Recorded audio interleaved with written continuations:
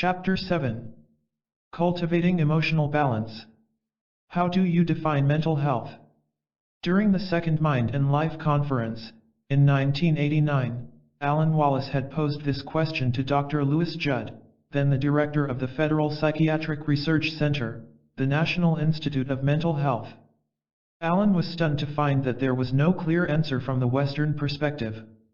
Mental health per se had not been studied in psychiatry.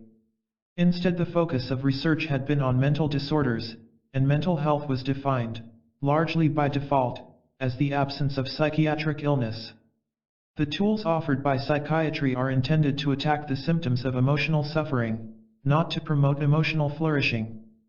Freud himself had proclaimed the goal of psychoanalysis as normal neurosis. In Buddhism, by contrast, there are many clear criteria for mental and social well-being, as well as a set of practices for achieving it. When it comes not just to understanding mental afflictions and how to grapple with those, but also how to move into exceptional states of mental health, Buddhism has an enormous amount to offer to the West. That would become clear over the course of the afternoon. When we reconvened after our lunch break, the Dalai Lama returned to the telling difference between the Buddhist and the scientific views, the criteria by which an emotion is judged to be destructive. While the scientific standard was whether an emotion is harmful to oneself or to others, the Buddhist rule of thumb was far more subtle. Emotions become destructive the moment they disrupt the mind's equilibrium. The criterion I am using to distinguish between constructive and destructive emotions, the Dalai Lama explained, is right there to be observed in the moment when a destructive emotion arises. The calmness, the tranquility, the balance of the mind are immediately disrupted. Other emotions do not destroy equilibrium or the sense of well-being as soon as they arise, but in fact enhance it, so they would be called constructive. Also, there are emotions that are aroused by intelligence. For example, compassion can be aroused by pondering people who are suffering. When the compassion is actually experienced, it is true that the mind is somewhat disturbed, but that is more on the surface. Deep down there is a sense of confidence, and so on a deeper level there is no disturbance. A consequence of such compassion, aroused by intelligent reflection, is that the mind becomes calm. The consequences of anger, especially its long-term effects, are that the mind is disturbed. Typically, when compassion moves from simply being a mental state to behavior, it tends to manifest in ways that are of service to others, whereas when anger goes to the point of enactment it generally, of course, becomes destructive. Even if it doesn't manifest as violence, if you have the capacity to help, you would refrain from helping. That too would be a kind of destructive emotion. How do you say emotion in Tibetan? One dilemma posed by Paul's presentation had been that the English term for emotion has no direct Tibetan equivalent. The cultures seem to think about the matter in very different ways. The Dalai Lama suggested we clarify this basic issue. The challenge was to find analytic precision in the Tibetan terms corresponding to emotion as used in English. Mder some back, and, forth we arrived at a working definition. An emotion is a mental state that has a strong feeling component. From that, however, we excluded feelings that are purely sensory, such as a cut finger or exhaustion. The feelings need be tied to an appraisal, that is, thoughts. But Francisco Varela returned to the underlying point, that in Tibetan there is no word for emotion. I am very surprised, because it seems that thought, whether irrational or intelligent, is so clearly different from emotion. Granted, in the West we are a little obsessed with the idea that emotions are beyond the control of voluntary action and thoughts are somehow rational. Yet how could it be that in the Tibetan language, given this enormous capacity to discriminate mental events, this very gross distinction is not made? In his answer to Francisco, the Dalai Lama challenged the philosophical assumption behind his question, that the natural category was the Western contrast between emotion and thought, rather than to see them as integrated, as in the Tibetan system. The Dalai Lama began with a disarming observation. Perhaps it's a matter for future research, he noted, suggesting the possibility of finding a Sanskrit equivalent of the word emotion in non-Buddhist sources, or in sources that had not reached Tibet. As the Dalai Lama privately pointed out, an adage from the great scholar Tsongkhapa notes that just because an idea was not found in the texts that were translated into Tibetan, that does not mean it cannot be found somewhere in Buddhism. But then he suggested a different consideration.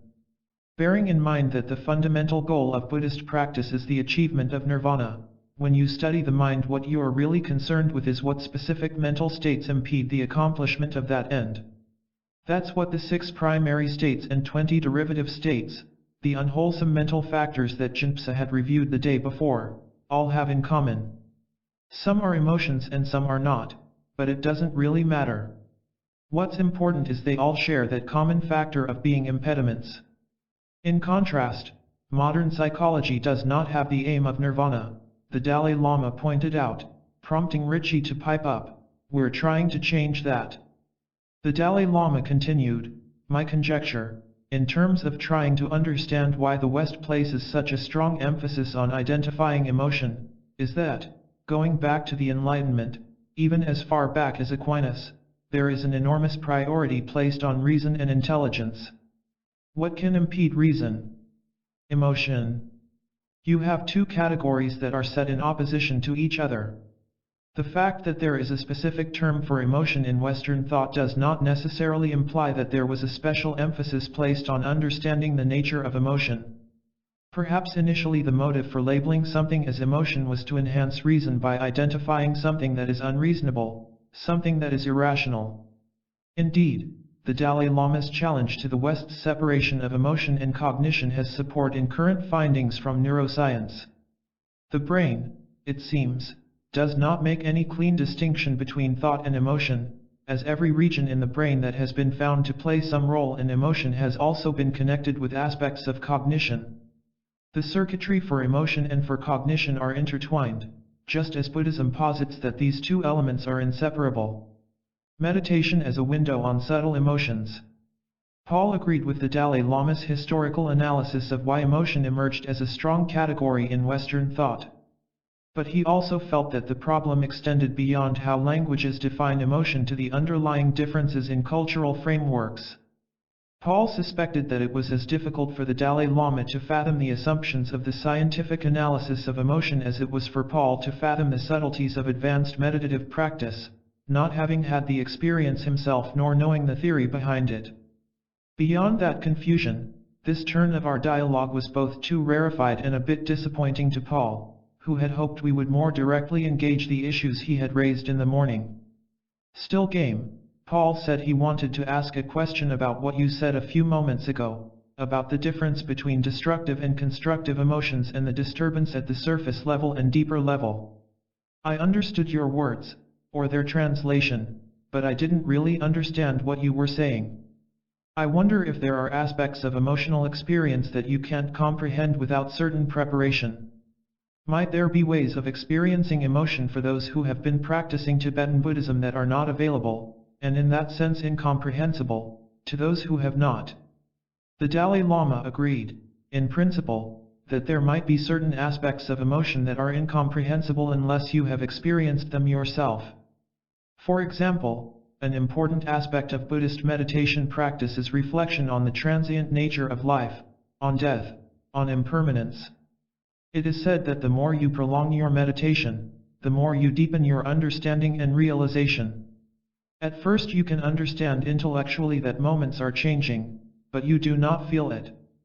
Then you familiarize yourself with this through meditation, and eventually a strong feeling develops.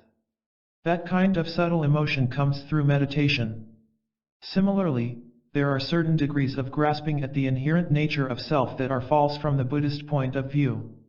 But there are degrees of this, and there are levels so subtle that, unless you have direct experience of their emptiness, you may not even be able to define them as a false state of mind. I was struck by the radically different perspectives each side brought to our conversation, and said, when we met in preparation for this dialogue, we came up with a working definition of destructive emotions as those that harm self or others. Your definition of destructive emotions as what disturbs the calm of the mind is extremely subtle by comparison. Yes, the Dalai Lama agreed. I continued, it is an entirely different way of looking at it, a profound difference. That is one reason we are so interested in how this guiding principle is applied, what you cultivate and maintain in your practice. What emotional states are developed through deep practice that might guide Western psychology in thinking about the possibility for handling destructive emotions. A radical disillusionment calms the mind. Richard Davidson picked up on my theme. Are there emotions other than compassion that preserve or reinforce the calmness of the mind? The Dalai Lama's answer was surprising. Renunciation is another. Lan immediately clarified.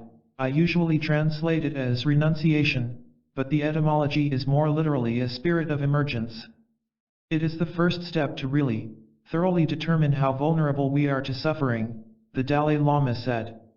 If we understand how utterly vulnerable we are, and recognize that these mental afflictions make us so vulnerable, then we can see the possibility of the mind becoming free of those mental afflictions.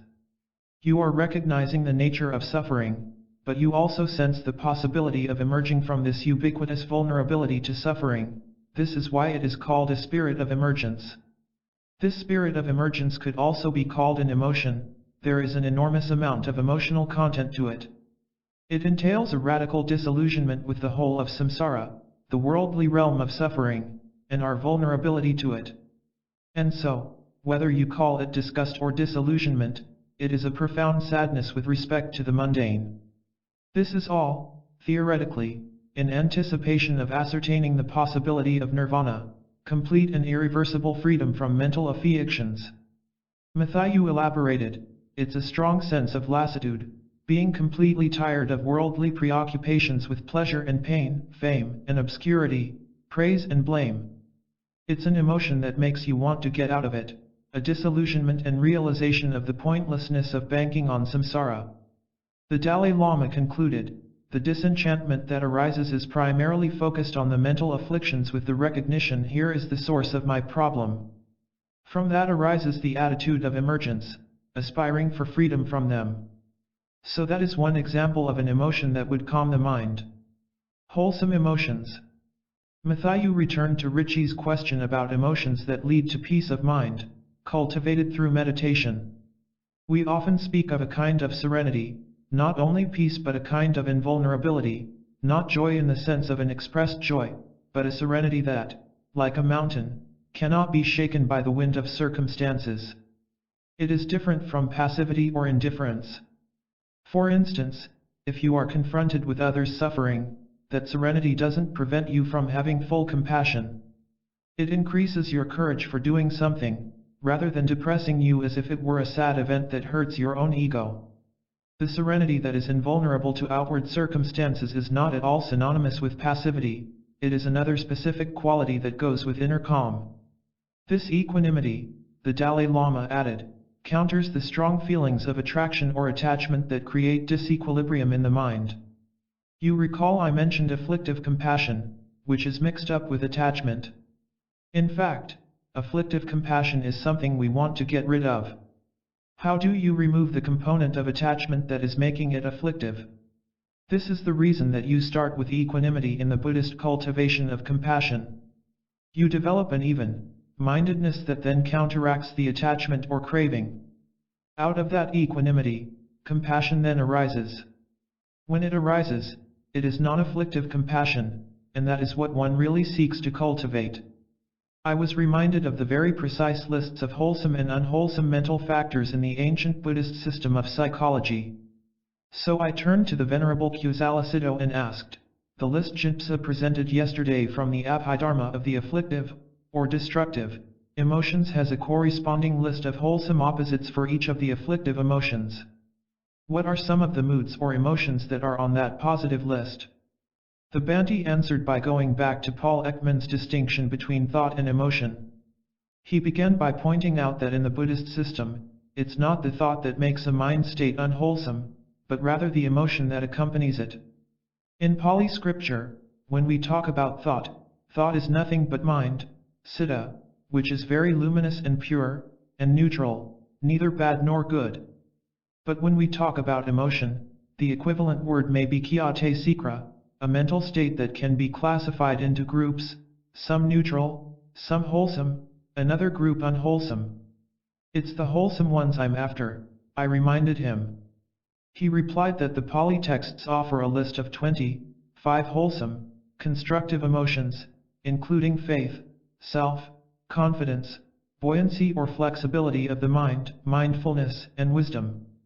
Jinpsa took up the topic, citing the Abhidharma Samakya, the equivalent model used by Tibetans. Among the 51 mental states named by the Abhidharma were the afflictions he had listed the day before.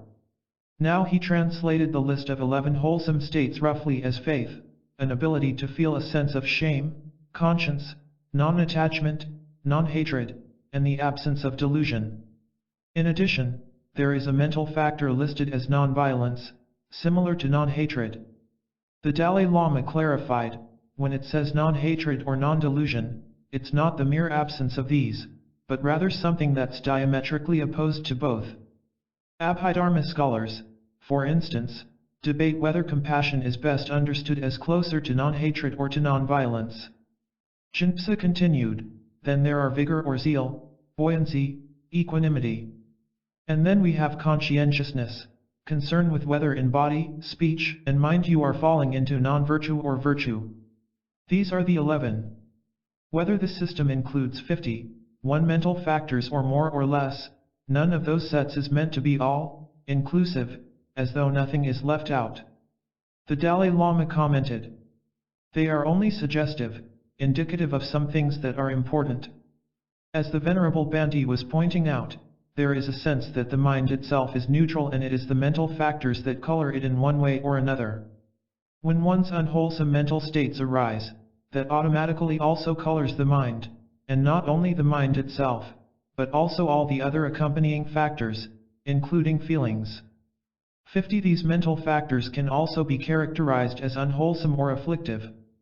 The other mental factors that arise together are not all mental afflictions, but as soon as a mental affliction arises, everything that arises together with it is also afflicted. As the Dalai Lama mentioned to me in our end of the day session, this review of basic points from Buddhist psychology was one he felt had been missing from the previous day's overview. He was glad to have the chance to further explain this Buddhist model of mind to the scientists present, to give them a better sense of the context from which he approached the question of what makes an emotion destructive. Beyond theory to practice. Matthew pointed out this analysis was not just theoretical. These factors of mind could be used in a practical way, to balance each other over the course of transforming the mind. We speak of 4 things to cultivate: love, equanimity, compassion, and rejoicing. Though you may not see a symbiotic relation at first, you do as you continue to practice.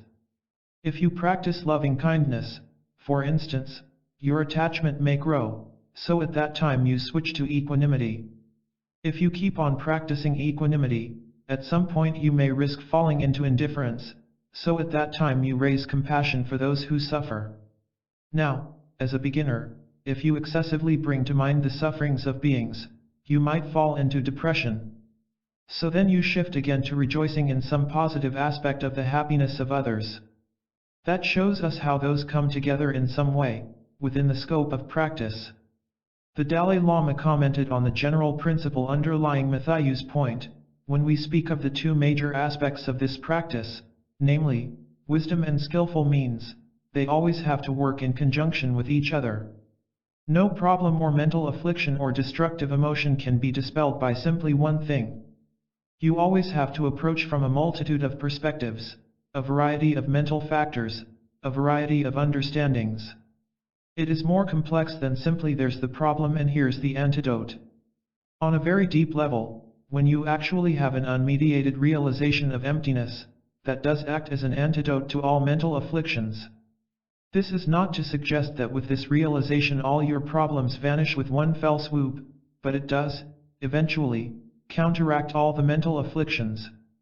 But in the meantime, until we reach that level, it's very important to recognize that as we counteract mental afflictions and other unwholesome tendencies, we always need to have this interplay between wisdom and skillful means. To give an analogy, imagine you want to build something, say, an airplane. There is nothing you can build where you can just bring one ingredient, like a chunk of metal, and turn that into an airplane. You always need to bring a myriad of factors together and then you can create your product.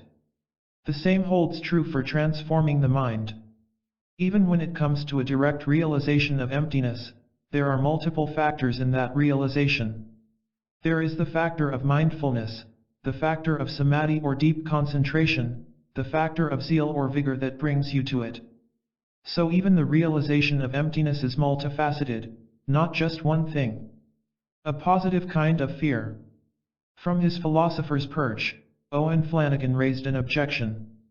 Dan suggested, and His Holiness seemed to agree, that the Buddhist definition of destructive emotions was essentially any emotion that sets one into some sort of disequilibrium or disquiet.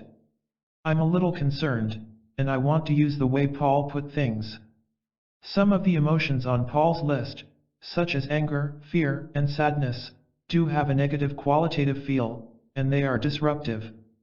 In the best of all possible worlds, one would not want to experience those states.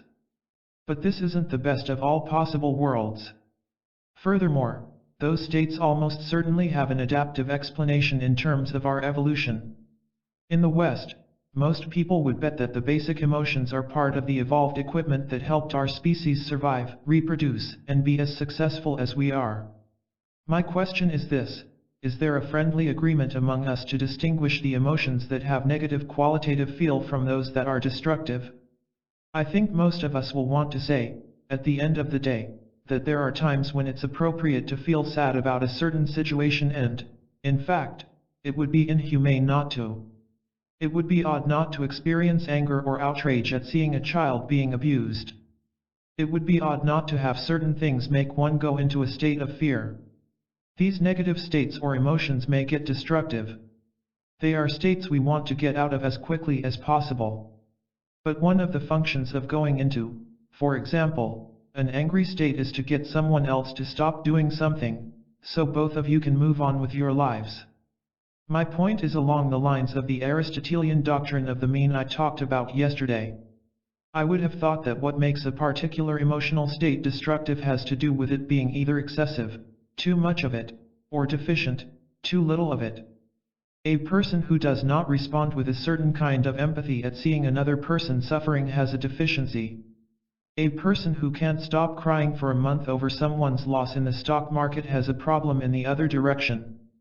Some psychologists, Richard Davidson replied, in line with what Owen is saying, have suggested that emotions are destructive when they are experienced in inappropriate or non-normative contexts. When fear, for example, is experienced in a familiar situation where there is really nothing to be afraid of, then it's destructive. But if we experience fear at the moment a tiger is about to leap, then it's appropriate and it helps us to survive. Even from the Buddhist point of view, the Dalai Lama said, there are instances of fear that are constructive and positive. For example, there's the sense of disillusionment I spoke about earlier, that general wish to emerge out of this unenlightened existence. That aspiration for freedom is actually grounded in a fear of being under the uncontrollable power of negative afflictions. That is a positive kind of fear that gives rise to a spiritual state of aspiration. If you look at the list of the 51 mental factors, there are some known as the variable or changeable factors, because other conditions make them either positive or negative, constructive or destructive. On that list could be fear, sadness, and many other emotions, which we cannot say categorically are constructive or destructive. Paul Ekman was not satisfied. I can't be certain whether there is an agreement or fundamental disagreement, because I see all emotions as disturbing equilibrium. That's what they do. We have had 3 attempts from the Western point of view to define what makes them destructive. They are excessive, or they are situationally inappropriate, or they harm self or others. These overlap, but they always disturb equilibrium. The fear that you were just talking about disturbs equilibrium. If it disturbs equilibrium, must it be destructive? Or can it disturb equilibrium and be constructive? A call to the practical. Paul's questions went unanswered, though, as the Dalai Lama refocused our conversation. It is important to keep in mind, he began, that the main purpose of our discussion, our seminar, is how to make a contribution to society, not how to aim for nirvana. I'm Buddhist. My ultimate goal is Buddhahood. This is my business. This allows the possibility that I reach enlightenment. Then, gesturing toward Matthew, he said impishly, we have some competition, whether you get there first or I get there first. Getting serious again, he resumed his point, our purpose here is to aim for the betterment of society. So far as I am concerned, my agenda here is in the category that I call secular ethics. Therefore, it is important for the participants, all of us, to keep the scientist's cap on. There may be instances where we will have to recall specific Buddhist ideas, in which case we will take off the scientist's cap and put on the Buddhist's cap. This was a key point for the Dalai Lama, and the focus of his most recent book, Ethics for the New Millennium. For our purposes, the working definition of destructive emotion should preclude the Buddhist aspiration for liberation and stay on the relative level of everyday life, with the goal of creating a better society. Much of the conversation to this point in the afternoon had been a bit rarefied, dwelling on fine points of philosophy and Buddhist epistemology. The Dalai Lama later told me that he felt this had been useful to give the scientists a sense that Buddhist statements about the mind and emotions are grounded in a rich history of meditative practice and system of philosophical thinking. And he felt that especially when it came to the subject of mind and emotions, Buddhist knowledge could make a contribution to science. In previous Mind and Life meetings he had seen scientists start out a bit leery of Buddhist thinking, only to take its concepts more seriously as the discussion went on. Still, he did not want to give the impression that he wanted to use the meeting to propagate Buddhism. And then, too, he was afraid that if the discussion went too far in this direction, it would become boring for some of the scientists. And so he brought us to the tea break with a call for practicality. An adult education in the emotions. After the tea break, I asked the Dalai Lama if there were any practical issues that he felt we ought to focus on. This question was to initiate a discussion that would take on increasing momentum over the next few days and lead to one of the major projects to come out of the meetings. The Dalai Lama thought for a moment and then said, one of my strongest convictions is that a deeper understanding of the nature of our mind, the mental states and emotions, must lead to the development of some kind of educational philosophy. What the specifics are, I cannot say, nor do I have any time to figure this out. That would be precisely the topic of a report on Thursday, I told him, when Mark Greenberg would talk about school programs for helping children learn to handle their destructive emotions. Very good, he said. Then he answered my question in a different way, by returning to a point in the morning's presentation. Paul Ekman gave us an anecdote from his personal experience of how, in the aftermath of anger, he reflected on all the reasons why he should not have felt that way, which then helped prepare him for future events. This suggests that, if, instead, he had paid no attention to his understanding and had savored the experience of that emotion, it would have been more destructive because it would have led to more anger. The point that you make, Paul said, is to educate our emotions. There are two different levels of this.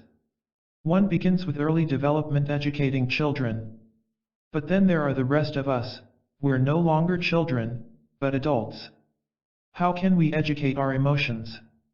By what means, without becoming Buddhists? That's right, that's the question, the Dalai Lama agreed. It's clearly important if we are going to live in a better world, Paul stressed, little realizing that he would one day spearhead just such a program in educating the emotions. Your Holiness, I said, picking up on Paul's point, one reason we want to have this dialogue with you is that even within the secular context, there are things to learn from Buddhist insights and Buddhist practice that could be applied, free of Buddhism, to the same human emotional reality. Yes, that's right, the Dalai Lama said, nodding. As he later told me, the Dalai Lama's deep motivation for these dialogues was in part to make a contribution from Tibetan Buddhism, with its roots in ancient Indian thought, to help with the problems of the modern world. His enthusiasm for these dialogues was the same as in his public talks around the world, where he emphasized our transformation into good-hearted people. For instance, exchanging anger for compassion and a sense of caring. But he felt that when it came to the commitment to transform society, it would come not through some religious teaching but through general education, an education with a scientific basis. And, he felt, groups of scientists such as those gathered here could help in that larger agenda. An immune system for the emotions. Taking up the Dalai Lama's challenge, I went back to Paul's idea of intervening before, during, or after the grip of a destructive emotion. I said, one idea we were discussing at lunch has to do with when someone is caught up in an emotion, very angry, like Paul was. What can be done to shorten that period or to help people free themselves from it, whether after, during, or even before? My basic stand on the whole issue of dealing with these powerful destructive emotions, the Dalai Lama responded, is the following. Just as in the physical realm, if you have a very healthy immune system, then even though you may be exposed to instances of illness, such as catching a cold, you have a much better chance of overcoming whatever the illness is. Whereas if your immune system is deficient, then not only are you much more prone to illness, but also the chances of recovering are lessened. In a similar way, the Dalai Lama continued, when it comes to dealing with destructive emotions and ameliorating them, it's very hard for ordinary people to apply an antidote right there at that instant when strong emotion has already occurred. For that matter, I'm sorry to say, it's hard even for most practitioners in the heat of anger. Although one may know intellectually that anger is destructive, that one should not let oneself be swayed by the power of anger, that one must cultivate love toward others and so on, in the heat of anger the chances of recalling this are very limited. In fact, thinking of love at that moment seems very impractical, it's farewell to love and compassion. What is required is a general preparation so that your basic mental state is like a healthy immune system. Familiarize yourself with these practices with wisdom side and also skillful means. This familiarization gives you some strength, some experience there. Then when you see anger, attachment, or jealousy about to come, it's much easier to deal with them. If you have that basic preparation, then in an ideal situation you may be able to detect signs of emotions coming on, if your level of realization is high enough. You would have cultivated a temperament that allows you to detect early signs of these emotions so that you can prevent their arising. Or, if that is not possible, when strong emotions like anger arise, you might not let yourself be overtaken by them. The emotional states wouldn't last long, they wouldn't overwhelm you. If that was not possible, at least you would be able to ensure that these powerful destructive emotions did not get translated into negative actions that are destructive to others and oneself. In fact, in some cases, even though you may experience powerful destructive emotions, if you feel a deep sense of regret afterward with the realization that this was inappropriate and destructive, then you might be able to cultivate a new determination to change. This is a way of learning from the experience of this emotion. While the Buddhist goal is to be free of anger altogether, it is just an ideal. To be sure, it's an ideal that goes beyond those envisioned by Western philosophers since Aristotle as well as by modern psychology. Still, the Dalai Lama wanted to talk in terms of what's realistic, acknowledging that in the secular context, it's impossible to eliminate negative emotions completely. From that perspective, the Buddhist view holds that it's not that we should have no angry feelings, but that when we do, we should be able to consider other options to deal with the situation effectively, not just out of anger. Indeed, one of the main reasons we had gathered, the Dalai Lama felt, was to explore methods to help people reduce the grip of anger in their lives. Mindfulness, a fort against destructive emotions. This was another moment when the Dalai Lama would draw the Venerable Kusala Siddho into the conversation. Gesturing to the Thai monk, the Dalai Lama said, "It would be very good now to go to a practical note on the cultivation of mindfulness and how that pertains to emotion." To that I added that mindfulness could lend itself to a secular approach to destructive emotions, since it can be learned without becoming Buddhist.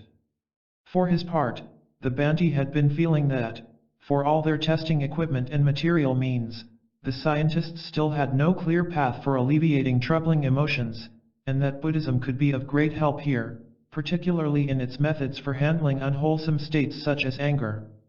So, with little prompting, the Bhante began a short but classic synopsis of the Buddhist view. As His Holiness has said, now we should talk in terms of secular ethics, but I think maybe the scientists want to go to nirvana now, he added with a laugh.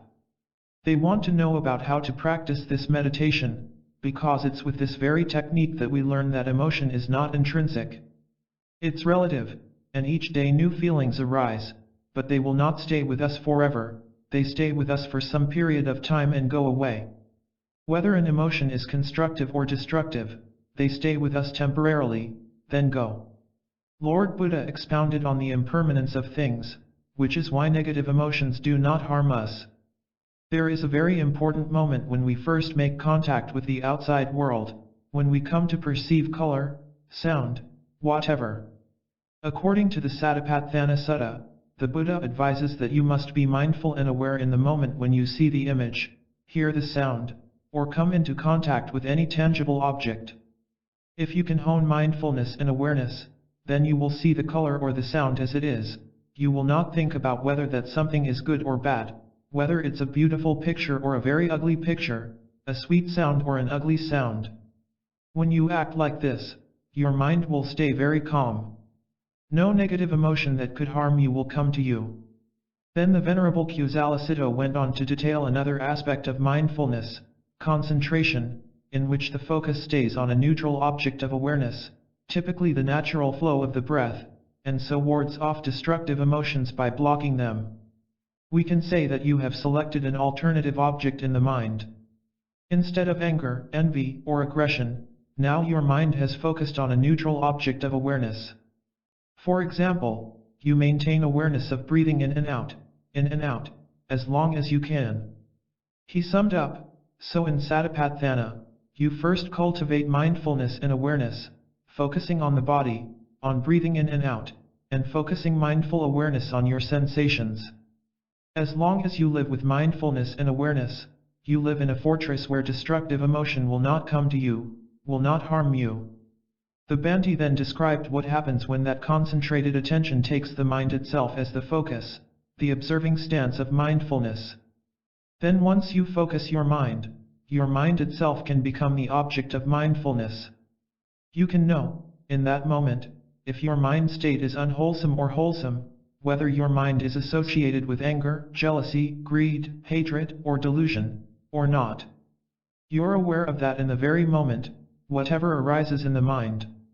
Once this highly precise and focused awareness has been cultivated, there eventually comes a level of equanimity and an invulnerability to destructive emotions. At this point, he said, the mind is not joyous, not sad, not sorry. Then, when you know the real nature of the mind, there is no negative emotion that can harm you. Even an obstacle, an unwholesome mental state, a compulsion can be the object of attention with this technique.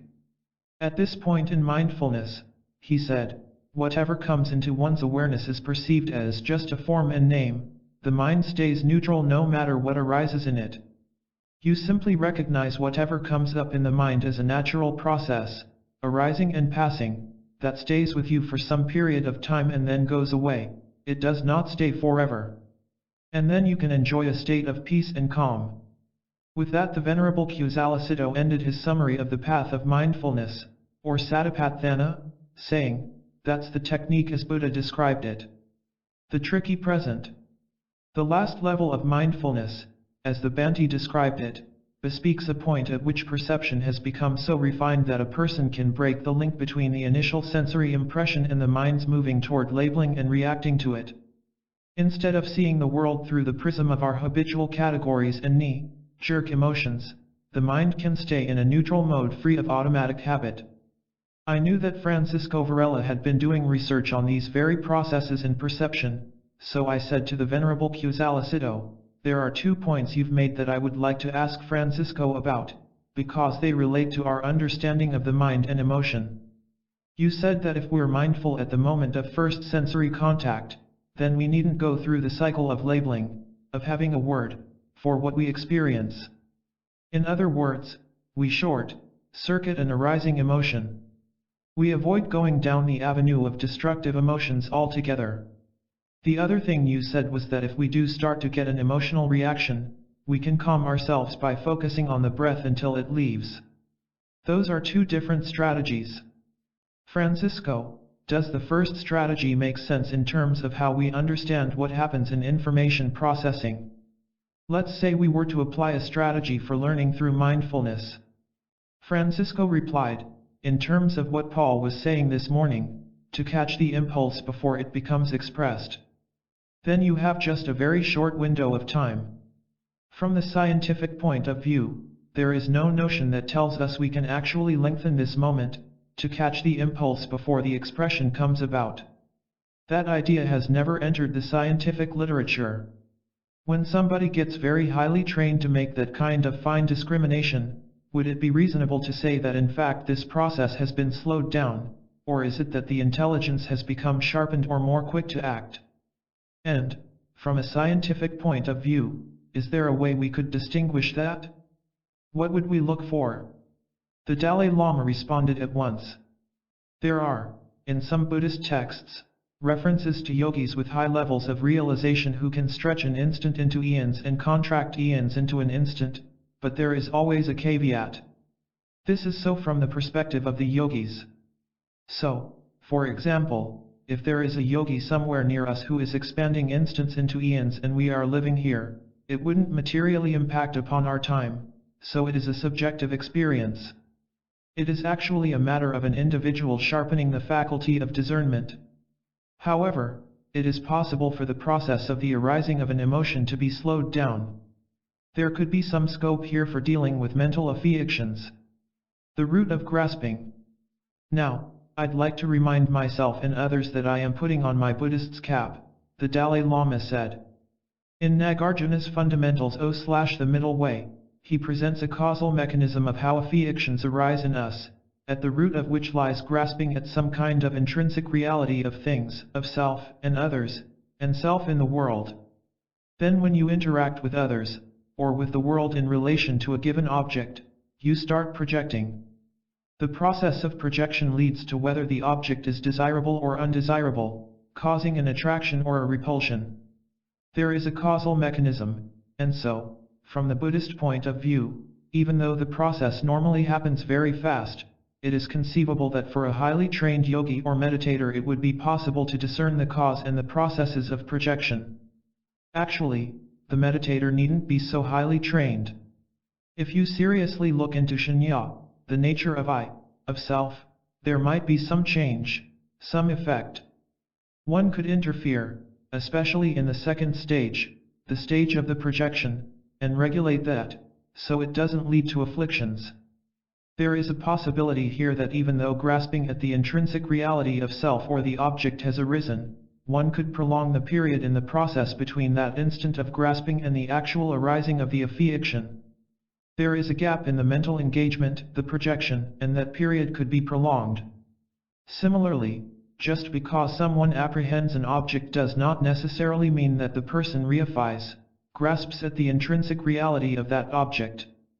To that, Francisco responded, logically, then, that should be reflected in the way the process happens, physically and in the brain. We should see different changes. The Dalai Lama noted, we don't know whether you will actually be able to find a brain correlation for reification as opposed to apprehension because the point here is to apprehend an object. It doesn't necessarily mean that you reify it. Whether you can actually distinguish that in the brain remains to be seen. In terms of precise analysis, what takes place in apprehending a flower? In the very first instant you simply apprehend the flower itself, without reification. That is a valid cognition. But normally speaking, in that second instant, there is the reification of the flower, and as soon as that reification takes place, then you're into a false cognition. So, Francisco, the Dalai Lama concluded, it remains to be seen whether you can find the precise neural correlation of the mere apprehension of the flower, versus the very next instant of the reification of the flower. Interesting experiment, no? Francisco commented. Some modest proposals. Ever eager to pursue experimental possibilities, the Dalai Lama went on to propose one even more interesting to him. to see whether by just studying the brain you could discern the difference between a valid cognition and an invalid cognition. For instance, it would be interesting as an experiment to give a person a photograph of someone who is known to them by name, but whom they have not seen. You say that this is the person whose name he knows, and so he would, from then on, believe that the person he has heard about is in the photograph. But in reality that photo is of someone else. So that is an instance of false cognition from the Buddhist epistemological understanding. Then later he is told that actually you were just kidding, this is not a photograph of the person he thought it was, but this other one is. So from that point onward, he has completely given up the previous thought and now has a new understanding that is a valid cognition. What we see here is a continuing cognition in relation to one and the same object, namely, the image in the photograph. In one instance it is a false cognition, in another it is a valid cognition. I wonder if there is a possibility of determining or distinguishing between the two purely on the basis of brain activity. Richard Davidson replied, there are experiments that are directly relevant to that. I'll give you one example of a very simple experiment. You have two lights of two different intensities, a bright light and a dim light. You precede the bright light by a tone of one frequency and the dim light by a tone of another frequency, so that when the tone comes on, you know which light is about to occur. You then present a light that is in between an intensity. Sometimes you precede it by the first tone and at other times you precede it by the second tone. It turns out that there is a place in the brain that directly tracks the intensity of the light, irrespective of which tone precedes it. But there are other parts of the brain that correspond to the expectation that is created by the tone. His interest piqued, the Dalai Lama went on to propose another series of experiments. Perhaps it would be interesting from the neurobiological view to see whether you can detect differences in brain activity when the mind apprehends an object and when it does not, that is, when there is a mere appearance to the mind but one does not register what it is. Now the ideas for research were tumbling out, and also, can one detect a difference between direct perception of a physical object and simply having a generic image of that in one's mind? That would be fascinating. Speaking to the last proposal, Francisco said, that has been proven already, there's lots of data on that. On a roll, the Dalai Lama went on, and likewise, there's the question of whether by studying the brain you could discern the activation of intelligence as opposed to the activation of an emotion that is not conjoined with intelligence. Then he shifted gears. If we could put on the Buddhist's cap again, just for a second, there are two major modes of meditation. One is purely concentrated meditation, for example, shamatha or samadhi, which is simply stabilizing, focusing, concentrating the mind, as opposed to vipassana, or insight meditation, in which you are really probing into the nature of reality. It would be fascinating to see if you can discover brain correlates for those two very distinct modes of Buddhist meditation. This was, in fact, done in Richie Davidson's laboratory at Madison the following year, as we saw earlier. Joining in the spirit of generating research proposals, Richie chimed in. Another relevant issue is that Western scientists could think about ignorance or delusion as emotions influencing our perception, distorting our ability to apprehend nature as it really is. Assuming that's a valid model, we can search in the brain for those areas where the emotional circuitry can influence the perceptual circuitry and distort our ability to apprehend the world as it is. There are actually some experiments we will show you tomorrow that bear directly on that issue. Back to a fundamental difference. Alan Wallace changed the subject, coming back to a very important question that Paul, Owen, and Richie had all raised. Is there a fundamental difference in the Buddhist attitude towards some of these destructive emotions? Aristotle said that you should find the appropriate degree for anger and other emotions. Richie has suggested that you must find the appropriate context in which to display emotions. Does Buddhism go along with that, or is Buddhism just fundamentally different? If we follow what His Holiness said, keeping to the secular context, not the grand aspiration for nirvana, it seems there are still some very significant differences. In something such as romantic love, if you do think about gaining nirvana, you really want to give up the romance because it's mixed with attachment and it will impede your pursuit of nirvana. But within the context of this life, leaving aside nirvana, if you had no romantic love nor affection between people who can mate and produce children, then the human race would be wiped out. So Buddhism would go along with the idea that there are appropriate circumstances, appropriate degrees, for romantic love. Alan continued, but then you come to anger. The ideal in Buddhism does seem to differ from the ideal of Aristotle as well as that of modern psychology. Even though, practically speaking, it is very difficult to simply be free of anger, there is the ideal in Buddhism, in this lifetime, to be free of anger even in situations where you might think it is justified and appropriate. The Buddhist would say it's not that you should have no emotion, but rather you should check out other options that would deal with the situation appropriately and effectively, without anger. I think that is a significant difference. The Dalai Lama added, speaking emphatically in English, but in the secular context, for ordinary people, through ordinary methods, it is impossible to eliminate all the negative emotions. Summarizing, I said, so then the final point is, Your Holiness, we may not be completely free, but there are methods that we can investigate and explore to reduce negative emotions. That's why we're here. That's right, the Dalai Lama said, again in English, quite emphatically. That strategy, at any rate, is really worth trying. It's worthwhile to make the attempt. On that note we broke for the day. For Paul, the day had been a bit frustrating, mainly because of the meandering afternoon discussion, which seemed to relate little to his presentation. Though there had been that moment before the tea break where the Dalai Lama had said, in effect, let's drop this talk of nirvana and get down to the realities of daily life, Paul felt that had not happened. We had gotten too theoretical, losing sight of what could be of practical use. As the Dalai Lama had asked, what here could be of use to people who had no interest in pursuing Buddhism but simply sought to find ways to deal more effectively with their destructive emotions. I shared some of Paul's frustration. But I also knew that these discussions ripen and develop over the course of a meeting. Many of the themes and ideas we had touched upon that day would bear fruit as the discussion evolved. Windows into the brain. The neuroscience of emotion. As a field, psychology has been slowly migrating from its origins in philosophy and the humanities to join the brain sciences.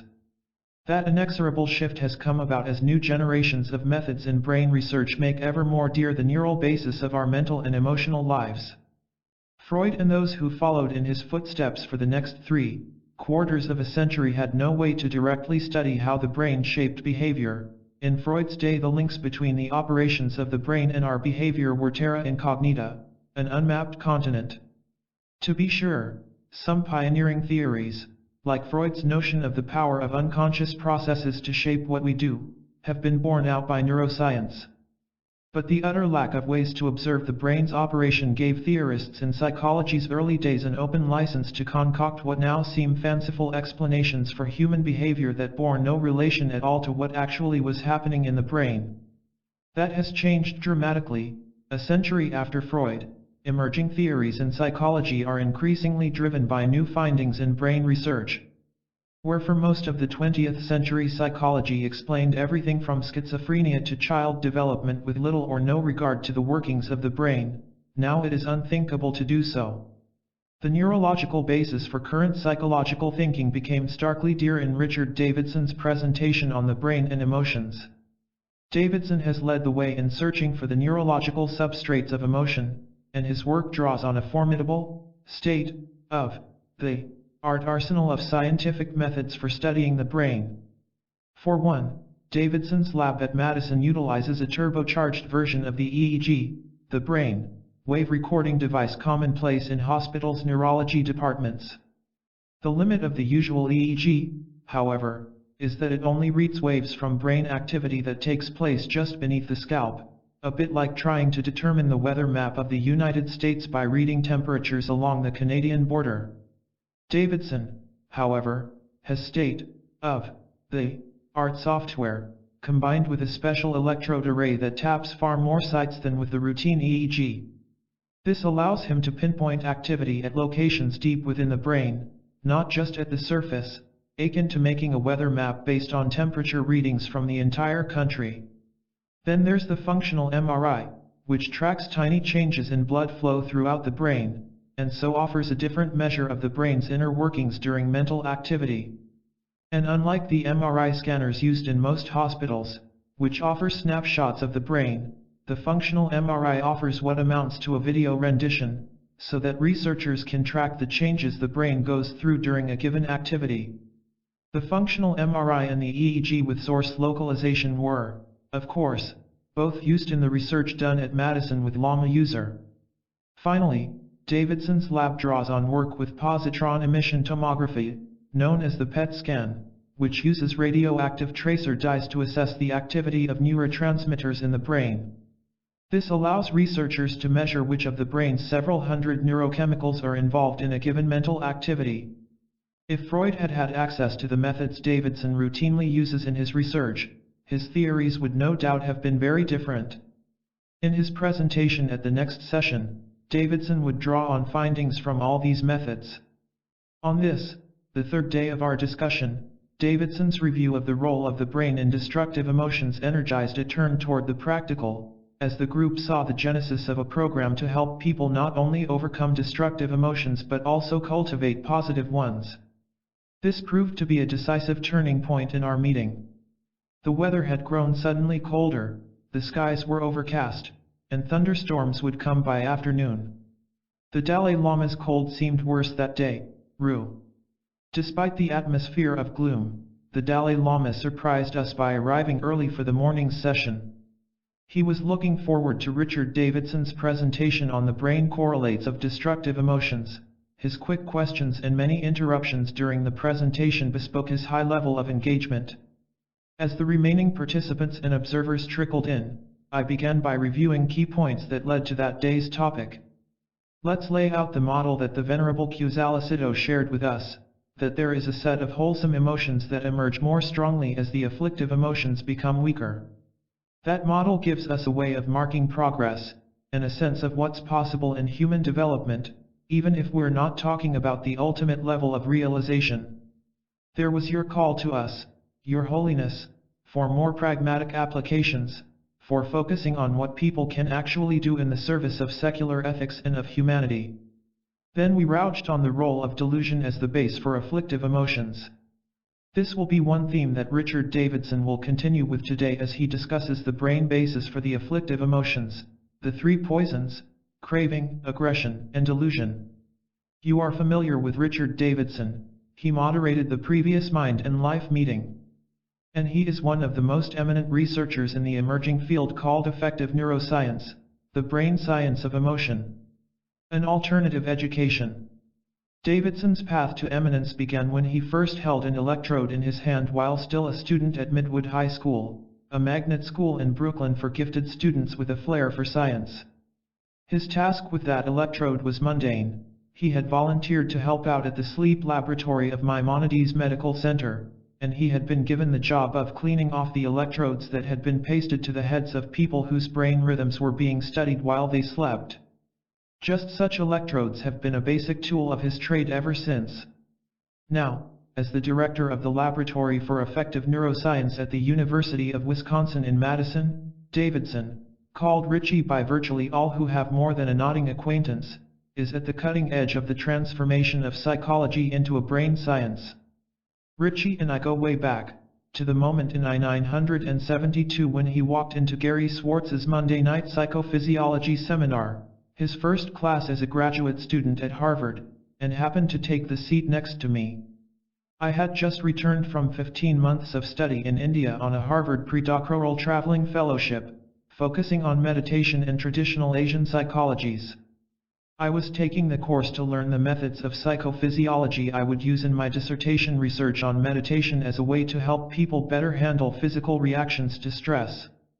And, it turned out, I, along with the opportunity to study with Schwartz, was among the reasons Richie had chosen to come to Harvard.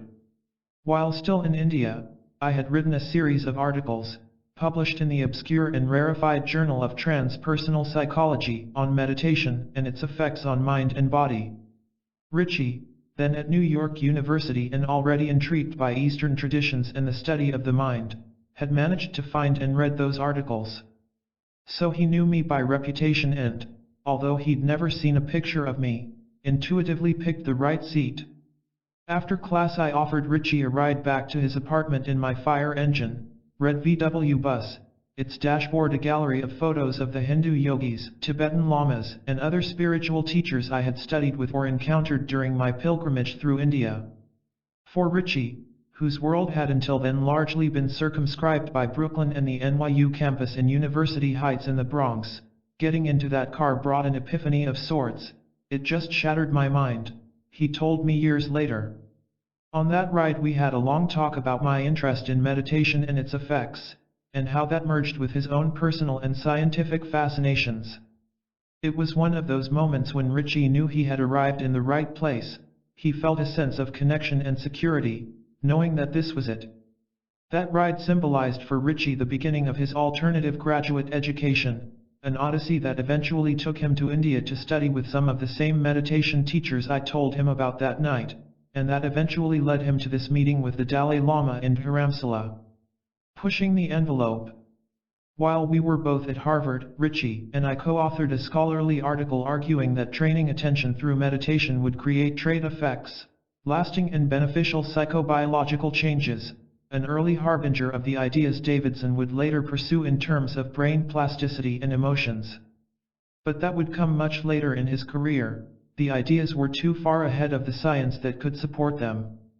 As a scientist, Richie has always pushed the envelope, finding reasons and ways to study the mind that others first resist, then embrace.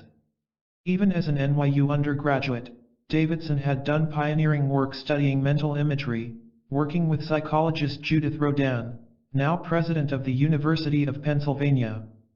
This was in an era when psychology was largely in the grip of behaviorists, who scorned the study of any internal experience and argued that only actions that could be observed should be the subject of scientific investigation.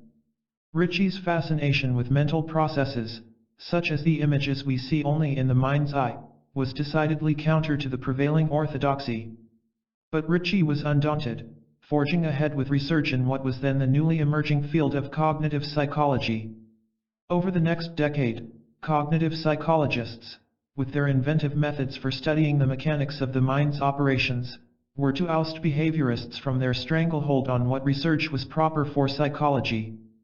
But they, in turn, established an orthodoxy, that while mental operations such as images and memory could be studied, emotions were out of the picture. Richard Davidson was to lead the way in overturning what had become the new scientific dogma. Richie remembers a telling conversation, just before leaving graduate school, with our mentor at Harvard, the late psychologist David McClelland.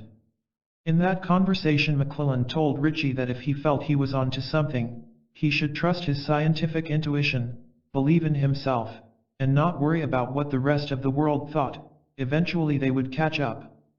That advice helped see Richie through the next 10 years of his career, lonely years in which the road he followed was not just unexplored and unvalued but virtually off the current scientific map. In the mid-1970s Richie had chosen to study not just emotions but the links between the brain and emotions. Even worse, he focused on the role of the prefrontal lobes in emotion at a time when conventional wisdom in neuroscience held that the emotions were centered deep in the brain, in the limbic system and brainstem, which were among the first parts of the brain to evolve. The prefrontal area, the last part of the brain to emerge in evolution, was seen as devoted exclusively to the higher functions, notably thought and planning. But Richie had studied with Norman Geschwind, the great behavioral neurologist at Harvard Medical School, who made astute clinical observations based on how brain injuries skewed patients' emotions. Another inspiration came from studying neuroanatomy at the Massachusetts Institute of Technology with Wal Nauta, among the greatest neuroanatomists of the 20th century. Nauta's specialty was the frontal area, and from him Richie heard about signs of connections between the prefrontal cortex and the emotional centers deep in the brain. Those links were little known and much doubted. Nauta was defying the conventional wisdom, and he inspired Richie to see that pursuing the connection between the prefrontal areas and emotion would be a fruitful research strategy. Launching a field. In those years, as a junior professor at the Purchase campus of the State University of New York, Ritchie repeatedly found his grant applications rejected, as were some articles he wrote for academic journals. But, slowly, other researchers started to follow Ritchie's lead. Scientific interest was sparked in part by such fundamental questions as why, under the same amount of stress, one person falls apart and goes downhill physically, while another stays resilient, going on to lead a long and healthy life. Differences in the circuitry of the brain might offer an answer. Then, too, there was the changing sociology of science. The study of emotions had flourished during the heyday of Freudian psychoanalysis, only to wither under the behaviorists' scientific attack. The behaviorists held sway in universities through the 1960s, only slowly losing influence to the cognitive psychologists. However, the cognitive approach was as cold as behaviorism. The computer was the accepted model for the mind's operations. But as brain scientists started studying how mental life arises from the workings of the brain, there emerged the new field of cognitive neuroscience. That was eventually to open a door for the scientific study of emotions. There was, they found, an intricate web of neural connections linking thoughts and feelings, cognition, and emotion. By this time Richard Davidson was seen as one of those who had launched the field now known as affective neuroscience, the study of the brain and emotions. Research that had once looked wildly speculative became the formative kernel of a scientific field. Ritchie's stubborn intuition proved right. By 1985 Ritchie had moved on to the University of Wisconsin, where the scientific climate was very open to his research interests. With the help of the university, he raised $10 million to build a laboratory where he could pursue research with collaborators ranging from neuroscientists to physicists. He is currently director of the Laboratory for Affective Neuroscience and the W.M. Keck Laboratory for Functional Brain Imaging and Behavior, one of the few laboratories in the world that focus on studies of emotion in the brain.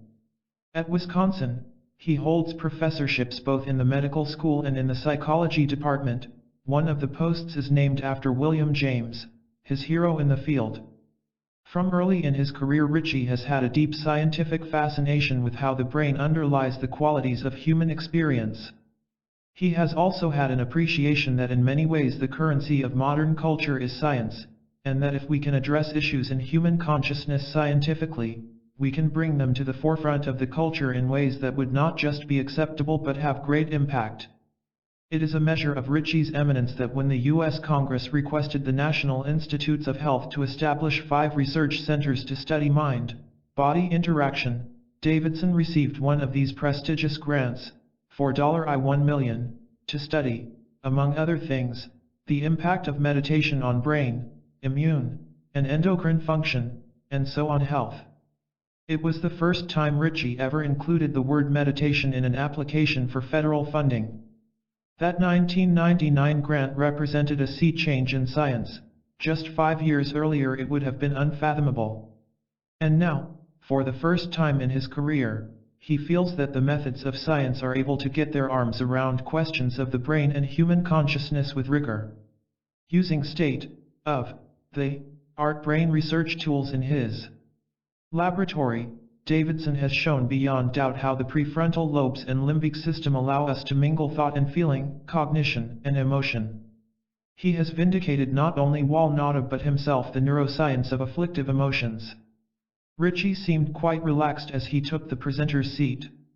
He had moderated the 5th Mind and Life meeting on altruism and compassion, and now presented the Dalai Lama with the manuscript of the volume of those proceedings, Visions of Compassion, which he had edited with Ann Harrington of Harvard University. The scientists who participate in these meetings, he remarked, have been irrevocably affected by their participation. When we go back into our scientific communities, we go back as different people. From our perspective, these meetings have produced some very important changes. That would prove to be especially true on this day. This morning, he went on, beginning his formal presentation, I would like to review 3 major points. The first point covers some of the brain mechanisms that underlie emotion and the regulation of emotion, and considers some of their evolutionary origins. Next, I would like to cover some issues that are central to a neuroscientific understanding of afflictive emotional states. Third, I will raise some facts and theories regarding three of the major afflictive emotional states: anger, aggression, and fear as one duster, craving as a second, and delusion or ignorance as the third. Ritchie began by explaining, one of the most important things that we've learned in neuroscience is that any kind of complex behavior, such as emotion, is not based in a single area of the brain. Rather, many parts of the brain work together to produce complex behavior. There is no one center for emotion, just as there is none for playing tennis, nor for anything complicated. It involves interactions across different brain areas. Among the important cortical areas he mentioned was the frontal lobe, right behind the forehead, a critical zone for regulating emotion, one that he was to discuss in great detail later. Another was the parietal lobe, an area where representations from the senses, such as vision, hearing, and touch, all come together. The parietal lobe also plays a role in mental representations, such as when we picture something in the mind's eye. Ever the attentive host, as Ritchie began to show a slide, the Dalai Lama signaled the monk in attendance to turn the room lights off, and then checked that the camera operator who was videotaping the proceedings for an archive was comfortable with the lower light level. Ritchie then focused on areas of the brain relevant to destructive emotions and their regulation. He showed a slide that pictured the brain as though cut in half from front to back, letting us look at the inner surface. Ritchie pointed out the frontal lobes, which are the brain's executive center and play a role in regulating emotions. He then called our attention to another key region for emotions, the amygdala, buried within the middle of the brain in the region known as the limbic system. In an adult, the amygdala is about 1.5 cubic centimeters, about the size of a walnut, and in fact there are two of them. They come in matching pairs, one on each side of the brain. Occipital lobe, frontal lobe, temporal lobe, hippocampus. Emotions involve an orchestration of activity in circuits throughout the brain, particularly the frontal lobe, which houses the brain's executive faculties, such as planning, the amygdala, which is particularly active during the experience of negative emotions such as fear, and the hippocampus, which adjusts actions to their context. The areas labeled here are active during the experience of emotion. The amygdala, Ritchie said, is very critical for certain kinds of negative emotions, particularly fear. We would hear much more about the amygdala, central to the destructive emotions, over the coming days. The Dalai Lama asked, as he often does, about the implications for animals. His commitment to compassion for all beings includes animals, and throughout this dialogue, as in others, he routinely extended the discussion to include them. He now pointed out that animals show fear, like emotions that are comparable to those in humans, and asked if their brains have the same structures. Ritchie replied that all mammalian brains do, but that there are important differences in the frontal lobes, which are larger in humans. Emotions out of place. Davidson continued with his neuroanatomy overview by moving on to the hippocampus, a long structure just behind the amygdala that has been linked to memory. He noted, the hippocampus has an important role in emotion because it is essential for our appreciation of the context of events.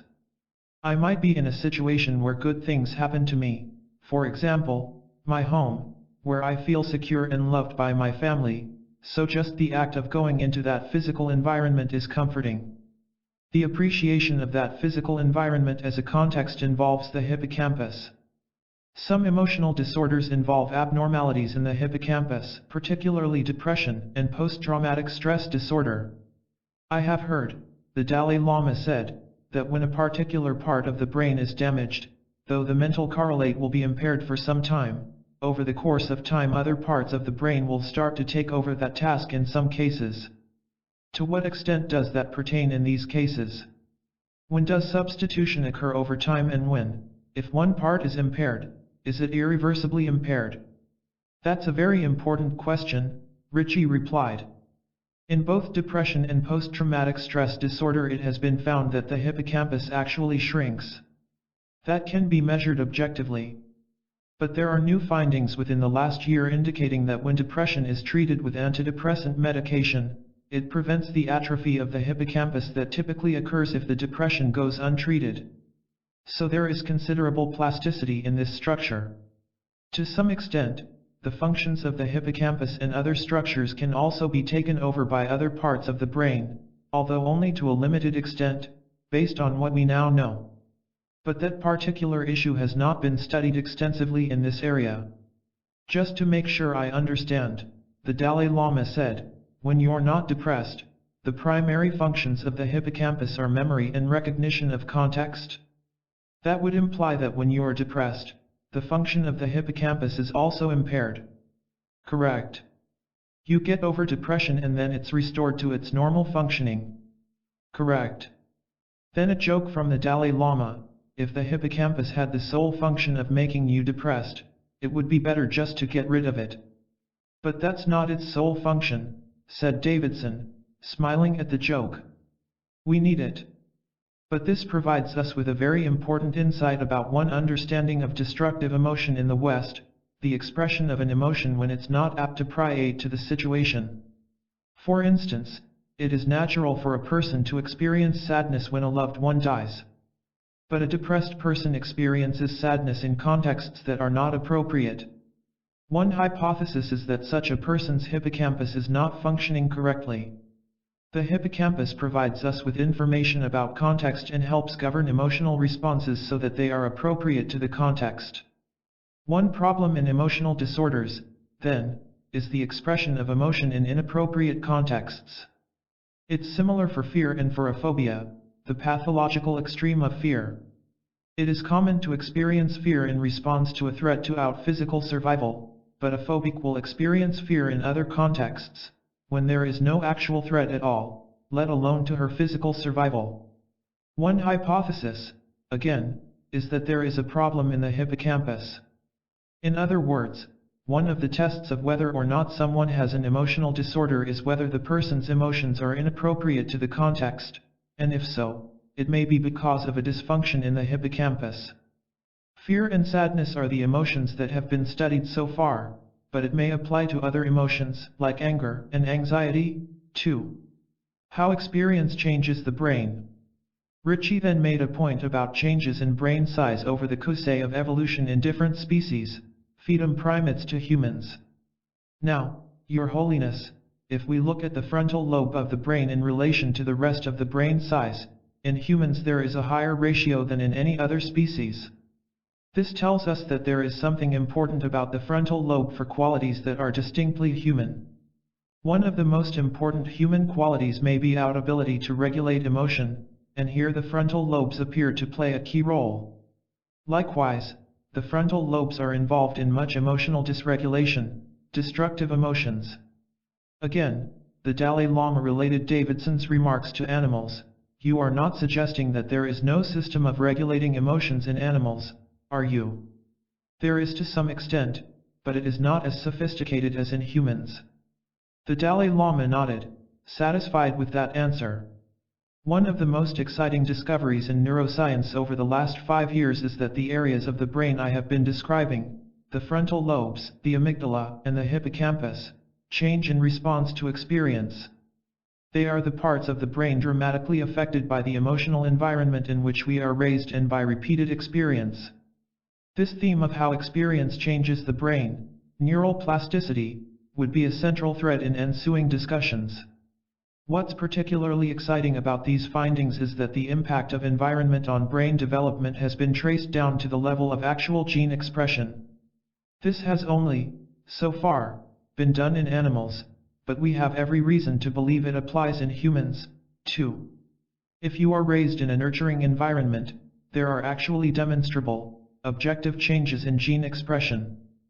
For example, there are genes for certain molecules that play an important role in regulating our emotions and which respond to nurturing. Are you suggesting, the Dalai Lama wanted to know, that those who are brought up in a nurturing environment have a greater degree of ability to regulate their emotions? Yes, exactly, Ritchie replied.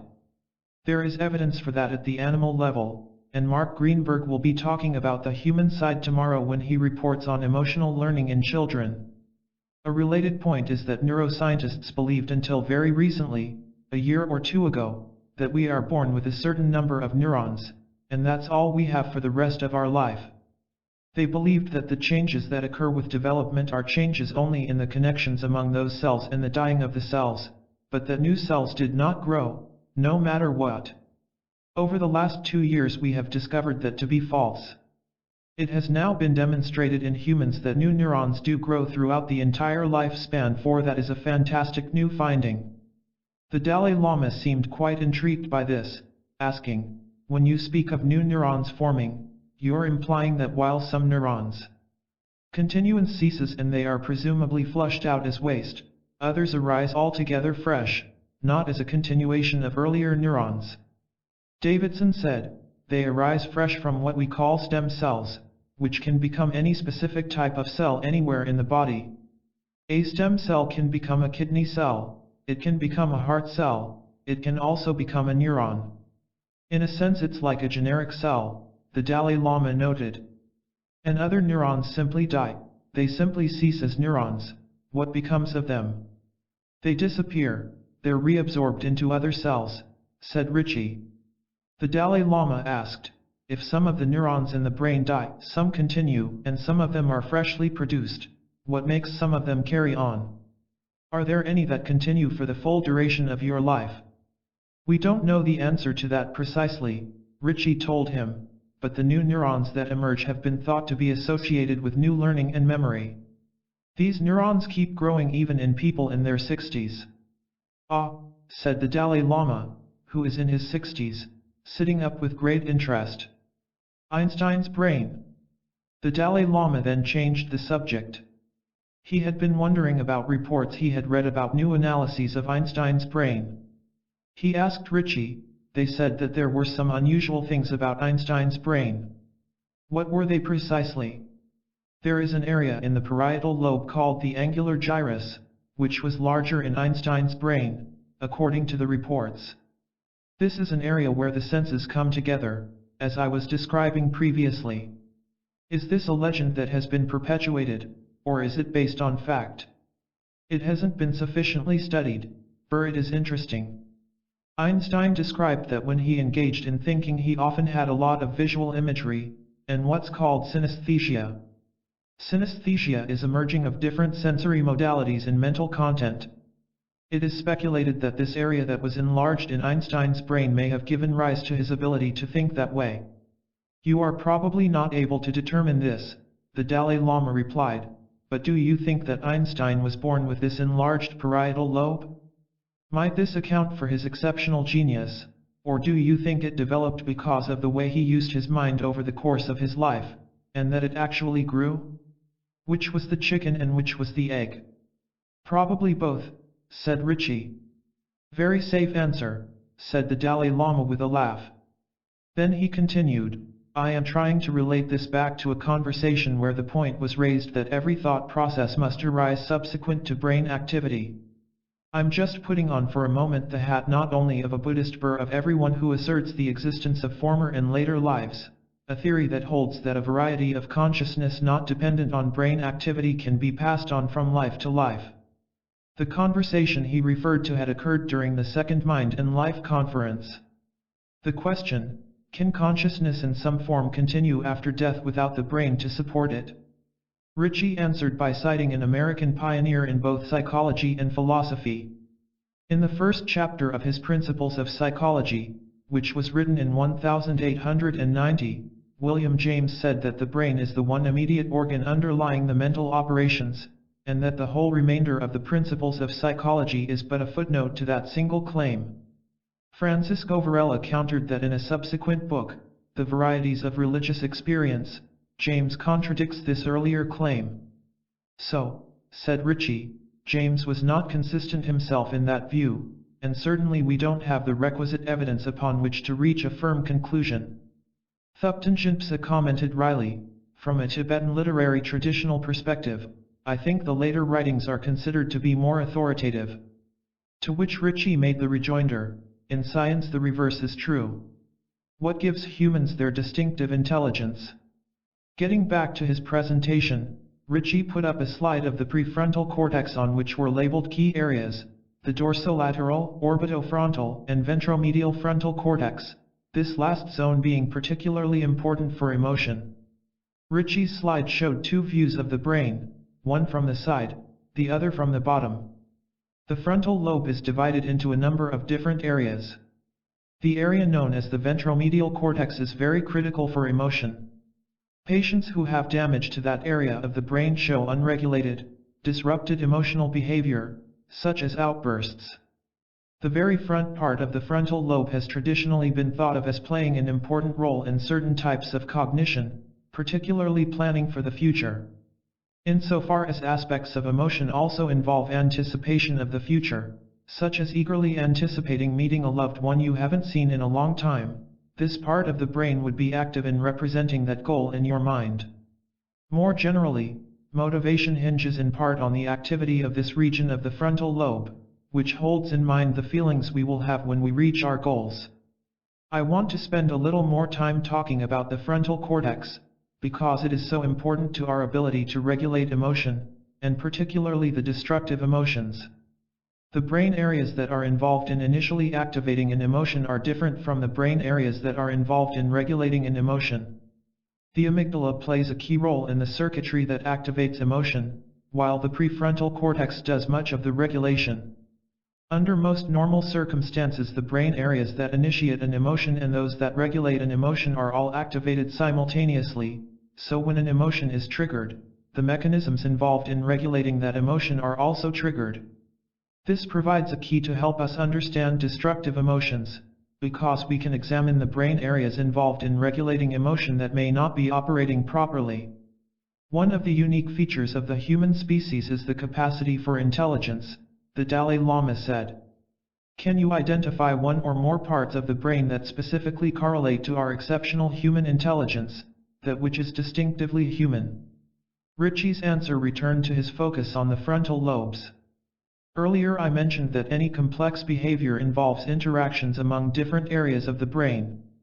Intelligence is certainly very complex and will likely involve interactions among different brain areas. That is a safe answer. But let me give you a more speculative answer. The frontal lobes clearly are important for unique aspects of human intelligence, not just what we think of in the West as cognitive intelligence but also what we think of as emotional intelligence. The frontal lobes are essential for both. The fact that some of the same brain areas involved in positive emotions are also associated with the faculty of reasoning piqued the Dalai Lama's interest. He felt it offered a confirmation from neuroscience of what he had always believed, that the constructive, positive emotions can be both grounded in reason and enhanced by it. His debater's habit of raising seemingly disconfirming evidence apparently led to his next question. You said earlier that the kind of mental imagery Einstein had seems to be related to a back part of the brain, the Dalai Lama said. The mental imagery that arises when you think seems to have a correlate in the parietal lobe, right? If we can call that imagination, the power of one's imagination would seem to be very closely linked to the scope of one's intelligence. Therefore, would you think that the parietal lobe, which is not part of the frontal lobe, is also a crucial player in uniquely human intelligence? The Dalai Lama was rocking back and forth a bit in his absorption. Ritchie replied, yes. Absolutely. But in the human brain, more than in other species, there are massive connections between the frontal lobe and the parietal lobe. The capacity to imagine, in the sense of Einstein's creative thinking, certainly involved linking the frontal lobe, which was considering some of the more abstract concepts, to the mental visual imagery. I added, Einstein reported that he got his insights visually first and then put them into words. He would see equations or physical laws initially as pictures. The prefrontal cortex, located just behind the forehead, houses the brain's executive centers for abilities such as planning. The ventromedial zone of the prefrontal cortex is vital for regulating emotions. The brain in a vat.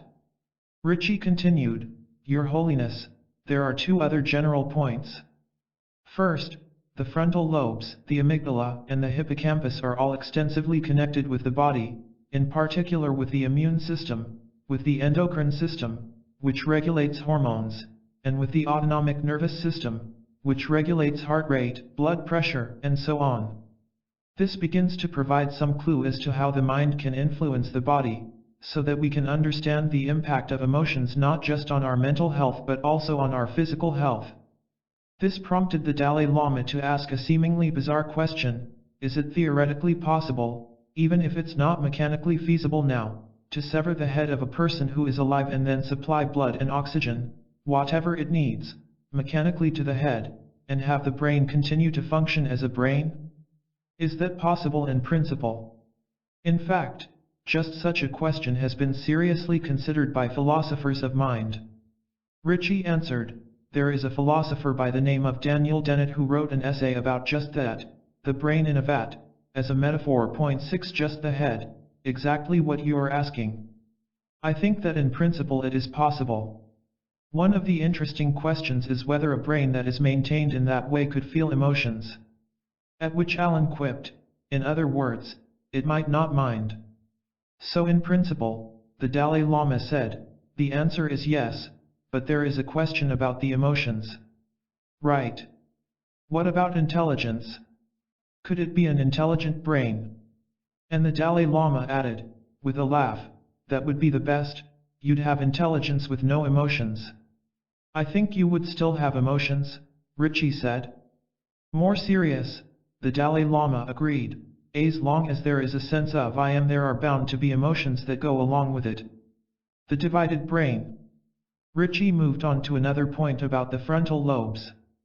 The brain in all vertebrate species is divided in two, and extensive research on the functional differences between the two halves suggests that in humans and in other higher primates, regions in the left and right frontal lobes differ in their function for emotion.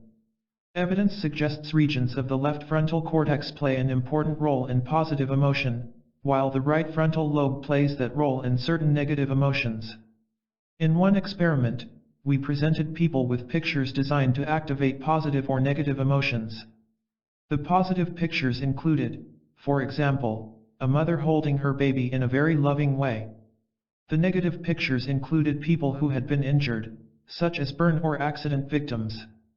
Jinpsa pointed out, just for clarity, you're using negative versus positive here in the sense of qualitative experience, rather than destructive versus constructive. Yes. When we present the negative images, designed to evoke emotions like fear, we see an area of activation in the right frontal cortex, reflecting increased metabolism in this region. When we present positive pictures like the mother loving the baby, we see a very different pattern, activation on the left side in areas of the orbital as well as the upper part of the frontal lobe, and some motor areas as well. But these areas are all on the left side, with none on the right side. It's a very different pattern from negative emotions. Ritchie added a technical aside, that this pattern holds for all right-handed people, and most, but not all, left-handers. The Dalai Lama's scientific instincts came to the fore. He asked, would you hypothesize that if you do this experiment over a certain period of time, maybe repeat it after a couple of weeks, or when the subject is in good health and then possibly in bad health, hungry or not, would such variables make a difference? Or would you always see activation in the same area? Very good question, Ritchie replied. We have now done this experiment on the same people 3 times over the course of 2 months. We allow several weeks between each time and test them at the same time of day. They may be more or less hungry, they may be more or less tired, but we see, in general, the same pattern of activation each time we test them. It is stable over time. Is it still stable if this occurs right after they've had another very strong emotion? The Dalai Lama asked. Another very good question, answered Ritchie. We really don't know the answer to that. But we do know that a very strong emotion will, in most people, affect the emotional state in the next moment. Most people don't recover quickly from a strong emotion, it takes some period of time. Some people recover more quickly, while other people take a long time. We think that is a very significant difference among people, underscoring a point Paul had suggested the day before, in discussing the period when people are in the grip of an emotion. The woman who did not know fear. The Dalai Lama once impishly confessed to me that when he listens to a technical account of brain function he sometimes has what he called a monkish thought, what does it really matter for me to know which parts of the brain get activated when positive emotions arise and which parts of the brain when negative emotions arise? It's enough for me that there's some improvement through my own Buddhist practice. But today he listened attentively. The amygdala and its role in fear was Richie's next topic. He began by recounting an experiment using images of faces, developed by Paul Ekman, with expressions varying from very happy to very sad. As the study participants saw the faces, the blood flow to their brain was measured. Only when the fear face was presented was there activation in the amygdala, said Richie. When the happy face was presented, there was no amygdala activation. Just the detection of a fearful face is sufficient to activate the amygdala. The amygdala is important both in the detection of signals of fear as well as in the generation of fear itself. He continued, there is a skin disorder called Urbach, white disease that involves abnormal mineral deposits that show up as discoloration on the skin. In some cases it has a neurological component restricted to the amygdala. There are mineral deposits in the amygdala that lead to death of the cells. There is one patient who had Urbach, white disease who has provided some wonderful evidence about the role of the amygdala. She was asked to draw pictures of how it would look when she was experiencing different emotions. The drawings depict faces that are happy, sad, surprised, disgusted, and angry, all appropriate expressions. But the image that is supposed to represent someone who is afraid shows a baby crawling. The Dalai Lama asked, is the implication that she can't relate to the expression of the actual emotion of fear? Or is it that this woman cannot experience fear? What if you threatened her with a sharp needle? Wouldn't she be afraid? No, said Richie. If you poked her with the needle, she would show a reaction, pain. But if you threatened her with something aversive, and this has been done with shock, she does not show the increased sweating on the skin that most people would show. Would you say she has more courage? The Dalai Lama asked. No, not necessarily. She has been put in risk-taking situations and she will choose riskier options, but I doubt we want to say that's the equivalent of courage. I would call it irresponsibility, not courage. Does that mean she would not be afraid of death as well? Quite possibly. I don't know. That can't be true, the Dalai Lama said. So long as there is this natural sense of I am, there are going to be emotions bound to death, and also a fear, to whatever degree it may be. Richie conceded, other research on the amygdala is consistent with Your Holiness's intuition that it involves certain kinds of fear, but not all fear. That seems right. It's typically the fear of discrete, threatening objects that is impaired by the amygdala damage, Richie clarified. Matthew asked, would she feel no fear even when about to fall from a cliff? No, Richie replied, she would not feel fear, and it would be very dangerous to take her on a cliff. Alan, picking up on a comment by an observer, Sogyal Rinpoche, said, I was wondering whether there might be some real significance in the picture of the little baby, which is almost an archetypal representation of vulnerability. There might be, Richie agreed. The little bit of commentary she provided when she drew this was that the first thing that came to her mind about fear was an infant who might get himself into danger through crawling. Coming back to calm. We left it at that, and Richie moved on to how people differ in their emotional reactions. There are such profound differences among people in how they respond to the same event. We believe that this is the key to understanding why some people are prone to destructive emotions and why other people may be much less vulnerable. When I talk about these differences among people, I am talking about differences in the brain, but that does not mean that those differences are genetic. There is a lot of reason to believe that many of these differences in the brain are a product of people's experience. One of the most important differences we have studied is what I call recovery function. This refers to how long it takes for a person to come back to a quiet baseline condition of calm after being provoked by an emotion. This was another way of talking about what Paul Ekman the day before had put in terms of the refractory period and the time needed to release its grip on the mind. There are big differences among people that we can measure objectively, not just by what people say, Richie continued. On the basis of brain function we can show that certain people have a very prolonged response and others come back to baseline very quickly. When a person is provoked by threatening pictures, people who come back to baseline quickly are those who have less activation in the amygdala and whose activation is shorter in duration. They are people who also show more activation in the left prefrontal cortex, the area important for positive emotion. These are also people who report that their everyday experience is filled with feelings of vigor, optimism, and enthusiasm. These differences have been found in infants as young as 10 months of age.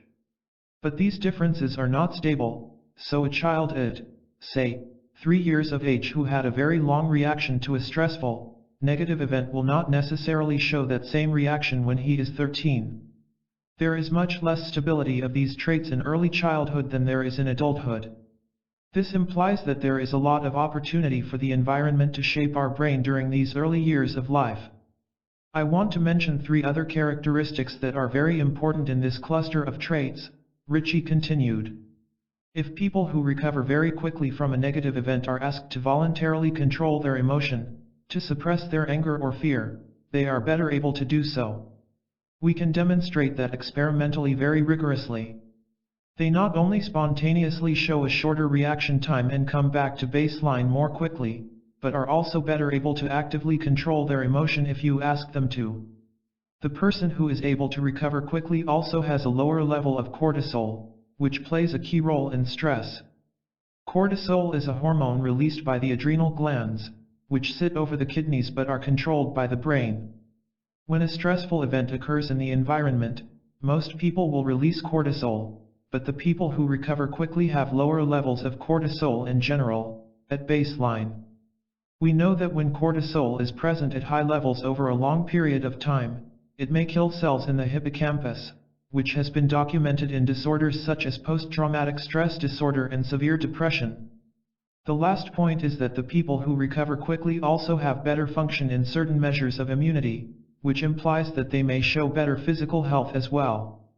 To give one example, they have higher levels of natural killer cell activity, a primary defense that the immune system uses to fight off many kinds of foreign antigens that enter our body, from cancerous tumor cells to the common cold. These findings about the range of differences in the ability to recover from a disturbing emotion have great implications for helping people learn to modulate emotional stresses. In general, the range of differences found within a biological system suggests a potential degree of plasticity, that is, a potential for change on that dimension.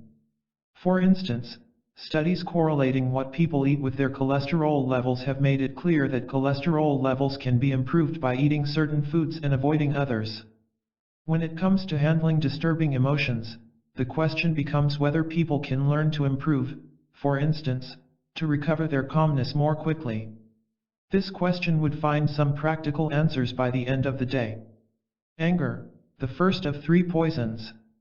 The Dalai Lama had specifically requested that the neurological basis of the 3 destructive states known in Buddhism as the 3 poisons, anger, craving, and delusion, be a topic of our meeting. Ritchie, having covered the neurological background, now addressed the first poison, anger.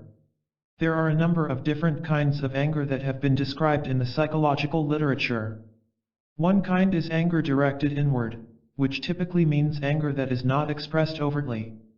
Another kind of anger is directed outward, which can lead to rage. There is also anger that is associated with some kinds of sadness. Finally, a kind of anger can be transformed into a constructive impulse to remove an obstacle. That list intrigued the Dalai Lama. Wondering about the logic of the categories Ritchie proposed, he asked, how are the distinctions between these types of anger made? Is it only differences in behavior or expression? Or are these distinctions drawn on some other basis? They are drawn on the basis of several kinds of evidence, Ritchie answered. One is through analysis of answers to questionnaires that subjects are given. A second is on the basis of behavioral data, and a third is on the basis of physiology. I will describe some of the physiological findings next. When a person reports that he or she is angry but doesn't express it, research has found that the person shows the pattern of right, cited activation in the frontal lobe that is also associated with other kinds of negative emotions. The person also shows activation of the amygdala. In infants who are crying in frustration, anger frequently occurs in conjunction with sadness. This anger, too, has been associated with this pattern of right-sided activation of the frontal lobes. Then there is a kind of anger associated with what we call approach behavior, where someone makes constructive attempts to remove an obstacle. There are several ways this kind of anger has been studied. If you show a toddler a really interesting toy while gently holding the arms of the child, restraining it so that it can't play with the toy, the toddler will show facial signs of anger in response to the situation. When you confront children with that kind of restraint, they show a pattern of left frontal activation. This has been interpreted as an attempt to remove the goal blockage and to actually attain the goal, to play with the interesting toy. In adults, the same kind of anger has been studied in people trying to solve a very difficult math problem. Though the tough math problem is very frustrating, there is an active attempt to solve the problem and meet the goal. Again, when this happens, we find left frontal activation.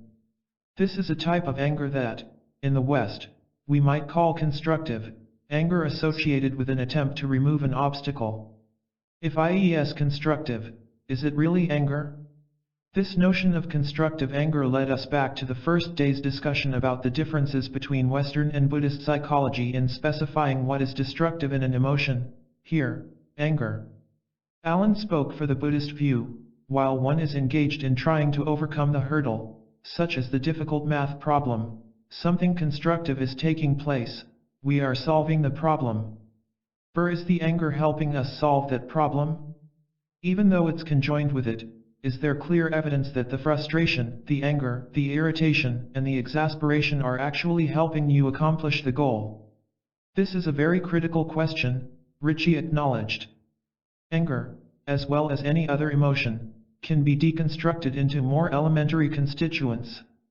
There may be a certain quality that is often present in anger but may be present in non-angry states as well, which is the constructive piece. To that point, Paul Ekman suggested, it's the persistence. Anger can provide the constructive motivation of persistence to solve the math problem rather than abandon it. So why is it called anger? The Dalai Lama asked, a bit perplexed that such constructive persistence, even when a response to frustration, should be seen as anger. That thinking was incongruent with the Buddhist category of anger, which by definition entails a distortion of reality, a skew in perception that exaggerates the negative qualities of things. It's called anger, Ritchie replied, because people report that they're frustrated, and frustration is typically part of the anger family. That answer, which seemed a bit circular, did not seem to speak to the Dalai Lama's perplexity, so I asked Ritchie to clarify the actual cognitive challenge that triggered the frustration among the research subjects. Ritchie explained, imagine I ask you, Your Holiness, to take the number 4786 and subtract 19 from it and to keep subtracting 19 from each remainder, and I told you that the speed of your responses was a measure of your intelligence. When people are in the heat of this, they get very frustrated because it is very difficult to do very quickly. Some people give up, and certain people are more likely to persist. Alan came at the issue from a fresh angle. There is a very difficult challenge in Buddhist meditation called shinati, or meditative quiescence. There is a question of how to develop the tenacity to accomplish this. And it's by developing a delight and faith and enthusiasm. A person who tries to develop meditative quiescence out of rage, anger, irritation, or exasperation is not going to get very far. But the Dalai Lama said, I am slightly in disagreement with what Alan was saying. Even in the Buddhist context, the sense of disillusionment and aspiration for liberation that Alan spoke about yesterday, the spirit of emergence, depends upon the extent to which you have a feeling of intolerance or disgust toward being under the control of the afflictions. One can no longer bear the suffering of samsara, one is disillusioned, even disgusted with it, and that is wholesome and constructive. Alan countered that in this case, one is indeed disgusted with samsara, but that has to give way to faith and delight in spiritual practice. I still maintain that you can't progress far along the path to liberation with the emotional state of disgust alone. The Dalai Lama got us back on track. Just to clarify the point, in this kind of constructive anger, there is definite activity on the left side. Yes, said Richie, and the quality that's most important is persistence in overcoming an obstacle. The sniper's plea for help, pathological anger. Your Holiness, I'd like to now move on to the pathological kind of anger that can lead to rage and to violence, and what we know about it from the perspective of the brain. Someone prone to pathological rage may be unable to anticipate the negative consequences of the extreme expression of anger. This inability to anticipate those negative consequences appears to involve not just the frontal lobe but also the amygdala. There is a very recent study showing atrophy or severe shrinkage of the amygdala in people with a history of severe aggression. The idea here is that the amygdala is needed for anticipating negative consequences, and people prone to pathological extremes of rage are unable to foresee the consequences their rage will have.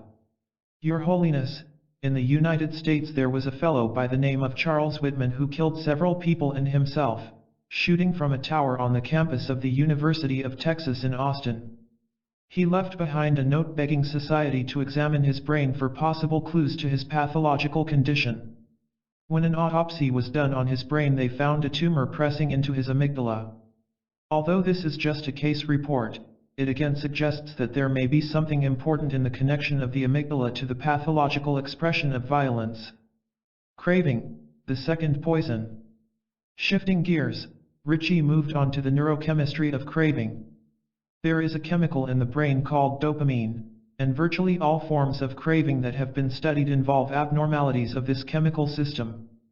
Most of this research has been done on drug craving, but the abnormalities are also involved in pathological gambling, where people have a craving for playing games of chance, often going into great debt. The dopamine abnormality appears to be generic to craving of all kinds.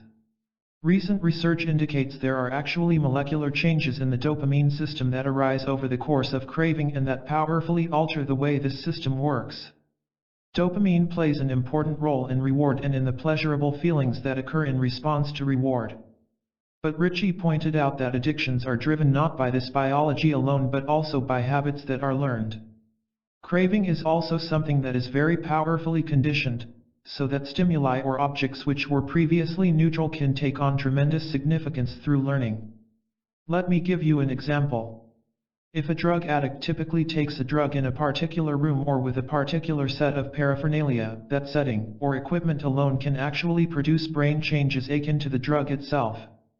One study showed cocaine addicts a videotape of the equipment they used to administer themselves cocaine, and found changes in the brain similar to those produced by the cocaine. The study found that one area, called the nucleus accumbens, is particularly activated by craving. It is an area very rich in dopamine and appears to be involved in all forms of craving and addictions. We make a distinction between the circuitry in the brain associated with liking, enjoyment, and the circuitry associated with wanting. Often these two go together, so that we want things that we like. But in craving, the circuitry associated with wanting appears to be strengthened and the circuitry associated with liking appears to be weakened. Because our sense of liking or enjoyment declines and our wanting increases, we want more and more and we like less and less. We just keep wanting, but we need more to enjoy it as much. This is a major problem that underlies craving. There are many examples where the liking circuit has been dramatically disrupted in forms of addiction, for example, even with cigarettes and nicotine addiction. Delusion, the third poison. As Richie moved on to delusion, his last topic for the morning, there was a dramatic clap of thunder nearby as a rainstorm rolled through. Now I would like to turn to delusion, how we understand it as neuroscientists, and the ways in which this may be similar to or different from the Buddhist understanding. That prompted the Dalai Lama to ask, in Buddhism we have a very clear sense of what we mean by delusion. What do you mean by delusion in this context? Richie replied, what I mean by delusion is afflictive emotions obscuring our ability to see the world clearly. The Dalai Lama pressed for a more precise distinction. In Buddhism, we can speak of delusive appearances as well as a deluded grasping or apprehension of reality. How things appear and how you grasp onto them may both be delusional. Are you referring to both? More to the apprehension of reality, Ritchie clarified. We think of delusion as the biasing by emotion of perception and cognition. Delusion involves the influence of the emotional circuits of the brain on the circuits of the brain responsible for perceiving things or apprehending the world, and also circuits that are involved in thought. So, the Dalai Lama clarified, it's the bias that comes in your perception. Yes, Ritchie agreed. It very much relates to Matthew's comments yesterday about apprehending reality as it is. These are influences that obscure our capacity to perceive reality. They reflect how emotion disrupts both our perceptions of reality and our thinking. For example, people who are generally anxious and apprehensive focus their attention on threat-related cues. People with social phobia, for example, are fearful of many social situations, such as being with other people, being evaluated by other people, speaking in public, things of that sort. When they are shown a picture of a neutral face, one that shows no emotional expression, they show activation in their amygdala, which normally people only show in response to a fearful face. Ritchie described the anatomical connections from the amygdala to parts of the system that processes vision. The amygdala has projections all the way back to the primary area in the brain where visual information is first received. This provides a mechanism through which our negative emotions can influence our perception of visual information from the first moment. The Dalai Lama commented, there is a clear distinction in Buddhism between actual visual perception and the mental awareness of the visual perception. Are you suggesting that these connections back in the visual cortex are even influencing visual perception itself? Correct.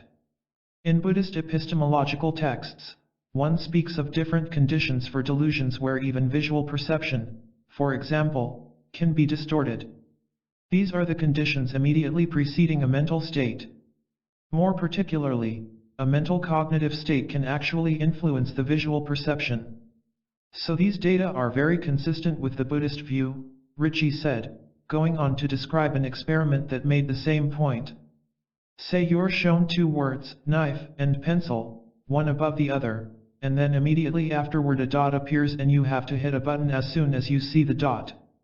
Sometimes the dot is in the location of the word pencil and other times the dot is in the location of the word knife. People who are anxious are much faster at responding when the dot appears in the location of the emotional word that represents a threat, like knife.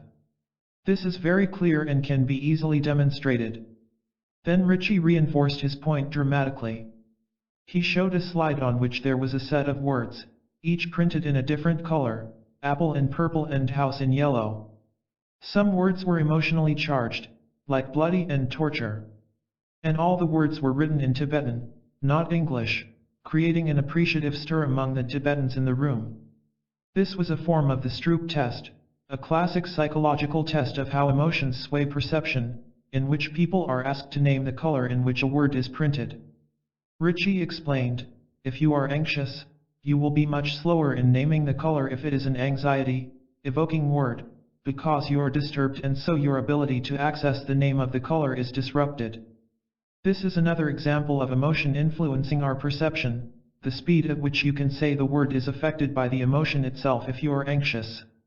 Your Holiness, I'd like to end now with a quote that I've found inspiring.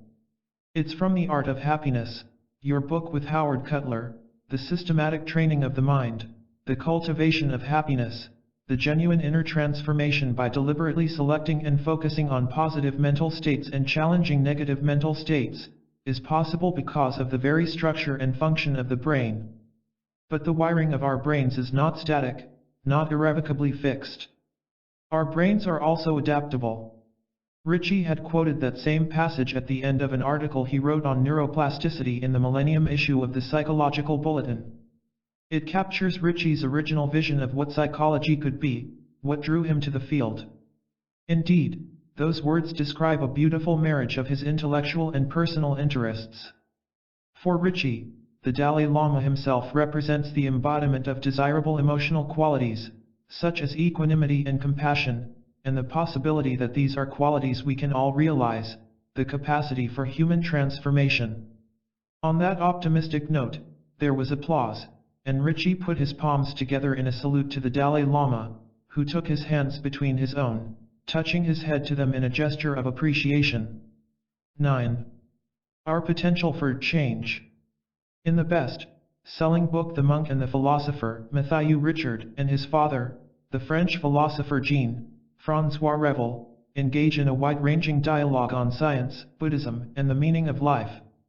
In the book, Matthew argues that for 2 millennia or more Buddhist practitioners have been utilizing what amounts to an inner science, a systematic method for transforming the inner world to produce a better human being, more selfless and compassionate, with greater calm and equanimity. One result of that program, he observes, is relief from the tyranny of destructive emotions.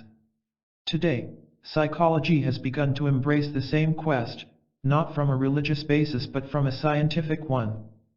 For psychology, the underlying quest is to influence the operation of the brain in ways that enhance emotional balance. When it comes to quelling destructive emotions, that quest seems all the more compelling. In the morning, Richard Davidson had pointed out that the brain interweaves emotion and intellect, raising the possibility that the positive potential of this connectivity might allow us to bring more intelligence to emotional life. More particularly, the dictum, unexplored in the morning's proceedings, that repeated experience modifies the brain raises the question of how we might best educate the emotions. These practical themes were to resonate through the afternoon's discussion, but not before we got off to a surprising beginning, dealing with questions about the most subtle levels of mental life. After lunch, as an indication of his eagerness, the Dalai Lama again arrived early, as people were still gathering. He chatted with the few participants who had already arrived about the light hail that had fallen at lunchtime. As the AV crew quickly adjusted the microphones, Alan Wallace seized the moment to ask a question of his own before the session started. Alan's question picked up on an earlier theme of the day, the links between mental activity and brain function. Since we're not really formally assembled right now, I would like to ask His Holiness a question. Do you think that, at least at the level of gross mental functioning, there are likely to be neural correlates for each state of mind? The Dalai Lama replied, there is no reason to believe that the very subtlest state, called innate mind, the very essential nature of awareness itself, which is its luminous nature, would have neural correlates, because it is not physical, not contingent upon the brain. For all other mental processes that manifest throughout the course of a human life, it is certainly possible. With his mention of innate mind, the Dalai Lama broached a topic that has been one of his strong personal interests in brain science. His Buddhist perspective included the notion of the continuity of mind on the subtle level. That is, while he agreed with neuroscience that gross mental events correlate with brain activity, he also felt that on a more subtle level of consciousness, brain and mind are two separate entities. Indeed, he saw the automatic assumption in cognitive neuroscience that brain and mind are invariably two sides of the same activity as limiting the scope of scientific inquiry. That assumption, he felt, meant that science looked for its answers only within an arbitrarily limited framework. With so many new developments and discoveries in brain science, perhaps scientists might break out of this paradigm and expand the parameters brain science had set for itself.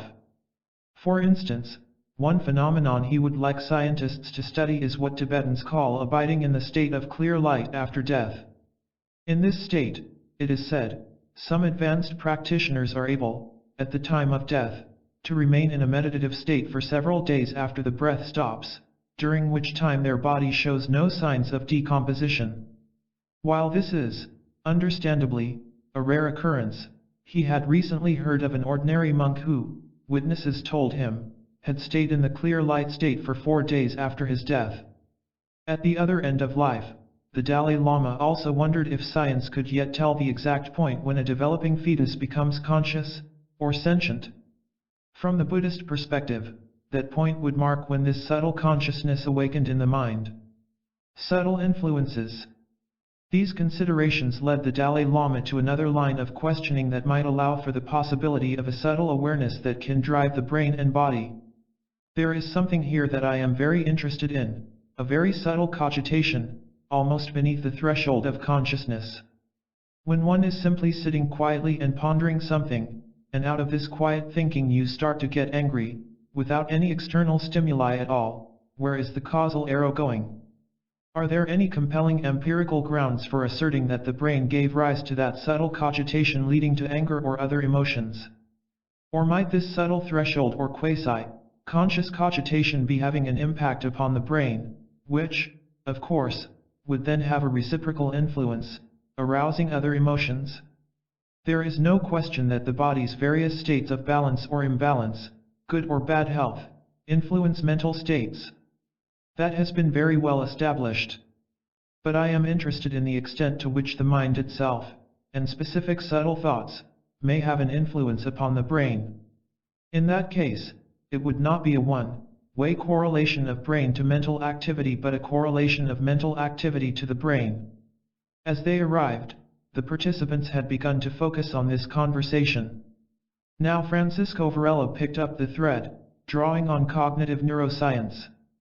I think His Holiness touches on a very important point, which in modern science is called the idea of emergence, of course, in a different sense than the word is used in Buddhism. In mathematical terms, it might be said that the emergent state follows as a consequence of a global state. The mental condition has to have a downward influence on a small, local neural component. So not only does the brain give rise to mental states, but the mental state must also be able to modify the brain condition. This is necessarily true. However, it's not an idea that has been explored very much because it seems counterintuitive to Western assumptions. But it is logically implicit in what science is saying today. Then the Dalai Lama rooked the topic in a surprising direction. I am wondering about not only the philosophical but even the theological influences that still exert themselves upon modern brain science. Owen, you mentioned the Kantian context for modern science. But if you look at the theological foundation for Western science, which is passed down with unquestioned assumptions, there is no notion of a continuity of consciousness from lifetime to lifetime. It's assumed to be impossible from the outset. Since, from the Buddhist perspective, we consider all other mental processes to be derivative of the innate mind, the luminosity that is the fundamental nature of awareness, one could say that all mental processes that have been studied by neuroscience are emergent properties of this essential nature of awareness. I think there is quite a different perspective in modern neuroscience, where they are understood as emergent properties not of some essential luminosity of awareness but of the brain. That's a big difference. Is the mind the brain's puppet? Alan pursued the implications. As Francisco has pointed out, most of the literature assumes a bottom-up influence. The brain does this and the puppet mind follows exactly what the brain does. But Ritchie has been pointing out how experience and the environment modify the brain in very tangible, rather gross ways as well as at the molecular level. But I haven't heard how attitudes modify the brain. His Holiness raised the question of whether your thoughts themselves might have an impact on the brain when you are simply sitting quietly and cogitating. Doesn't the causality work both ways? Wouldn't it be helpful, with all the prestige and the authority that you have from a neuroscientific perspective, to start using other language? When you just say experience and environment, frankly, as an individual, I feel disempowered. Speaking effectively, not rationally, it feels like I have to now find the right environment that will have a good effect on my brain. I have to look for the experiences to come to me. I still feel upon, which I also do when I hear about the brain doing all this stuff to me. But if psychology Rode started using different terminology, saying that your attitudes, thoughts, and values will also modify your brain, it would give us a cognitive basis for thinking that we can do something with psychological hygiene and emotional education, the idea His Holiness has here. You have to feel this effort is grounded in reality. The Dalai Lama took up the point. When you have such a rodal emphasis on environment, brain, and so forth, it seems that you have to look to somebody else in order to change. They have to do it for you rather than you doing it yourself. Even many religious practitioners feel that any good change in their lives will come from outside, for example, from God, without much effort from one's own side. I think that's the greatest mistake. I think there is a little misunderstanding, Richie Davidson responded. Whenever you have certain thoughts or emotions that you generate yourself, for instance, if you're just sitting there and you generate an image of a visual scene, you are controlling your brain. You're changing the brain. We can demonstrate that in a laboratory precisely. We know that people voluntarily change their brain all the time. If you think about emergent property in the way Francisco is using it, the thoughts or emotions you are referring to are emergent properties of the brain, which then in turn have influences on other brain systems. Internally generating feelings of loving kindness or compassion, or images of a certain kind, invariably will involve changes in the brain. There is a very substantial literature in science now that has shown we can do that. When I move my hand, I'm changing my brain, according to our understanding in modern neuroscience. I think that perhaps we need to better convey that message. What is important about Richie's point, Francisco elaborated, is that even in trivial things, like moving your arm, the illusion of will that everybody accepts is already a manifestation of that downward causation. The whole thing is always working like that in the brain, both up and down causation.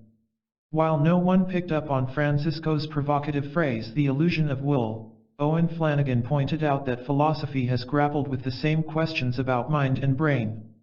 One major tradition in the West, sometimes called Cartesian dualism, is what one philosopher calls the myth of the ghost in the machine. The idea was that there is a little, incorporeal soul that interacts with the brain, as Descartes thought, through the pineal gland. The consensus now among philosophers is to believe that the mind is the brain. This is not to say it's true, but this is what most of us working in this area believe. It's certainly true that there is upward and downward causation. Our higher level thoughts can change our bodies, but the higher level cogitations, despite being emergent properties, are themselves brain processes. The way His Holiness asked the question, I detected the possibility of a dualistic view, that at a certain point there is more than brain activity, there are thoughts, which are not themselves brain events, which are affecting brain events. However, the orthodox view in the West right now among philosophers, and I think most neuroscientists, would be that every mental event, no matter how exotic it is, even if it's a state of luminosity, will be some brain state or other. When the mind drives the brain, undeterred and highly engaged, the Dalai Lama pursued his interest in those mental processes where the mind might drive brain activity. He noted, when the eyes move, it is obvious why one's visual perception changes, but when you shift your attention within the visual field while holding the eyes steady, it seems like a purely mental event. It's not to say there wouldn't be neural correlates of this shift of attention, but it seems to be a clear case of what Francisco has called downward causation, the mind influencing physiology. He then asked how that shift in awareness was thought of in scientific terms. Richie Davidson, whose work relates directly to this question, answered. The phrase that has been used in cognitive neuroscience is spatial attention, where you can keep your eyes focused but still be aware of information in the periphery. In this selective mechanism, what is actually being shifted? The Dalai Lama asked. It seems apparent that there are two distinct processes going on here. One is the simple visual perception itself, and the other one is something quite distinct, which is picking out and identifying, discerning, judging things in that field, but again, not directly correlated to where the visual gaze is directed. And so the question I am posing is, does this mental cognition have a correlation in another part of the brain distinct from the visual cortex? The Dalai Lama went on to propose some thought experiments, asking what would go on in the brain during passively viewing whatever is in the field of vision versus keeping the eyes open while concentrating attention on a sound. Your Holiness, Richie replied, that is an excellent question. You have anticipated the current research program in the brain mechanisms that underlie attention. The ability to selectively attend to specific attributes of the visual field without moving the eyes, Richie said, involved parts of the frontal lobe and the parietal cortex. Attending to a sound, however, activated the frontal lobe and its connections to the auditory cortex. And in the instance where the eyes were open but attention passive, there would be a deactivation in the frontal lobe's control mechanisms that select attention, but continued activity in the sensory systems for vision. As Ritchie answered the Dalai Lama's questions, his hands were continuously in motion, with very clear, elegant, precise gestures illustrating each phrase, almost like a master conductor. He was far less restrained than when he had been presenting his prepared material. In the morning Ritchie had brought along a prop, a plastic model of the human brain, which had sat on the table in front of him all day, unused. Now, however, Thupten Jinpa reached for the model to help clarify what had been said, but, giving up, passed it on to Francisco to take out the relevant structures to show everyone. Meanwhile, the Dalai Lama continued his line of thinking. Let's take two different situations in which the mental cognition may be more dormant, rather than reaching out and identifying. One is involuntary, where you are fatigued and the mind is vacant, spaced out. That part of the brain is presumably deactivated. But there is another possibility where your mind is very, very clear and you voluntarily choose not to have that mental identification and so forth activated. Would there not be some neural correlates for each of those two situations as well, voluntary and involuntary? Are those distinct, identifiable within the brain? At this point, Francisco took off the plastic wrapper on the brain model and put the assemblage in front of Ritchie, and it promptly fell into pieces, to much laughter from everyone. A fractured brain! Ritchie exclaimed, then continued, to answer your Holiness's question, scientists have not studied that explicitly, but there are very specific predictions that we would make. Scientists talk about an increase in the signal-to-noise ratio in a state of alertness. The sensory, perceptual, and mental information in a state of alertness has a bigger signal in comparison with the background noise. It's going to show a high level of activation. But when we're tired, there will be a lot of background activity in other parts of the brain that will be irrelevant, and we would predict less activation in the visual area of the brain. So when we choose to be alert, we should see a more distinct pattern of activation associated with both sensory and mental events. That prompted the Dalai Lama to seek a further clarification. Aside from the case where one is simply exhausted, have you identified the neural correlates when you are very fresh and your senses are very alert, but you consciously choose not to mentally engage, judge, identify, and so forth with whatever is coming to the senses? Here the Dalai Lama seemed to be getting at a meditative state similar to what, during the experiments in Ritchie's lab at Madison, Lama Ozer had called open awareness, in which the person remains vividly aware of any mental activity but is not caught up in it. Awareness remains still and even. While the mental activity would seem to indicate a degree of neural activity, the Dalai Lama wondered whether any neural process that might correspond to this inactive state of awareness had been investigated. That hasn't really been studied, Ritchie replied. But within a year or so Ritchie would be investigating exactly that in Madison. Impulsive versus reasoned emotion. At that point, the Dalai Lama looked over at me and nodded to indicate that we should begin the formal session for the afternoon. I started by asking him, are there any questions you had that you still wanted to ask or any points you wanted to have clarified? After our sessions, the Dalai Lama told me he had been intrigued by the relationship between emotional states and the activity of the left and right frontal cortex and the amygdala, and impressed by the fact that there was now a much more sophisticated way of looking at the correlation between mental states and the brain.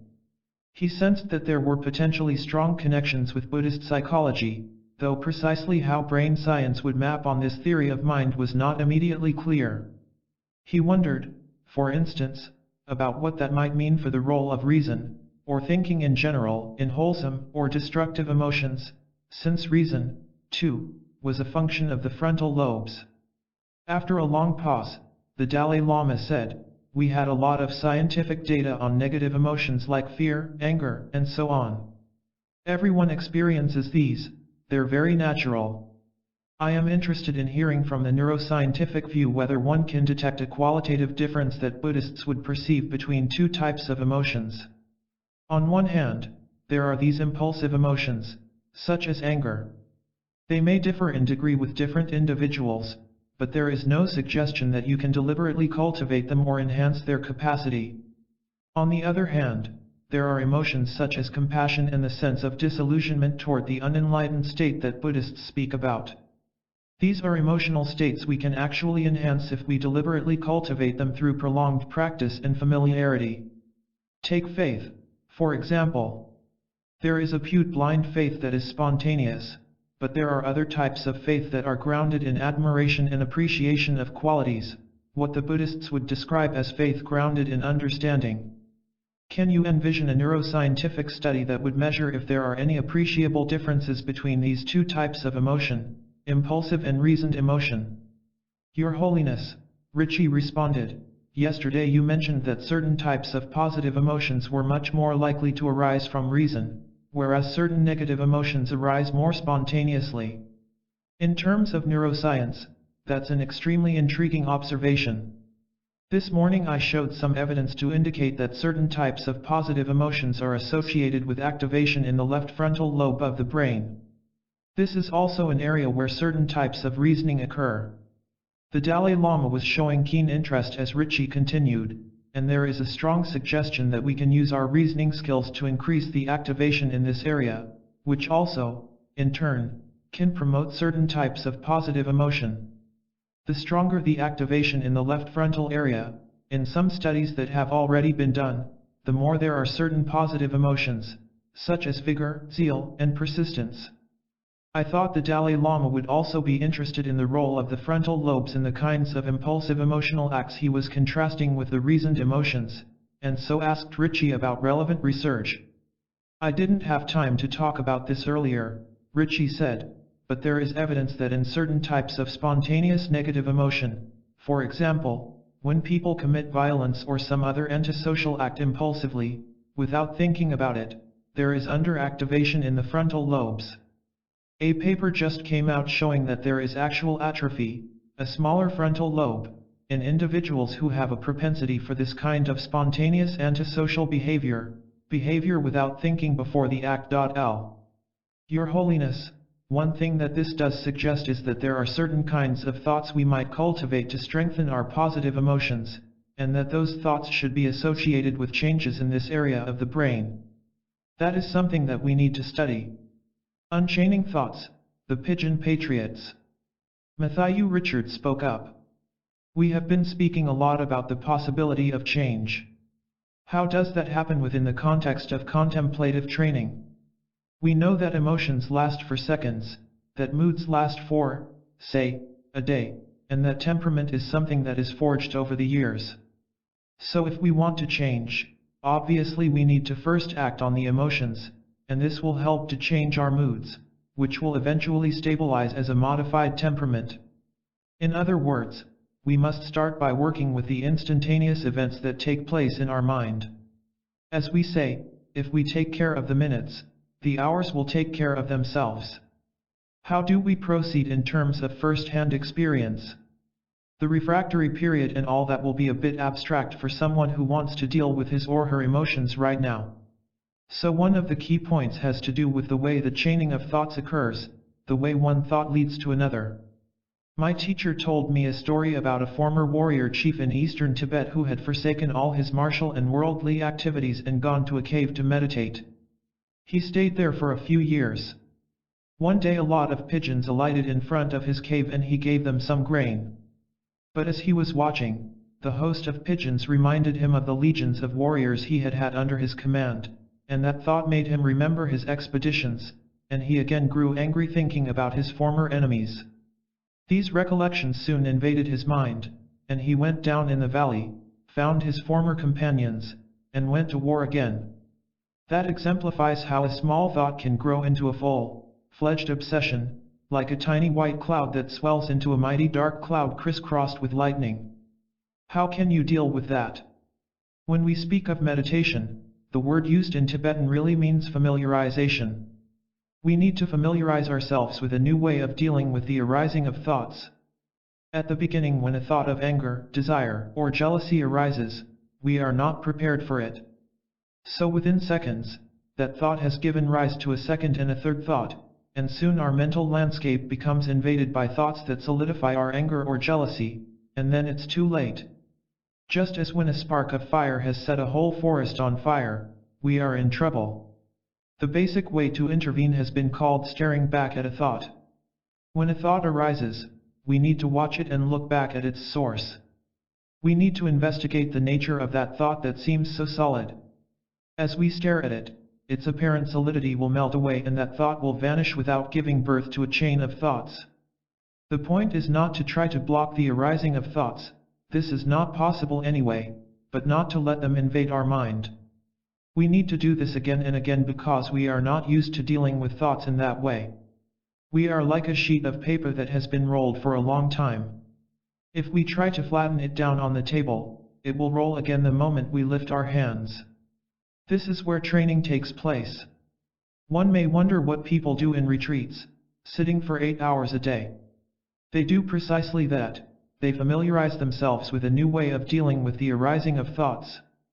When you start getting used to recognizing thoughts as they arise, it is like rapidly spotting someone you know in a crowd. When a powerful thought of strong attraction or anger arises that you know is bound to lead to a proliferation of thoughts, now you recognize it. Oh, that thought is coming. That's a first step. That helps a lot to avoid being overwhelmed by this thought. When you have got used to that, the process of dealing with thoughts becomes much more natural. You don't have to struggle and apply specific antidotes to each negative thought, because you know how to let them vanish without leaving any trace. The thoughts untie themselves. The example given is that of a snake. If it happens that it has made a knot with its body, it can undo that knot effortlessly, without needing any outer help. Finally, a time will come when thoughts come and go like a bird passing through the sky, without leaving a trace. The other example given is that of a thief coming into an empty house. There is nothing to lose for the owner and nothing to gain for the thief. This is an experience of freedom. You don't simply become apathetic, like a vegetable, but you have gained mastery over your thoughts. They can't lead you by the nose anymore.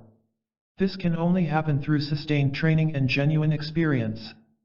This is also how you can gradually develop certain qualities that will become a second nature, a new temperament. Let's take an example about compassion. There was a great 19th century hermit called Patmel Rinpoche. Once he told one of his disciples to go to a cave and meditate for 6 months, thinking of nothing else but compassion. In the beginning, the feeling of compassion for all beings is bound to be contrived, artificial. Then, gradually, the mind becomes permeated with compassion, it remains in one's mind without requiring any effort. After 6 months had gone by, the meditator was sitting at the opening of his cave and saw a lone rider down in the valley, singing. The yogi had some kind of clear premonition, a strong feeling, that the man was going to die within a week. Then the contrast between the sight of that man joyfully singing and the sudden intuition the yogi had made him boundlessly sad about conditioned existence, what Buddhists call samsara. At that, a genuine, overwhelming compassion pervaded his mind and never left it again. It had become second nature, the true meaning of meditation. Seeing the man was the trigger, but what was essential was the prior familiarization. The incident would not have had the same effect if he had not spent 6 months soaking himself in compassion. We are talking about how to help society. If we aspire to contribute something to our society, to achieve a new vision of things, we need to begin with ourselves. We need to decide to transform ourselves, and that can come only through training, not through fleeting ideas. That's the contribution that can come from Buddhist practice. Throughout Matthayu's speech, the Dalai Lama leaned forward intently.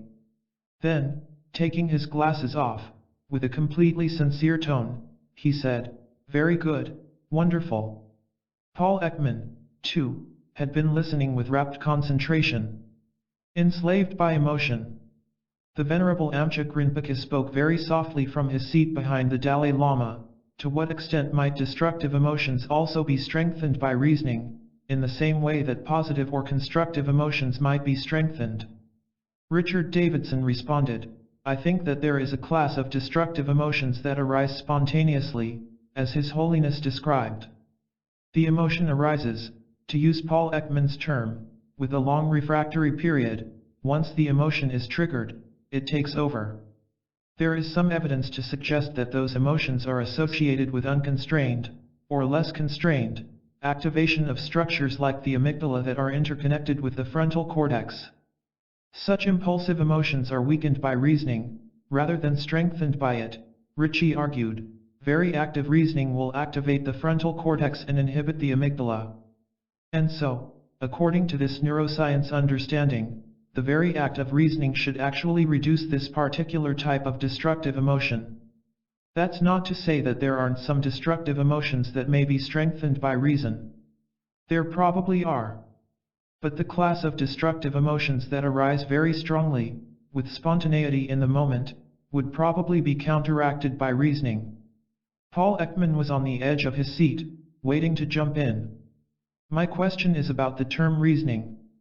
In the example I gave yesterday of my own experience in the grip of emotion, I had a lot of thoughts. Is she out with another man? Has she been hit by a car? You could say they were unreasonable thoughts, but I don't think there was an absence of the use of cognitive abilities, which I presume means the frontal lobes. Ritchie disagreed. I think your thoughts in that case, Paul, were driven by the emotion, rather than the thoughts driving or regulating the emotion. Your thoughts were consequences of the emotion. I was enslaved by the emotion, said Paul. We're talking about using thought to regulate the emotion in a more intentional and voluntary way, Ritchie said. Your thoughts in that case weren't intentional. They were arising spontaneously as a consequence of the emotion. It was only when you tried to override the emotion, when you had some distance from the event, that you began to cultivate more intentional thoughts that suppressed the anger. I think it's more complicated, Paul answered, because intermixed with all of that was the deliberate awareness and effort that I should be careful not to act on these thoughts and feelings. That's another kind of thought. I'm worried about the level of precision we can gain when we can say that the good kind of reasoning, that is not enslaved, involves the frontal lobe. And that other kinds of conscious reasoning that are not voluntary, but directed by emotion, do not involve that part of the brain at all. Patients with frontal lobe damage, Ritchie pointed out, cannot voluntarily direct their thoughts. That is the crucial difference. The Dalai Lama jumped in. From the Buddhist point of view also there are different kinds of reasoning. Some are valid and others are not. For example, the reasoning involved with enhancing compassion is grounded in valid experience or some valid observations. But there are other forms of reasoning that can give rise to a greater degree of anger. You may think that someone has done something to you unfairly, which may not be the case, and then you start pondering on it. It's a kind of reasoning, but it doesn't really have a sound basis, and the extent to which it supports the emotion is also not very great. Am I right in thinking, Paul, that you are suggesting that it may be too simplistic to associate valid reasoning with the frontal lobe activity and other kinds of reasoning elsewhere? Yes, said Paul. Yes, Ritchie echoed. And that's not what I wish to imply. In the grip of unwholesome reasoning, one can plan to commit some unethical or violent action, thinking it through and working out all the details in one's mind in a very premeditated way. That also involves the frontal lobes in a very unwholesome way. So I don't mean to suggest that any activity in the frontal lobes is necessarily going to be wholesome. That's not the case at all. While this hinted at a more direct reply to Amchuk Rinpoche's original question about the deliberate ideological cultivation of destructive emotions such as hatred, we left the fuller implications unexplored. As the Daily News affirms, there is an abundance of unwholesome application of the frontal lobes, as a variety of poisonous pedagogies teach the people of one group to hate those of another. But at this point our focus shifted to remedies. Educating the heart. I took us back to an earlier comment made by the Dalai Lama. This gets back to His Holiness's point, that we need to have a very sophisticated understanding of the complexities of destructive emotions if we are going to be skillful in finding remedies for them, particularly when it comes to the question of how to educate people to overcome them. Matthew laid out a model, from Buddhist training, of first making an effort to bring to mind a positive state, such as compassion, and then repeating it so that it becomes familiar, a habit, at which point it becomes stable. That seems to suggest a general model for how we might begin to change these processes and help people get more control over destructive emotions. That's something I know we're very interested in, Your Holiness, I added, hoping to get us focused on practical applications, ways to help people overcome their destructive emotions. Mark Greenberg spoke up. I wanted to make a point and then direct a question to Richie. This is telling us that we're not just interested in developing reasoning, but we're also interested in educating the heart. There are two fundamental processes here. Both need to be engendered.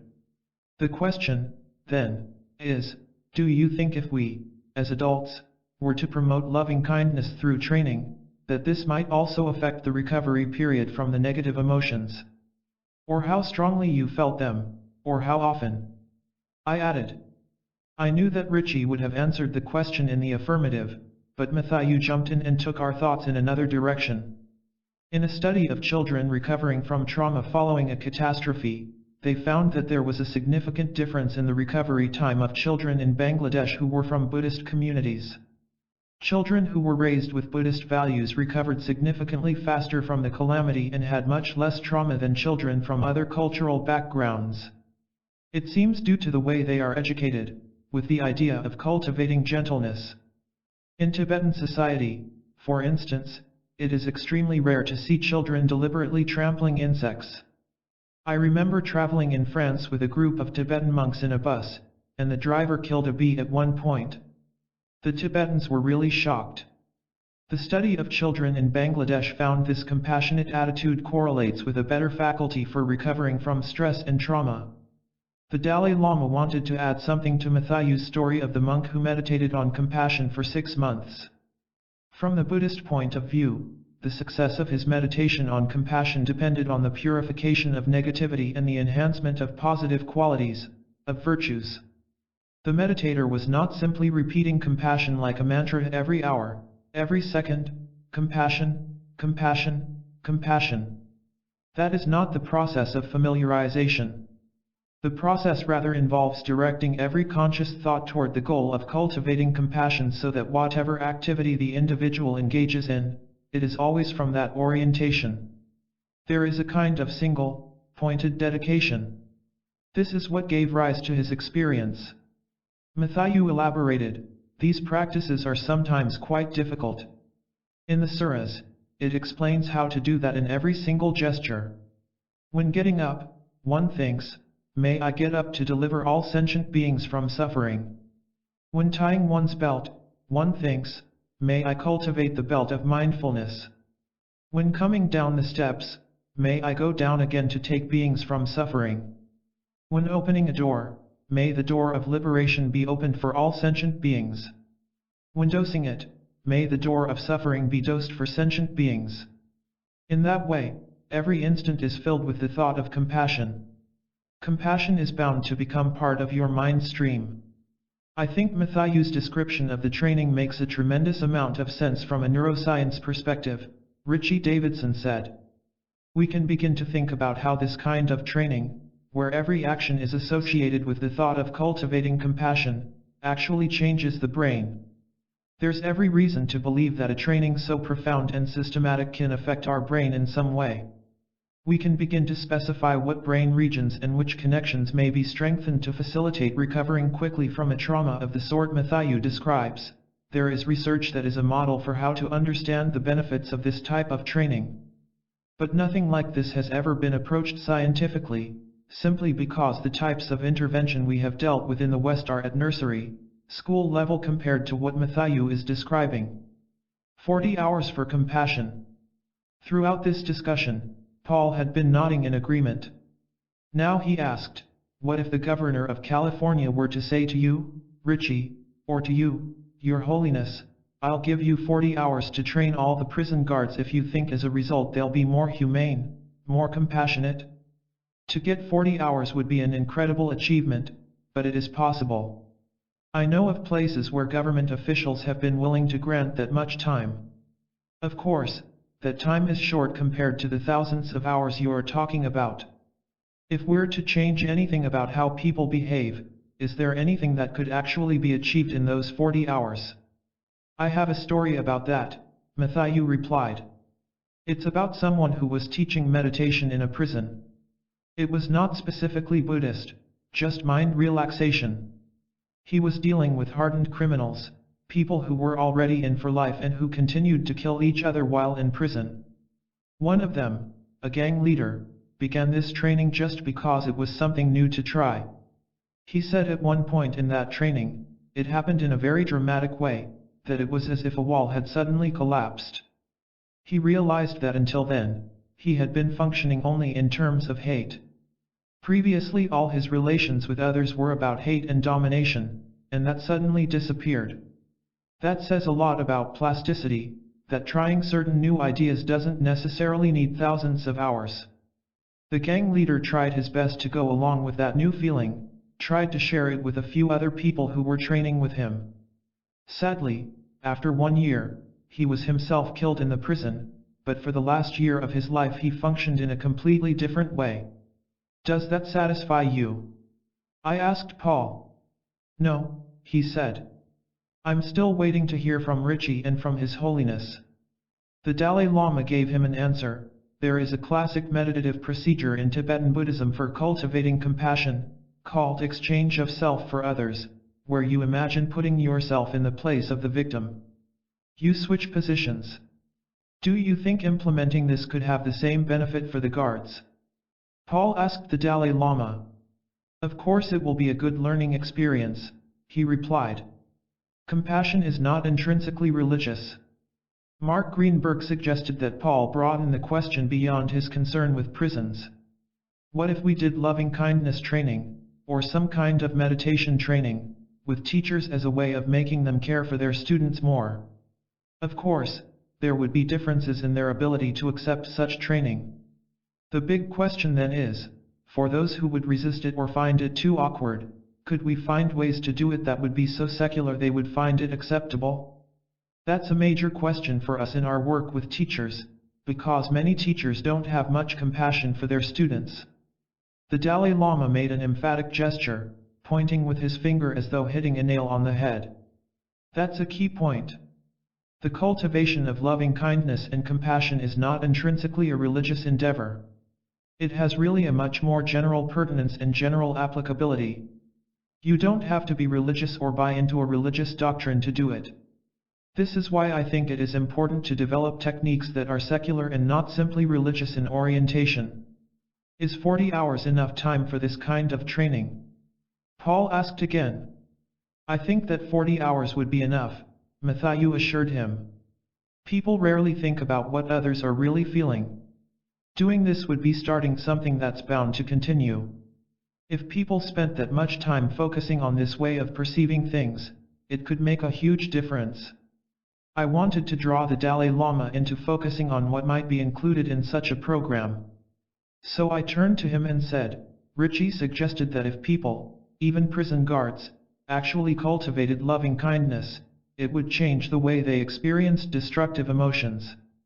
They would recover more quickly, and they would be more prone to positive emotions.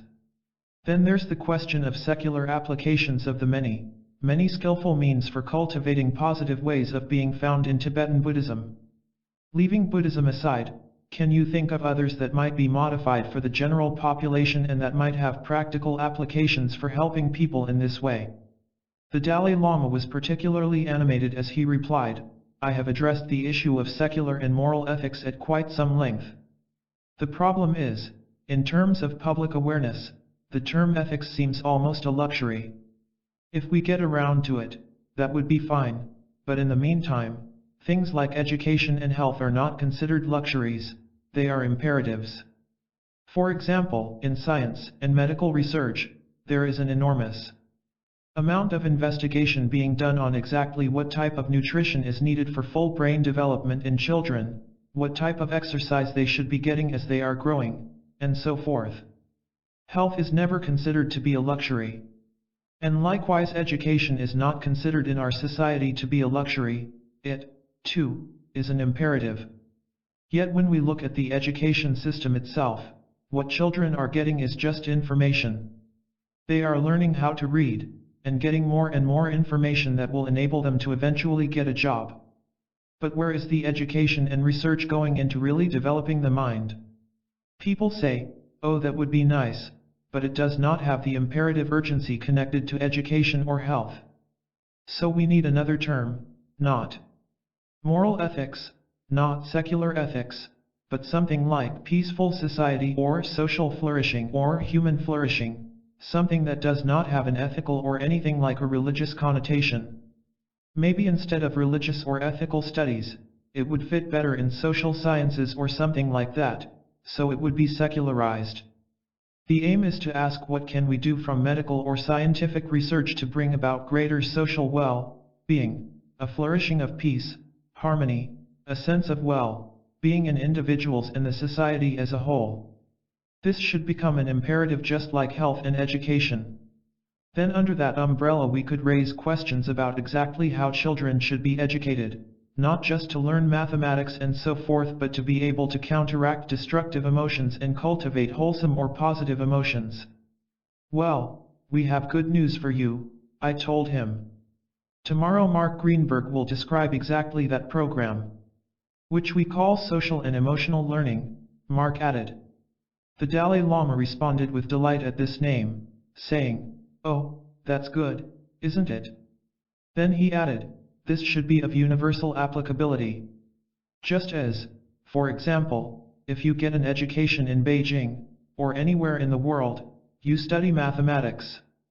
It's not considered Western or Chinese, it's universal. In a similar fashion, social and emotional learning should be considered everywhere to be just as imperative as standard science, mathematics, reading, and writing. Your Holiness, I told him, it is actually becoming an international movement, not just in the United States but in other countries, Israel, Korea, the Netherlands, to name a few. This is a good reason why Jean Psi and I are presenting together tomorrow, Mark added. If we think about this as global or universal, we have to consider how culture interacts with it. An adult education program. Paul, quite energized today, was persistent in keeping us on a particular track. Mark will provide us a good grounding for children, but the world is in a great deal of trouble right now because of adults. I hope we can spend some time designing a curriculum for adult education. If we had such a curriculum, I am quite confident we could get it tried, and we might even be able to get some support to show its efficacy. You couldn't assemble a better group than you have sitting in this room to come up with that curriculum. Gesturing toward the Dalai Lama, I said, could we turn to one consultant right here? Adults have already gotten a little crooked, the Dalai Lama replied. They are like an old gnarled tree as opposed to a nice young sapling that is malleable. When you get to be an old geezer it's harder to fix, he said with a laugh. Then he continued, of course, this is not at all to discourage the challenge, because it does need to be done. We need to do it as well as we can, but it will be a greater challenge. But if 10 people get some benefit, or even one, it's worth it, certainly no harm in trying. So, I asked him, what would you suggest? I don't know, he replied thoughtfully. But he had begun to ponder the question. Secularizing Buddhist practice. Mark Greenberg was inspired by Paul's suggestion. I want to go forward with what Paul's talking about, he said. In the secular training we might do with adults, we have already talked about the idea of putting ourselves in the position of the other. I am wondering if there's a way of secularizing your discussion of the chaining of emotion, he said, turning to Matthew, who had told the story of the warrior and the pigeons. That seems to me pretty secular, Matthew replied. There isn't an implied belief in any aspect of faith. There is a tradition that's been used and developed over thousands of years of contemplative experience, but you could explain it in a simpler way. In itself, it doesn't require a particular religious position or even a philosophy. It's just very pragmatic. That brought to mind the work of John Cabot, Zen at the University of Massachusetts Medical Center in Worcester. Using an adaptation of mindfulness meditation, which trains people to carefully observe their moment thoughts and feelings without reactivity, Cabot, Zen had helped medical patients find peace of mind, which eased their physical pain, suffering, and symptoms. I said, there are applications of mindfulness from Buddhism that are used in hospitals. Buddhism is never mentioned. It's just for patients' own good, and they get very enthusiastic about it in that situation. Likewise with empathy. In the treatment of criminals who have molested children, the first step is to have them reenact the crime from the child's point of view, because it's the lack of empathy that allowed them to do it in the first place. That's akin to the meditation practice of taking the position of the other person. Matthew commented of one of the lamas observing our meeting. Sogyal Rinpoche has been involved in some very successful programs with dying people that implement the consequences of Buddhist practice without necessarily bringing in Buddhist ideas. In his popular work The Tibetan Book of Living and Dying, Sogyal Rinpoche introduced to the West a traditional Tibetan approach to helping a dying person and his or her loved ones with the spiritual and emotional dimensions of confronting death. In Buddhist practice, Ritchie observed, according to my limited understanding, a certain level of concentration is often cultivated before some other practices are introduced. Matthew's example of a person learning to associate every action with thoughts of compassion and loving kindness is an extraordinarily difficult thing for most people to do, because they are at kindergarten level in their concentration and attentional abilities. Your Holiness, what would you counsel about an adult curriculum for individuals who don't have a very well cultivated ability to concentrate? Matthew remarked, there is no point trying to do that kind of training for hours at the beginning. It is better to have short repeated sessions, like exercises. You could have a 3-minute exercise going around your house and thinking that way. That gives you a taste for it. Or you could do it just 10 minutes a day at the beginning. How our emotions create the problem. The Dalai Lama now spoke up. I would like to present something inspired by the traditional Buddhist concept of the Four Noble Truths, but brought into the secular arena. It's not simply a technique like that of thinking a particular thought each time you open a door and so forth. It is much more analytical and cogitative. It's looking first of all at the tremendous problems plaguing our society today. As you pointed out, Paul, there's a lot of suffering. But instead of looking for all the causes outside ourselves, economics and so forth, let's agree we all have destructive emotions and then ask ourselves what the nature of these destructive emotions is, really investigate them, analyze them, and look at their effects. What impact do our destructive emotions, hatred, prejudice, and so forth, have on the society as a whole? What role are they playing in the tremendous problems and sufferings that society is experiencing right now?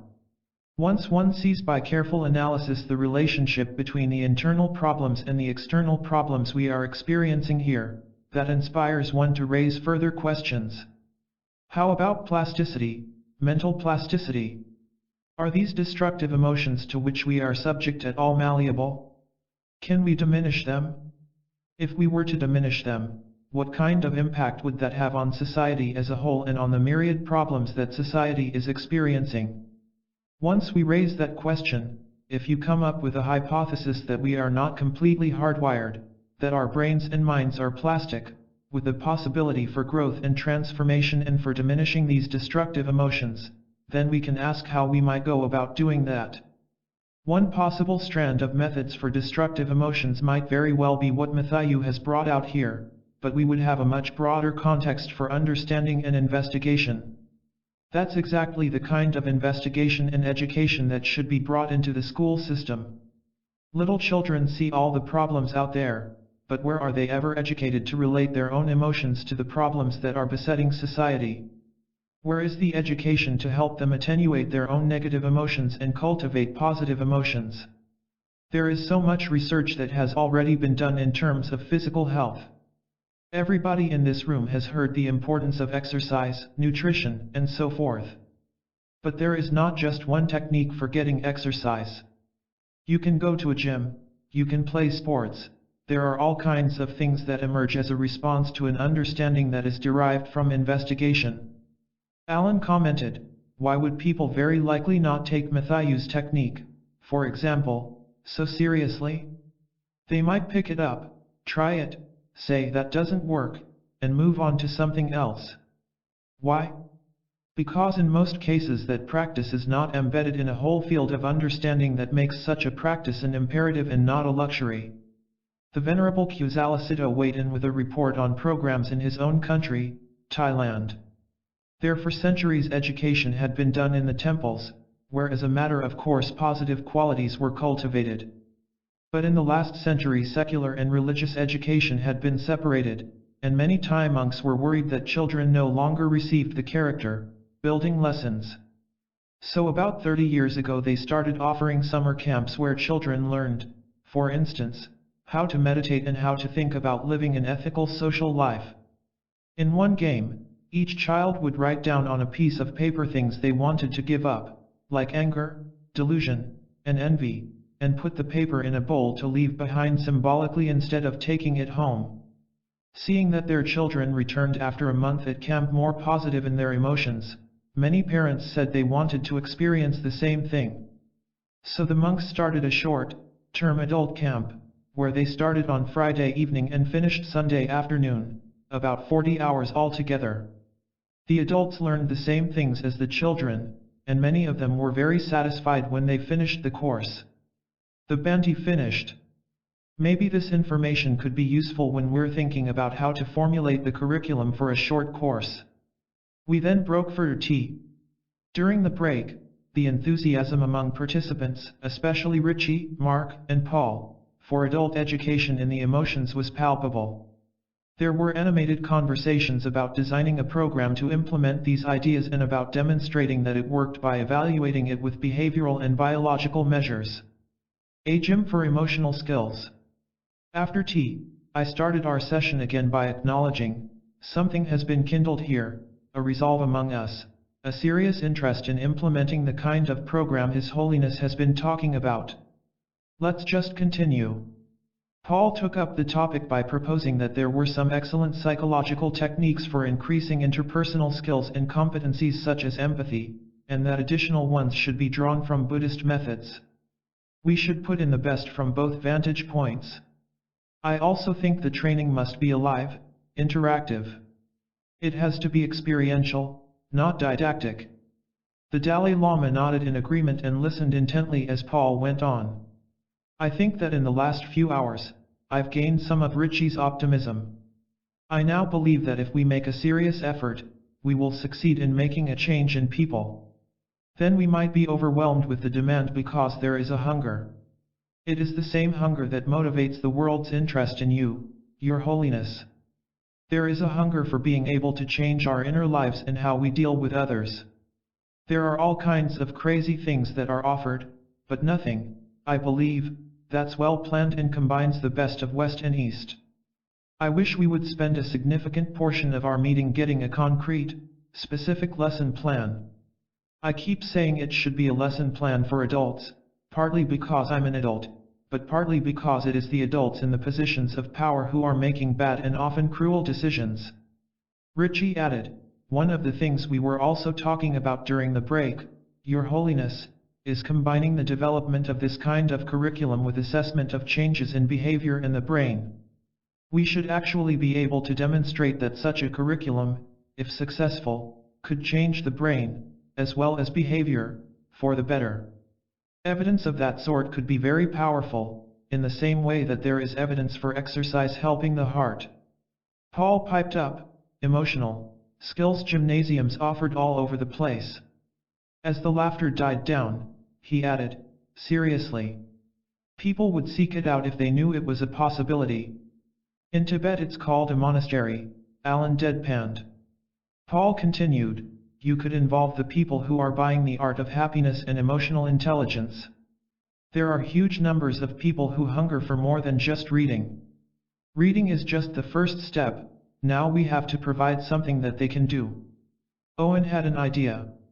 To respond to His Holiness's challenge to us to come up with a term for this, I want to suggest the ancient Greek term eudaimonia, which Augustine also used. It doesn't have an intrinsically religious connotation. It's as old as the hills, but it is exactly what we're talking about, human flourishing. Which is what we all want and have always been wanting, though our education has not served us well in this. Is there a place called a eudaimonium? I asked, joking. Like the gymnasium. Going back to Richie's point, Paul said, when you first start playing tennis, you don't get many balls over the net. But as you learn, there are changes in your brain that are the basis of the skills that allow you to get the balls over the net. That is the model. We need to become emotional tennis players. We need to have more emotional skills. I don't know if this is the time to get specific about that curriculum. Take a shot, I encouraged him. I have 3 things in mind, Paul ventured. First, we have to teach people to be more sensitive to the subtle signs of emotions in others, in their faces, their voices, and posture. We have the techniques to do that now, and we know that it's very learnable. Many people aren't very good at it, but anybody can become quite good at it in a couple of hours. Second, we have to give people training in the internal sensations of emotion, so that they become more aware when emotions are beginning. The emotions physically feel different from each other, and you can educate people about bodily sensations. It's a little harder, but it's a kind of self-awareness. There are acting techniques that we can utilize to help people learn to pay attention to this. Mindfulness of bodily sensations does the same, I pointed out.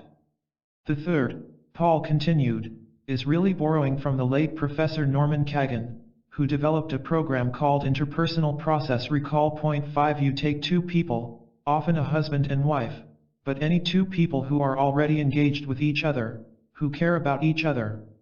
You videotape them while they try to settle a conflict. After they have settled this conflict and come to a single agreement, that's the goal, then each of them sits with an interlocutor, someone who goes over the videotape and asks them to unpack and talk about the feelings they were having that they didn't say, the responses to the other person, what was going on when they felt they were losing control. This is done with each person separately. Then they're brought back to have the conversation again. I'm not saying do it in exactly this way. But the nub of it is to give people practice in dealing with emotional conflict repeatedly, with coaches who can help them better understand the process and practice new ways of handling it. This program was widely used, actually, with prison guards in a couple of states. Jean Tsai, who would present the next day, had been listening carefully. Now she spoke up. A lot of the things we're proposing here are techniques that are used in Western psychotherapy now. For example, Norman Kagan's techniques have been used with couples who are having problems in their relationships. We can also borrow from cognitive behavioral therapies. Many people don't realize how their thoughts are linked to their emotions, resulting in particular behaviors.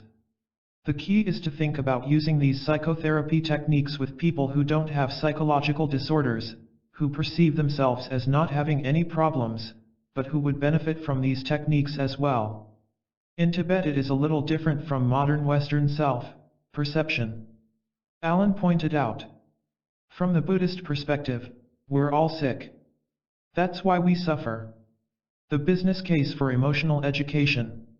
I find a problem with addressing this to adults, because it's very difficult to reach them, Matthew said.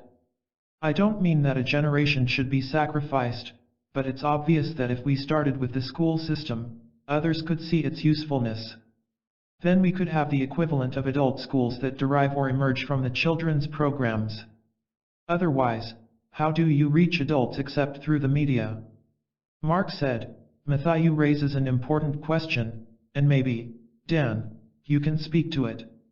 What benefits might industry see in having more emotionally intelligent workers? One of the things we learn with children, it's true of myself, too, is that repeated practice is a necessity. People cannot learn from short instances alone. And the practice has to take place daily, or at least regularly, and there has to be some important encouragement to engage in it. Because it is very hard to change, weekend workshops may have limited use. Often that is the problem with 1 hour of psychotherapy a week. That's where we can learn a lot from the Buddhist use of repeated practice. Knowing that, how do we build a model that includes repeated practice? I started thinking about industry, for example, because people come to work every morning. As it turns out, I answered, there is a very good business case for what His Holiness is suggesting. It's good for the bottom line. What's that? The Dalai Lama asked about the unfamiliar phrase bottom line. Profit, explained Alan. This may be a point of leverage, I continued, drawing on data from my books Working with Emotional Intelligence and Primal Leadership, in which I had analyzed extensive findings showing that productivity in workers and effectiveness in leaders were associated with emotional intelligence. Point 6. For example, if you take salespeople, some might sell $1 million worth a year and some 100,000. When you compare the stars with those who are average, what separates them? It turns out that it isn't technical skill or intelligence. It's how well they manage their own feelings, particularly the afflictive emotions, how motivated they are, how persistent they are, and how well they handle relationships. Just what you're suggesting, Paul, how sensitive they are to how other people are feeling, how smoothly they interact, and so on. That's what makes the difference, and that's the very domain we're talking about.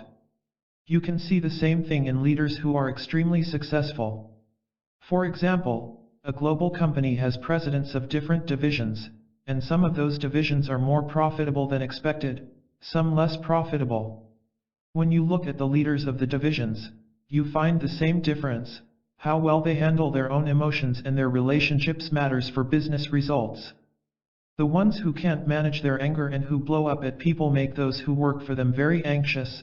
They don't do as well in terms of the performance of their division. But, the Dalai Lama asked me, wouldn't you agree that those who are more aggressive in their work seem to be more successful? Aggressive in what sense? Arrogant, assertive. It turns out not to be true. In the long run, the Dalai Lama replied, I entirely agree. To be honest, sincere, that person may be more successful in the long run. But the other may do well just temporarily. To that point, I answered, there are studies that show how a leader's emotional style affects the emotional climate of the people who work for him or her. If the emotional climate is positive, profits go up because people give their best effort. If people don't like the boss, if they feel bad when they're working, then it harms the company because people just do a good enough job, not their best. The leaders whose styles are most positive are inspiring. They can articulate shared values for what they're doing that employees find meaningful or compelling, then keep reminding them of that mission. Those leaders create a positive climate and see a very positive outcome. Likewise, leaders who spend time making relationships harmonious among people, getting to know them, have a very positive effect. The same is true for leaders who take a person aside and ask, what do you want for your life, your career? How can I help you develop the way you want to? Leaders who are collaborative, who make decisions by listening to what everybody thinks, are also very positive in their impact. But the leader who is coercive, who says, do it because I say so, has a bad effect on the climate. The arrogant leader can be effective in narrow situations, when there is a real emergency and it's important to follow orders. But if that's the only way you lead, it's very negative. So in industry, as you were suggesting, Mark, there's a strong rationale for introducing this kind of curriculum. How to help people change in this way in a business setting has also been studied, and it's very much like Matthew's model. You can't do it in a seminar. You can't do it in just a weekend, because you have to help people change some basic habits, and that takes using on the job situations as continual learning opportunities. If a boss has a bad temper but wants to improve, he has to practice each day in every situation he can, over many months, then he changes. New problems, new remedies. As the Dalai Lama later told me, he was quite satisfied that most of the group seemed to agree on the importance of developing a practical program. But he also felt cautious. He had too often seen groups feel good about plans that were never implemented. Then, too, he wondered if what this small group felt was so important would be seen as interesting, or even relevant, by the wider world. So the Dalai Lama raised a strategic concern. He noted that people readily agreed on the urgent need to grapple with problems such as poverty and disease. But once a society became more prosperous and healthy, another level of problems emerged, one where the pall of destructive emotions was a cause. At that point, the answer lay in helping people with their mental states, he said, noting, that way we can build a better world, a better family for every individual. But the appeal of this may be very limited. We've gathered a few individuals here from the universities from all sorts of backgrounds, but you're all here because you have some kind of interest in this. But I want to know whether your recognition of the need for a whole mission of change, and also the possibility of developing some kind of training, is a reflection of a wider recognition in the society, particularly in the university, among your colleagues. Or are we representative of a very small minority here? Otherwise it's like an echo in this one room. My own view, Richie responded, is that it's broader than just this room. For example, the American Psychological Association, which is the largest organization of psychologists in the world, about 45,000 psychologists, has launched an initiative called Positive Psychology to focus on human flourishing. And they've used the word flourishing. They say that we have spent too much time focusing on negative traits and we now need to turn our attention to positive traits. I think there is some recognition in the academic community that the time is ripe to turn our attention to these things. The Dalai Lama nodded, satisfied. Paul added, I believe it's more than in the academic community. It's in the business community, it's in the medical community. It's not that there's a recognition that we can learn something from Buddhist practice, it's a recognition that we're not solving the problem. That's the recognition, and it is very widespread. Yes, that's it, the Dalai Lama said, emphatic. A consensus on what's wrong. I'd add a longer-term perspective, Mark Greenberg said. The breakdown of religious practice for many people and the breakdown of neighborhoods in many cultures, not just in America, have caused a fragmentation that has led to many aspects of violence. I often have to respond to the media regarding violence. The first question is always, what do we do about these violent children? The next question always comes to the broader issue. What's wrong with our society? Why are we operating without the right kind of social controls, as well as the right kind of inner development? What do you mean by social control? I asked. With a totalitarian spin, that phrase could be ominous. The amount of violence in the media is an example of a lack of social control in America, Mark answered. Lack of gun regulation, of course, is another one. We know that causes a much higher rate of violence in our society than in many other societies. The Dalai Lama observed that if our discussion reflected a wider recognition within society and within many disciplines, then wouldn't it be beneficial, instead of us trying to map out the curriculum or framework, to take it further by drawing in a wider number of people, and include them as colleagues in dialogue, and then try to flesh out the specifics? Then we could introduce a very clear, practical plan or proposal to send to some department of a certain government, and maybe even the United Nations as well. Francisco Varela entered the discussion with a different perspective. Your Holiness, you've heard the opinion of some of my friends here, who are all from the United States, and it may not be completely universal. The United States is a very peculiar culture. The situation in my country now, France, is not quite like that. France has centuries of placing enormous importance on education that is oriented to rational performance, in the truly Western style of reason over emotion. Children have a fantastic education but are extremely focused on intellectual performance. To start moving that white elephant, as it were, is going to take a long time, and there is no public awareness or recognition of the need for any form of learning in parallel to deal with one's emotions and relationships. This would be, for France, a pioneering idea. Although everybody acknowledges that social violence is a problem and there is currently a revision of the educational system going on because of that, it is a revision within the traditional parameters. There are little things here and there, but I want to be a little less optimistic about our current situation. The Dalai Lama agreed that European countries such as France might be more resistant to trying such a novel educational approach. But he felt that America, being so diverse and so much younger a country, might be more open-minded, offering a laboratory for experimentation, and that if there was some success, European countries might eventually follow. The key point, he felt, was to take action. He had seen too many other such discussions raise enthusiasm about good works, only to have people's resolve later dissipate. So he cautioned, it is important for us to make sure that the conversations we have here don't remain simply as expressions of opinions or aspirations, but rather to try and implement them practically. Somebody has to change how things are implemented, so how do we reach there with, as we say, warm heart? The conversation itself is good karma, but it has to go beyond our accumulation of good karma to be implemented into society. Paul, responding to His Holiness's point, proposed a meeting to plan the curriculum we had been discussing. And, in fact, he took action. That meeting was held in Boston the next year, with an expanded group, to plan the program and its scientific evaluation. Help for natural scatterbrains. Getting back to the content of the program, Matthew suggested, one point we would certainly add to Paul's 3 points is a short session of introspection. After all, the best thing we can do is to look in the mirror of the mind.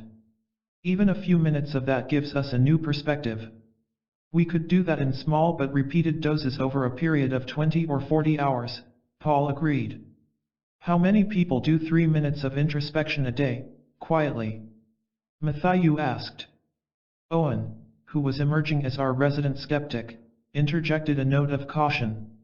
Just to make sure that we don't try to reinvent wheels that are already out there, we would need to look into what is being done already, at least in the area of moral education in public schools in the United States.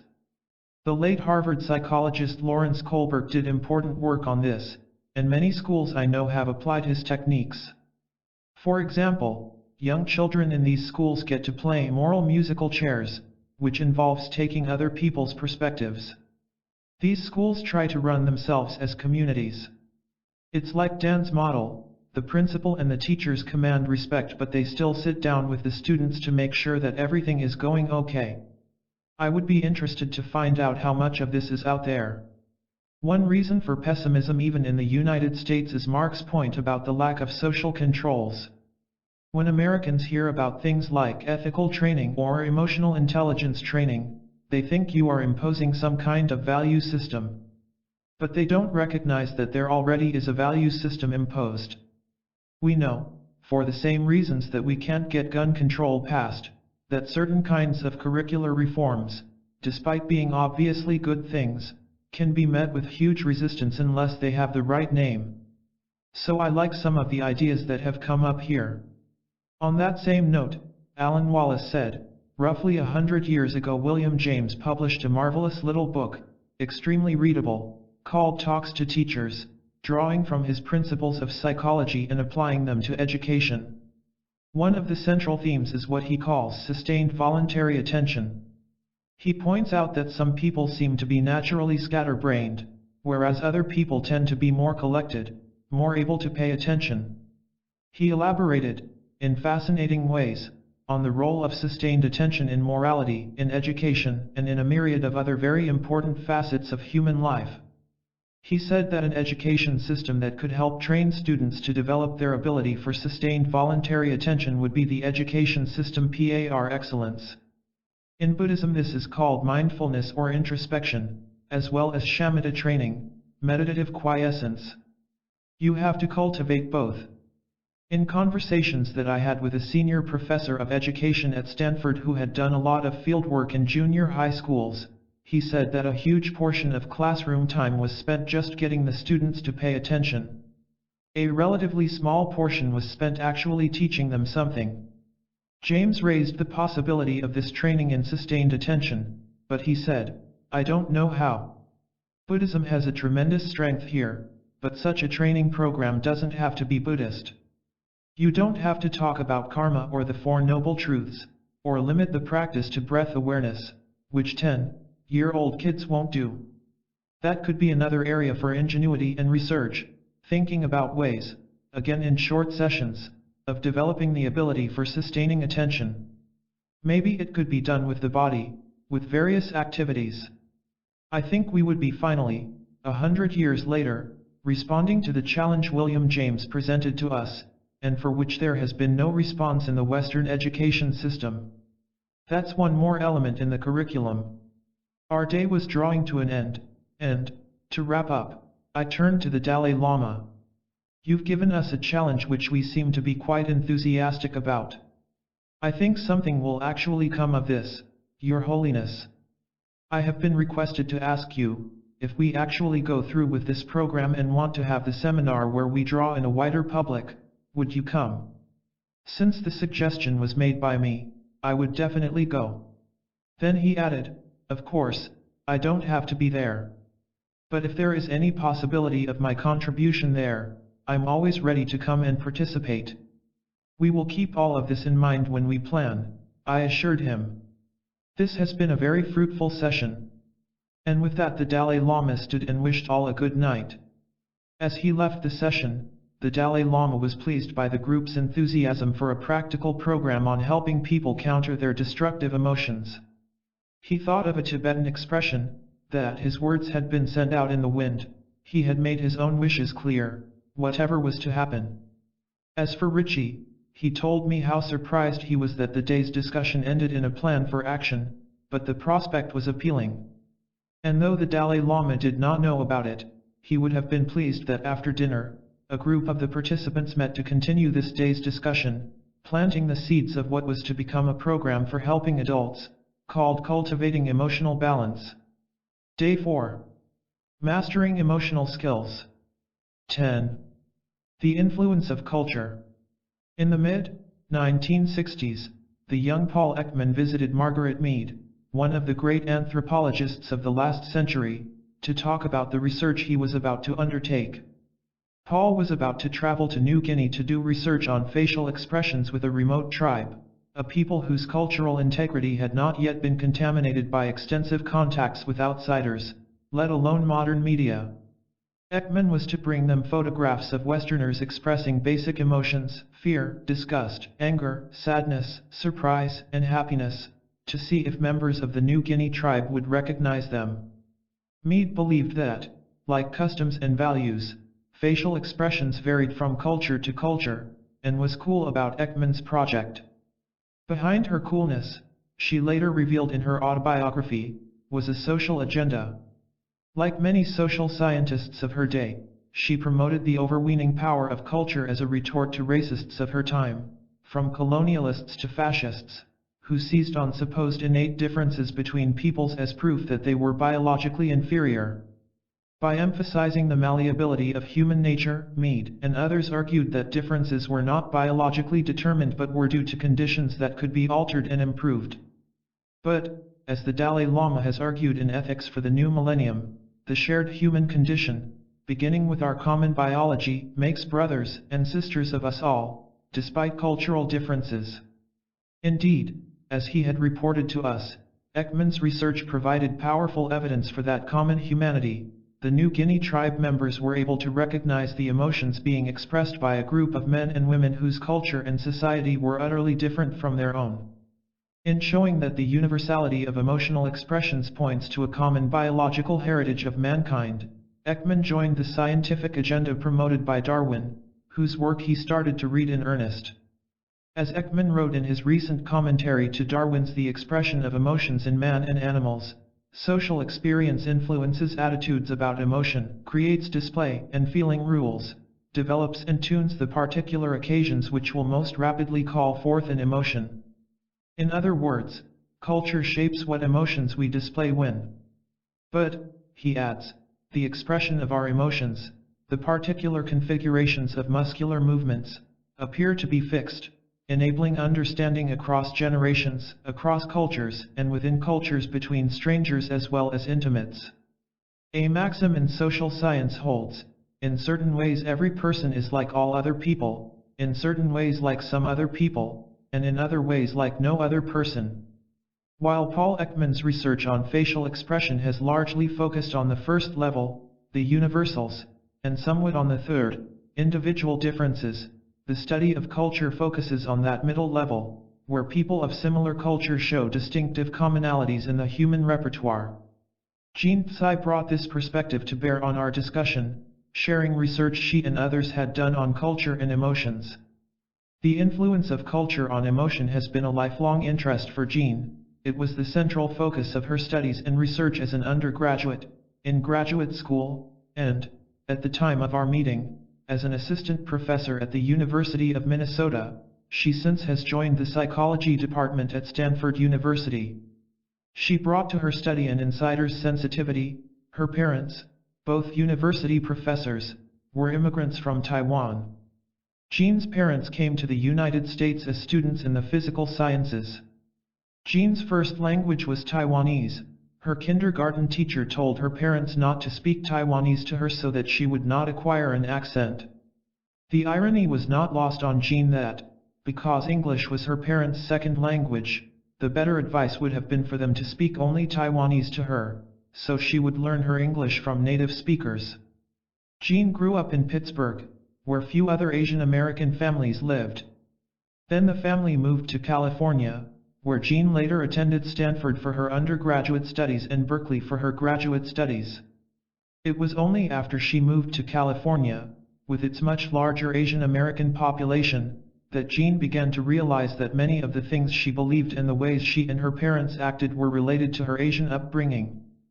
More particularly, Jean began to see the many ways in which she felt and feels very Taiwanese. Among these were a sense of humility and loyalty, and a sensitive attunement to and concern for how others feel. The self-effacement that stems from these attitudes, Jean realized, often gets misread by European Americans as low self-esteem or lack of confidence. Such realizations spurred Jean's interest in the impact of culture on psychology, a topic she was able to explore at Stanford, where she found she could meld her scientific and personal interests. By the time she did her senior thesis on differences in relationships between young and old in Chinese Americans and European Americans, the field of cultural psychology, which had an early heyday in the I-960s, then faded, was reviving. At the same time, her classmates were caught up in the identity politics of the late I-980s, with questions of what it meant to be Asian American very much on the minds of Jean and her friends. That led Jean to question the extent to which culture influences who we are and how we feel, think, and behave. In other words, as a psychologist, to incorporate culture into the scientific dialogue about human behavior. Jean chose to do her graduate work at Berkeley so she could study with Robert Levinson, an eminent researcher who was beginning to explore how emotions vary across cultures, genders, and ages. The research Jean began then, and has since continued, was to be her subject this morning. The day begins. In the opening moments while people were seating themselves, I asked the Dalai Lama in an aside, "Are you feeling better?" Like the weather, which was clearing, his cold was better today, he said, but a lingering cough still bothered him throughout the day. Although the monk in attendance kept the room spotlessly clean, with a care that showed his reverence, he wouldn't touch the materials that the scientists left on the table. By this morning the green tablecloth was strewn with papers, cameras, and the brain model lying in pink pieces, in addition to the usual recording gear. It was like a snapshot of debris left behind by the high energy that had built in the group the previous day and continued through our evening discussion, where more plans had been laid for the program to cultivate emotional balance. To start us off, I returned to the analogy of weaving a rug. Yesterday we continued to weave our design, and a pattern is emerging very clearly.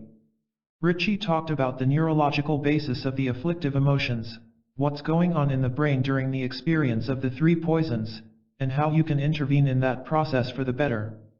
It is clear that brain science can't really speak to some issues of deep interest from a Buddhist perspective, such as whether or not consciousness is solely in the brain.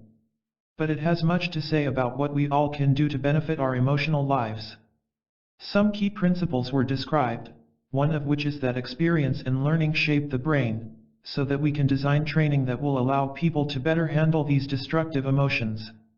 Turning to the Dalai Lama, I added, our afternoon discussion, I thought, was quite animated. There was lots of energy around the idea of creating an action plan to give people practical methods to put into practice the principles of the secular ethics that you yourself have been describing. This is a very worthwhile agenda, and we should pursue this collectively, not just with ideas, but with action. After our break, Mark Greenberg will describe some programs for school children that are already showing promising results. But first we're going to step back from all this and look at a fundamental issue.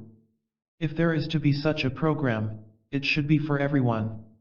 We need to pay attention not just to the ways that people are the same, which is what we've been looking at so far, but also to some important differences, particularly in relation to culture. What is the impact of culture on emotion? Does it fundamentally affect how we would approach this project? What issues should we keep in mind as we go ahead?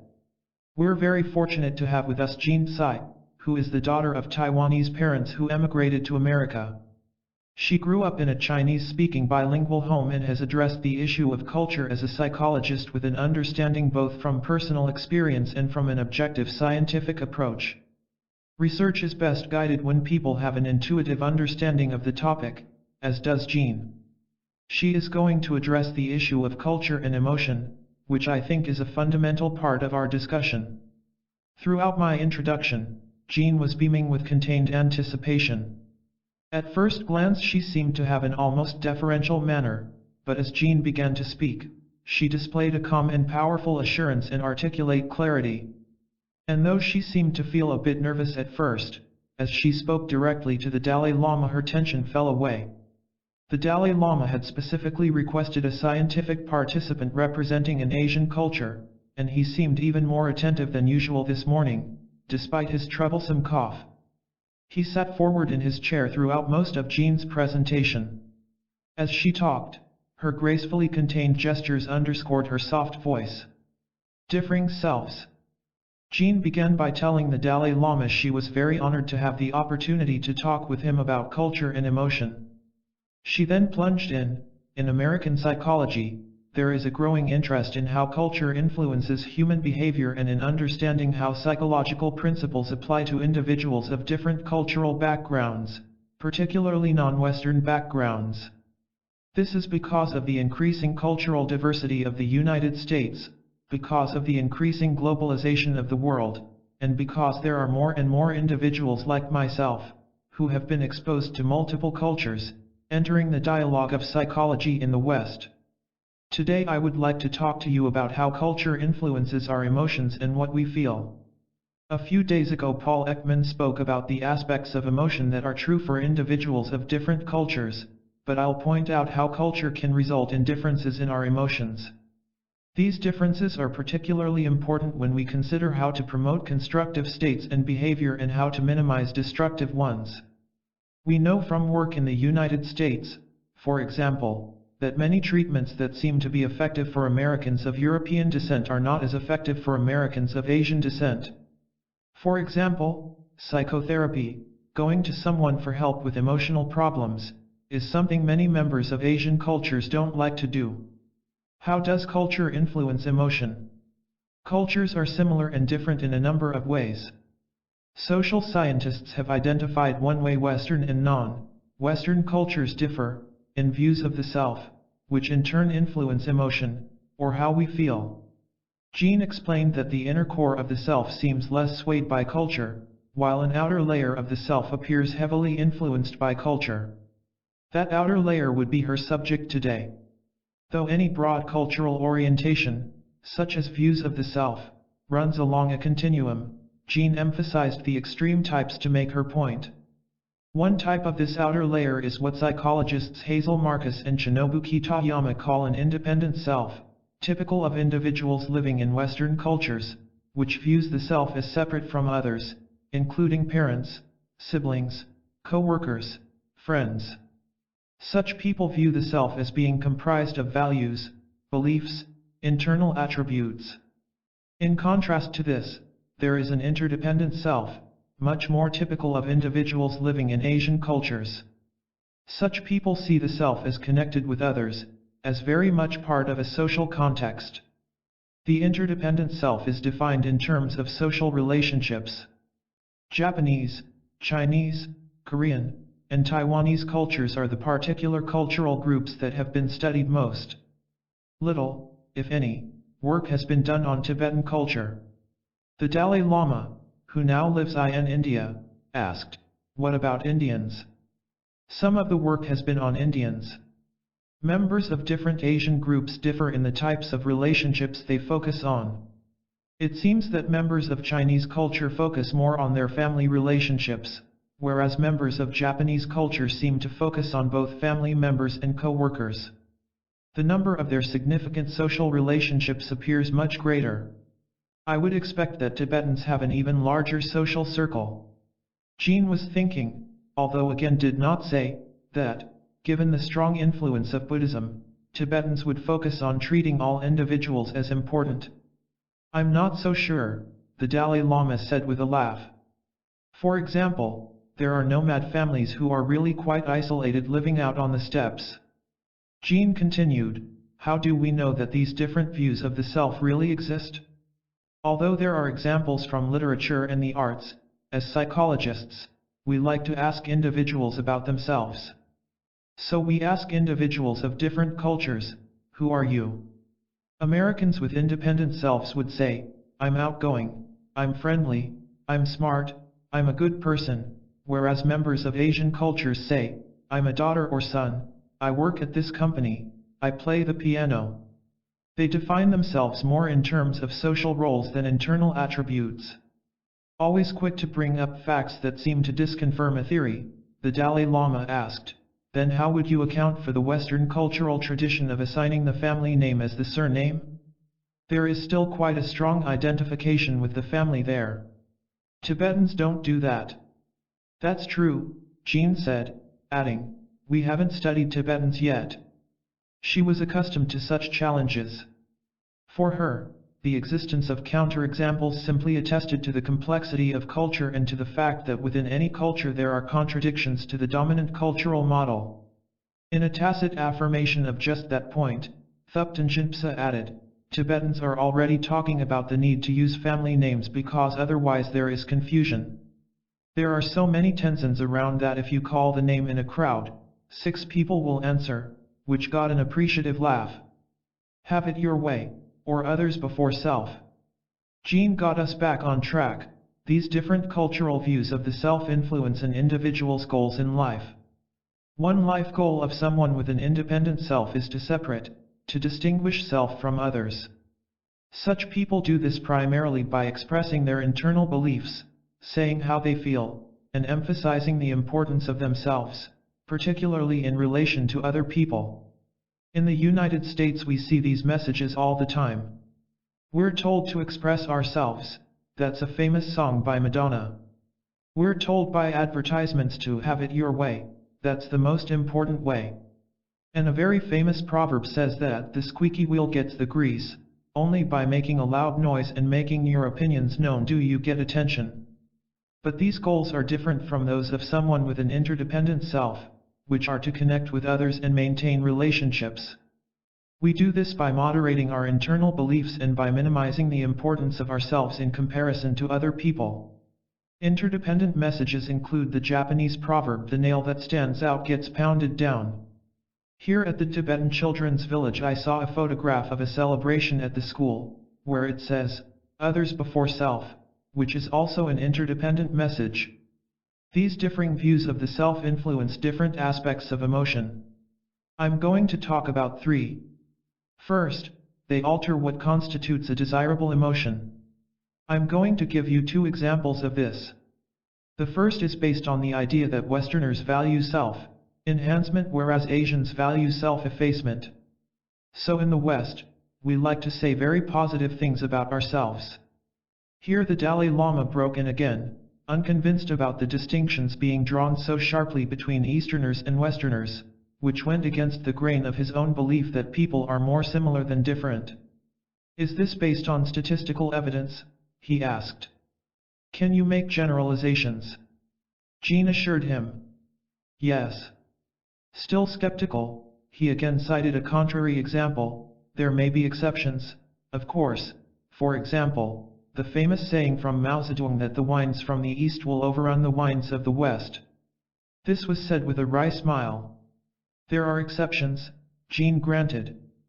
In the interests of making an argument, Jean had found, cultural psychologists are forced to talk about differences in their more extreme forms, while, of course, recognizing the considerable variation that exists within cultures. She had found initial resistance to be a common reaction among people hearing about cultural psychology for the first time, particularly those who feel that focusing on cultural differences may divide rather than unify people. Still, Jean, like myself, was a little surprised by the Dalai Lama's seeming resistance to the notion of cultural differences. We had expected he would be very intrigued by cultural influences on emotion. Feeling good about yourself. Jean continued, Asians value self-effacement, because we want to promote relationships with others, we're more critical of ourselves. This is perhaps best illustrated by the concept we call self-esteem, how we regard ourselves. We measure it by giving people questionnaires that include such statements as, on the whole I am satisfied with myself, I feel that I have a number of good qualities, I take a positive attitude toward myself. People with high self-esteem agree strongly with these statements, and people with low self-esteem don't.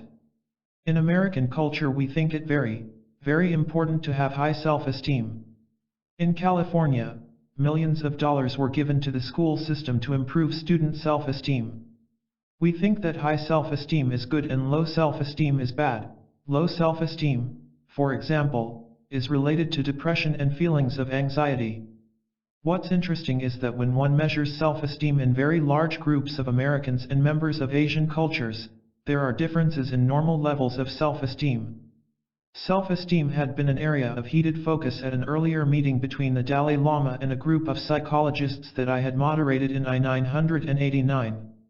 Back then he had been shocked to hear, for the first time, that a common problem among some Westerners was that they did not think well of themselves, that is, they had low self-esteem.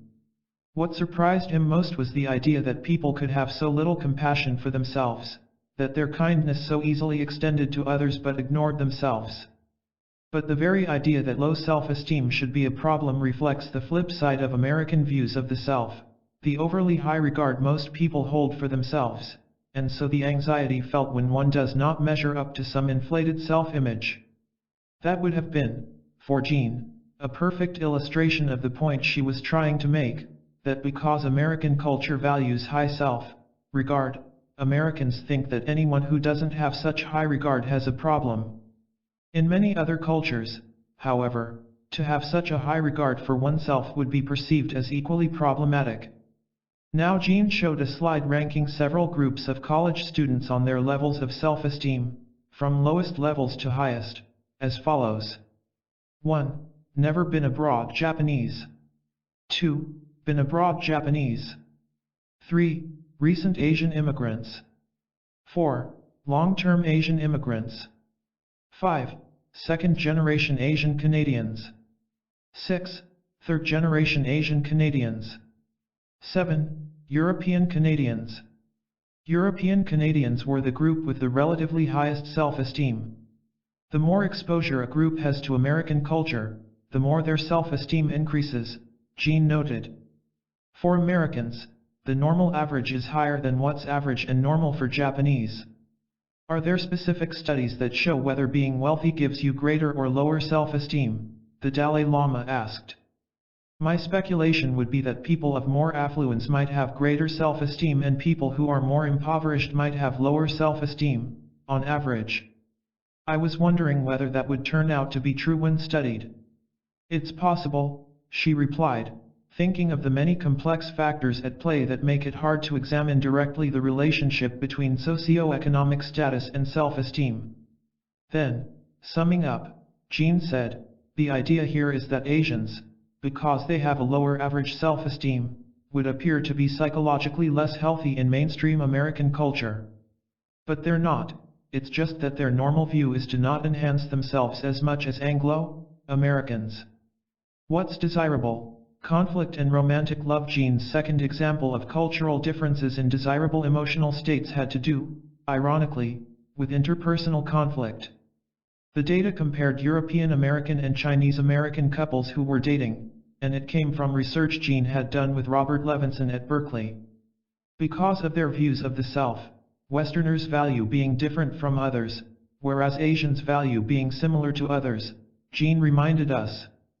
Westerners value conflict or disagreement more than Asians because it's an opportunity to express their internal state, and therefore conflict feels better for Westerners than it does for Asians.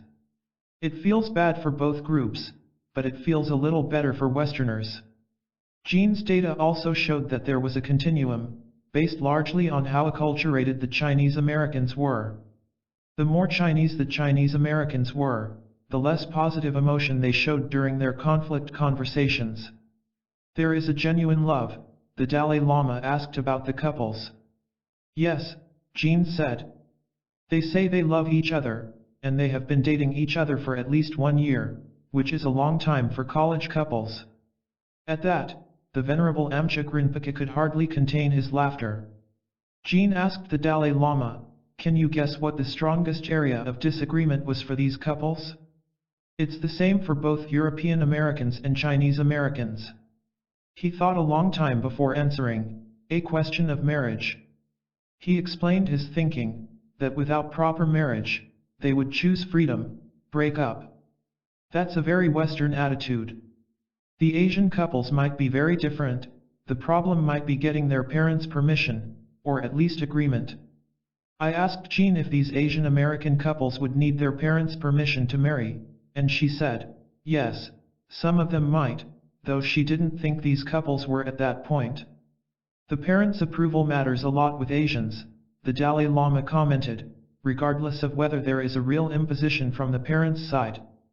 Even in the Western context, if the relationship between the father and daughter is very good, the good daughter will take into account the good father's feelings.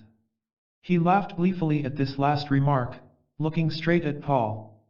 On the previous day, Paul and his daughter Eve had had a private conversation with the Dalai Lama, and Eve had asked for his views on how to avoid destructive emotions in romantic love. He had given some surprising advice, to envision the negative aspects of the person you're involved with, to bring them off the pedestal of idealization to make the other more human. That way, he said, your expectations from the other person will be more realistic, and you will be less likely to feel let down by what they do. He also advised that love needs to go beyond simple attraction to include mutual respect and friendship. That advice seemed pertinent to Jean's findings. Picking up the thread of her comments, Jean said, "What's interesting, Your Holiness, is that the strongest area of disagreement for both the European American and the Chinese American couples was the same. They were all worried about jealousy. It all had to do with one partner spending too much time with another person." The Dalai Lama brought his reasoned logic to the realm of passion. If human beings are truly rational and if they are able to utilize their faculty of intelligence well, then in a modern secular society where there is a lot of sexual freedom, there should be less premise for jealousy because there is a lot of freedom. Yes, Jean replied, but we're not rational beings all the time. Alan observed, isn't the implication that college romances aren't very rational, getting a laugh from the Dalai Lama? All romances, Paul quipped. That prompted a more serious question from me for the Dalai Lama about the Buddhist view on the subject. Jealousy is clearly an afflictive emotion, right? Is romantic love? After a good deal of discussion in Tibetan, Alan explained that it's difficult to translate the exact meaning of romantic love into that language. Romantic love had been unpacked for the Dalai Lama to mean that in many cases it's not simply attachment in the afflictive sense but a more complex mixture of attachment, caring, and affection. That explanation had come from Thupten Jinpa, who, though once a monk, is now married and the father of 2. Indeed, as Alan observed, at these meetings with scientists the 2 ex-monks, he and Jinpa, sometimes offered in back channel their own views on such issues as a balance to those of the lifelong monk, the Dalai Lama. The Dalai Lama had at first assumed that romantic love was the same as sexual desire and, from the Buddhist perspective, came under the category of a mental affliction. But Alan raised an objection, pointing to the issue of afflicted compassion as a parallel. As he pointed out, they were dealing with hybrids where one element may be seen as afflicted, while the other is not. To which Jinpsa added that the non-afflicted aspects of romantic love included feelings of closeness, empathy, companionship, and other aspects of a warm and enduring love. The Dalai Lama concluded, romantic love is complex, for it includes not only sexual desire but a human element as well. For instance, people don't feel romantic love for an inanimate object, though they do feel attachment. So romantic love usually includes both sexual attraction and such human elements as loving kindness and compassion. That being the case, it is not true that romantic love is simply a mental affliction, because it's multifaceted, with some elements being afflictive and others wholesome. Even so, from the Buddhist point of view, although it may not be one of the afflictive emotions, it is an afflicted state because the basis of that love is strong attachment. And this attachment colors the love that you feel, the sense of intimacy and closeness toward the object of attachment. The question is whether there could be appropriate forms of that attachment, and even from the Buddhist point of view, you can say yes. Even attachment can be very useful because the associated loving kindness and compassion are beneficial. Jean then summed up the reactions of the romantic couples while they talked about some area of conflict in their relationship. She assessed negative reactions, such as anger, belligerence, and fighting, as well as positive ones, such as affection, happiness, and validation of the other person. We found that there were no culture differences in the amount of negative emotional responses, but there were differences in the amount of positive ones. The European Americans experienced more positive emotion during conflict than did the Chinese Americans, supporting the notion that in Western cultures, conflict is more desirable than in Asian cultures. Easygoing Asian infants. Another way in which cultural views of the self influence emotions is in the physiological component, how our bodies respond. As independent selves, European Americans place a greater value on high arousal states because it's important to be in a pleasant state. So they show higher physiological arousal during emotion, and then tend to be slower to return to a low arousal state during the recovery period. In contrast, interdependent selves place a greater value on lower arousal states. Independent selves are focused on themselves and want to feel positive, but our own high arousal may make other people feel bad. So interdependent selves want to show lower arousal during emotion, and they may be faster to return to a lower arousal state so that other people won't feel bad. In other words, for interdependent selves, one's own emotional state should have minimal impact on other people's emotional states. Then Jean turned to corroborating data from Jerome Kagan, a developmental psychologist at Harvard, who compared the physiological reactions of 4-month-old infants from Beijing with European American infants of the same age. 11 They showed these infants a number of sensory stimuli, moving objects, and then looked at their behavior. They found that the European American infants cried more, vocalized more, and fretted more. They looked more worried. The Dalai Lama was intrigued, leaning in and gesturing forcefully as he discussed the data with the translators. He sought an explanation. This is very interesting. Are there any significant differences in the experiences they have had for the first 4 months? That's the question, Jean said. That's what we don't know. This is crucial, the Dalai Lama said. If there was a difference in their experience, that might rule out a genetic explanation. Differences observed even so close to birth could be due to environmental influences in utero working through the mother's emotional reactions, or in how babies are handled and responded to from birth onward. Right, Jean said, picking up on the implication. We don't know if these differences are genetic. Is there an understanding from the developmental psychological perspective, the Dalai Lama asked, at what stage the child has a cognitive recognition of the mother? Jean deferred to Mark Greenberg, a developmental psychologist. It depends on the sensory modality, Mark explained. In the first days of life, babies can differentiate their mother's breast pad from another mother's by smell. Immediately, the Dalai Lama asked. So there's a spontaneous feeling of dependency.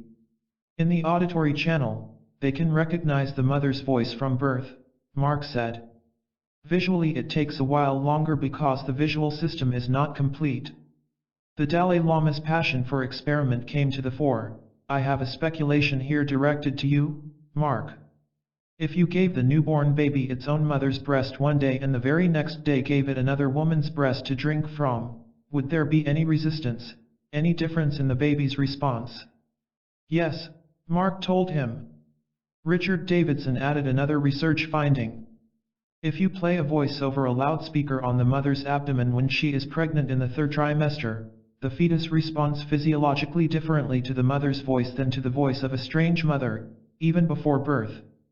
Still, Jean observed, it is unclear whether these differences are genetic or due to differences in the early environments. And what if the children are from Taiwan? The Dalai Lama asked. Jean replied with a smile, I'd like to do that study. The Dalai Lama pursued the issue of environmental influences. It may also make a difference whether the child was brought up in an orphanage or daycare right from the beginning. Yes, Jean agreed. If the parents are at work, the infants may be in daycare, the Dalai Lama said, still pondering Kagan's data from Beijing. In a communist system that often happens. Yes, that's right. So we can't say it's the Chinese or Asian influence. Jean agreed again, adding, we haven't been able to deconstruct the reasons why there might be these cultural differences. But one possible reason is views of the self. The Dalai Lama's questions made Jean wish that cultural psychology as a science was further along. All of the things that he mentioned, practices of child rearing, the varying quality of parenting across cultures, could well be sources of the cultural differences Kagan and others have found. At this point there was just too little data to identify the cultural factors. The Dalai Lama raised another point, since communist China is such a unique Asian society, where there is deliberate social engineering, if you want to use that word, it may not be a representative example of all Asian communities. That's true, Jean agreed. But other Asian groups who aren't influenced by communism show similar differences in comparison to Westerners or European American culture. Jean went on to present just such data, comparing Chinese American infants, children born in the United States to Chinese parents, and European American infants. 12. The same pattern emerged. The basic finding is that the Chinese American infants were better able to calm themselves after being agitated than were the European American infants. Again the Dalai Lama had a question about methodology. I am wondering about the differences or commonality of conduct of the family environment in which these children are raised. Unfortunately, said Jean, the authors of the study grouped the infants only by their cultural heritage and didn't look at other specific factors that might influence these differences. Jean was finding the Dalai Lama's questions astute in pointing out what was not known in cultural psychology, as well as in suggesting possible mechanisms by which culture may be exerting an influence. She summarized that, for whatever reasons, Asian infants are less aroused and better able to calm themselves than Western infants. Some evidence suggests this difference is retained in adults. For instance, in the couples study, the Chinese American couples showed less heart rate activity during conflict than the European Americans. Jean then cited supporting data from a study of the startle reflex, just like the one that Paul Ekman and Robert Levinson had done with Lama Ozer.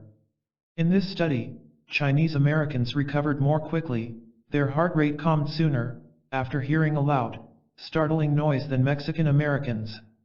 In general, the larger the startle reflex, the greater a person's typical emotional reaction. These data, Jean said, suggest there may be something about cultural environment that influences how we respond physiologically to emotion, but too little is known about this as yet. Focus, on oneself or on the other. Yet another cultural difference is that during emotional events, Asians tend to focus on others and Westerners on themselves.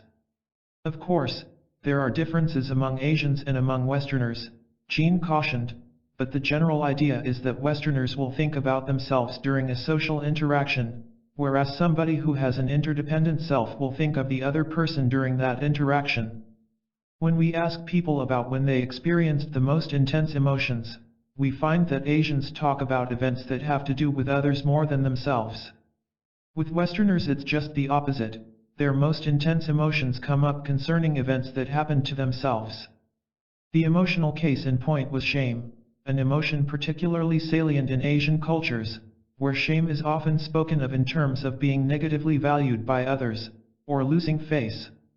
Jean presented data from one of her own studies comparing the Hmong, a Southeast Asian group from Laos, and European Americans. She read aloud a European American male's description of a shame experience. "I accepted a job to be an assistant manager and I thought I'd be good at it. About 5 months later it dawned on me that I was really bad at it and I was really ashamed about how bad of a manager I was. I was embarrassed and ashamed at my poor performance." In contrast, a Hmong American female wrote about feeling shame this way: "I'm an ex," which is a Hmong name.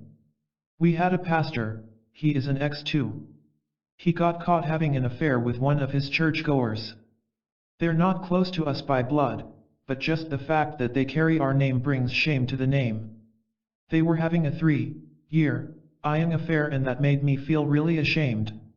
It was somebody else's actions that made her feel shame. They didn't even know each other, but they belonged to the same clan, the primary social unit in Hmong society, and so shared the same name." Another example came from a study of college students who were asked to read hypothetical scenarios in which they had to imagine that they did something wrong or that their brother did something wrong. The Chinese felt much more shame and guilt when their brother was responsible for an action than did Americans, Jean said. Then she summarized: "Compared to Westerners, Asians experience more shame and guilt, as well as pride, when others are responsible, because their views of the self are based more on others. So cultural views of the self appear to influence how we experience emotions. What's a desirable emotion, whether we put our attention on ourselves or on others? Culture seems to get into our bodies, influencing our physiology. I think that these cultural differences have implications for how we develop programs like the ones we spoke of yesterday. For example, if we come up with a program for the development of emotional competence, it's likely that Americans will think everybody else needs the program but they themselves don't need the program, whereas it may be different in Asian cultures." To that, the Dalai Lama reposted wryly, "I don't know how uniquely American that is, because even Tibetans, when they hear teachings of the Buddha being given, on the whole would think, well, that is for others, as if to say, they need it, not me." That led Jean to wonder if the same would be even more true among Americans when it came, say, to cultivating compassion. Jean cited studies showing that Americans, more than members of other cultures, think they're above average, better than most people. Unfortunately, that attitude is very American. We need to design programs that are seen as appropriate so they're acceptable to members of different cultures. I think that by acknowledging cultural differences and incorporating them into our programs, we can really begin to achieve universal training toward compassion.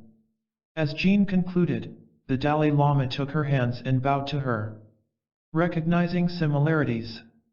Though the Dalai Lama was keenly interested in Jean's presentation as she spoke, he felt a basic skepticism about the importance of cultural differences relative to mankind's common heritage and the universality of the human predicament.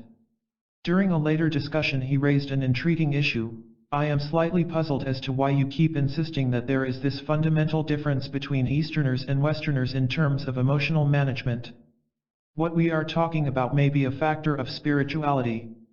The differences may not really lie in different cultures as such, or ethnicity, but rather in differences in the legacy of religious traditions.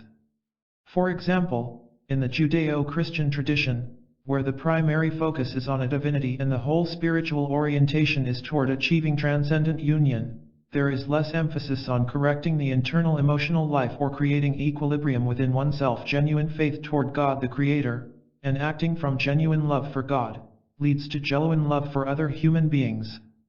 Then such things as killing, stealing, or raping are against your belief in God. That's a very powerful message about becoming a good human being. But the ultimate aspiration of a practicing Buddhist is the attainment of nirvana. The emphasis is within oneself, so then these negative emotions and the resulting actions become important. Now we have to know what's going on within the mind. In Buddhism, then, the aim is different. From the cultural perspective, you see, Buddhists have a fundamentally different orientation toward emotion. From that point of view, even subtle degrees of grasping the reality of self and the world becomes obstructive and negative. So maybe the difference really comes from the fundamental orientation, toward the transcendent or toward internal development. But, putting religious belief aside, we are not talking about these subtle differences here. Now we are talking about secular ethics. And when it comes to that, I don't believe there are any fundamental differences between Westerners and Easterners. This is my fundamental belief. Then, becoming more animated, he added, sometimes I believe scholars overemphasize differences within their field. They don't take a holistic view, seeing how it's unified. They focus on small differences. Even within myself, just one person, there are so many differences: the morning Dalai Lama, afternoon Dalai Lama, evening Dalai Lama. A lot of differences, in state of mind, even empty or full stomach. We were back to the central issues raised in that long ago conversation between Paul Ekman and Margaret Mead, the social agenda implied by cultural studies. Jean agreed with the Dalai Lama's point that both cultural similarities and differences exist and that within individuals there is considerable variability in their behavior. Indeed, at a certain level, individuals are fundamentally the same. However, she felt that the magnitude of cultural differences remained open to scientific inquiry and was what she and others were trying to determine. She also agreed that one's decision to focus on cultural similarities or differences did depend somewhat on one's social agenda. Her interest in cultural differences was largely in reaction to their being completely ignored in most American scientific contexts, creating a need to bring them to the attention of Western psychology in the first place. Jean was acutely aware that when Western psychology spoke of universals in emotions, they too often really meant mainstream white Anglo-American. Similarly, she realized that the Dalai Lama, whose goal was to unite people of different cultural traditions, wanted to focus primarily on the ways in which they were similar, or the universal nature of human experience. Now Jean took up the Dalai Lama's point. First, definitely the dominant religious traditions in Asian and Western cultures differ, and they may explain the cultural differences in emotions that I've described today. What's interesting is that in the studies that I showed you this morning, the Chinese Americans weren't Buddhist. They were Christian, too, and still there were those differences. But, she added, I agree with Your Holiness that there are lots of individual differences within each cultural group, and really, what these cultural views of the self represent are different overall ways of being that individuals are reacting to. Of course there are Westerners who are very interested in Buddhism and who are probably more interdependent. But still, each individual within a cultural context has to react to the dominant messages in some way.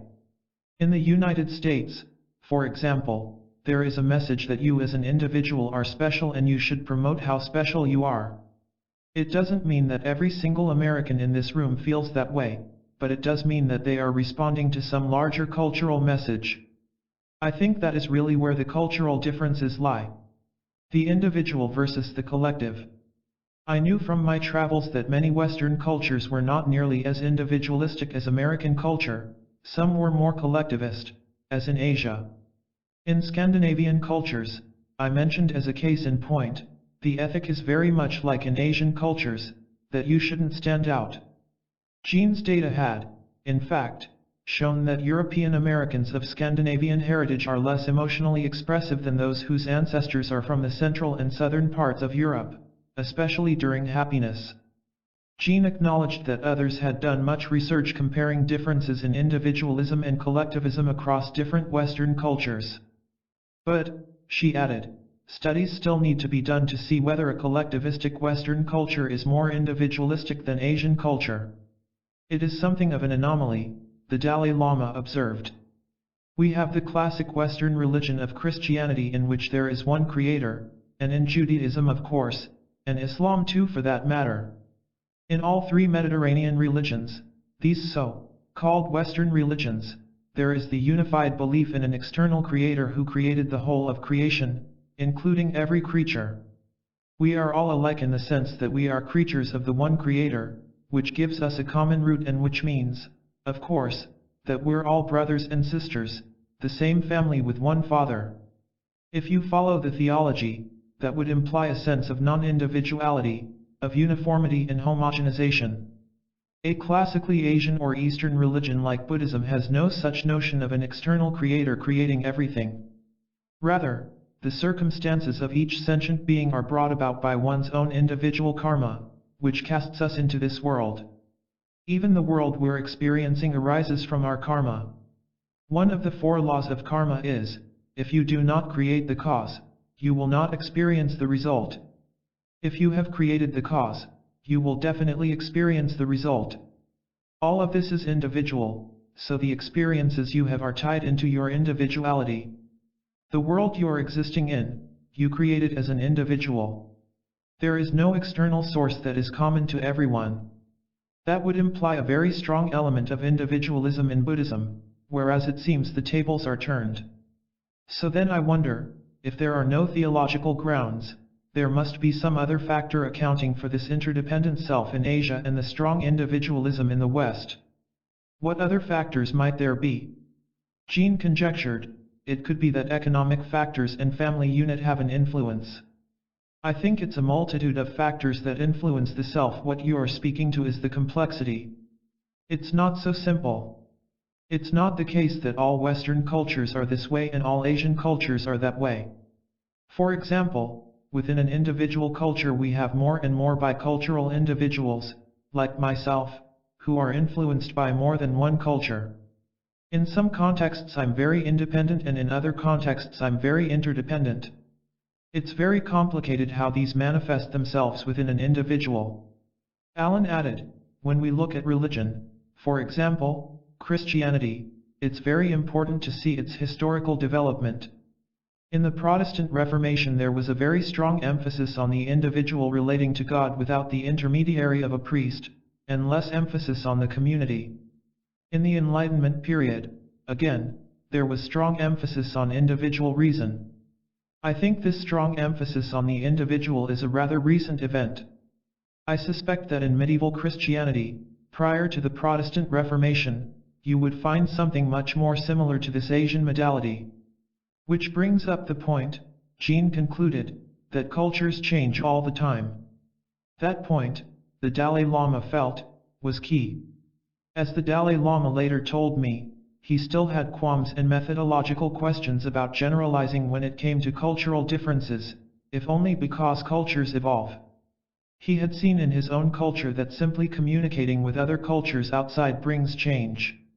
It might be useful to know about differences such as the degree to which given emotions are expressed by a group, but even so, everyone feels the same emotions underneath.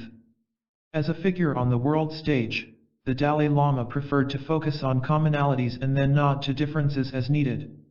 His core belief, that people are essentially the same at the fundamental level, meant that he did not look at whether someone is Chinese or Indian or American, but rather sought to find solutions for the human dilemmas faced by everyone. At the tea break there was a much more personal exchange between Jean and the Dalai Lama. She had felt it important to let him know that she empathized with the Tibetans in their struggle with communist China. He told her that he felt no animosity toward the Chinese, and of the great respect he had for Chinese culture. She took the opportunity to tell him that while honoring their Chinese heritage, many Americans of Chinese descent also sympathized with the Tibetan struggle. When he told her how moving this was for him, Jean's eyes filled with tears, and so did his. 11. Schooling for the Good Heart. As I was writing my 1995 book Emotional Intelligence, I searched for ways to make the case that children could benefit greatly from an emotional education in schools. In those days, however, that was a radical idea for education, and there were few schools that were actually doing what I was arguing for. Fewer still were the emotional literacy programs that had any data to support their effectiveness. One of the rare exceptions was an emotional education curriculum developed by Mark Greenberg, who would be our next presenter. The Paths, promoting alternative thinking strategies, curriculum helped deaf children learn how to use language to better understand and manage their emotions, to become aware of and recognize their feelings and those of others, and to regulate them. Those skills also happen to be the main elements of emotional intelligence, and in my book I cited Mark's program as a model for teaching emotional literacy, called now by educators, as Mark had mentioned, social and emotional learning. After the tea break, we shifted our focus to social and emotional learning. I pointed out that many schools have already put into action for children the kind of program for adults we had been formulating the previous day. I told the Dalai Lama that Mark, a pioneer in creating one such widely used program, would tell us about them.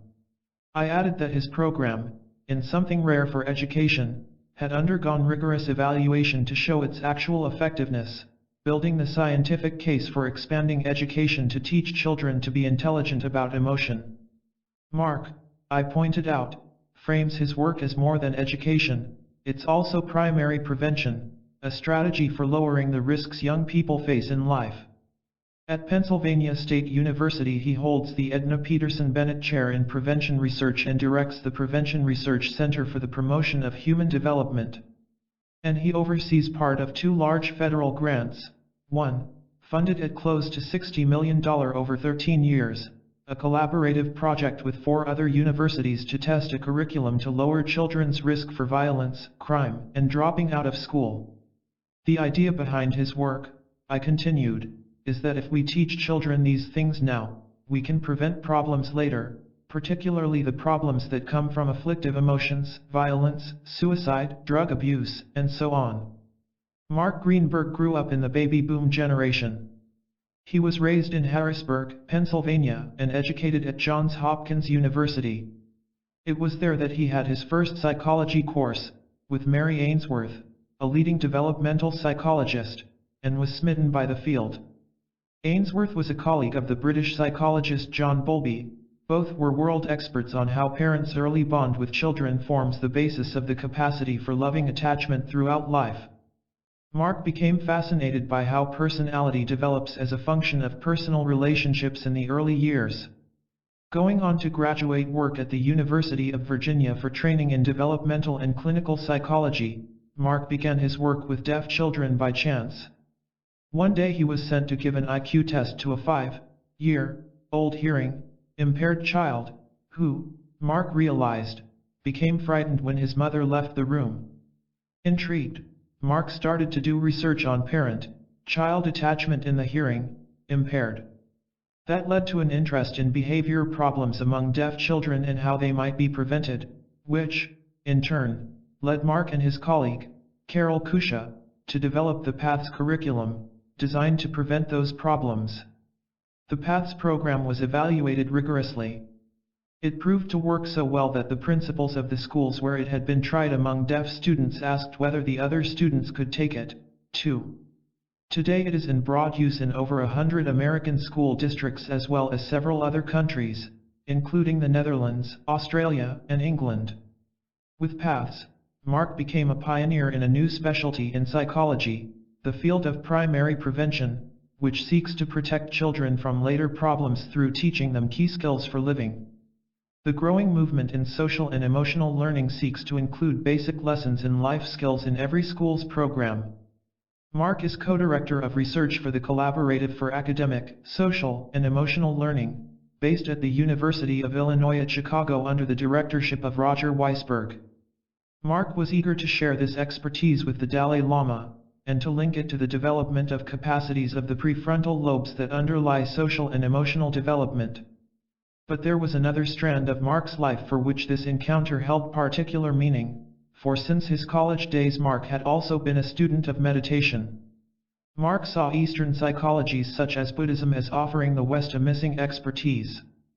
The methods of psychotherapy and psychology aim to help people develop a healthy ego, emotional maturity, a sense of self, efficacy, and the like. But the goals of Western psychology basically stop there. As transpersonal theorists such as Daniel Brown and Ken Wilber have argued, Eastern psychology, while recognizing that you have to build a healthy ego before you can let go of it, also focuses on the next step, the development of the self past the ego.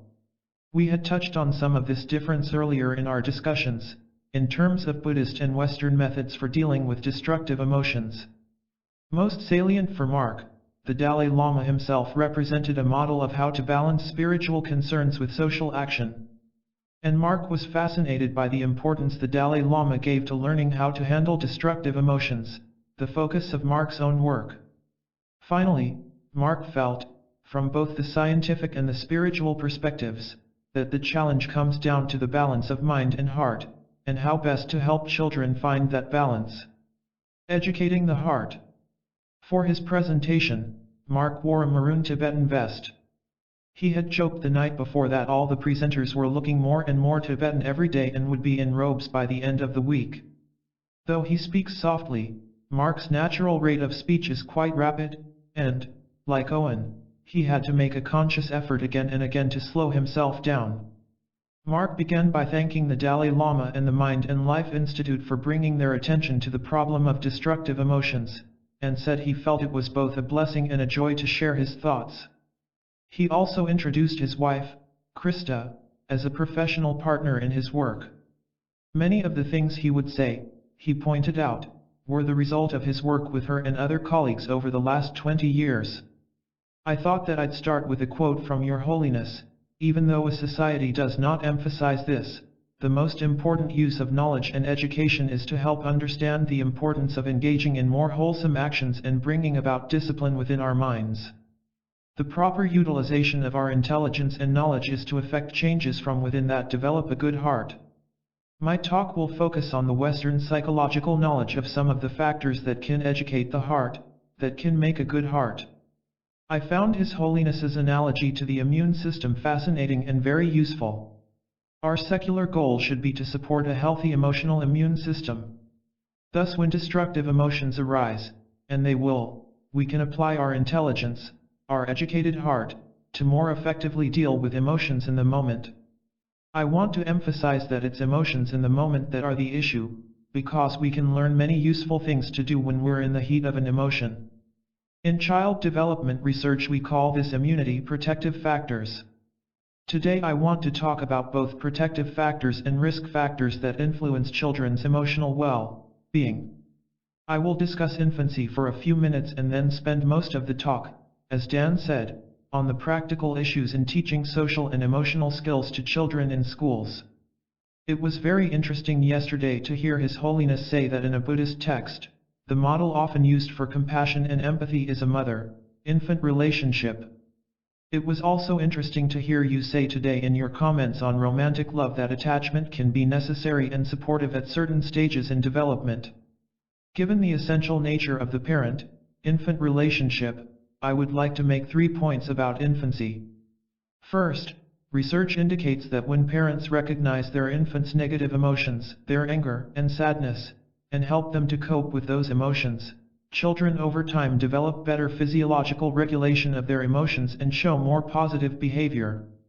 On the other hand, when parents ignore or punish infants for showing these emotions, or get angry at them, I see many parents who get angry at their infants and toddlers for getting angry. Over time, children, knowing that certain emotions can't be shared, shut them down.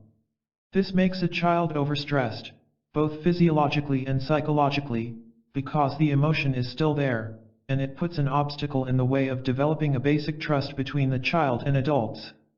Mary Ainsworth's observations of infants and their mothers identified such patterns. By 1 year of age, some infants will avoid contact with the mother rather than go to her when they are upset and distressed. They have an approach/avoidance conflict about having emotional and physical contact. We know that infants who have those problems are not learning a healthy way to manage their emotions. The second point is that one of the most important of many factors that place infants at risk is maternal depression. Mothers who have high rates of sad feelings, who are lethargic and depressed, have children who later show higher rates of aggression, anxiety, and depression. Richie Davidson, in previous research, has shown that adults who are depressed have lower activation in the left frontal lobe. The work of Geraldine Dawson indicates this same pattern in mothers who are depressed. In addition, Dawson has now shown that, by 1 year of age, infants whose mothers are depressed show the same pattern, less activation of their left frontal lobes. So even in infancy, children who have depressed mothers show less positive emotion and an unusual brain activation pattern. A critical issue here is that relationships in infancy set the course for later social-emotional development. The amount of positive emotions, like joy, in the relationship in infancy is critical to setting the correct brain pathways. We know that each developmental period matters for emotional development, and we must start at the beginning. In short, making babies happy grows the circuitry that will help them have positive feelings like joy throughout their lives. The Dalai Lama later told me he was pleased to hear about this finding. He often mentioned this biological longing for affection as a key point in his own humanitarian view of ethics. His own view was that there is a biological need for such caring, akin to the body's need for food. And here was more scientific ammunition. Mark's third point focused on how broader social and emotional deprivation affects the infant's brain. We know that deprivation can affect levels of the neurotransmitter dopamine and, as a result, can affect brain development and brain plasticity. So it should be of great concern that there is a growing number of children around the world who are residing in orphanages where they are deprived of care and a close emotional relationship between the children and the caregivers. We're going to see a large increase in the number of orphans, especially in Asian and African countries, over the next decade due to AIDS. For example, in South America 28% of women who are pregnant are HIV positive, so it's estimated there'll be 1 million orphans in South America alone in the next decade. Addressing this problem is of critical concern. At that somber thought, the Dalai Lama, whose emotions typically are writ openly on his face, showed an intense sadness, almost as if he were about to burst into tears. Recovering after a moment, he shook his head and closed his eyes for a moment, as though offering a brief prayer. The prefrontal window for emotional competence. Now I'd like to move to the preschool years, Mark continued.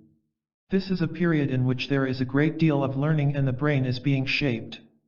There are very important social skills that begin to develop between the ages of 3 and 7. These skills are very similar to the ones His Holiness has often talked about. They include the ability to have self-control, to stop and calm down when one is upset, and the ability to sustain attention, which Alan talked about yesterday. Children also show great growth in their emotional awareness during this period. In the early phases of language development, they have very few words for emotions. However, in the preschool years, there is a dramatic growth in the child's ability to talk about emotions and to recognize emotions. And last, children can begin to plan and think ahead for the first time. For example, we can ask a 4 or 5-year-old questions about what the child would do when teased by another child. At that age, children can begin to use their new cognitive skills to think ahead and create alternative ideas or plans. These developmental skills combine information from our emotions and our thinking skills.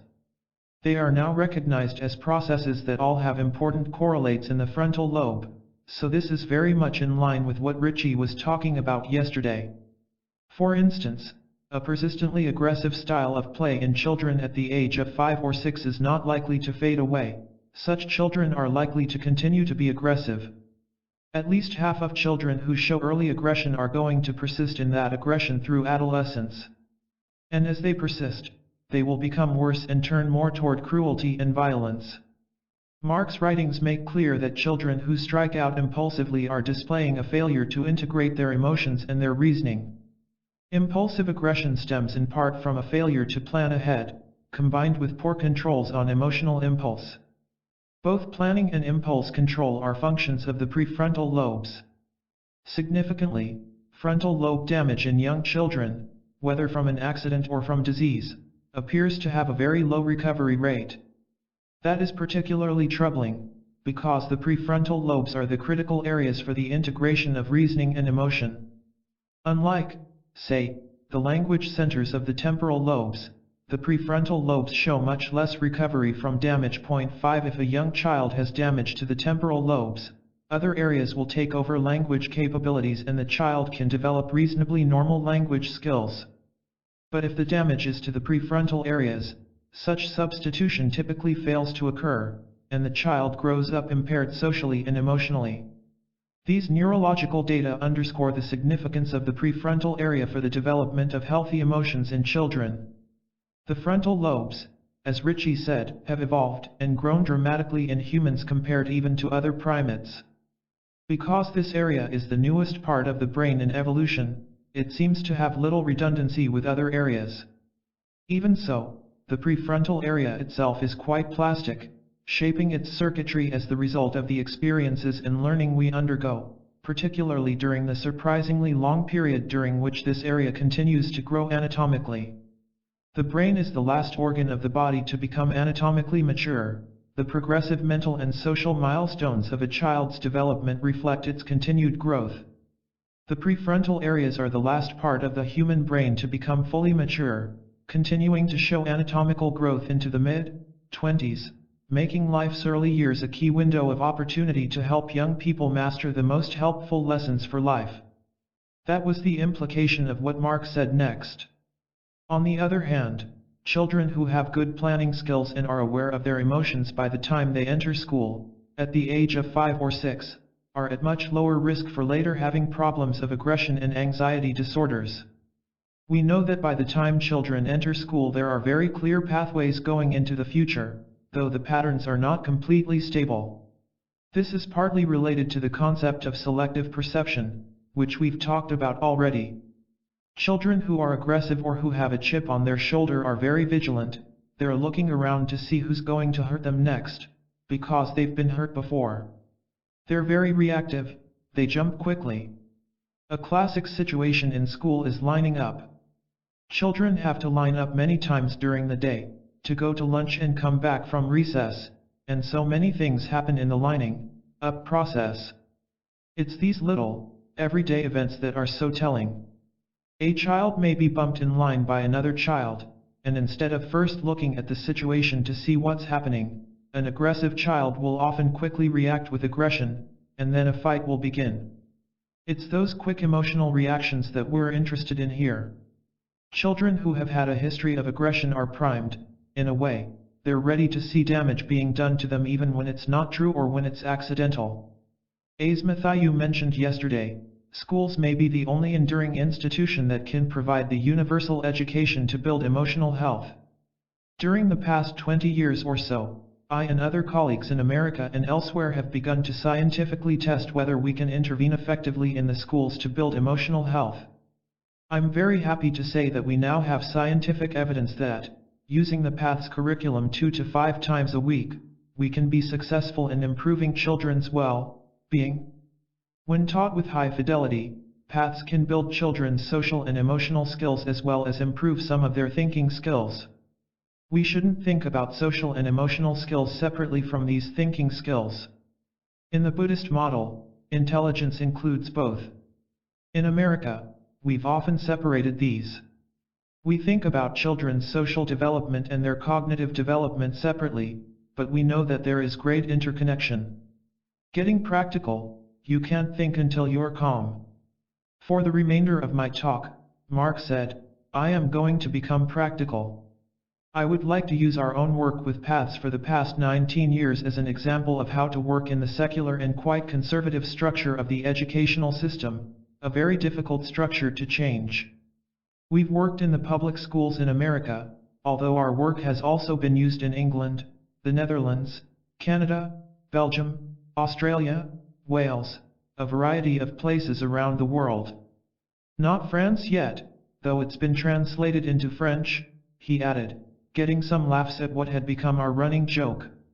I want to begin by saying that I think our work is still primitive. I'm not suggesting that it should be seen as a complete model, but really as just a place to begin. Further, I should note that our work has greatly profited from the work of many other prevention researchers, most especially Maurice Elias, Roger Weisberg, and Myrna Scherer. We know that effective curricula have at least these 5 characteristics. First, they focus on helping children calm down.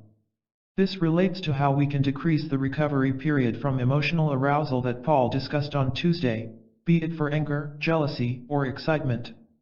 Second, they increase awareness of emotional states in others.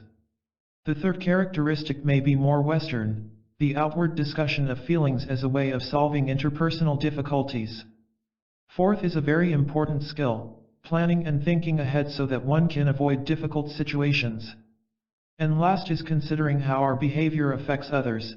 This is part of what empathy and interpersonal concern are about. To illustrate this, I'll give you some of the guidelines, what we think of as ideas to live by, that we teach the teachers and children. Then I'll talk about specific procedures that we use to develop each of these skills. We have a rule structure that we're creating for children and teachers. You might call it an ideology about how emotion works. There are 4 main ideas we want to teach children. The first is that feelings are important signals. They can arise from inside our body or they can come from outside, as a signal from someone else, and they provide very important information. This information could be about oneself, something that one needs or desires, or it could be about the needs of others. We teach children that this information shouldn't be ignored, it should be investigated. Becoming aware of emotions requires understanding how we know what we feel about the situation, how we can put those feelings into words, and how we can recognize those feelings in others. I think that corresponds in some ways to the idea of bringing intelligence, and the Buddhist notion of flourishing, into the picture, to be able to use our reason not to suppress emotions but to consider them and then make decisions about them.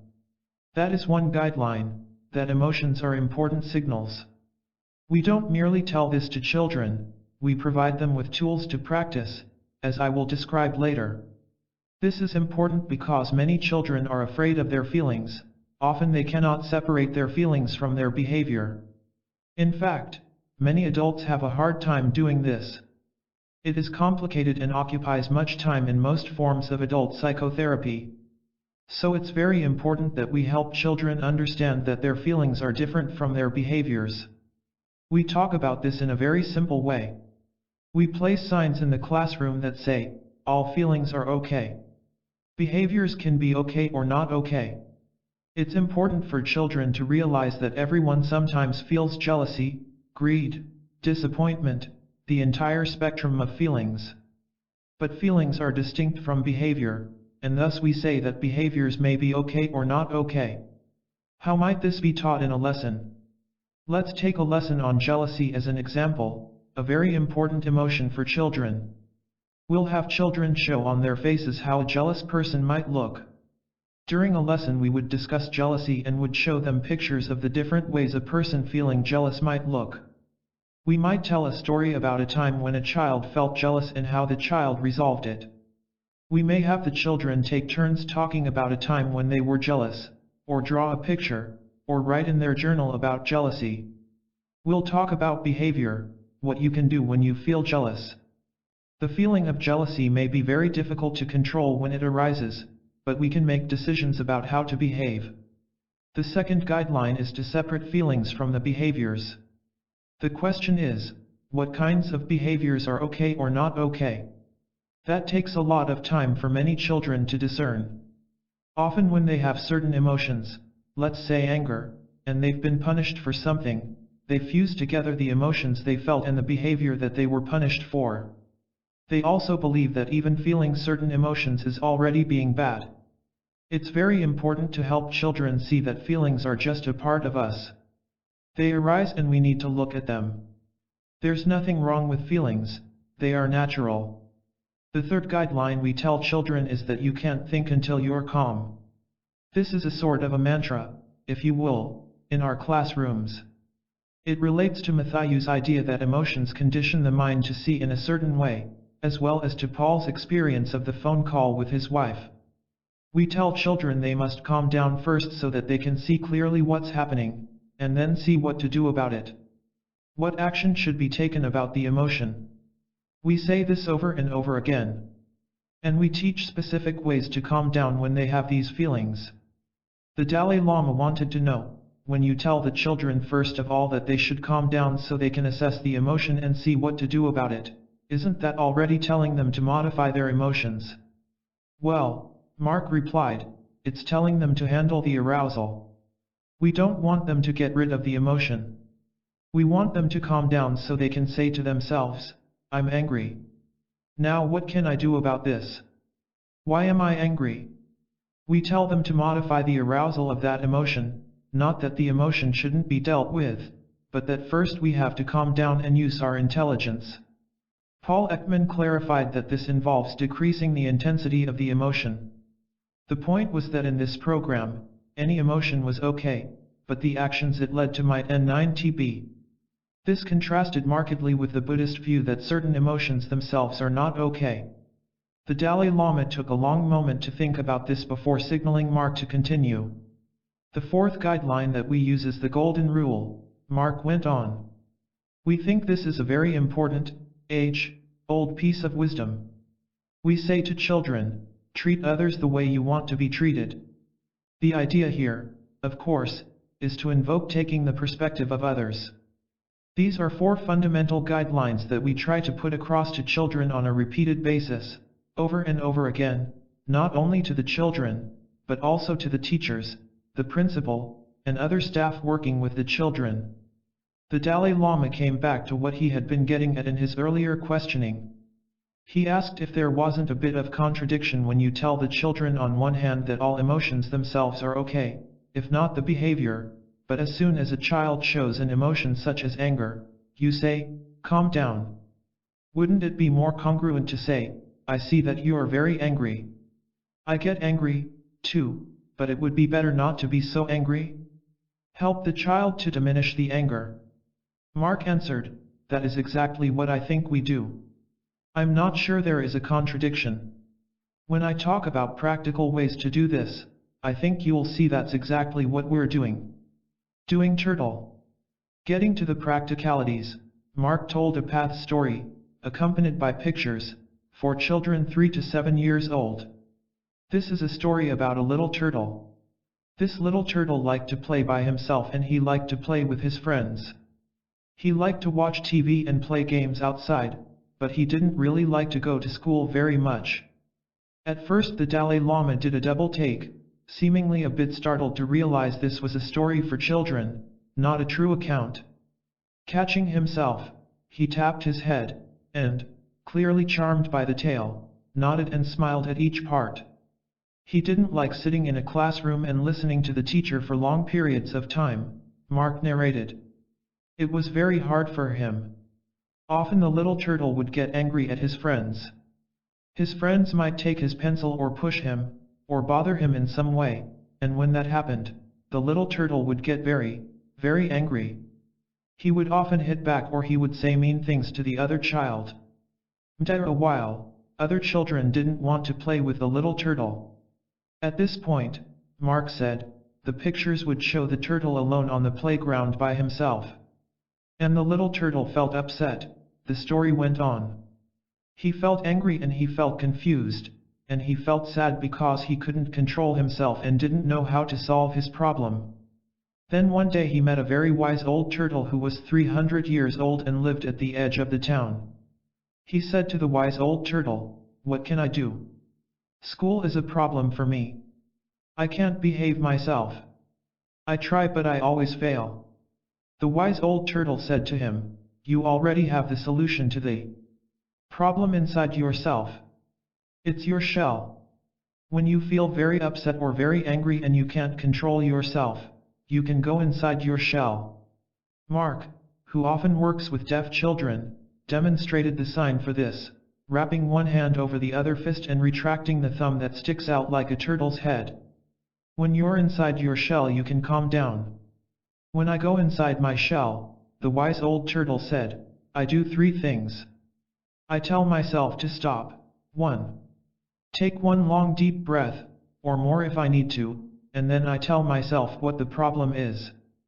The wise old turtle and the little turtle practiced this idea. And the little turtle said he wanted to try this when he got back to his class. The next day he's doing his work when another child begins to bother him. He starts to feel the anger welling up inside, his hands are hot and his heartbeat is going up.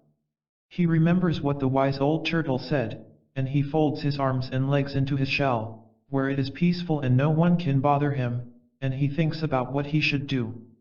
He takes a deep breath, and when he comes out of his shell he sees his teacher smiling. He tries this over and over again. Sometimes it fails and sometimes it succeeds, but little by little he learns how to control himself by using his shell. He makes friends and he likes school more because now he is a turtle that knows how to manage himself. After we tell the turtle story, we have the children act it out. One day a child might be the wise old turtle, the next day the little turtle, the next day the teacher. They act it out from different points of view. There are a few important points in the story, as I'm sure your holiness sees. First of all, the turtle learns to become aware of his feelings before he acts out destructive behaviors. The second is very important. The turtle learns to take responsibility for himself. The fact that he can control himself can lead to a feeling of satisfaction. It's a part of growing up and becoming mature. We use this story to teach a skill, Mark continued. We teach these young children to do turtle. We teach this in different ways, depending upon the context, but we always teach it in a way that uses the body. For most children we teach them to do this, and Mark crossed his hands over his chest, taking a deep breath. I'd like everyone to do this for a minute. Take a deep breath. It's very calming, and not only that, you can't hit anybody when your hands are like this, Mark said jokingly. The Dalai Lama retorted with a wry smile, but you can throw nasty glances. At that point Mark had everyone in the room do turtle, saying, we teach children, starting out at the very beginning, by rewarding them with an ink stamp of a turtle for doing this when they're upset and calming themselves down. This gives the teacher a visible sign that the children are calming down. But even more important, the Russian psychologists Vygotsky and Luria talked about how motor planning is very important to learning. We believe that children learn from the outside first through physical actions, and then it becomes more conceptual in the mind. We want them to associate an action with this idea of calming down. And in addition, it is very hard to do something physically aggressive in this state. Our work began in 1981 with deaf children using sign language. Because deaf children often have very deprived language, we would have them do turtle by doing this, Mark said, again making the sign for a turtle in his shell.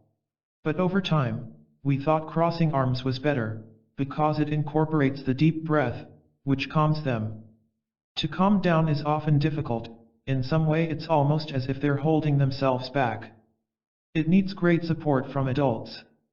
When a teacher encounters a child who looks very upset and angry, the child often can't calm down alone. We suggest the teacher take the child's hand and say, I see you're very upset.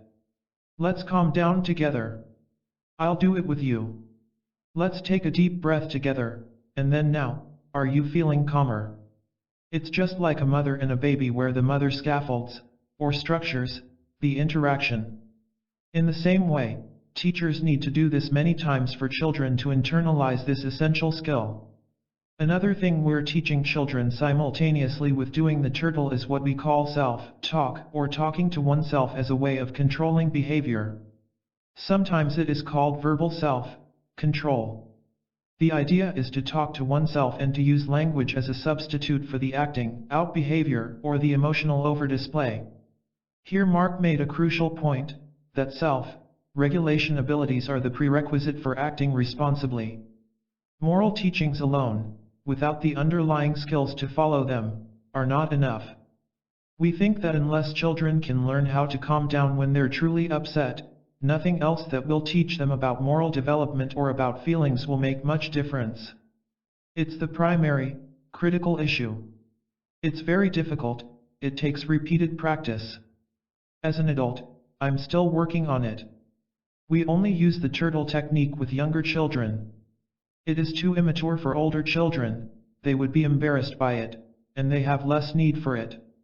But younger children, in this 3 to 7-year-old period, have much more emotional instability and difficulty with behavioral control than older children.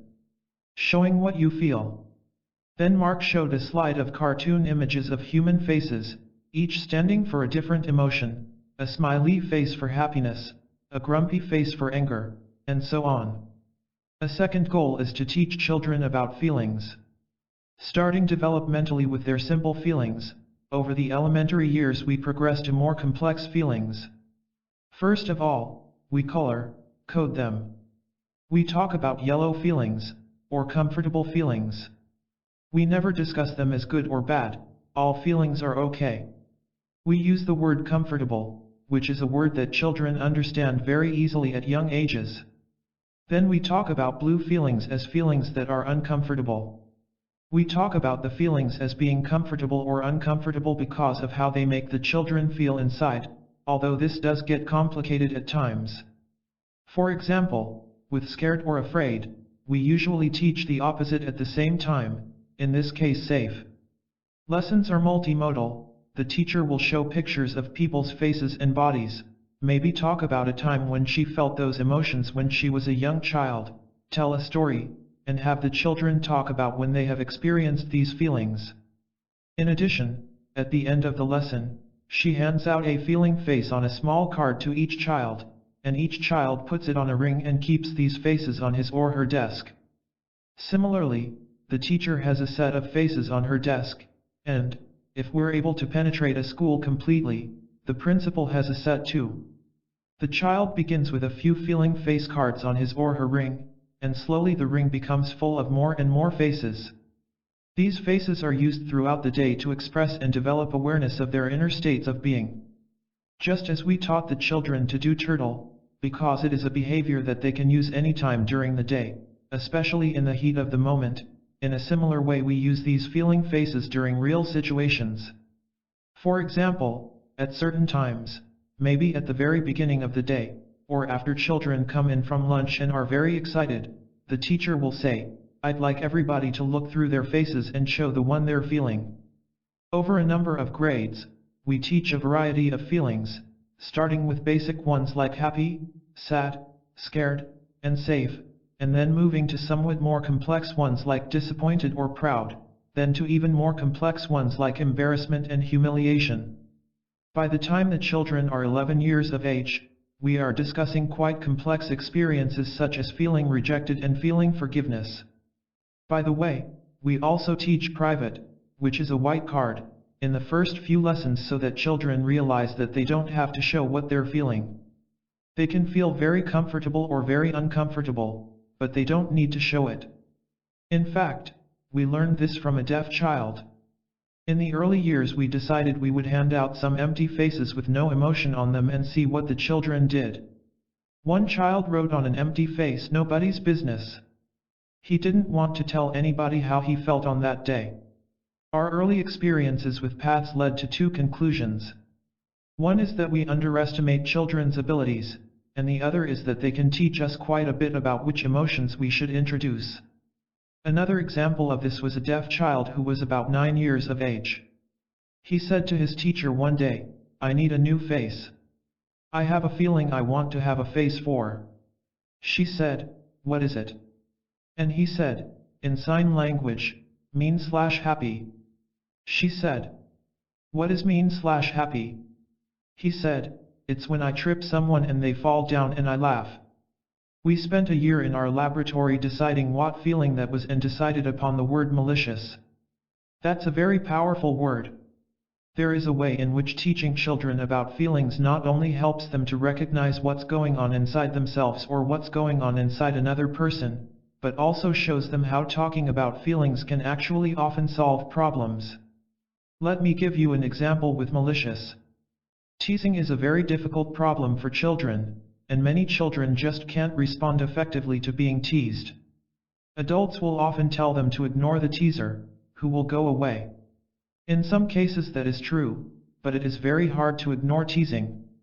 Children often think they're ignoring the teaser, but they're giving enough cues to keep the other child going, because a child teases to get a reaction. So when we teach children the word malicious, we teach them that they can say to a person who teases them, "You're just being malicious." They are now commenting on the feeling of the other rather than reacting to the behavior. It's a way of meta-controlling the situation. I was visiting a classroom one day and saw a child being teased by another. The child being teased said to the teaser, "Are you feeling malicious? Did you have a problem earlier today?" It is a very different kind of reaction than reacting by feeling hurt. The child stopped teasing. Laying down pathways in the brain. Teasing is a good example of a very complicated phenomenon. First of all, when children are being teased, sometimes they feel very hurt and humiliated, sometimes they just feel confused, and sometimes they feel it actually makes them a part of the group. It's very complicated, but generally when we talk with children in the classroom, they say that all teasing is bad and negative. As they get older, we see a different form of this kind of behavior, which is gossip. By the time they're 10 years old, children are in cliques and they gossip and tell stories about each other, which is again very, very painful. It's extremely hard for children to manage their emotions when children are telling false stories about them. So we spend a lot of time at the older ages talking about gossip. What seems to be emerging here in dealing with the problem of teasing among children, the Dalai Lama commented, is the suggestion that because they haven't developed fully their faculty of intelligence, they don't understand the context. But my own personal feeling is that you don't really need a high level of cognitive faculty to understand teasing. Often teasing is really play, a game that we can see in animals too. Dogs often bite each other playfully. They seem to understand that this is not malicious. Mark responded, "This is where it is very important to be able to calm down when one is being teased and see clearly whether someone is just trying to have fun or is really trying to hurt." Children who are either aggressive or easily hurt react to teasing right away, almost automatically. We don't know how this works in the brain. It may be that there are certain circuits that are primed to be especially sensitive to this. Teachers are faced, just like parents, with problems that are sometimes insoluble. Two children run in from the playground and one says, "He took my ball." "No, no, he took my ball, I had it first. I had it first." The problem is that the teacher never saw the first event. Or there is an event that happened 2 days before that initiated the problem. You rarely know who started the problem, you can suspect but you don't know. What happens often is that because the teacher doesn't want to deal with this, he or she will say, "Okay, both of you go sit down. You both have a time out. Both are punished." We advise teachers that when the children run in with all of this emotion, the first thing that often happens is that they begin to get emotionally upset themselves. We suggest that teachers might say, "You're looking very upset, and now I'm starting to feel it too. We all need to calm down." One way of doing this is for the children to go find their feeling faces and find out what emotion they're feeling. This is the idea, theoretically, of activating the left frontal lobe, the area that Ritchie said helps inhibit disturbing emotions. It's using that language center in the reasoning part of the brain to now begin to understand and, in that way, manage the emotion. Sometimes it works and sometimes it doesn't, of course, Mark finished. This is very true, the Dalai Lama agreed. From the Buddhist perspective, what is being done here is to skillfully divert the focus away from the strong emotions so that the mind can first be brought to a neutral state. Nodding, Mark added, and we believe that developmentally, at this period from 3 to 8 or 9, when children are learning to label emotions, we can lay down these pathways in the brain. We don't know much about the pathways between the amygdala and the frontal lobe, or the hippocampus and the frontal lobe, and there are lots of structures in the brain in between those with pathways that we don't understand very well. But we think that laying these abilities down as habits at this critical stage in life is very important. If the same skills have to be taught later, it requires relearning. And relearning is always harder than first learning. Here again, Mark enunciated a basic rationale for educating the emotions in children, helping them acquire effective emotional skills while the crucial circuitry first develops its pathways is far easier than having to try to change how those pathways operate once they are adults. The ounce of prevention, as always, is worth a pound of cure, or years of psychotherapy, drug counseling, or prison, for that matter. Zones of peace in the classroom. In addition, Mark said, we have a broader context in which we teach children problem-solving and conflict resolution skills. In doing this, again, we use practical pictures and stories. For example, we use the control signals poster, it's a traffic light, which children understand right away. Mark displayed a poster of a stoplight, with each light standing for a step in the basics of self-control. Red light, take a long, deep breath. Say the problem and how you feel. Yellow light, what could I do? Would it work? Green light, try your best idea. How did it work? This poster, developed by Roger Weisberg and his colleagues at Yale University, was one I had seen on the walls of every classroom in the New Haven public schools when I went there in the early 1990s to write about a pioneering program in emotional literacy. Over the years, the New Haven program, like Paths, a national model, has spread widely, as educators from around the world have come to New Haven to learn how to create their own programs in social development, as it is called there. Mark explained the stoplight. The idea is that when you feel an important emotion, it's a signal giving you information, and the first thing you need to do is stop and calm down. Of course, that's exactly what the wise old turtle taught the little turtle. The steps in the red light: take a long, deep breath, and talk through the problem and how you are feeling about it to yourself or to someone else. Then we begin to teach children the yellow light. The idea is to generate different solutions to problems, and we have them practice lots of different ways of solving problems through role-playing. It's very important to create the right context. We want the teacher to create an atmosphere of the classroom as a family away from home. This family should be a safe place, and therefore the solutions we develop should be ones that don't harm others. You don't have to become best friends with everyone, but you have to get along with people. Part of getting along is to understand that during the day you live in a classroom where we don't want to harm others. As a result of our philosophy, we don't spend a lot of time permitting children to generate aggressive, negative solutions. It's not productive.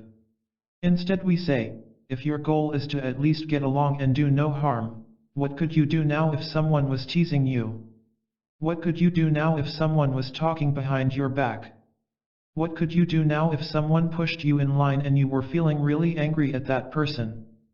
Then we have them try their ideas and at the end ask themselves how it worked. We put these control signals posters everywhere. We put them in the classroom, on the playground doors, in the lunchroom, in the principal's office. In some schools, in the playground we put red cones, like traffic cones, in different places on the playground, and the children learn that when they're upset, they can go over and stand by the red cone and no one will bother them. In the back of the classroom sometimes we have what is called a peace table or a peace chair. In the past, schools often called these time-out chairs. They were put there to calm children down, but it was still perceived as a punishment by the child. So we put a red circle on the chair and said they could sit in it when they have a lot of emotion, to calm down and think about what they can do. So there's a zone of peace in every classroom. I asked, thinking of the Dalai Lama's use of that phrase when he proposed making Tibet such a zone, free of all weapons. Well, we haven't done this in all classrooms, Mark replied, but we have tried it and it works quite well. In many American schools we have a program focused on conflict resolution in which older children are taught how to intervene in the conflicts of younger children. 11-year-olds in the school are taught how to walk around the playground and intervene when they see younger children having a problem. In our Paths schools, we have them wear a t-shirt that has the control signals poster on it. That makes it very concrete. We put the symbols of the skills everywhere, so when the older child intervenes, they'll say, let's go to the red light first because we have a problem. We'll calm down. And then let's go to the yellow light. First you talk and the other listens, and then the other talks and you listen. We've done careful experimental studies of the Paths curriculum, and we know from randomized controlled trials that the children who received this curriculum become better able to talk about their feelings and to understand other children's feelings. His scientific instincts piqued. The Dalai Lama asked about the methods used to conclude that the program worked. In one school there would be some classes that wouldn't get this training and some classes that would get it. No, Mark explained, we usually have one school that gets it and one school that doesn't. Otherwise there would be contamination because if they have it, the staff naturally want to spread it throughout the school environment. But the comparison schools are in comparable neighborhoods, and the choice of which schools get the program is randomized, Mark assured us. Then he went on to explain some of the ways they assessed what children had learned. We asked them questions like, how can you tell when you are angry or sad? They become better at responding to these questions, better able to recognize and talk about their feelings, than children who don't have this training. They almost immediately show a reduction in their own self-report of symptoms of depression and feeling sadness. In fact, those are relatively easy symptoms to change. When children learn the power of talking about their feelings and sharing them, it is often a very important antidote to depression. Over time we also see reductions in children's aggressive behavior. These reductions are not dramatic, but they're significant, and we've repeatedly shown them across a number of studies. We could think about this like heart disease. We know there are certain factors related to heart disease such as diet, genetic factors, exercise. And we know that if we reduce these risk factors in the population, it will slowly reduce the amount of heart disease. In the same way, our work reduces the risk factors of not being able to calm down, not being able to take the other's point of view, not being able to think through a problem. So we're slowly reducing the amount of aggressive behavior and acting out of destructive emotions. Wanted, wise elders. Mark then emphasized the power for children of seeing adults demonstrate these emotional skills. In the school, it is critically important that teachers learn to model these skills and make them their own. For many teachers this is very difficult to do. It is quite demanding, and there are individual differences in how good teachers are at this. But if we give them regular weekly support by having one of our staff work with them, their modeling can have a profound influence on how children use emotional abilities. Even when I'm doubtful that I can get teachers to model calming down, talking to themselves, and modeling for children how to use their intelligence, many times it turns out they can do it. This fits with Aristotle's notion, which Owen mentioned, that virtues are harmonized by exposure to wise elders. This modeling by adults is critical. We find that when teachers don't model what they teach, the children don't use it. Of course, we don't want to leave parents out. John Gottman and other researchers have provided good evidence that many parents also do what we call emotional coaching.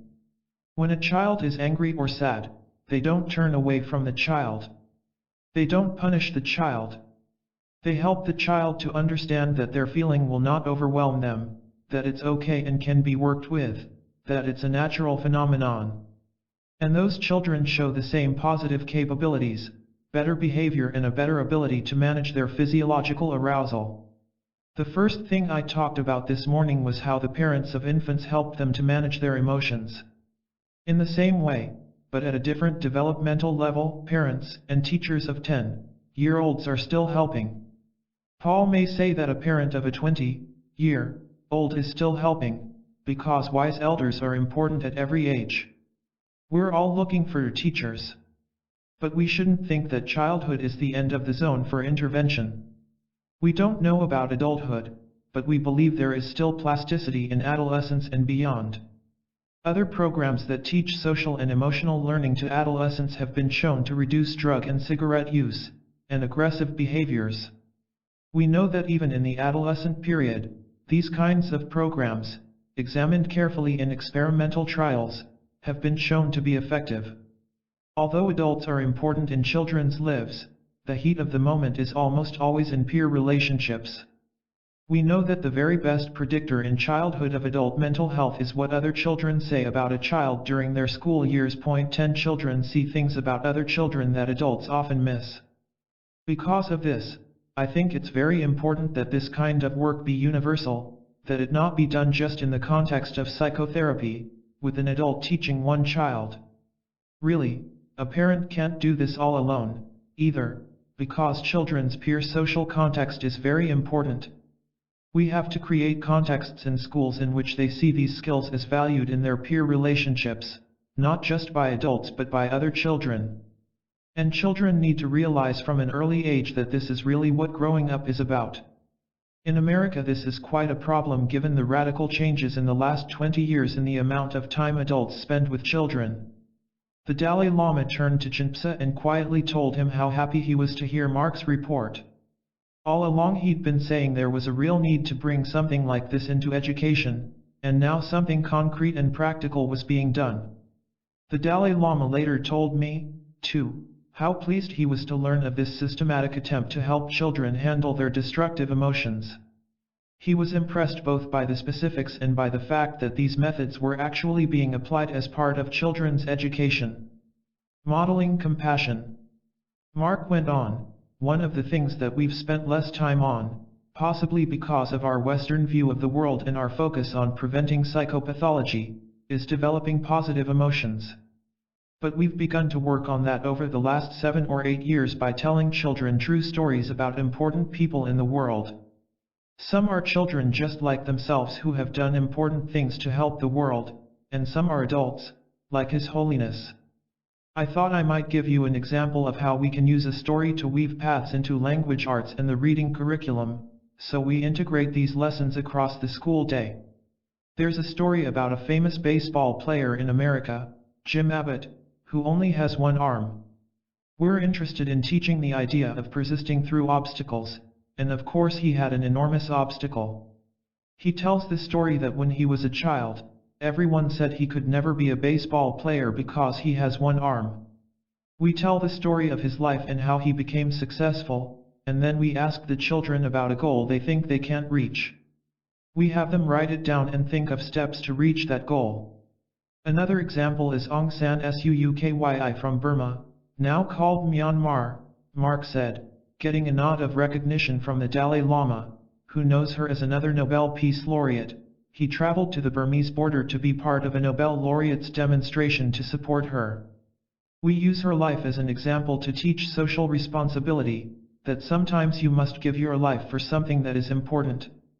We tell the story of her being under house arrest for many years, and what the democracy movement is in Myanmar and why people feel so strongly about some things that they must persist in doing something about them, even if it means great sacrifice.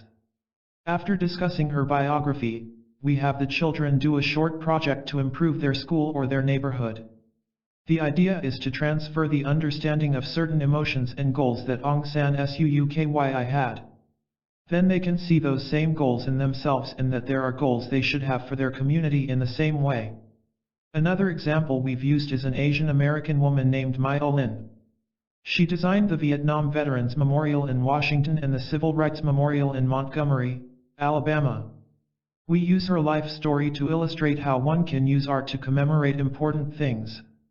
We use a children's book about a father who takes his son to the Vietnam Veterans Memorial to see his grandfather's name, The Wall by Eve Bunting. It's very powerful because it also brings in themes of death and war.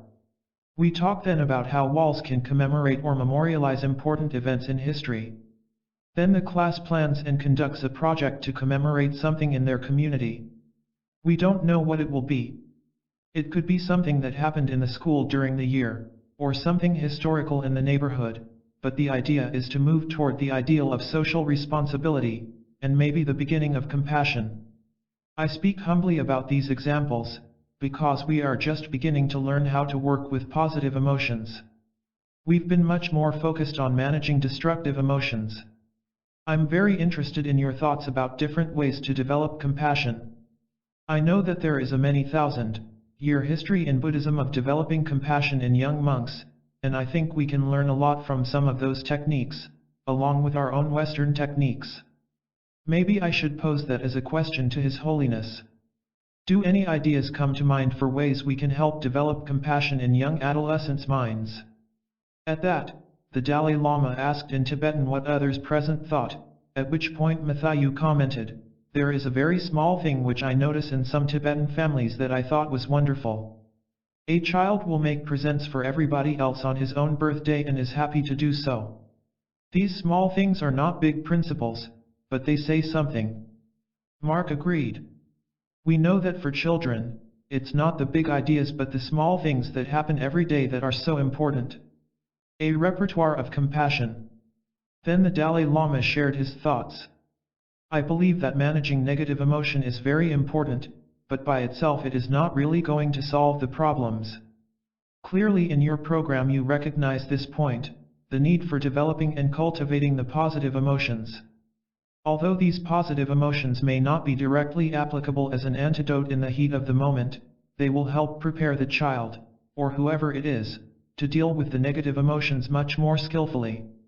As to what specific technique could be developed to do this, I don't really have any particular ideas, except that perpetual exposure of children to an atmosphere of genuine love and compassion, both within the family by the parents and also by teachers in the schools who have a genuine concern and care for the well-being of the children, will have a significant impact in itself. It is very difficult to try to teach the value and importance of compassion and love to children through words. Actions speak louder than words. Mark had gone into the day knowing that the Dalai Lama virtually never talks as though he knows much about subjects such as child development, but Mark was struck by his suggestions. Agreeing, he said, that's why we use examples and stories. I'll tell you another story we use with third graders. This is a true story. It is a story about a 13-year-old boy who lived in the wealthy suburbs outside of Philadelphia. His name is Trevor Farrell. One night he was watching the news on television and he saw homeless people on the streets in the downtown area of Philadelphia. He went to his father and said, "We have some blankets in the garage. I want to take those blankets downtown and give them to people. They're sleeping on the grates where the steam comes out." His father thought it was a strange idea, but he took him down there, and it was very rewarding to Trevor and his father. The next day Trevor started putting signs up in the grocery store and other places. Does anybody have blankets they don't use? Is there any food people don't need?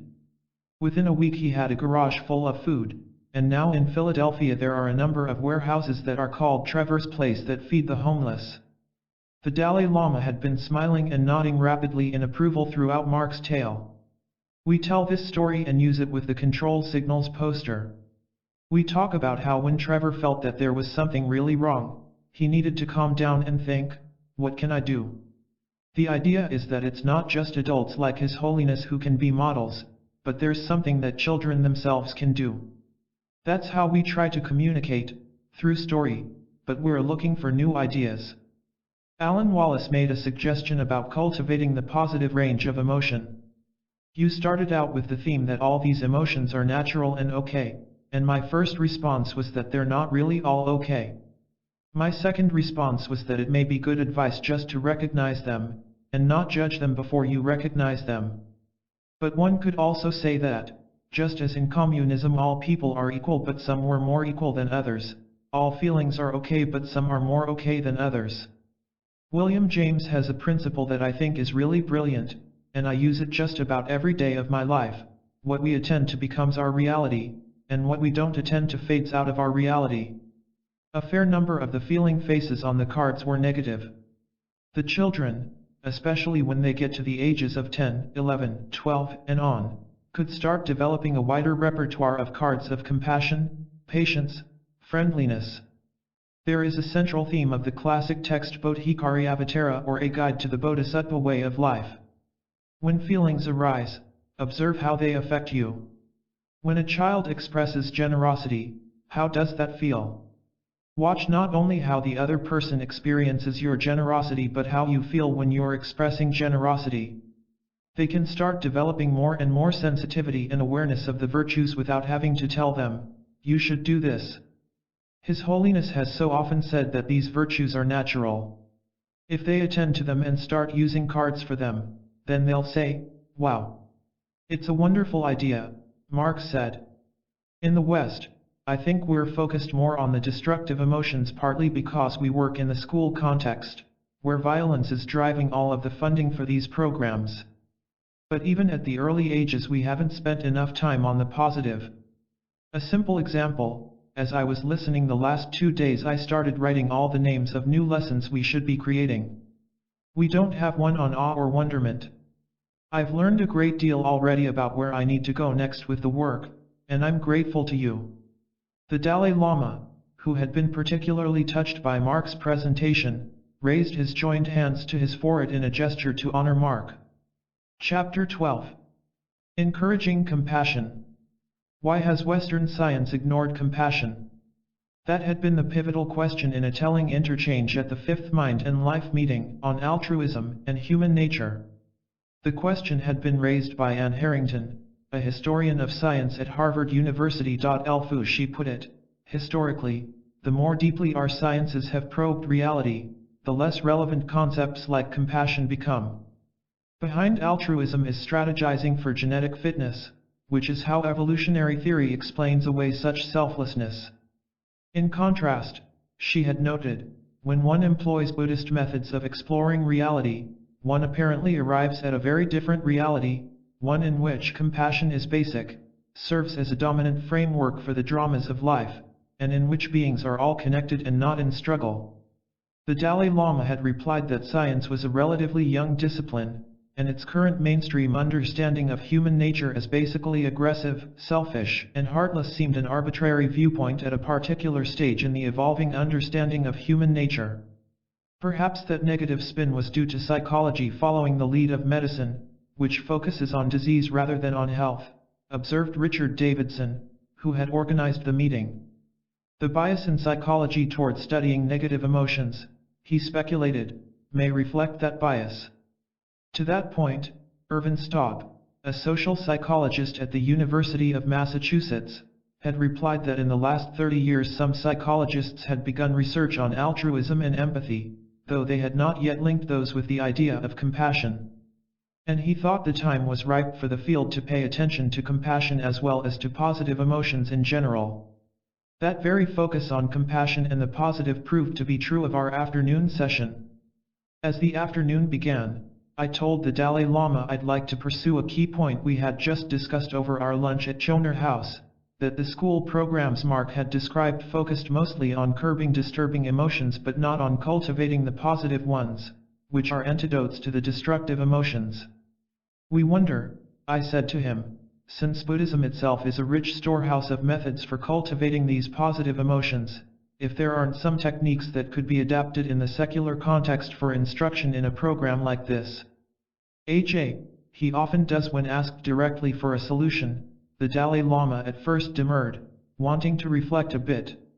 Mathayu said in his presentation, in Buddhist understanding there are 84,000 different kinds of afflictions of mind, and in response there are 84,000 different kinds of antidotes.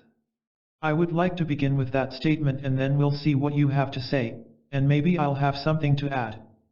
I saw that Alan was eager to speak, and turned to him. He began by referring back to the classic guide to the Bodhisattva /% of life, by the sage Shantideva, that he had mentioned in the morning session. There is a whole chapter devoted to cultivating patience or tolerance as an antidote to the problem of anger and hatred. Another approach goes back to the teachings on the four immeasurables: compassion, equanimity, empathetic joy, and loving kindness. Here Alan was referring to a classic set of Buddhist meditation practices designed to cultivate these states.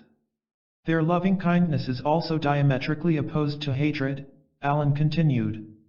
If hatred is an attitude or an emotion that can't stand another person's well-being, I don't like it that you're happy because you're my enemy. Loving kindness is just the opposite. It's wishing for the happiness and the sources of happiness for the other. And so the more you cultivate loving kindness, the less you have to deal with anger and hatred. It's like having a strong immune system. You can go into an area with the plague, and you won't have to worry about antidotes because you are immune to it. Similarly with the other four immeasurables, compassion is diametrically opposed to cruelty. Cruelty is delight in someone else's suffering, and even yearning to inflict suffering. Compassion is just the opposite. May you be free of the suffering and the source of your suffering, Alan said, repeating a phrase used in the meditation practice itself. Such phrases are repeated mentally, along with generating the feeling of the compassionate wish, until both the thought and feeling become deeply ingrained and genuinely felt, even if they may not be at the beginning. Then Alan came to a uniquely Buddhist concept, mudita, which refers to being joyous at the well-being or joy of another person. Fu is often the case with Buddhist concepts pertaining to emotion. There is no single equivalent word in English, suggesting that this is a concept poorly articulated in our culture. The more you cultivate empathetic joy, Alan elaborated, the more you will naturally be counteracting its opposite, which is jealousy. I can't stand that you are happy, I can't stand that you are famous or wealthy. In empathetic joy you delight in the good fortune of others, so you undermine jealousy before it even has a chance to arise. Finally, there is equanimity, which is diametrically opposed to attachment and aversion. The more you cultivate equanimity, once again, it's like having an immune system that enables you to carry a peace zone with you wherever you go. Matthew added, there are also two complementary ways of generating positive emotions. One begins with reason, and the other begins with generating some basic emotions and then working on them. The first one is exchanging places with others.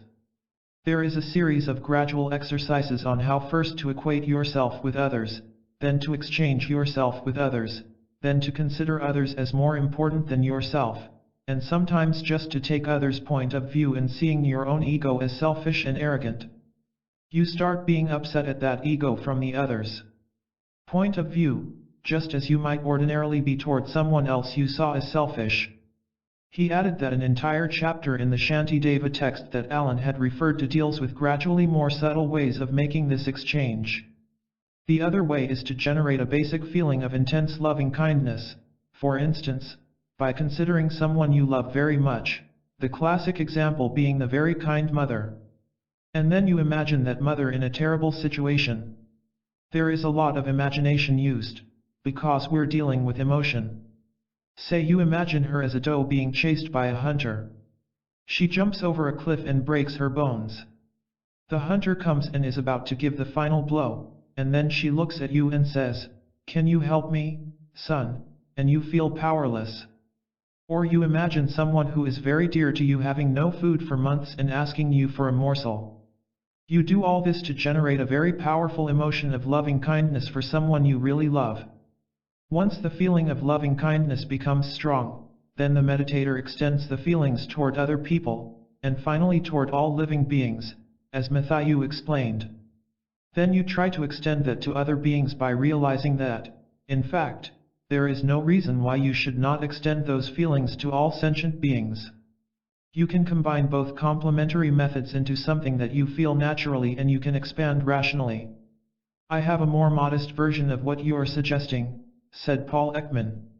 It's a technique that I have used when preparing myself for a situation that I know will be difficult. I have certain visual images that I use again and again because they're very rich ones for generating positive emotion. I focus my mind on those visual images and begin to experience the positive emotion, and then enter into that difficult situation in a positive state. That's one technique that I think is related to what you are saying, but much smaller. The other technique is based on my own research and also relates to something that Mark said. I make the muscle movements of a smile to generate a positive emotional state, just as his research had shown that intentionally evoking a smile actually stimulates the appropriate changes in the brain.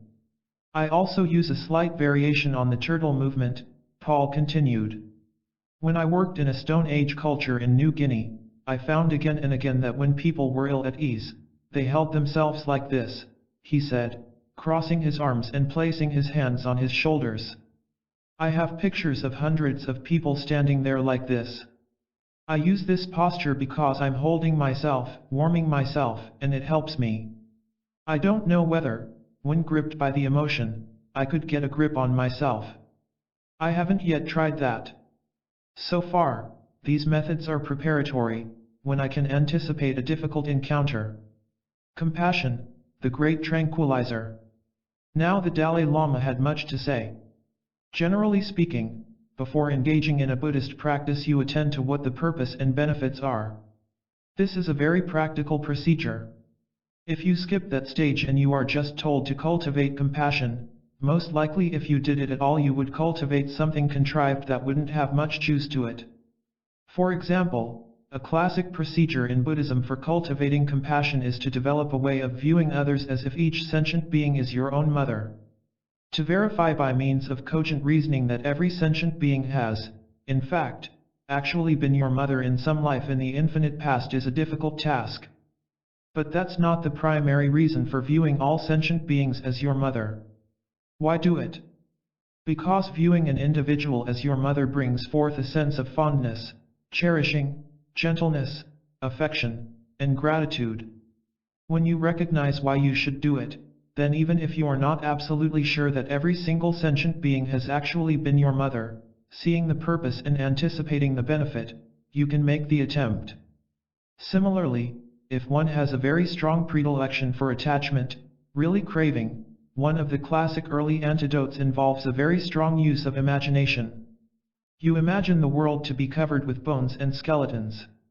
Of course, it's very disenchanting, a very unpleasing way to view reality. Why on earth would one do that? I'd much rather imagine the whole world covered with flowers. But you see that doing this will help calm your mind, which is presently afflicted with craving. This could be a useful temporary device to counteract what is disturbing you. You keep on coming back to this question of what is really disrupting your well-being. If you recognize that it's your own mental afflictions that are the problem, then you can see for yourself why you might want to pursue this antidote and do so with perseverance. Coming back to the issue of compassion, you can often get the impression that the cultivation of compassion and loving kindness is something that we do for others, an offering we make to the world. But that's really a very superficial way to see it. I feel from my own experience that when I practice compassion there is an immediate direct benefit to myself, not for others.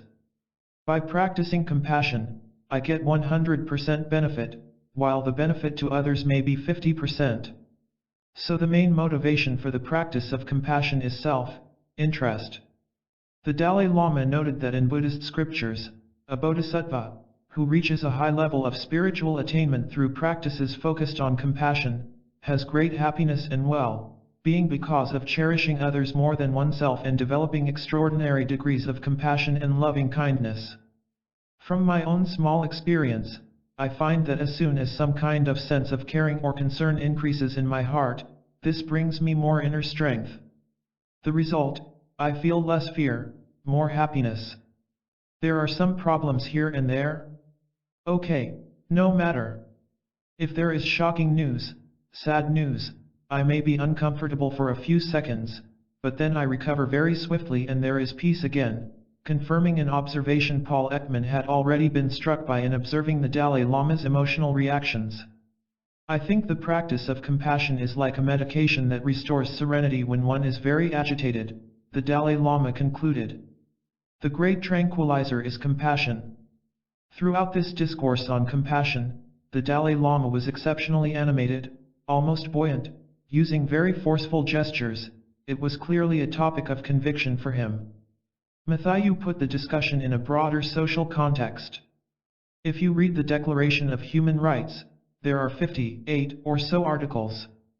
But in our dealings with others, it seems that one basic article that could define human rights is to recognize that others want to be happy just as much as we do. As much as we don't want to suffer, neither do others. Therefore, they have exactly the same rights because their wish is the same as ours. That summarizes the whole Declaration of Human Rights. How compassion changes the brain. Our discussion returned to themes from Richie Davidson's presentation on neuroscience the day before, with Francisco Varela making a link to compassion. I found a very interesting connection with the practice of cultivating compassion by exchanging oneself with others, where at the beginning we use our imagination to generate an emotion that is slightly contrived, but then we get used to it and we carry it through. There is more and more evidence that perception and imagination are very closely linked mental functions. Of course you can make a distinction, but there is a tremendous amount of overlap of the mental image and the perception of a real situation. Therefore, you can learn and modify with the imagination in a physiological sense. This is the idea of neuroplasticity. From the neuroscience point of view, this is not surprising, it should work. One good example, techniques have been developed recently by sports coaches who will train skiers, for example, in the summer by having them lie down in bed and imagine skiing on the slopes. The fact is, when they actually put their skis on, they're much better. It works the same way with this compassion training. I highlighted the implication, if these practices are actually effective, wouldn't it suggest that there must be an underlying neural change? The practice, from a neurological point of view, involves repeating the habit enough that it changes the circuitry in the brain so that the goal we seek to achieve, for example, equanimity and compassion, becomes actual reality at the level of the brain. Knowing his research was relevant, I turned to Richie and asked, would that be the case? Yes, Richie said. Matthew's comments the other day were very clear about this. When we first begin a practice of this sort, we generate a transient state of compassion or other positive emotions, which can come and go. But when it's practiced more consistently, it becomes more of a mood or a temperament. As a temperament, there is some evidence to indicate that a part of our brain has changed in a relatively permanent way. Francisco cited the finding that trained musicians enlarge relevant parts of the brain. In other words, hours and hours on the violin change the amount of cells involved in musical performance, and enhance their conductivity. That prompted Richie to tell the Dalai Lama about a study that had only recently been published in Nature, a very prestigious journal, on London taxicab drivers. The areas of the brain that enable the drivers to navigate turned out to be strengthened after the first 6 months of driving through the London streets. The Dalai Lama remembered something in classic Buddhist texts that describes the progressive stages of mastery in meditation practice, and that seemed relevant to the neurological explanations just given. It begins with a surface intellectual understanding of the words and their meaning, for instance, compassion. With prolonged reflection, that understanding becomes clear and certain. The person has confident intellectual mastery of the concept and can successfully implement it in meditation practice. At first, the evoking of compassion may take deliberate effort and feel simulated. But as practice matures, the actual feeling of compassion comes naturally and spontaneously, arising easily. Finally, it takes no effort. These stages are called the understanding, or wisdom, derived from hearing, thinking, and meditation, he concluded. Francisco responded to the Dalai Lama, the interesting thing about the neurobiological evidence is that the sense of familiarity and effortlessness comes from the fact that our bodies have changed. The brain has rearranged itself, and we are a different being because of those changes.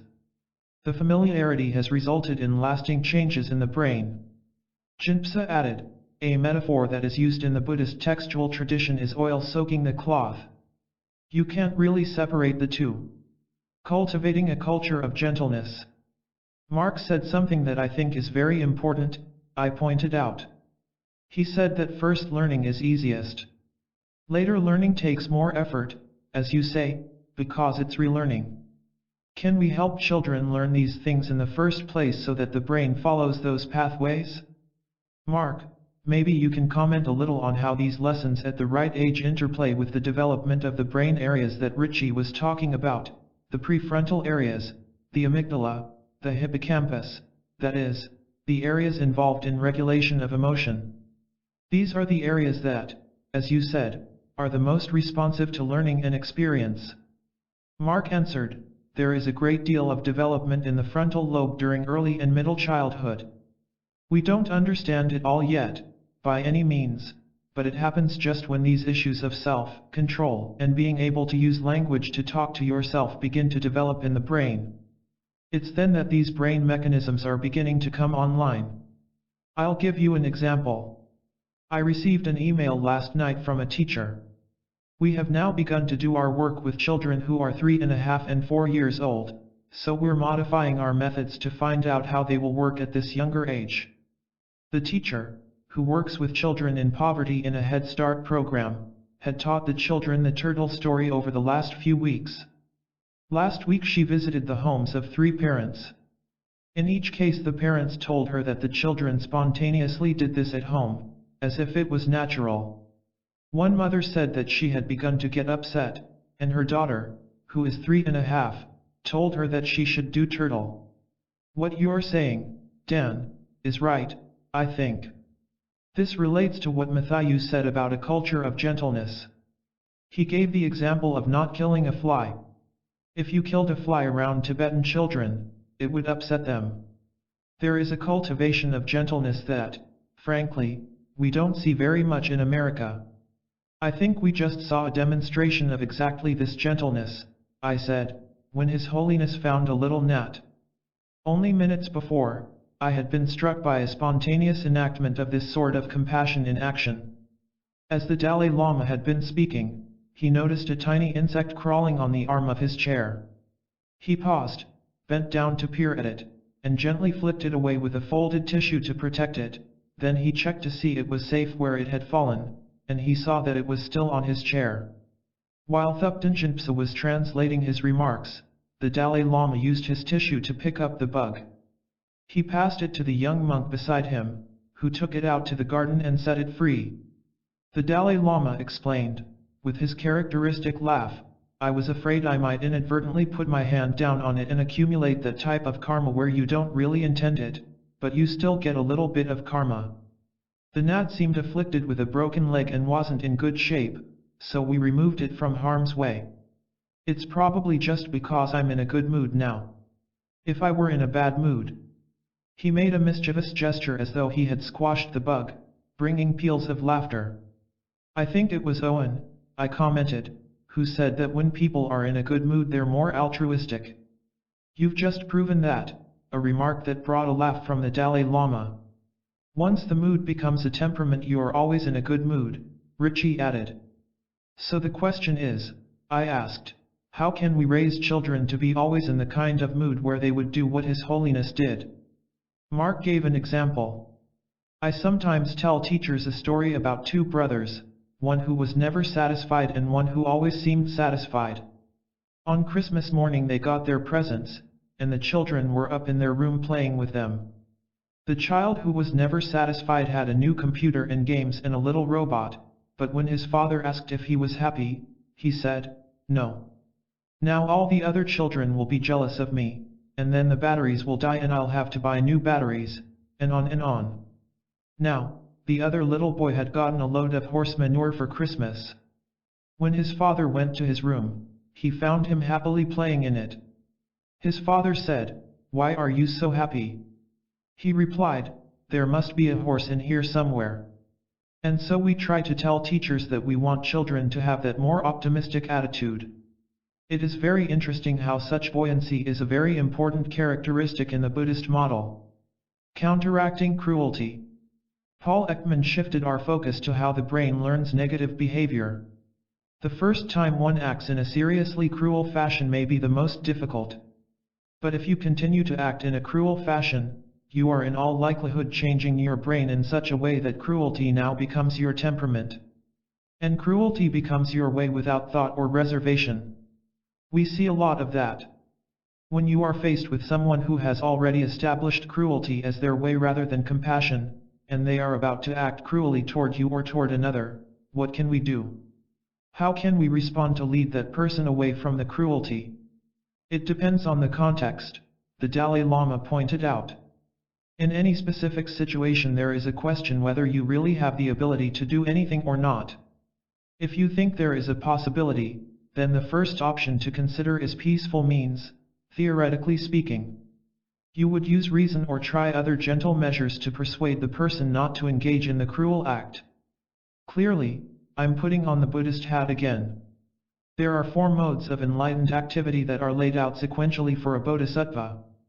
The first option is pacifying, where you try to calm the situation with words, with reason, with comfort, or what have you. If that doesn't work, the second option is a slightly stronger mode, causing expansion or increase by giving the person something. You give them a gift.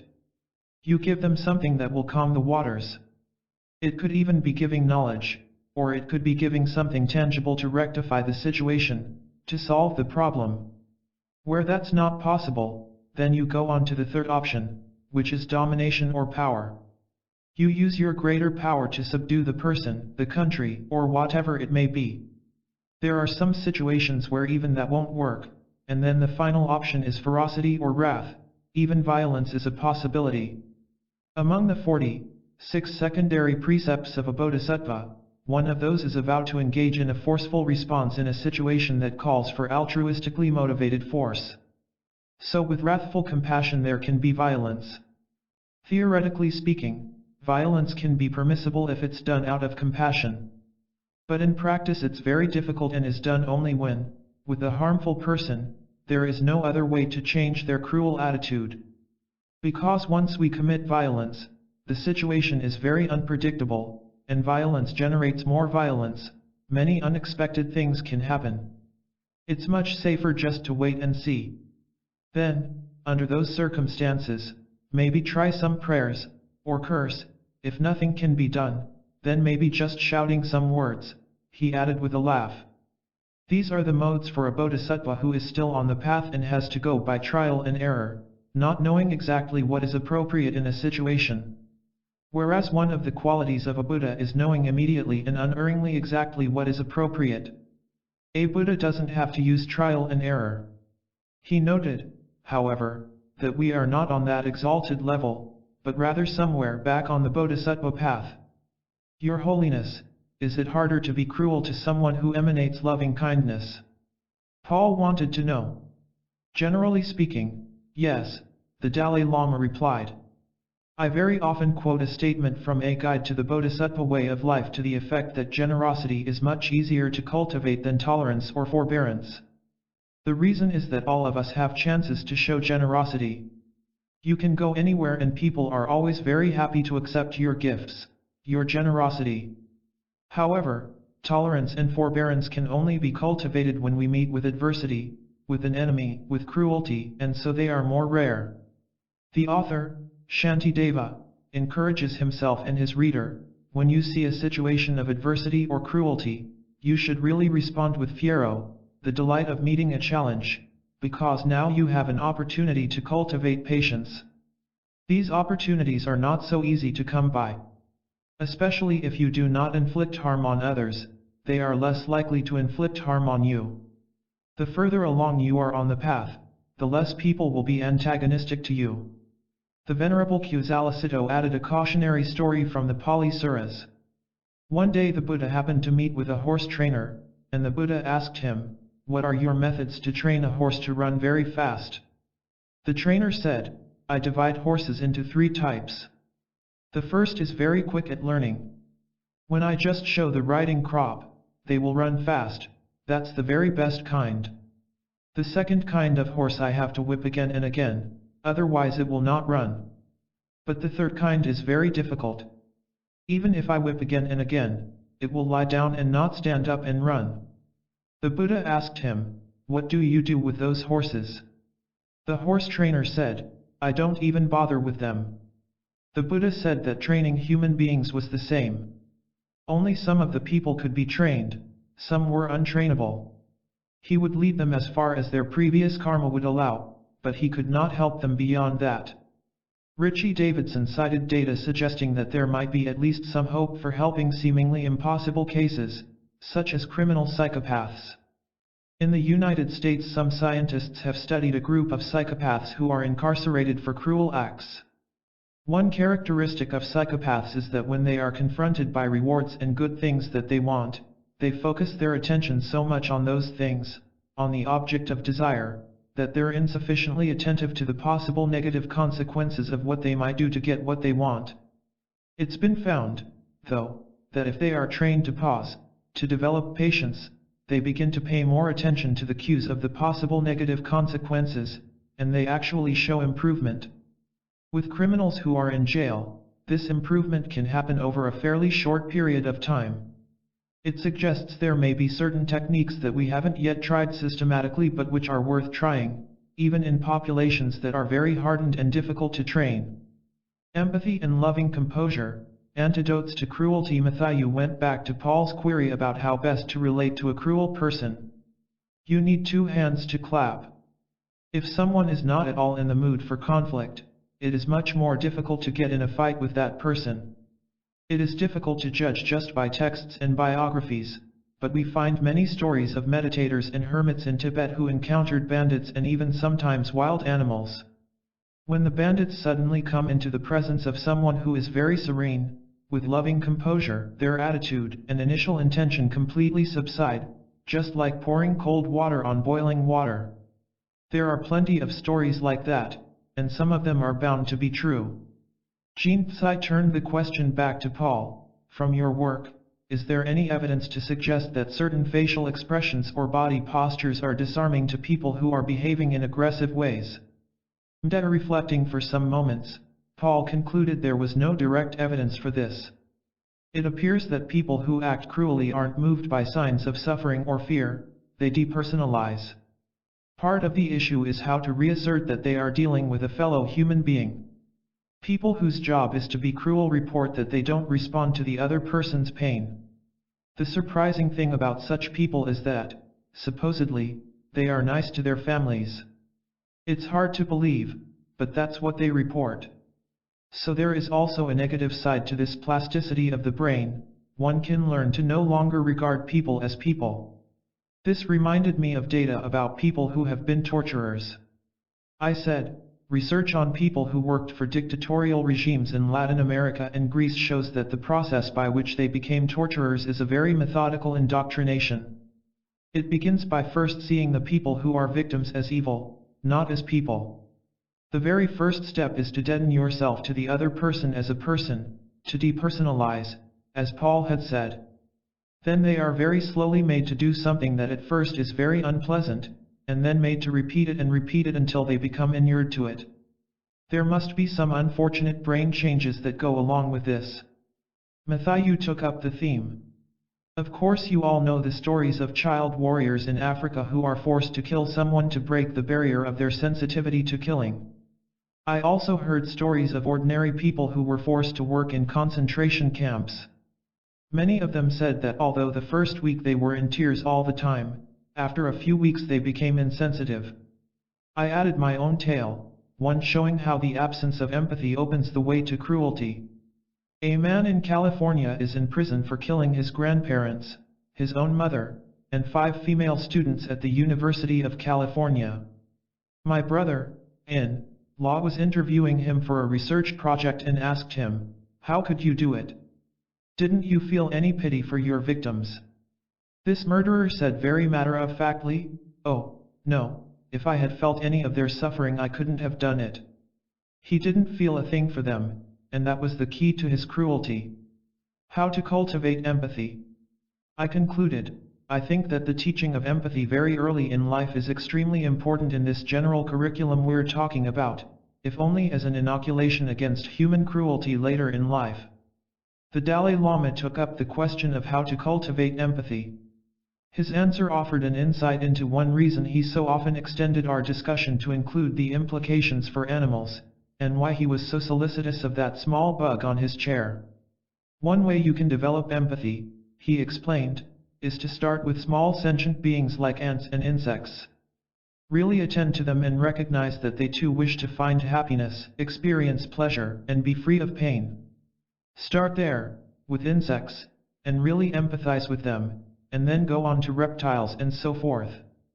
Other human beings and yourself will all follow.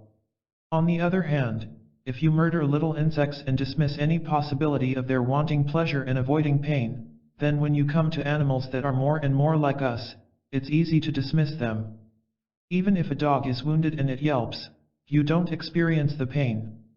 Since you've already gotten into the mode of disregarding the pleasure and pain of an insect, now it's easier to disregard a bird, a dog, and even another person who cries out. With the attitude "I don't feel it," you dismiss that pain. You would never feel the empathy until it actually hits your own skin. If you have greater sensitivity to the pain and suffering of animals, the Dalai Lama continued, then all the more you will have a greater sensitivity and empathy toward other human beings. It is a uniquely Buddhist phrase to refer to other sentient beings as mother sentient beings. The point is, how you perceive sentient beings makes a difference. Mark noted, this confronts us with many problems in the West. For example, in the town where I live, school is closed on the first day of hunting season so that everyone can go sport hunting. When I think about trying some of these ideas with children, I would come up against real philosophical opposition from almost 40% of men in the rural area I live in. And then there's fishing, the Dalai Lama added. I am wondering how to deal with the clash of values, Mark emphasized. It's conceivable, the Dalai Lama suggested, there could be a worldwide ban on sport hunting at some point, but it's almost impossible to conceive of a similar ban in relation to fish or poultry on a global scale. The puzzle of how to live a good life. Owen had a different kind of reaction, one that took us back to my beginning question about how to cultivate positive emotions. I'm more convinced than I was even before I spoke with His Holiness on the first day that we are consistently talking about ethics. The emotions are a little piece of the puzzle of how to be a good person, how to live a good life, how to create compassionate, gentle, non-violent people. Mark's work is vitally important. We have been talking about plasticity and how we can even teach old people like ourselves to change, but we've all acknowledged that it's harder. We have an expression in English that you can't teach an old dog new tricks. It's not quite true, probably, but I think the kinds of interventions that Mark uses with young people are very, very important. I just made a list of some of the main virtues and wholesome states of mind: fairness or justice, love or charity, patience, compassion, generosity, gratitude, tolerance, courage, honesty, self-knowledge. Or principles such as treating each person as if he is worth no more than any other person and acknowledging that oneself is worth no more than any other. The kinds of things that Mark was talking about this morning are ways to get young people to be able to live lives like that. In some sense, what we're really doing here is moral philosophy and trying to foster secular ethics. There is no way around that. The Dalai Lama nodded in agreement. Even so, as he later told me, he felt a bit wary about talking in terms of morality, feeling that when beneficial practices or techniques are described in terms of moral development, it lessens their appeal to many people. Some people, of course, are drawn to such development, but only a select few. He sensed that often the attitude is, yes, it would be wonderful to be a moral person, but I don't really need to bother. Making an extra effort to be moral is not so universally appealing as, say, being a healthy person. Better, then, to couch it in terms of a point of necessity. No one says they don't need good health or happiness. He saw that many people had taken up yoga not for its spiritual benefits but for better health. Likewise, the more effective way to present a program for cultivating positive emotions would be in terms of good health or happiness. Presenting scientific evidence or analysis of how positive emotions can be cultivated and of what is destructive in emotional life, he felt, is the best way to approach the public, not talking about any specific set of ethics or morals or any religion.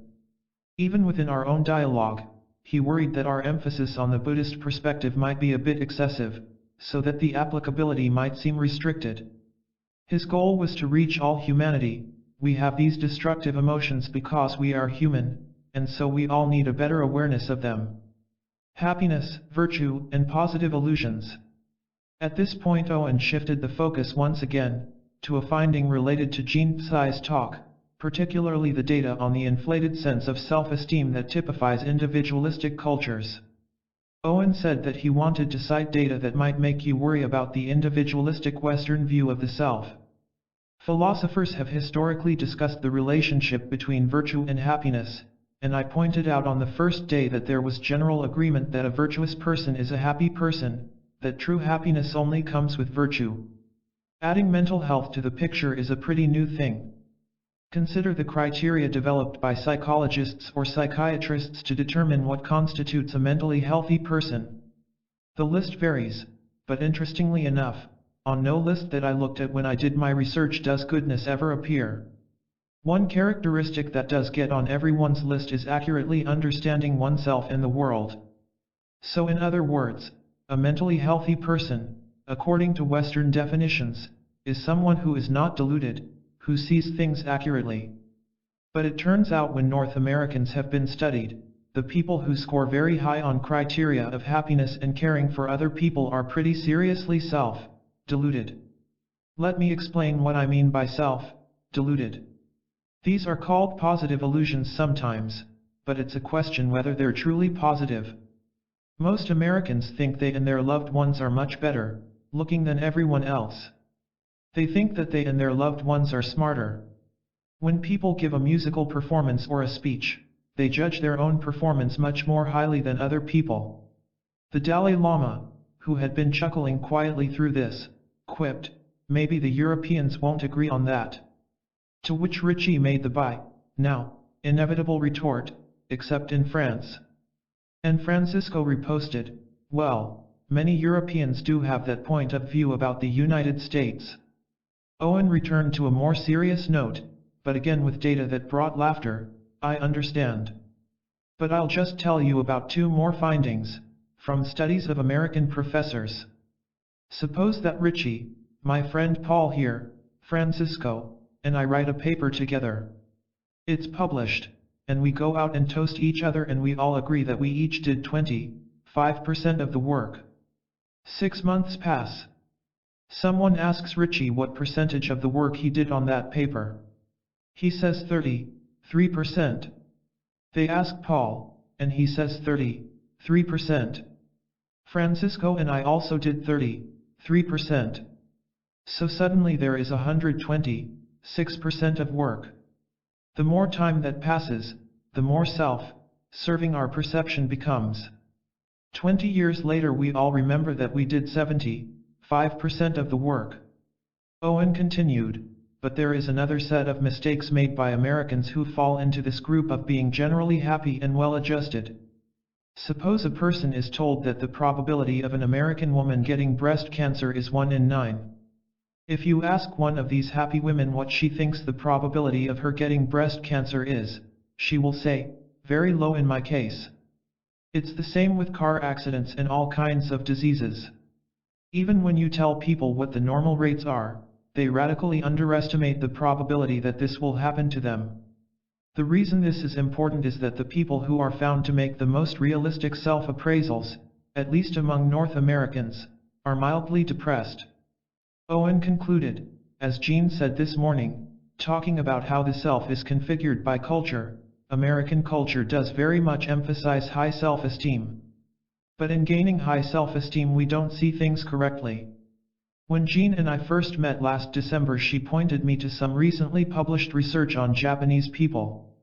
In Japan, they don't make these same overly optimistic errors, but it remains to be seen whether they're happier or more virtuous." The Dalai Lama picked up on Owen's point about self-esteem.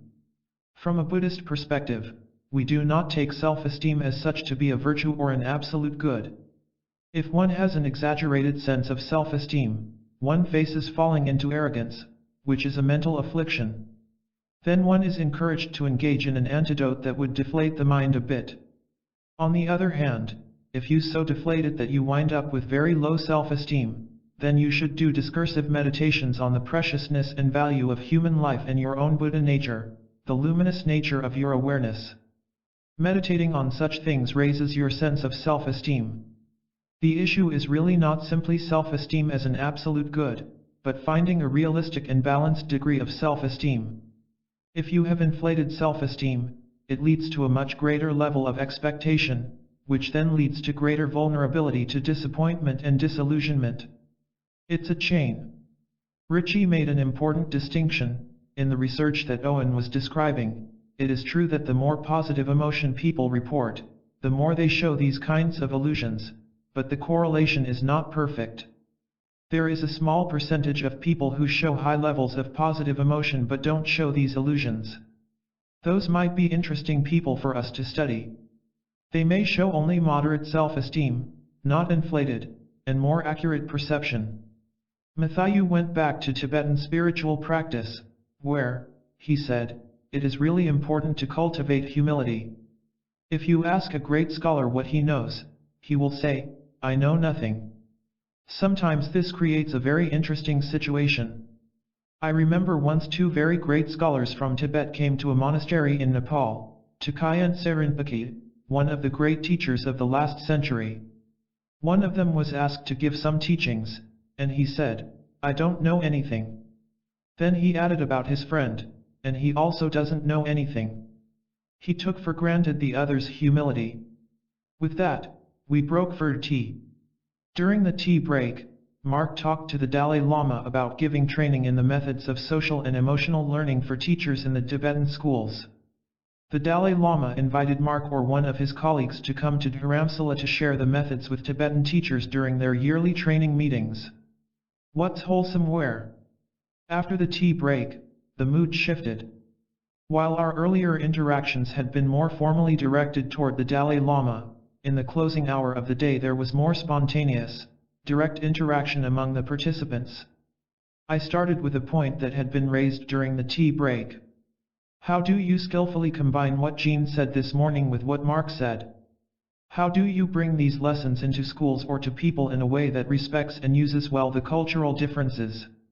Mark was saying that the children in these programs are taught that all emotions are okay. From a Buddhist point of view, however, all emotions are not okay. This is just one example of the differences, as Jean pointed out, between the way emotions are valued from culture to culture. How do you take such differences into account? We don't know, Mark replied. Our North American and European conception that talking about feelings is a good idea may be very effective in our culture, but not necessarily in others. We should recognize that these curricula in some way are an artificial replacement for a lack of harmony. I believe that everything I talked about this morning is fundamentally universal, the idea of self-control, becoming aware of internal states of mind, planning ahead, using one's intelligence. I think the differences are very small details. For example, each day in paths a different child is picked to be the teacher's helper. That child stands in the front of the room and helps the teacher with the lesson. The child might hold up the pictures or act in the role plays. At the end of the lesson, the child gets compliments. First the teacher might say, "You did a very good job today as a helper," or "You're a warm and friendly person," or "I like your shoes." Then the child chooses two children in the classroom that he wants to compliment.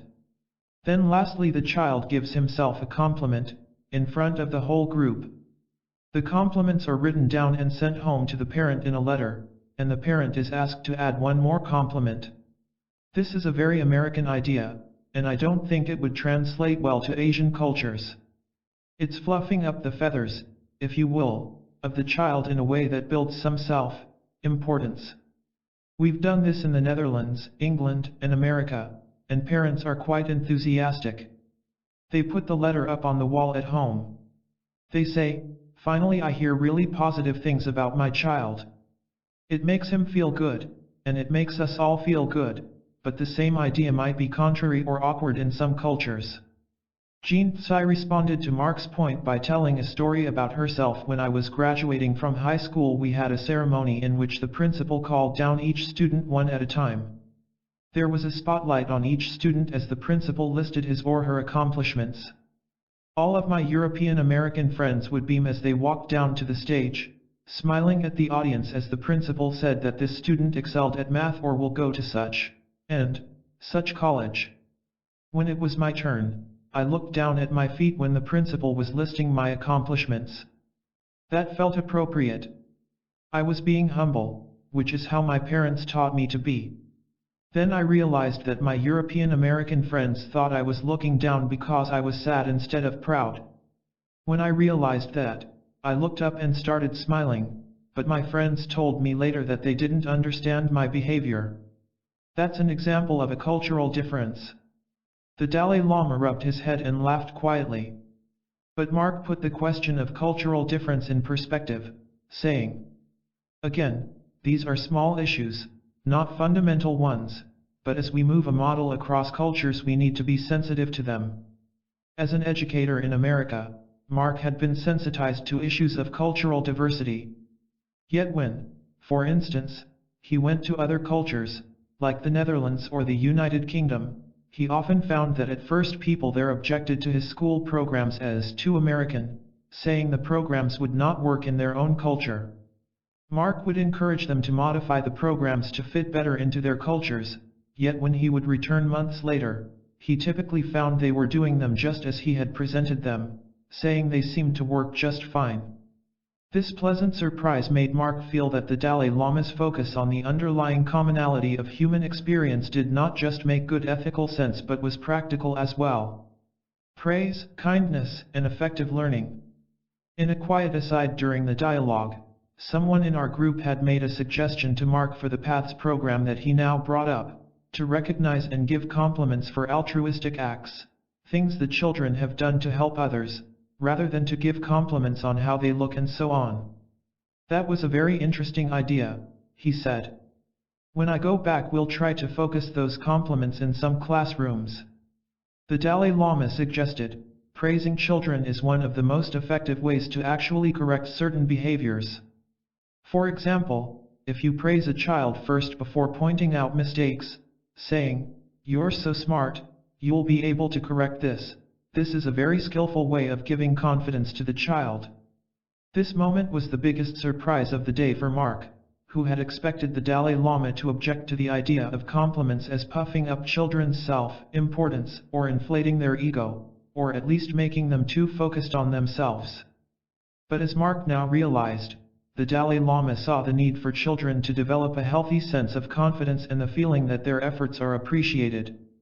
The Dalai Lama continued with his point on positive reinforcement. When a trainer works with circus animals, whether lions or tigers, also killer whales, they don't do it just by beating them. They're always giving positive reinforcement, giving fish to the whale.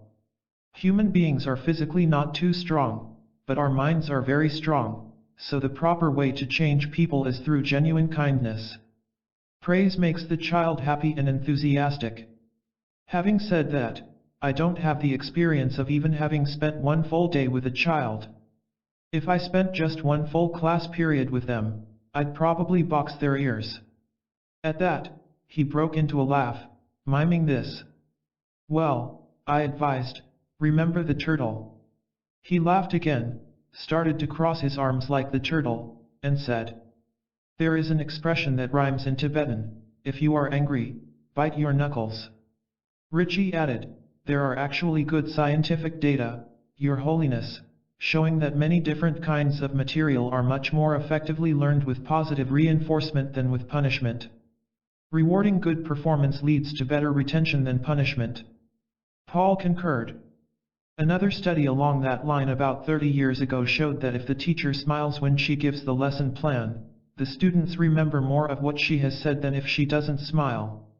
This is what you've been describing, teaching through kindness in a kind context. I think that's another universal.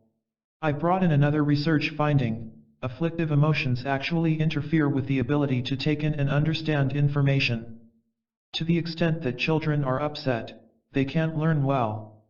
In a way, bringing these programs into schools is helping educators fulfill their main mission.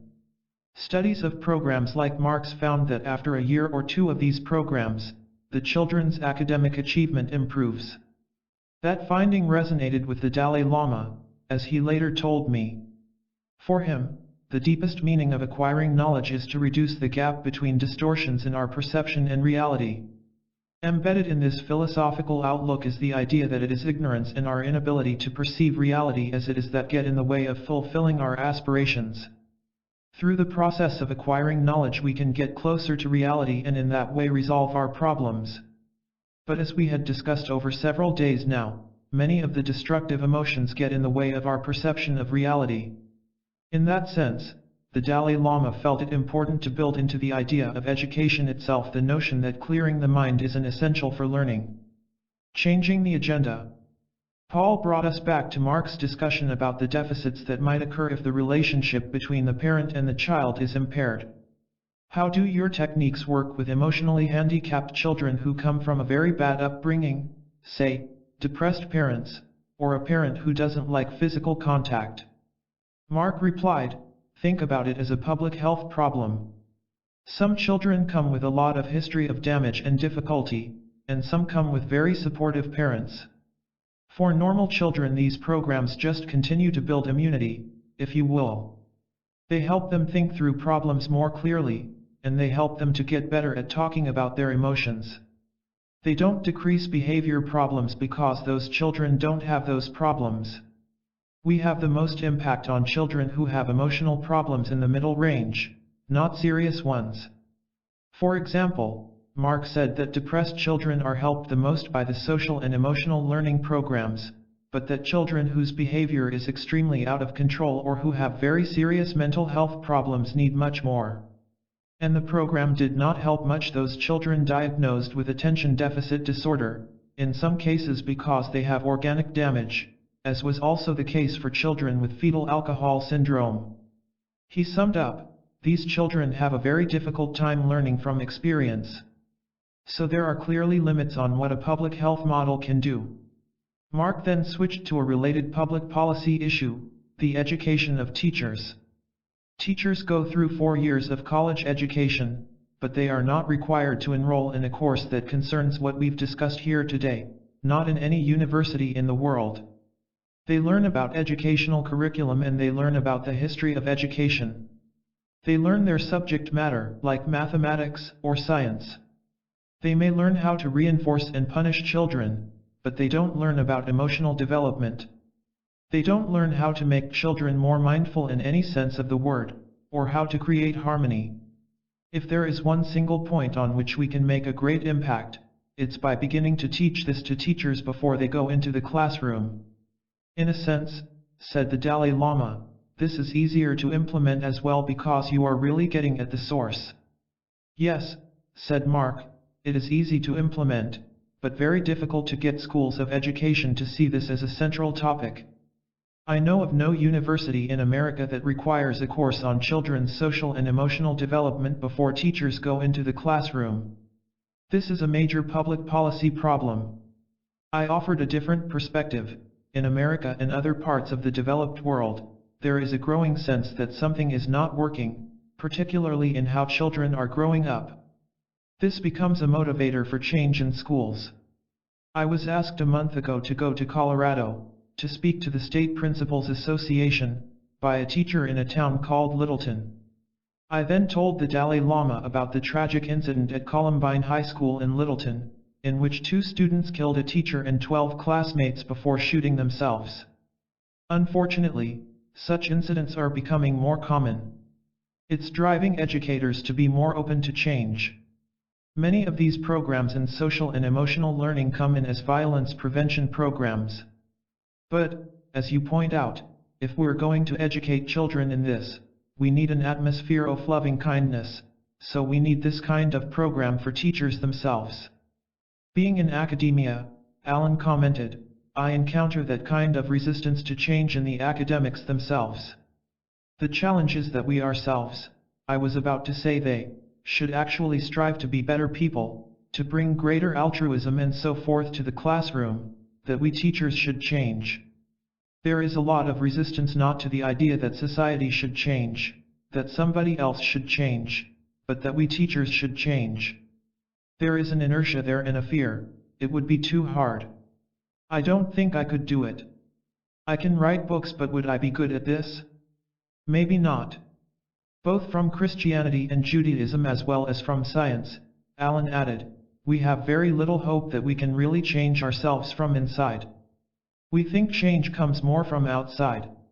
In Judeo-Christianity it comes from God's blessing or grace. In science it comes from taking drugs or from some type of gene therapy. Richie was more optimistic. I think this is a case where modeling is a very powerful form of learning. Mark was talking about modeling in his program. Think of the value of having in each school just one teacher who displays loving kindness and compassion. At this, I had the thought that while there are such devoted teachers to be found in schools, they are not held up as models. What's needed is both the expertise to develop such attitudes in teachers who don't bring it with them into the profession, and institutional support for it. Richie went on to suggest that holding up such teachers as models, and encouraging others to be similarly compassionate, would create a vision of hope in education. We have to take small initial steps, but through modeling that change can occur. That's a positive note, I said, on which to end our session today. At the end of the day, the Dalai Lama told me he was pleased with what he had heard about emotional education. It fit well with his own analysis of the deep meaning of education itself, that learning about the mind and emotions should be part of any concept of education. Day 5. Reasons for Optimism. Chapter 13. The Scientific Study of Consciousness. The fifth day of our meeting was intended to remind us that our focus on destructive emotions was part of a larger agenda, exploring how Buddhist and modern scientific perspectives could together enrich our understanding of the mind. For the Dalai Lama, brain science offers Buddhist psychology information on the hardware that might fit its software, theories of mind. As he told me, learning the neurobiological basis of mental states was one of the ways Buddhist thinkers might gain the most from engaging with science. And brain science might offer a stronger corroboration, or challenge, for Buddhist theories of mind. Buddhist epistemology makes the distinction between what is not found and what is found not to be the case. The neuroscience findings, the Dalai Lama felt, had so far presented no contradictions for Buddhist thought. And, in the spirit of investigating the mind, the Dalai Lama's interest visibly quickened when such findings were offered up, as was the case on this day. On this last day of our meeting, as everyone stood for the Dalai Lama to be seated, he went around the circle of presenters, clasping the hands of each in turn. There was a heightened coziness in the room as we settled in. A gentle, soothing rain had fallen during the night, the weather had cleared, the air was crisp. Today we would return from the realm of practical applications to our larger scientific agenda. Francisco Varela would be our first presenter, and Richie Davidson our second. Because the Dalai Lama knew Francisco so well, I simply said with a smile, "As you know, Francisco Varela holds research posts at many prestigious institutions in France, but because my French is so bad, I will spare you all the embarrassment of my mispronouncing those names, and simply introduce Francisco." A radical theory. Of all the scientists who traveled to Dharamsala for this dialogue, Francisco Varela's life journey may well have been the greatest, certainly in distance, if not in time. Francisco was born in Tulcahuano in the south of Chile, where his father, an engineer, was in charge of the work at the port. Francisco's vacations were spent in Monte Grande, a remote village of just 50 or so people high in the Chilean Andes, where his grandfather lived, and where life was much as it had been in the 19th century, no roads, no television, no radio. He considered Monte Grande his spiritual home. A voracious reader with a knack for science, Francisco was largely bored with school and an average student until college, where his performance in biology under his mentor, Humberto Maturana, earned him a scholarship to Harvard for his PhD. The year was I-968, the peak of the wave of radically rethinking social institutions that was then sweeping the world. As a graduate student, Francisco was fascinated by the deep philosophical question of neuroscience: how does the mind emerge from the brain? In the spirit of the time, he was deeply critical of the then dominant paradigm, one that modeled the human brain on the information processing system of a computer. But, as befits a scientist, he started with the basics, focusing his research on the eye of the honeybee, a complex visual system totally different from the eye of a vertebrate, let alone that of humans. His advisor, Torsten Wiesel, was later to win a Nobel Prize for research on the visual system. In I-970 Francisco passed up a job offer at Harvard to take a post at the University of Chile, a move motivated in part by the election of Allende, whom Francisco, left-leaning himself, avidly supported. It was a time of hope and openness in Chile, with an egalitarian socialism promising a new social and economic order. The optimism of the moment was reflected in an open-mindedness in the atmosphere of the university as well. With his old mentor, now colleague, Humberto Maturana, Francisco undertook research at the frontier of biology. Francisco and Maturana developed a radical theory of autopoiesis, that is, self-production, which explains how a living system emerges and maintains a continuing identity even as all its components are in continual flux. A cell, as he put it, bootstraps itself out of a soup of chemistry and physics. As a self-organizing network of biochemical reactions, it produces molecules that then create a boundary that constrains the network itself. The cell, in other words, is self-created. Rather than reducing life to its molecules, autopoiesis sees the organism as more than the sum of its parts. Properties of the whole emerge from the dynamics of its parts but cannot be explained simply as the totality of its elements. The theory applies at all levels of life, from a single cell to the immune system, the mind, and even communities, as Varela and Maturana later proposed in their 1987 book The Tree of Knowledge. In the early 1970s, the theory of autopoiesis was considered heretical, although it now influences thinkers in fields ranging from philosophy of mind and cognitive science to complexity theory. But then came the dark days of 1973, after the military coup led by Pinochet, when the university was under police control and Francisco was faced with the threat of having his lab closed down if he did not denounce friends connected with Allende. Francisco's work with Maturana came to a halt. Worse, the police were rounding up many of Francisco's friends and associates.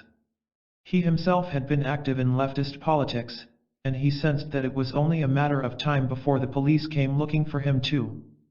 Francisco fled with his first wife and 3 children to Costa Rica, the farthest point they could afford to reach that was still accepting Chilean political refugees.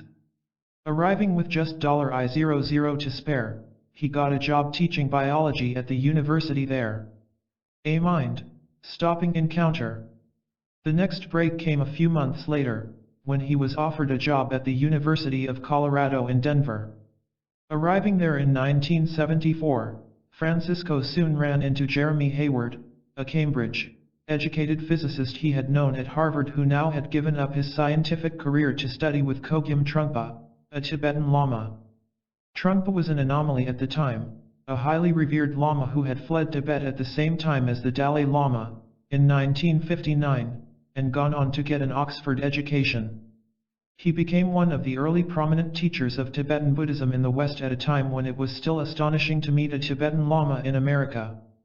At the time, Francisco felt as though his life had been wiped as clean as a blank slate. The horror of the violent coup d'état in Chile, the sudden destruction of a world of sense and meaning, left him feeling adrift. There were no satisfying answers to explain the human cruelty he had witnessed. All the years of philosophy and rationality, of Marxism and science, couldn't help him. His sense of a meaningful universe was suspended. So when Hayward said, "Come and meet Trungpa," Francisco decided, what the hell, why not? And he went. A rationalist with no interest in Eastern philosophy or religion, Francisco nevertheless found himself intrigued by Trungpa's presence, his sharpness, his humor, his quirkiness. At one point as they talked, Francisco told Trungpa about his confusion and his sense of not knowing what to do. Trungpa gave Francisco a full, penetrating look and asked, "Why do you want to do something? How about doing nothing?" At that, Francisco felt his mind stop. Doing nothing was a radical proposal for someone used to constant mental activity, to continual analysis. But as life had shown, sometimes all that doing just led to more confusion. Now whammo, suddenly there was an alternative, peace of mind, and it just might make sense. But how do you do that? Francisco asked. "I'll teach you," Trungpa replied, and on the spot showed him how to meditate. Meditation became a kind of love affair for Francisco, a passion. Soon he was going off to a center in the Rockies for month-long retreats. Meditation fed a hunger that he had long felt. He realized that beneath his know-it-all, rationalist, scientist self, the very ground of his existence was alien to him. In meditation he found a feeling of just abiding in the ground of his being without having to articulate it or express it in any way.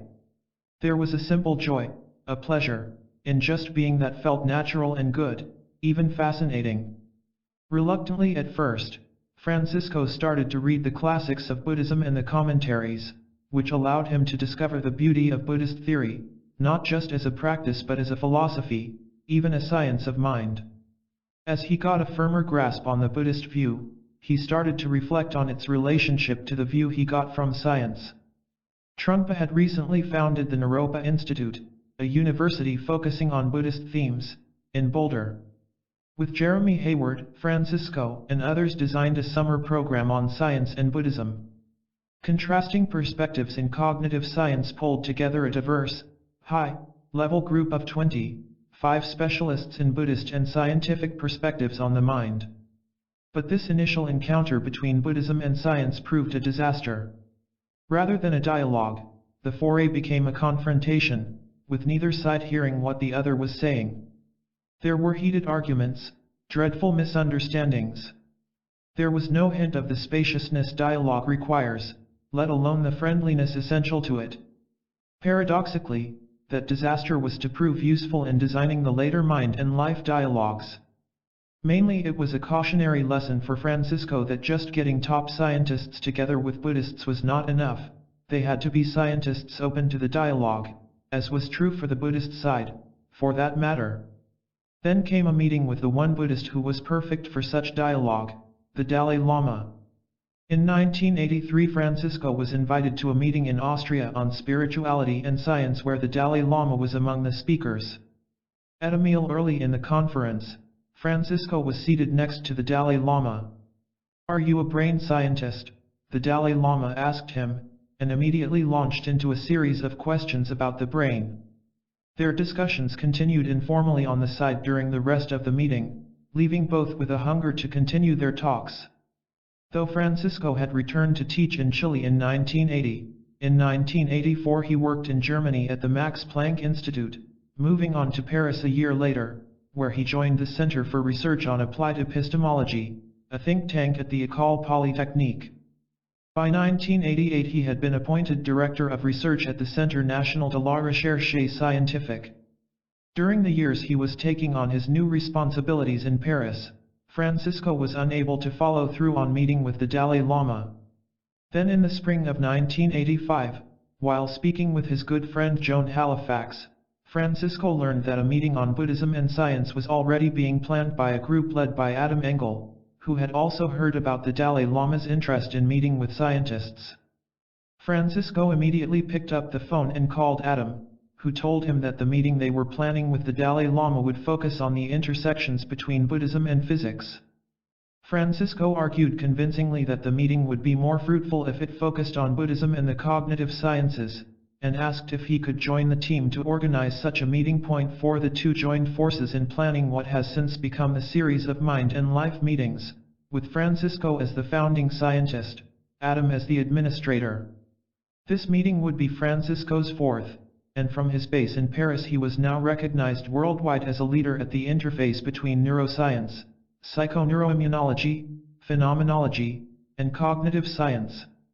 In addition to his academic posts, he had contributed over 200 articles to scientific journals, mostly on the biological mechanisms of cognition and consciousness, and had written or edited 15 books, many translated into several languages. As a scientist, Francisco was hard to categorize.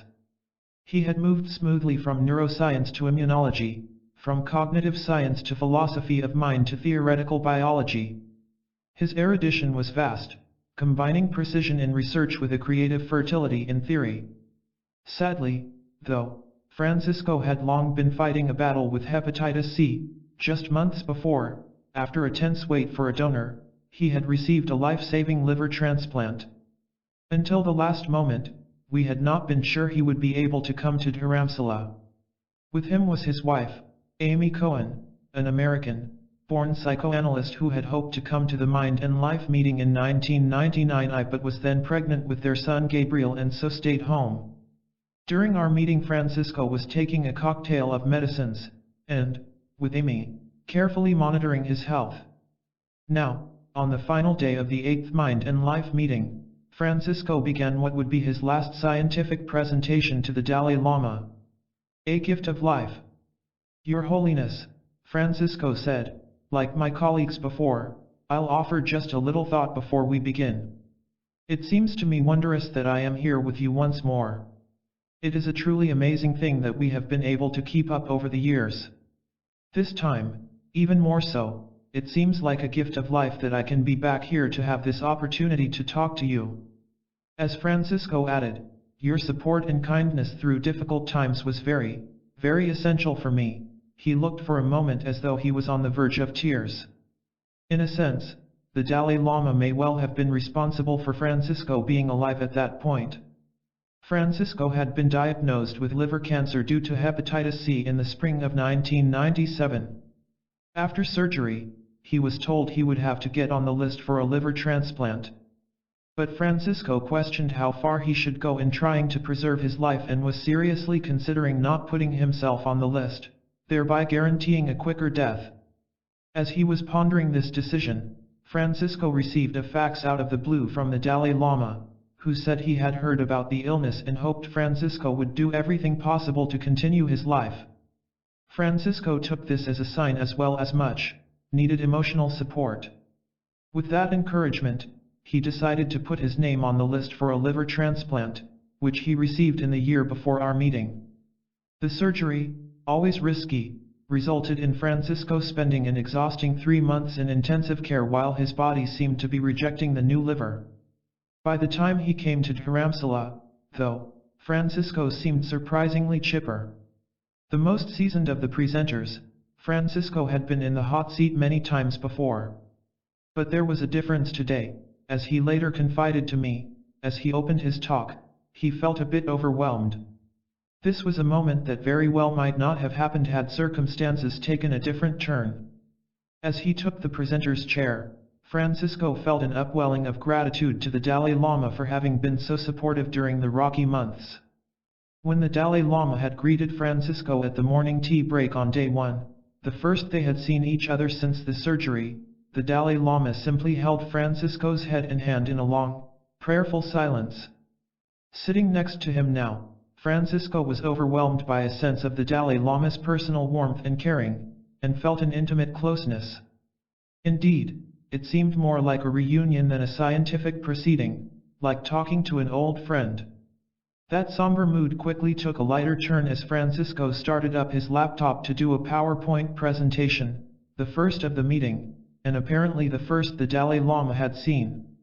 When the initial LCD display came on the screen, the Dalai Lama exclaimed, "Very impressive." Then came the first graphic, an animation of the title sweeping across the screen. At that there was spontaneous applause, and His Holiness uttered the Tibetan equivalent of "Wow. I knew you would like that, Your Holiness," Francisco said with a laugh, and continued, "We want to introduce the idea of expanding this project, to see how we can move further in collaborative research growing out of the Mind and Life Institute. First I and then Richie will touch on things that are actually being done along these lines. This is an opportunity to discuss this basic question: how can the neuroscientific study of consciousness and the meditation tradition actually collaborate? Breaking the taboo of subjectivity. I know that you have always manifested a great interest in the relationship between consciousness and brain, and to me also this is a fascinating area, as well as for a lot of our colleagues here. Science has evolved greatly in this regard. 10 or 15 years ago, consciousness was a dirty word. Today there are conferences on the topic, and many people trying to work on it. I think there are 2 important reasons why this is so, Your Holiness. One is that there are new, non-invasive methods to work with humans, and the second is the renewed openness in the scientific study of consciousness. These 2 factors combine, making it possible for us to work further in this collaborative effort. As Francisco saw it, a turning point had come at a conference held in Tucson in 1994, where a young philosopher from California, David Chalmers, gave a paper about what he called the hard problem of consciousness. Chalmers argued that it was impossible to study consciousness without asking people what they are experiencing, a rather common-sense proposal that was, for neuroscientists who had been relying on high-tech machinery to probe the brain, rather radical. Francisco by then had been grappling with the hard problem of consciousness for decades. The behaviorists, remember, had vanquished such testimonials about people's experiences from scientific study in the middle of the last century, charging that such data were hopelessly biased. Francisco had been busily refuting this stance in a flurry of publications. His book The Embodied Mind, published in I-99 but begun 10 years before, argued that Buddhist training in mindfulness meditation offered a method to help people become first-person collaborators, reporting on their own experience, in the study of consciousness. In 1996 Francisco proposed that this approach, which he called neurophenomenology, offered a way to answer the hard problem of consciousness, a method explored in detail in his 1999 anthology The View from Within. And in 2002 his last book, On Becoming Aware, The Pragmatics of Experiencing, demonstrated the scientific usefulness of the approach. Francisco continued, this renewed interest in the study of consciousness is not obvious from outside this funny thing we call scientific culture, but it is becoming more and more clear that there is tremendous value in bringing back data from the first-person method. This means that you take into account your subjective experience. Some people might call this lived experience, or phenomenology, or the personal level. We're using phenomenology, experience, and first-person synonymously. Although the terminology varies, whatever you want to call it, what has been shunned in the past by science, the subjective, is becoming more and more important. There is now a whole variety of first-person methods that are more or less sophisticated. Part of the discussion going on today concerns which methods to use under which circumstances. The tradition of meditation is a fundamental one, but there are others, and we would like to examine them in a wider context. Getting the other half of the story. To illustrate his point about the need for first-person data in neuroscience, Francisco raised the question of what happens in the brain when you have a mental image. Suppose that I show you this piece of paper, he said, holding up a blank sheet, and then I tell you to close your eyes and imagine it. The question is whether that image is of the same nature as the image that you see. It was thought that you could find the answer by looking to see whether or not the visual cortex was active. The answer that came from the laboratory is interesting, because it is neither true nor false. In some kinds of visual imagery the visual cortex is indeed very active, as if you were seeing the image. But for other kinds of visual images, it is not.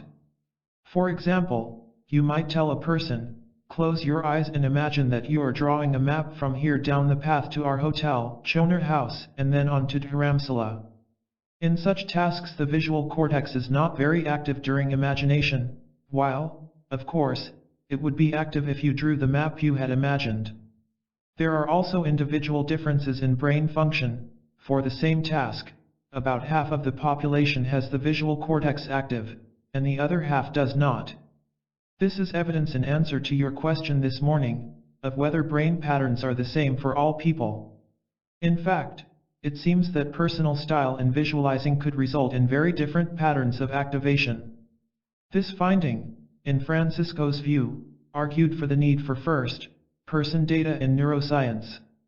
No matter how robust the neuroscientific method for studying the mind, key interpretations of data can be missed without getting reports from the person being measured. If, for example, the studies on imagery used brain imaging techniques alone, the results would have been utterly confusing. About half the time the visual cortex lit up in people and half the time it did not, depending on the experimental paradigm used. If the imaging data were simply analyzed in terms of the group averages, the scientific result of all those studies would be to end up empty-handed. What's missed, Francisco pointed out, is the differing effects on the visual cortex of the different visualization strategies people use. The only way to truly understand what's going on is to ask people for a precise report of what they are doing mentally while their brain activity is being measured. Without the first-person data in such studies, then, neuroscience is half-blind. An inner expertise. Another key point, Francisco continued, is that this work, which is still very young and developing, makes it obvious that you just cannot have people do first-person observation without measuring the degree of training they have. Being able to walk into a garden and see the plants doesn't make one into a botanist, that requires training. This idea, that people vary in their abilities as observers of their own experience, may seem completely obvious to you, Your Holiness, but you will be surprised how non-evident, almost revolutionary, it is among researchers in the West. Everybody knows that you have to train to be a sportsman, or a musician, or a mathematician. But when it comes to observing one's experience, it is as if there is nothing to learn, it's just there. You cannot underestimate the degree to which there is a culture of blindness about this. So Francisco proposed a corrective to this problem, using objective methods, what he called second and third person methods, to corroborate first person reports. The first person is the one having the experience, the second person is a highly trained interviewer, the third person refers to the objective measurements science applies. The basic idea is to combine the first person method, which requires training, with the empirical third person approach, which is neuroscience as we know it. Take an EEG study, where we can detect the kinds of electrical activity going on in the brain. You have two sides of the story, the signal that comes feeding the machine as the third person approach, and the first person who can give his own account and say, for example, that he was experiencing surprise. The idea, then, is that by combining these two sources of data, we can get much closer to understanding not only the experience but its biological and organic basis. So, in summary, the starting point is a rediscovery of the importance of the first-person view, and the working hypothesis is that the first-person description can work reciprocally with the empirical approach. A necessary basis, of course, is the cultivation of a sustained discipline of observation, which is a new idea for the West. This idea intrigued His Holiness, who saw that meditation practitioners might be just the kind of people needed. A false start.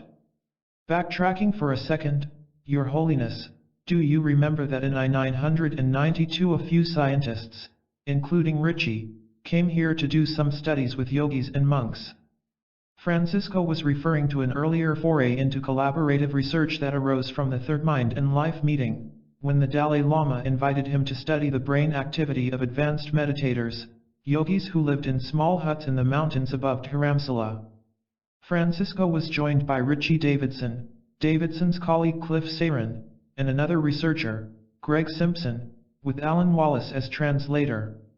Every day for a few weeks, the research team, armed with a letter of introduction from the Dalai Lama, would lug its EEG instruments and related machines high into the mountains to meet with one or another yogi. And each day they met skepticism and obstacles. Among them was the reluctance of most yogis to allow their brains to be measured at all. As one more or less cannily put it, what those machines measure may have nothing to do with what happens during my meditation. So it may look like nothing is happening, which could lead to doubt in the minds of Buddhist practitioners. And so he, and the others, declined. For Francisco, that failure produced some productive lessons. One was that it was naive to ask a yogi who has been meditating for 20 years and who has no interest whatever in science, to participate in a scientific experiment. Instead, you need to work either with westernized Tibetans or highly experienced Western practitioners, where the collaboration becomes possible. The second lesson was that testing under such rugged conditions meant that research was limited to measurements possible in the field, which were superficial compared to the rigor and precision of those available in a research center. Better to bring the yogi to the lab than the lab to the yogi. It was an extremely interesting experience, Francisco continued, but we realized that in order to really study the abilities that were our concern, we needed the technology to look into their brain state. The psychological measurements we used then, such as reaction time, just weren't enough. So what we're using now is a more elaborate, electrical technique. Why electrical? Because the moment of experience is very fast. Techniques such as metabolic studies of blood flow are very, very useful, but they're slow. It takes minutes to get a picture of how a little more blood comes to here or there in the brain. But a moment of experience is like that, he said, snapping his fingers. What we need to study is 1,000 times faster, on the order of milliseconds, not seconds. So the technique had to be based on electrical or, eventually, magnetic measurements. We focus on a very, very simple mental condition and use the surface measurements of electric changes by an electroencephalogram, or magnetic fields, with a very sophisticated machine, essentially a kind of quantum device, that could not be brought here to Dharamsala. You don't just measure, there's a lot of data analysis. That's where the progress has been, in new techniques for extracting quite a bit of information from a simple measurement. The brain's melody. Francisco then mapped out two complementary goals he saw in the research agenda for the Mind and Life Institute. His own work would focus on the dynamics of mental activity within a moment's time, while Richie Davidson explored lasting changes in the brain over a much longer time span, months or even years. For example, when anger arises, there is a refractory period where you just have time to catch the anger arising and try to suppress the action that will follow. It follows that you need to understand very precisely the dynamics of the emergence of that state. You need to understand in great detail a moment of experience. How does a moment of consciousness, a moment of cognitive activity, a perception, or an emotion actually arise? If we understood it better, then we could clarify how to apply that understanding to work with it. But very little is known about the minute details of how it can. At this, the Dalai Lama perked up. He had a keen personal interest in just this question. Though the ensuing presentation seemed quite esoteric to many in the room, from the Dalai Lama's perspective it was to be one of the richest parts of the entire week.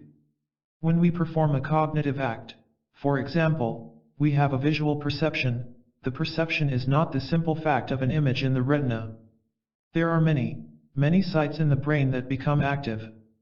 The big problem, Your Holiness, is how these many active parts become coherent to form a unity. When I see you, the rest of my experience, my posture, my emotional tone, is all a unit. It is not dispersed, with perception here and movement there. How does that happen? Imagine that each one of the sites in the brain is like a musical note. It has a tone. Why a tone? Empirically, there is an oscillation. The neurons in the brain oscillate all over the place. Each goes, his arms rising as in an expansive gesture, and then falling in deflation.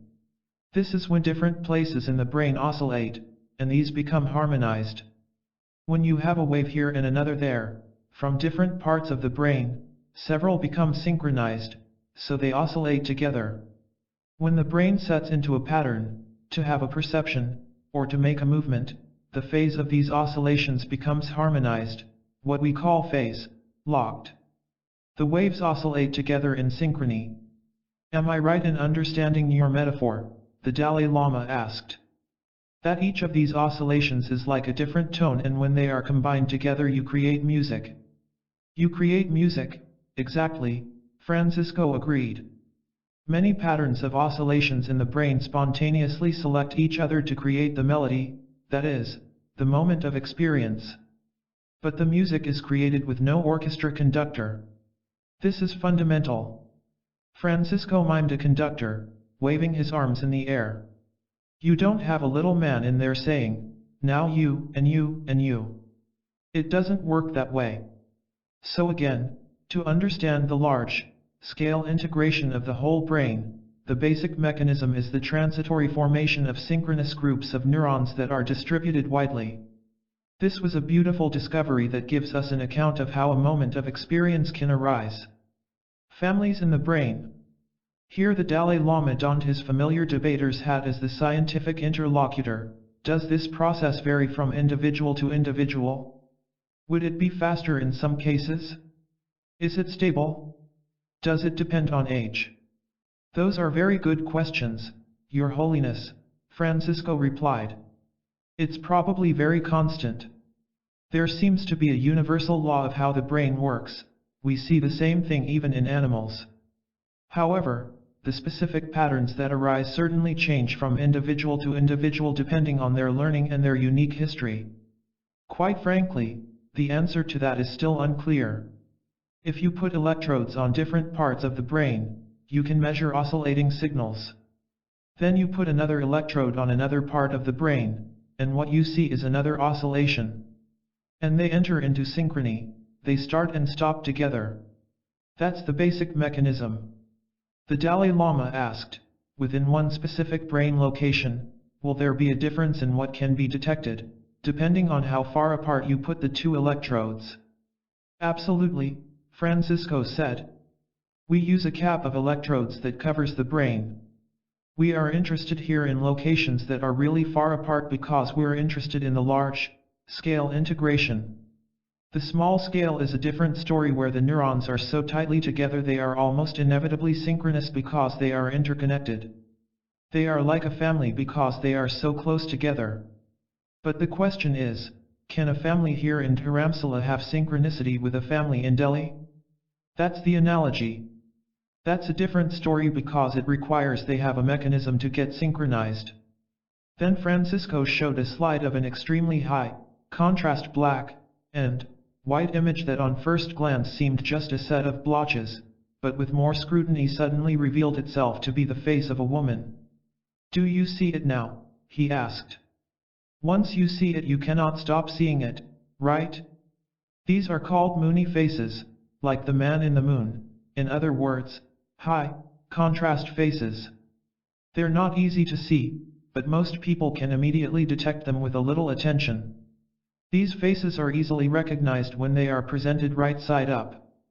Then, showing the same image upside down, he asked, but now, do you see a face there? Very few people ever do. The upside down stimuli are much more difficult to read. For the purpose of the study, we call the first image the perception condition. People eventually see the face, and the more difficult one the non-perception condition, because people usually don't recognize it at all. The anatomy of a moment in the mind. At that, Francisco displayed a chart showing the sequence and timing in his experiment deconstructing a moment in the mind.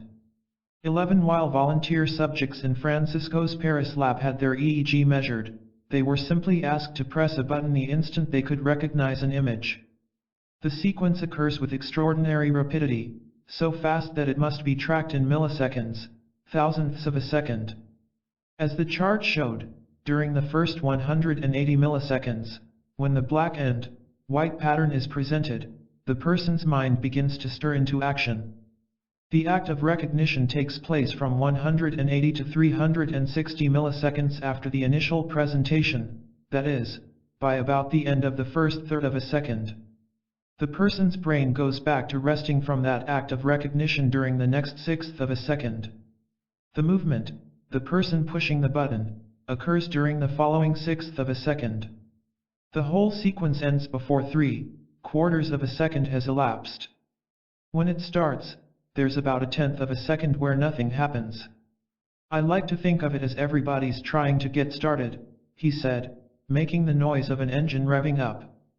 Everyone is trying to make allies to form the synchronous groups, he pointed out, referring to the first head on his chart, where there were barely any connecting lines, and the image had not yet been recognized. On the second head, there were suddenly many cross connections, indicated by black lines, as alliances were made by brain cells in disparate areas.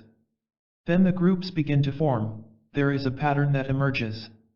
This is truly a case of emergence, because nobody told them to be synchronous, say, between this electrode and that electrode. They synchronize with each other. That corresponds, we know from all kinds of other evidence, to about 1/3 of a second after the stimulus, to the moment the person actually recognizes a face. From that moment of recognition on, you can see lots of green lines, which mean the opposite of synchronous. Everything in the brain is going out of synchrony. Everybody is oscillating on their own. The whole humph is now going poof, he says, waving his hands wildly around his head. In other words, the brain says, erase that oscillation pattern. Tracking subtle movements of the mind. The Dalai Lama had been listening with particular attentiveness, gently rocking back and forth in his chair. Now he asked, could you conceive a study where instead of showing a visual stimulus, you have an auditory stimulus, a sound? Then could you see these processes, in the second stage this synchrony, and in the third this dyssynchrony? And then compare that dynamic to the visual stimulus, to see if there's the same pattern in the third stage. We have done that experiment, Francisco replied, and you will see the same patterns. We have done experiments with audition, with memory, with conflict of attention between visual and auditory. The answer is always the same. You have one particular pattern at the moment of the arising of the perception, and then you have a moment of recognition, and then you have a new pattern being formed at the moment of the action, which is pushing the button. Another set of synchrony arises in a new group of neurons as the person remembers that he has to push a button. The recognition arises, and then the dyssynchrony. Then the person remembers to push the button, and that needs a new pattern or synchrony in a new pattern of neurons. It's almost as if once a synchrony is formed, the role of those neurons is finished, the Dalai Lama observed. That's right, they are transient. And that's what I like. It's like the transience of mental factors. Francisco was referring to the basic elements that compose each moment of awareness in the Buddhist Abhidharma model of mind. They come and they go, and they correlate to transient patterns in the neurons. That was clearly a big discovery for me. The brain actively undoes itself. It creates a gap where the transition from one moment to the next is actually marked. There is recognition and then action, but they are punctuated. It's like saying perception, action, rather than a continuous flow. This is systematic. We have seen it in all kinds of different conditions. Timing the mind. Francisco's results accord with those of other researchers who have been timing the fine movements of the mind. Benjamin Libet, a neurosurgeon at the University of California Medical School at San Francisco, found, for example, that electrical activity in the motor cortex begins about 1/4 of a second before a person is aware of his or her intent to move a finger. And there is another full 1/4 second between the awareness of the intention to move the finger and the beginning of the movement itself. Like Francisco's work, Libet unpacks otherwise invisible, fine-grained components that in our experience seem a single, solid event, the recognition of a face, the movement of a finger. The Dalai Lama pursued such an unpacking of a moment's mental activity in his next question. The measuring device you use seems highly sensitive to milliseconds. So is there still a gap between the initial exposure and the recognition if you show a photograph of a face that is so familiar that the person would instantly recognize it without having to actually think about it or recall from memory? We have actually done that, and the answer is that the gap shortens, but it is still there, Francisco replied. At this point there was a heated discussion in Tibetan on the issue of whether there is an initial phase of non-conceptual awareness before memory and other aspects of cognition create Francisco's whoop. The Dalai Lama, pleased at this opportunity to explore a topic of high personal interest to him, the distinction between conceptual and non-conceptual processes in the mind, continued, would you agree that this would indicate that the first moment is non-conceptual, purely a visual perception that apprehends the form in question, and the second is conceptual, which recognizes, oh, this is that? This seems to corroborate Buddhist psychology. Which leads you to decide to push the button, Francisco said. It's only when I say, oh, I recognize that it leads to the moment of decision, where you then push the button. So it is a conceptual moment. The first one is just the pattern being perceived, without the conceptual process. The Dalai Lama pushed on, intrigued by the implications he saw. Would you agree that this corroborates a point in Buddhist psychology, that the first moment is a purely visual perception that is non-conceptual, and the second moment, no matter what its duration might be, is when the conceptual mind apprehends, this is that. For example, as I look at Alan Wallace here, I immediately recognize his face without having to figure it out. Grossly speaking, it seems like it's instantaneous, but in fact it's at least 200 milliseconds, Francisco interjected. This is exactly the Buddhist point of view, the Dalai Lama continued. Even though, grossly speaking, it seems to be instantaneous, in reality it's not instantaneous. First there's an impression, and then the labeling, the conceptual recognition, and it's a sequence. Absolutely, Francisco agreed. Typically, under normal conditions you cannot compress a mental moment to less than 150 milliseconds. Even when it's something that's virtually immediate. This is, in fact, a key point in Buddhist epistemology. The first moment of, say, a visual cognition is pure perception, a raw precept without a label, but shortly thereafter comes a mental cognition, the murmur of a thought, drawing on memory and enabling one to recognize and label the visually perceived object for what it is. Realizing that the first moment of cognition is non-conceptual and that those thereafter are conceptual offers a gateway, an opportunity for inner liberation, in the Buddhist model. This insight into the nature of our ongoing construction of reality represents a necessary step, though not in itself a sufficient one, toward freeing the mind from the inertia of mental habit. As we entered this territory in our discussion, we left behind most people in the room, including many of the scientists. But the Dalai Lama was keenly interested to hear what science had found about what happens during the arising in the mind of a moment of experience, and to see how these findings fit with Buddhist models as described in the texts he was familiar with. This was a rare opportunity to hear a detailed scientific description of the process, and he found striking parallels between the scientific and Buddhist views, the two versions largely supporting each other. Modern evidence on an ancient debate. In Buddhist epistemology, the Dalai Lama explained, there has been a lot of debate on the nature of perception and how it engages with the object. There is one school that maintains that the visual experience perceives the object in a naked way, without mediation by a mental representation. The eye organ comes into immediate contact with the object. This has been critiqued by other epistemologists who argue that there is something called namba, which roughly translates as aspect. This is also akin to a mental representation, or in this case a visual image created in part by the mind, and this is what actually organizes random sensory data into a coherent image at the sensory level. And then the sensory experience arises. It is not a simple sort of representation, a mirroring image. According to Tibetan philosophical understanding, there are four major Indian Buddhist schools of thought on this. The first school, Vaibhashika, is the one that accepts the idea of perception being a simple case of mirrored representation.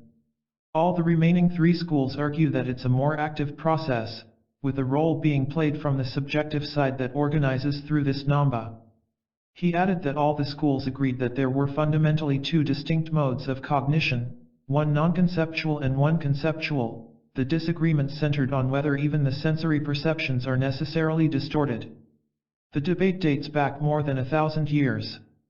In brief, the issue is whether we visually perceive objects in themselves, without mediation by an internal image, or whether we visually perceive objects in the outer world by way of internal mental representations. The latter view is held by the more philosophically sophisticated schools of Indo-Tibetan Buddhist philosophy. The Dalai Lama was pleased that science had started to find methods to dissect the different stages within a single experience and so could offer fertile cross-connections from these findings to fine points of Buddhist thought. There had been an animated discussion in Tibetan of whether it made sense to posit that the initial moment of a sensory experience is shaped by thought or a mental image, as Jinpa argued. But here Jinpa was a lone voice, and the Dalai Lama did not buy his argument. Francisco put science's stake in the ground. Neuroscience says that internal active organization occurs not only in the perceptual sphere, but it happens in the larger context of the rest of other mental conditions such as memory, expectation, posture, and movement, and intention. Seeing, for instance, takes into account what we perceive through the senses, but shapes it depending on these other conditions. The positions in Buddhist philosophy resonated for Francisco with similar debates in science. For example, to say that an emotion colors a perception is one interpretation that I myself am not very satisfied with because it suggests there is a perception and then an emotion is layered on top. There is another point of view, in which emotion, that is, the tendency toward motion, is like a predisposition with which the organism goes to meet the world. It is not that you have the perception and then you paint it with emotion, it is that the very act of encountering the world, the perception, is already intrinsically emotionally shaped. There could not be a perception without an emotional component. I would distinguish as a distortion a very diluted perception when that emotion becomes, for example, so very prolonged that it is dysfunctional or pathological. But even normally there is no such thing as perception without emotion. A subtle interest. Richie Davidson offered an example. Your Holiness, with certain kinds of visual objects that are more complex, for example, a neutral face that is not expressing an emotion, the very initial reaction across 10 people will not necessarily be the same because of the emotional temperament of each person. Within the first 200 milliseconds there is a difference in their reaction to the face between a person who is anxious and a person who has a calm temperament, Ritchie explained. This immediate difference in patterns of neural activity has been detected in the fusiform face area, a part of the brain that registers faces, and occurs in response to neutral faces that are liked versus disliked. It struck the Dalai Lama that this difference could still be due to a conceptual process. He clarified, "My real interest here is very subtle. Even within that first 200 milliseconds where you are already seeing differences from one individual to the next, is there a point, maybe in the first 100 milliseconds, that is just the visual perception, the mere appearance, and then the conceptual cognition clicks in the second 100 milliseconds? Is there any evidence for that? My hypothesis is that the first 100 milliseconds would be the same for all 10 people and the variations for temperament would come once the conceptual apparatus is involved." Ritchie started to say, "The evidence would suggest," but was cut off by Thupten Inpsa, who, in the spirit of the debater, was raising a challenge. "I would make a counter-argument that the preceding mental state will already influence the initial moment of visual perception." The Dalai Lama took the challenge in stride. "Yes, in principle, the first moment of visual perception will be influenced by a preceding mental state, but only in the sense that the clarity of the experience is drawing its basis from the previous moment, it won't modify the sheer appearance of it. In the second moment, when you get into judgment, the good or bad feeling you have about it, that's a new event. But I still suspect that there is a very brief moment, a tenth of a second, perhaps, where your temperament, health, age, and so forth are not likely to influence the sheer visual perception itself." Francisco answered, "I don't think that we can determine that to that level of detail, Your Holiness, but there seems to be quite a bit of evidence that when I see an image, the way it comes in and is treated and shaped also continues what was there before. In what the brain does to shape it, expectations and memories and associations will affect it, but they do not determine it. I think I would agree more with Jinpsa that something would be carried on from the previous moment. I don't think there is any evidence that you can have a pure visual appearance. It always will be in the context of what just happened or other events of the past in working memory. I don't think we can really determine a fine moment when there will be just perception. How could you check that out neuroscientifically?" Alan wondered. "Well, that is a good point.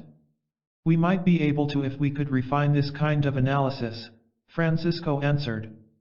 "This particular analysis is bad for answering that, because we can only resolve down now to about 70 milliseconds. A brilliant suggestion." Ritchie wanted to point out that the data here are clear and support the Dalai Lama's hypothesis. The very early components of the brain measure used to measure these extremely quick bits of mental activity reveal that for the first 70 to 100 milliseconds people react in a highly similar way. The differences among individuals in brain activity begin to emerge after about 100 milliseconds. Ritchie was struck that the research record was exactly as the Dalai Lama suggested. "There is a method," Ritchie said, "using the same kind of electrical measurements where we can actually detect activity in the brain stem before it gets to the highest part of the brain, the cortex. The brain stem is very unlikely to show differences across people. You're more likely to see commonality there. That might be the moment that you're describing, which really is similar and does not reflect like or dislike, or expectations. It's just the pure sensory information coming in." The Dalai Lama murmured, that's it, indicating that this was precisely the focus of his interest. Alan continued the line of inquiry, "According to Buddhist epistemology as I understand it, that moment is so brief that the ordinary person cannot ascertain it." "Right, it's within the first 35 to 40 milliseconds, Ritchie said. "If it's impossible to corroborate on first-person testimony, then it's hard to imagine how you could get at it just through neuroscience," Alan pointed out. "Why not?" Francisco asked. "If we can make more refined methods to distinguish the dynamics of the arising of a perception, it is not impossible. But with today's indirect techniques for measuring the brain stem, that is very tough, so more precise methods would have to be developed. We're getting a little better already, resolving at the level of dozens of milliseconds, which is already something. But the more subtle levels are lost. This is part of the collaboration, if there is such a thing as a first person ascertaining of that. There could be, in principle. The Dalai Lama offered a specific theory to test experimentally. My hypothesis is that for sensory perception in general, that first moment is non-conceptual, you are simply getting the impression. In the second moment, some kind of identification clicks in. You would expect that to hold across the board. But I suspect that when you close your eyes and get a purely mental image, you would not have that sequence of a simple image followed by added identification. Probably the identification would come in simultaneously. Actually, said Richie, there you don't get the brain stem involvement, so that's exactly right. That's a brilliant suggestion. With pure imagery, mental imagery, the brain stem component, which is within the first 40 milliseconds, does not arise. It all happens just in the cortex, so it fits perfectly with what you say. But when actually looking at an image, the sensory processing activates the brain stem. I was wondering, the Dalai Lama added, whether one could see a difference between a situation where you have just visual perception and another where you go through a thought process at the same time as being aware of what you are seeing, for example, liking or disliking. Another case would be having the visual perception and then closing your eyes so you are no longer looking but going through the related thought process. Would you envision a difference in the brain activity of these instances? Richie answered, in one case the visual stimulus is present and in the other case it's absent. In one case you will have brain stem activity and in the other case you will not. There is an issue as to whether we could be aware of the activity in the brain stem. According to modern neuroscience, the only way to become aware of activity in the brain stem is for that activity to reach the cortex, and so there is a paradox, that is, we can't know it, since we depend on that information reaching the cortex to experience it.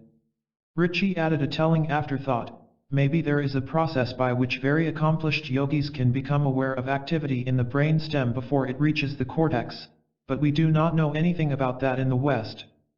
Within the year Richie would be testing just such accomplished yogis in his laboratory at Madison. First, person science. Francisco, pressed by time, returned us to our initial theme, the importance of first-person accounts. Just to conclude, Your Holiness, I want to begin to combine what we just saw, the face recognition experiments with first-person accounts as a tool for analysis. We have now begun to do the same kind of experiments, but instead of just presenting slides and asking the person to push the button, after each presentation now we ask the person to give an account of his or her experience and state of mind preceding the stimulation. I was distracted. I was thinking about my girlfriend. I was really prepared. You get a very rough, minimal, but nevertheless phenomenological, first-person account. These are intelligent but not highly trained subjects.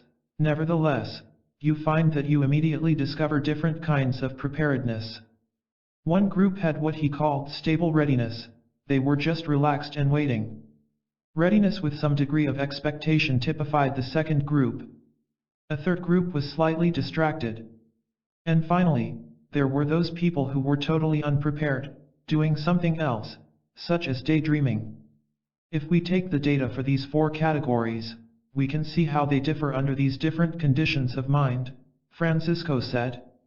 There was a great deal of oscillation and activity in those who had the stable readiness, both with and without expectation.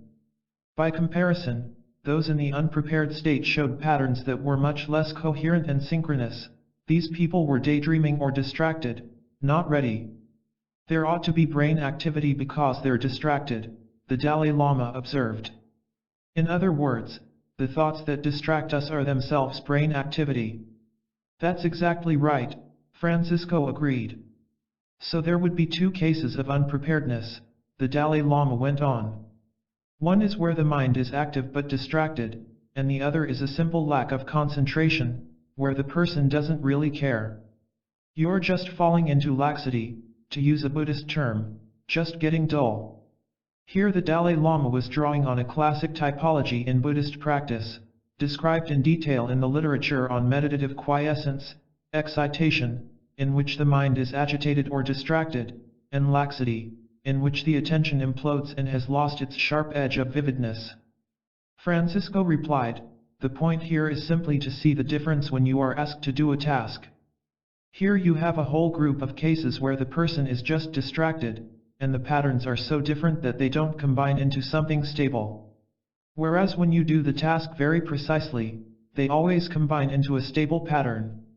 Francisco went on to another point. This was done with subjects who were not highly trained. What we're going to do now is to take trained meditators who can go into much finer detail in describing a moment of experience.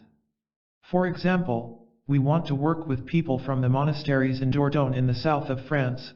We hope to have trained Buddhist practitioners come to the lab and do this kind of experiment. It is obvious that if we can find differences even with ordinary people, then with more expert people we should be able to really go into much finer detail. This is where there is a true possibility of collaboration, not just in principle but in a very concrete sense. Going back to things themselves, I wanted to continue the discussion about the scientific attempt to understand what happens in the moment of perception or experience, and the very fine-grained Buddhist analysis of just that. This seemed a point where Buddhist insights might become a guiding source of theoretical hypotheses for science. So I asked about the value that might be added by having such expert observers. If we're going to use a first-person methodology, what can people really notice, both ordinary people and highly trained people? Francisco replied by pointing out that the first, second, and third-person methods, that is, the person having the experience, a skilled interviewer, and objective methods, are really just different ways to validate this kind of data. There are different styles of validation, all part of what can become intersubjective knowledge, knowledge that is valid in common and not just my private idea. For example, a meditator who is sitting has, in some sense, an immediate experience. He might remain silent with no expression of his experience at all, in which case this cannot become part of the data that we can use. There has to be at least an expression, a report. If he doesn't express himself, others cannot share this knowledge. If there is a second person involved, there are two extremes possible. One is a really expert second person, for example a skillful teacher who could really lead a meditator on the path by asking the right questions. Did you notice this? There are also other techniques in the West, such as methods of interviewing where one guides a person in reliving a certain experience in memory with complete recall. There is another interview technique, not so directive, that extracts knowledge that otherwise wouldn't be easy to obtain. All of these have drawbacks, strengths, and weaknesses. There is also a more trivial form of the second-person method where you just ask a person to complete a questionnaire. That is, in fact, the way the first-person techniques existed for a long time in psychology and in cognitive science. Though well established in cognitive science, it remains a very limited method because the second person is not an expert in the sense of being able to coach the first-person report. Then, of course, there is the third person, the methods for objective measurements. Let me present what I call different lineages for the first person. Of course, the Buddhist tradition is a very important lineage, which covers both the first person as such, self-reports, as well as an expert second person.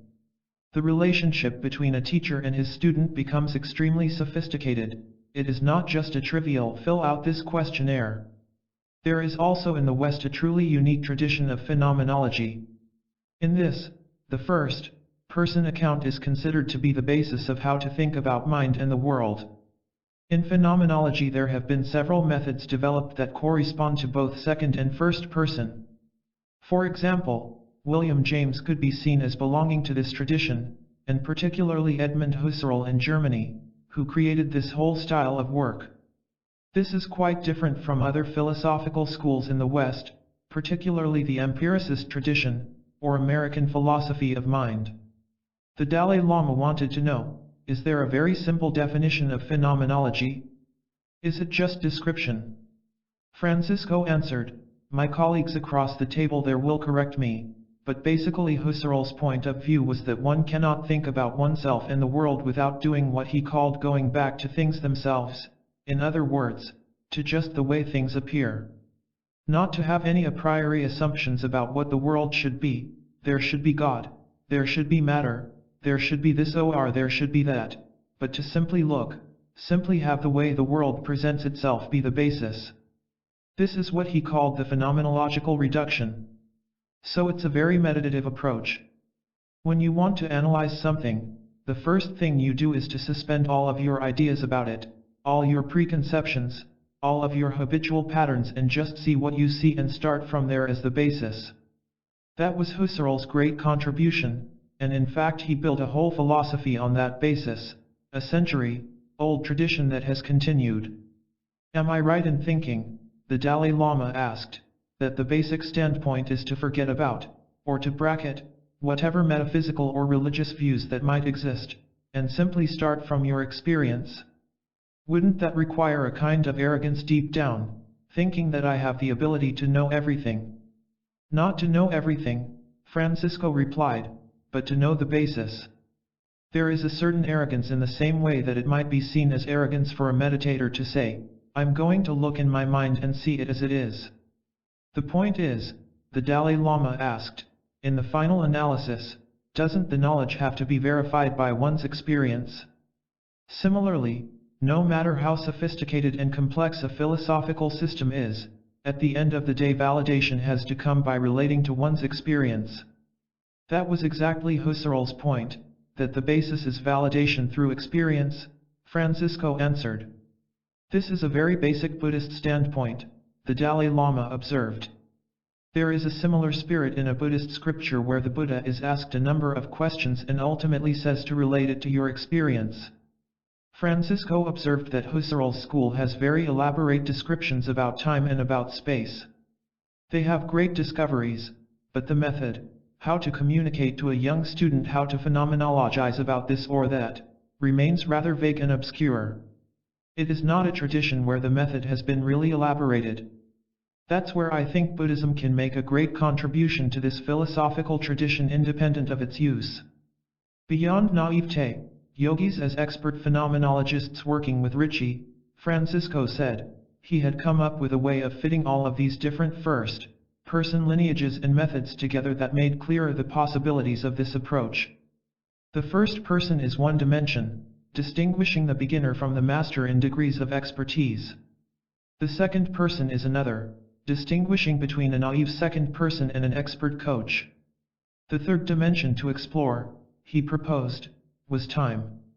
You can either report the immediate situation, or else you can go back in time and remember, for example, what you experienced 2 days ago, or a month ago. There are a number of new techniques in cognitive science and experimental psychology for either immediate self-report or recollected self-report, and there are problems with both of them.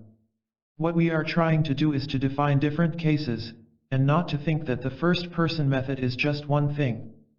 For example, in the classical studies on hypnosis, you need an expert coach to induce the hypnosis, and a person under hypnosis, who is probably a beginner reporter and is making an immediate report. In the classical verbal report in most experimental psychology, you deal with beginners in immediate or intermediate time, and the second-person level is quite naive.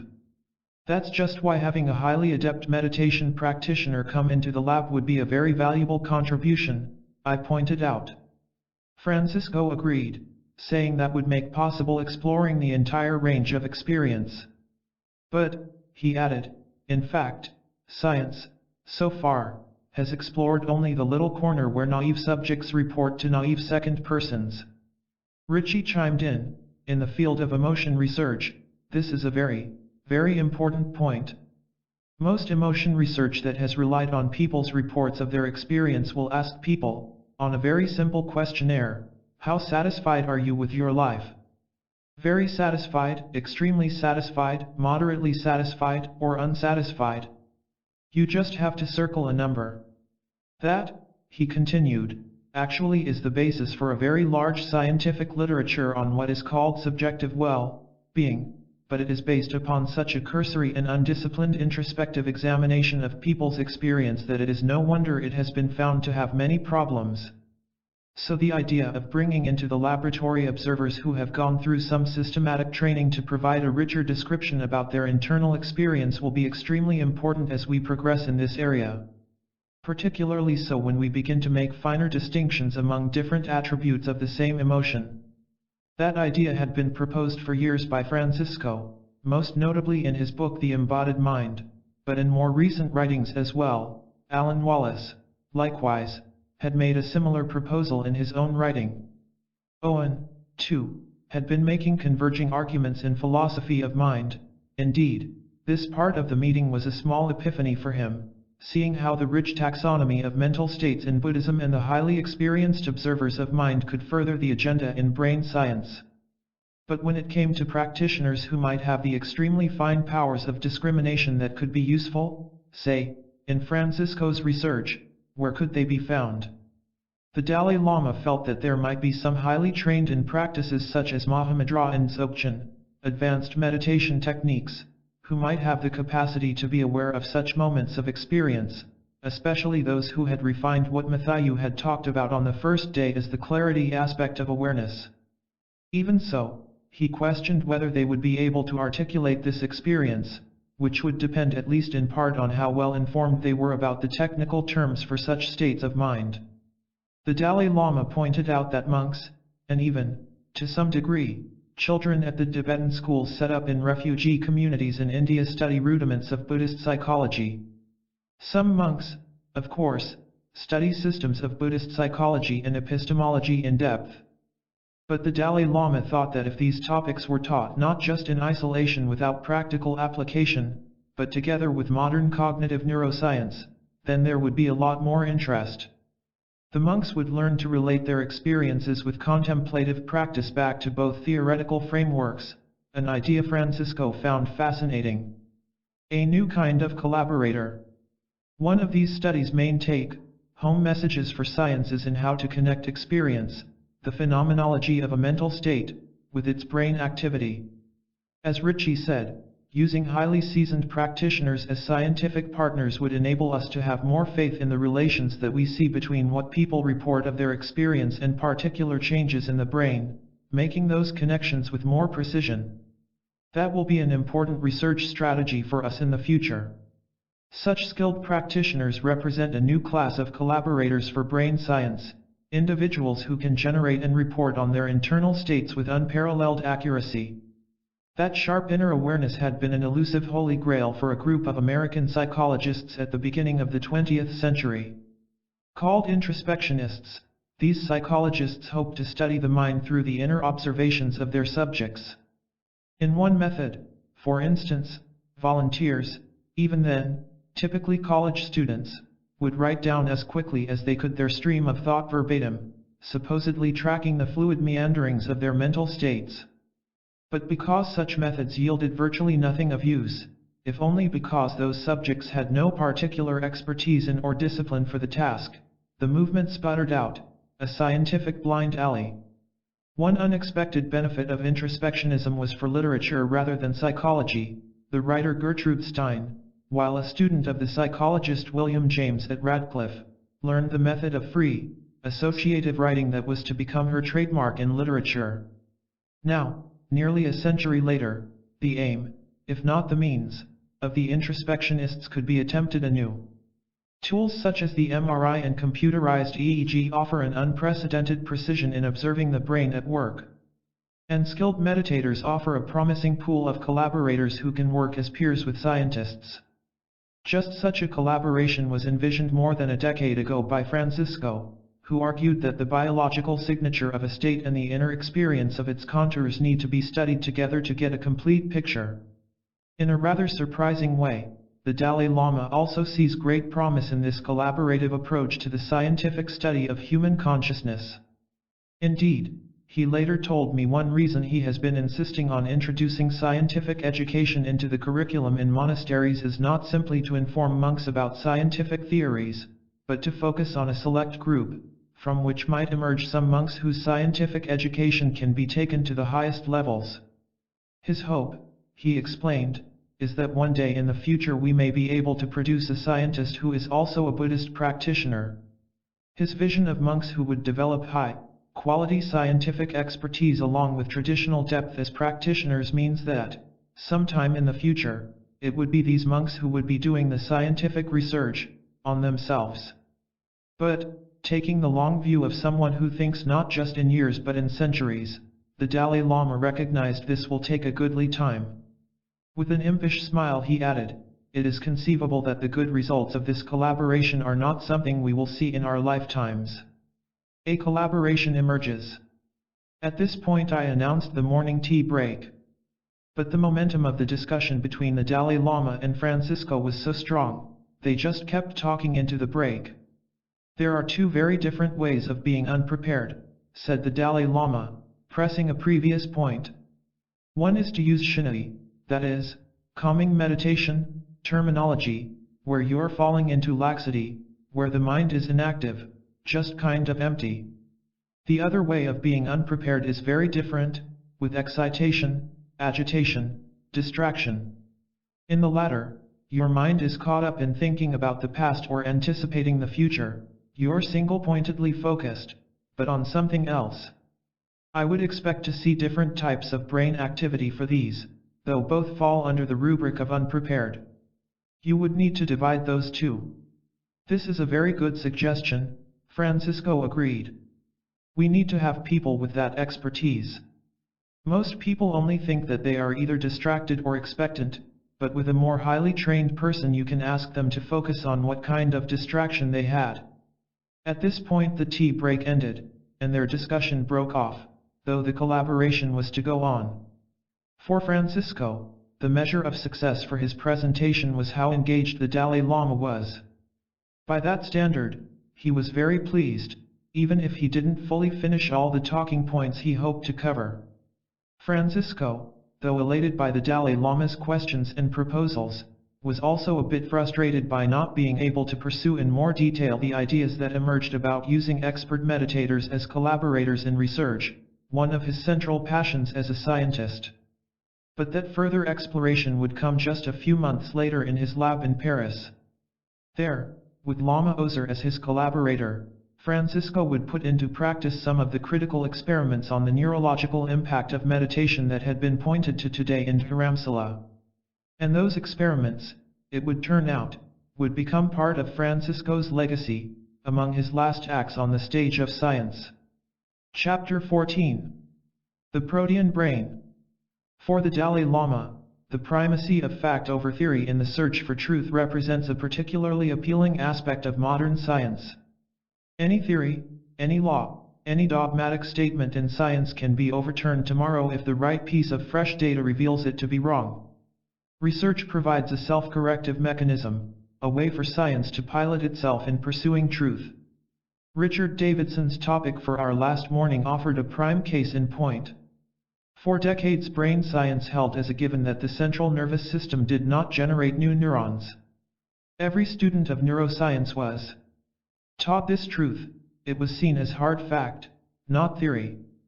But this unshakable dogma was shaken, indeed, shattered, in the late 1990s, largely through research in molecular biology at the cellular level.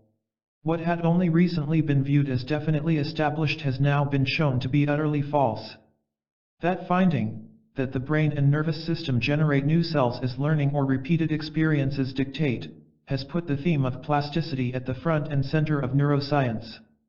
Ritchie believes that neural plasticity, the brain's ability to reshape as experience molds it, will reshape psychology itself in coming years.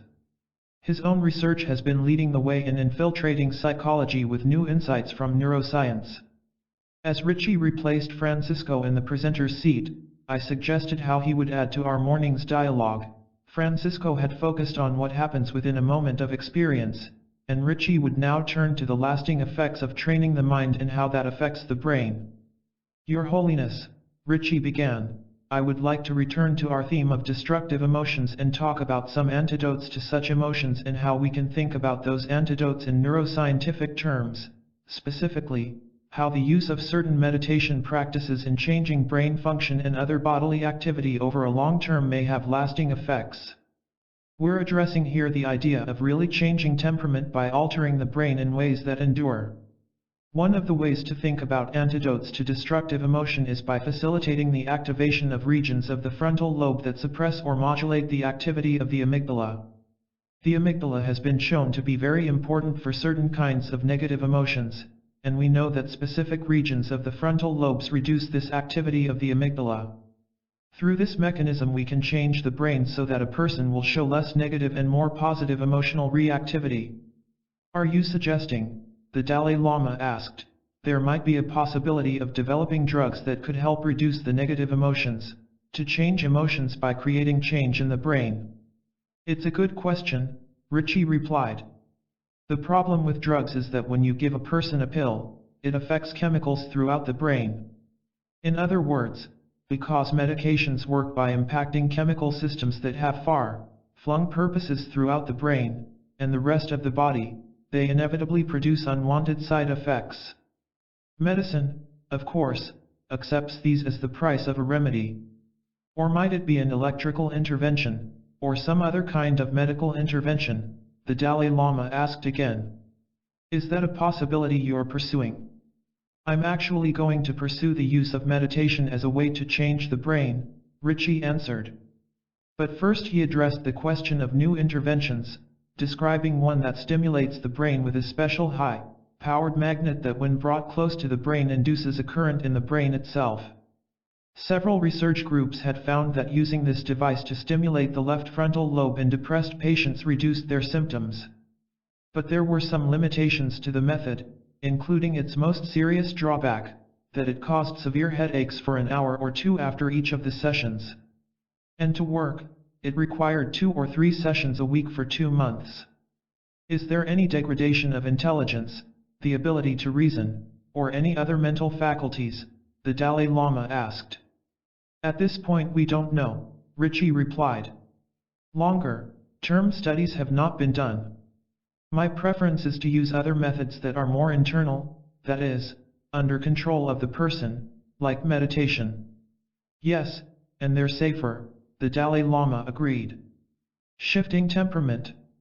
Richie went on, we have talked over the course of the week, Your Holiness, about how when a negative event happens, some people are disposed by temperament to react strongly, immediately. It's an automatic response.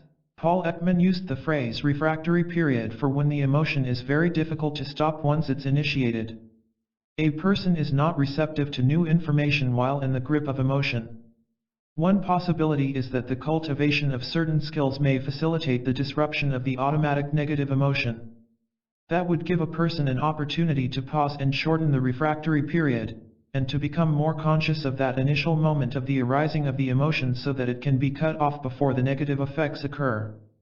In the cognitive restructuring we have talked about, Your Holiness has provided some very valuable information for us as Western scientists. For instance, I found it extremely intriguing when Your Holiness mentioned that the medial area of the frontal cortex, indicated by shading, is the prefrontal area most heavily connected with the amygdala. Positive emotions were more likely to arise as a consequence of deliberate thought, whereas negative emotions often arise more spontaneously. There is an approach in the West called cognitive therapy, which involves teaching people to think differently about the upsetting events in their lives. Instead of automatically cultivating a habit of negative emotional reactions, they reason about what upsets them, and they're able to have a more positive response. Finally, there is the cultivation of positive affect itself, which we believe can be a direct antidote to the experience of certain kinds of negative emotions. I would like to turn our attention now to the brain mechanisms that allow these kinds of antidotes to work, and how practices like meditation might affect these brain mechanisms. Putting up his first slide, Richie went on, this diagram shows the key areas in the frontal lobe. The medial portion, deep down in the lobe, is the area most heavily interconnected with the amygdala. Is the amygdala the area that is very closely related to the negative qualities of experiences such as depression? The Dalai Lama wondered. Yes, Richie told him. The amygdala is more active in people who are depressed. It is more active in people who have post-traumatic stress disorder. It is more active in people who are anxious. The medial area of the frontal cortex plays an inhibitory role. When this area becomes more active, the amygdala shows a decrease in activation. People differ in their temperament in the extent to which these areas of the prefrontal cortex are active and the amygdala is correspondingly underactive. This difference in temperament due to prefrontal activation sheds new light on some puzzling data. One study of people's sense of well-being found negligible differences in satisfaction with life between paraplegics, ordinary people, and lottery winners. The data on paraplegics was especially startling. While losing use of one's limbs is of course devastating, a surprising number of people start to feel positive moods only a few weeks after the accident that disabled them. Within a year most are back to feeling about as upbeat, or downbeat, about life as they had been before the accident. Likewise, most people who lose a loved one are back to their normal mood range a year or so later. And there is virtually no difference in daily moods between people who are extremely wealthy and people who have very modest incomes. In short, there is amazingly little connection between one's life circumstances and our predominant moods. On the other hand, studies of identical twins reared apart show that they have very similar levels of positive or negative moods. If one twin is typically upbeat and enthusiastic, the other will be. If one is morose and melancholy, so will be the other. Such findings have led to the proposition that each of us has a happiness set point, a biologically determined ratio of good to bad moods. And because the set point is biological, life's upsets or triumphs may budget for a while, but it will tend to settle back to our customary level. That suggests, too, that there is little we can do to change it. After all, biology is destiny, is it not? Not so. At least, that is the implication of Ritchie's findings. He found a way to shift that set point for the better. A new slide displayed a brain image showing small bright spots, indicating heightened activity during positive emotions. Ritchie commented, "In this particular study we searched through the entire brain to see what area is most strongly associated with a person's reports of positive emotion in their everyday life, like zeal, vigor, enthusiasm, and buoyancy. It's in the left frontal cortex. This is the same area most strongly associated with decrease in amygdala activation. So the question then is, how can we strengthen this area that inhibits the amygdala so that we can increase a person's positive emotions and decrease the destructive emotions? Inspired, Your Holiness, by many of your teachings, we have explored whether meditation will have effects in the long term on this area of the brain and whether that may also help to decrease negative emotions and increase positive emotions." Alan wondered, would compassion in which there is empathy for the other person's suffering, perhaps even to the point of weeping with compassion, show up in the left frontal area? "We don't know, and this is part of the collaborative work that we would like to pursue," Ritchie answered. "We do know that people who score high on measures of positive emotion also report engaging in more altruistic action. But that's on the basis of their reports. We don't know if their actions actually correspond." In fact, compassion was one of the conditions tested in Ritchie's later research in Madison. The case of the happy cachet. I would like to now turn our attention to two experiments that we have done, Your Holiness. One is a case history with just one person, for it is very revealing and intriguing. The second is a more formal experiment that we have recently completed with John Kabat-Zinn, who presented to Your Holiness at a previous Mind and Life meeting. John Kabat-Zinn has been developing methods to use mindfulness meditation in a large variety of populations, including medical patients, employees in the workplace, prisoners, and inner-city populations in various places in the United States. In a project that Francisco, I, and a number of others were involved with, we had the opportunity to study one monk who came to our laboratory in Madison. We were able to place electrodes on the monk's head and measure the brain electrical activity to see whether, just in his everyday, baseline state, the activity in this region associated with strong positive emotion and a decrease in the amygdala activation was, in fact, particularly active. When Davidson showed a slide of the monk being hooked up to the EEG in the laboratory, the Dalai Lama recognized him and said with delight, "That Geshe is currently the abbot of one of the major monasteries in India." Something very interesting and exciting emerged from this, Davidson continued. We recorded the brain activity of the Geshe and were able to compare his brain activity to the other individuals who participated in experiments in my laboratory over the last couple of years. We had 175 individuals whom we tested previously, using the identical measures. When Davidson showed the slide comparing the Geshe's ratio of right to left activation, he revealed the finding: the Geshe had the most extreme positive value out of the entire 175 that we had ever tested at that point. Even in his everyday life, he is a very, very good person, the Dalai Lama remarked. He has a very good sense of humor and is quite laid back. And he's an excellent scholar. The Dalai Lama knew the Geshe as a monk, practitioner, and a scholar, but not as a yogi, in the sense Tibetans usually use the word, someone who spends long periods of time meditating alone on retreats.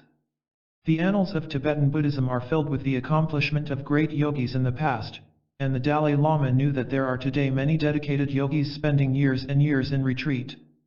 He had once asked his Office of Religious Affairs to inquire about highly accomplished meditation practitioners who might cooperate with researchers. The inquiry included not just Tibetans, but Indian yogis, as well as practitioners in the Theravada, Vipassana, and other Buddhist meditation traditions. However, the Dalai Lama felt it was important that scientists realize that being a yogi, whether Tibetan Buddhist or from other traditions, did not in itself guarantee a person had found freedom from negative emotions. That depended, he noted, to a large extent on the practices involved. The ancient Vedas of India are replete with stories of extremely angry or jealous yogis. By contrast, the Geshe, an ordinary practitioner living a monk's life, was spiritually advanced, in the Dalai Lama's view. To a dedicated Buddhist scholar, even this laid-back monk would constantly check his own mind to be sure his life was his practice, and that was the likely reason he showed such strong effects in Davidson's research. The happy outlier. The joyful Geshe is an outlier, in statistical terms, as his ratio of left to right activity was at a point way beyond the rest of the bell curve for positive emotion. Exactly what might account for the Geshe's extremely positive value was an open question. As an ordinary Tibetan Buddhist monk, he would have routinely done many meditative practices that might have contributed to shaping his brain response. Indeed, Ritchie mentioned that the Geshe had done daily practices, such as one aimed at cultivating compassion, for more than 30 years. For me, the Geshe's data was an epiphany of sorts, as in my mind there was little question that such sustained practice in itself was the cause. Since my first trip to India in the early 1970s as a graduate student studying meditation systems, I had been intrigued by a palpable quality of being, a lightness, that distinguished many of the people I met who had practiced meditation for years, whether as part of a daily monk's routine, as with the Geshe, or as a yogi doing more prolonged and intensive retreats. Now I realized what may have drawn me so. This shift in the brain, the leftward tilt in their emotional set point, was apparently one of the fruits of spiritual practice. 2,000 years ago the writers of the Abhidharma, the classic of Buddhist psychology, had proposed that progress in spiritual practice could be tracked by a ratio, how often and how strongly wholesome versus destructive emotions grip us. Modern brain science seemed to be bearing this out. Ordinarily, our emotions come to us as our life conditions change, shifting for better or worse. But meditation practitioners gradually develop an inner locus for their emotional states, an equanimity less vulnerable to life's ups and downs. Gradually, the Abhidharma proposes, the meditator's moods are governed more by an inner reality rather than by outer events. Sukha is the Sanskrit term for this sense of repleteness, of an inner contentment and calm joy that abides regardless of external circumstances. Sukha differs from ordinary happiness or pleasure, which typically depends on what happens to us. In this respect, Sukha seems to reflect that leftward prefrontal tilt, in essence, a highly positive set point. From the Abhidharma perspective, all worldlings are deranged, as the Buddha provocatively put it, in that they are vulnerable to the distortions and skews in perception caused by destructive emotions. The ultimate state of well-being, by contrast, is one in which not a single such destructive emotion stirs, and in which positive states such as compassion, loving-kindness, and equanimity dominate the mind. When I first studied the Abhidharma model of mental health while still a graduate student in clinical psychology at Harvard, that notion appealed greatly. It offered a positive psychology, a model of human development that pointed beyond limits of the prevailing theories of the West. But while it appealed as an admirable ideal, it seemed an unlikely reality. Now, with the data point from the Geshe documenting an extremely positive prefrontal tilt, that range of human development seemed a real possibility. To be sure, many people I've known have a positive, optimistic tone that bespeaks the leftward tilt. In fact, Richie himself is one of the most perpetually upbeat people I've known. When I once asked where he fits on the left-right ratio for happiness, he said, "I am definitely to the left, just not 3 standard deviations, like the Geshe." That leaves some important questions in explaining the extremely positive readings from the Geshe. Was it just some unique oddity of the Geshe, a genetic accident, say, or did his brain measures reflect progress along a continuum of positivity that any of us could aspire to? The next part of Richie's presentation explored just that point. Biotech meets an ancient technique. While the results with the Geshe were very intriguing, Richie pointed out, the data were from just one person, and a very unusual person at that. Could similar changes in brain activity be observed in ordinary people? To answer that question, he and his colleagues decided to examine people who worked for a biotechnology corporation. Because of the intense competitive pressure in the biotech industry to get new products developed and to market, said Davidson, the employees in these corporations often have to work under very severe deadlines. Even in the best environments, they report tremendous amounts of stress. So we felt that we could do an experiment and also be of benefit to people at the same time. Richie asked John Kabat-Zinn, of the University of Massachusetts, to collaborate with him. As he explained, in the West, John has had perhaps the most experience in using mindfulness meditation practices that have been secularized, and teaching them to a wide variety of the population. John was very enthusiastic about collaborating with us. He agreed to fly out from Massachusetts to Madison, Wisconsin, every week for 10 consecutive weeks to conduct the training himself. The participants were identified in July when we asked people at this company who were interested in learning meditation to sign up. Before the meditation groups began, all the participants came to the university and had their brains measured by EEG. We also assessed some other biological systems. After the assessment was completed, which was in September, participants were then randomly assigned to either the meditation group or to a group that we call a waitlist control group, where they were simply told that we couldn't accommodate all of them. They would join a later group for the same training. The Dalai Lama wanted a clarification. Is it because there was not enough space or was it deliberate? It was deliberate, Davidson explained, so that we had a group against which to compare. People who came from the same corporation, reported the same stress, and had the same interest in meditation. Everything about the two groups was the same. At the time we did our initial assessments, we ourselves did not know which person was going to go to the meditation group and which person was going to go to the waitlist control group. Then the meditation group took the standard training that John Kabat-Zinn offers. It consists of 1 2 3-hour class each week for 8 weeks plus a 1-day retreat. We got permission from the chairman of the corporation to allow the employees to take time off to go to the class.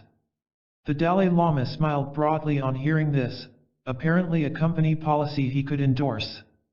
We set up a very nice room in the company as a meditation room.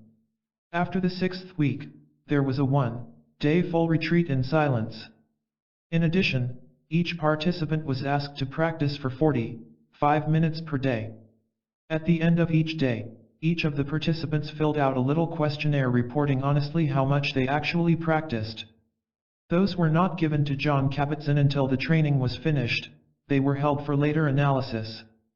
The training ended in mid-November. We purposely arranged for the training to go through the fall because at the very end of the training every person in both the meditation group and in the waitlist control group was to be vaccinated with an influenza vaccine. The flu shots given were the same as those offered by doctors to their patients every flu season. What was the significance of that? The Dalai Lama asked. Davidson elaborated, by taking blood samples at different points after the vaccine, we can get a quantitative measure of the functioning of the recipient's immune system. In that way we were able to determine whether meditation had any effect on the immune system. There is an interesting anecdote, which has not been reported, which relates to this. When the United States went to the Gulf for the Desert Storm War, before the soldiers went they all received the hepatitis A vaccine. It turned out that a large percentage of the soldiers did not show seroconversion in response to the vaccine. That is, they got the vaccine but it didn't work. The assumption was that because they were so stressed about going to the Gulf War, it interfered with their immune system and so they didn't show the normal immune response to the vaccine. There was also a recent study published that found that the family members who are caregivers of patients with severe Alzheimer's disease show a very poor response when they're given influenza vaccine. So we know that stress can have a big impact on these immune measures.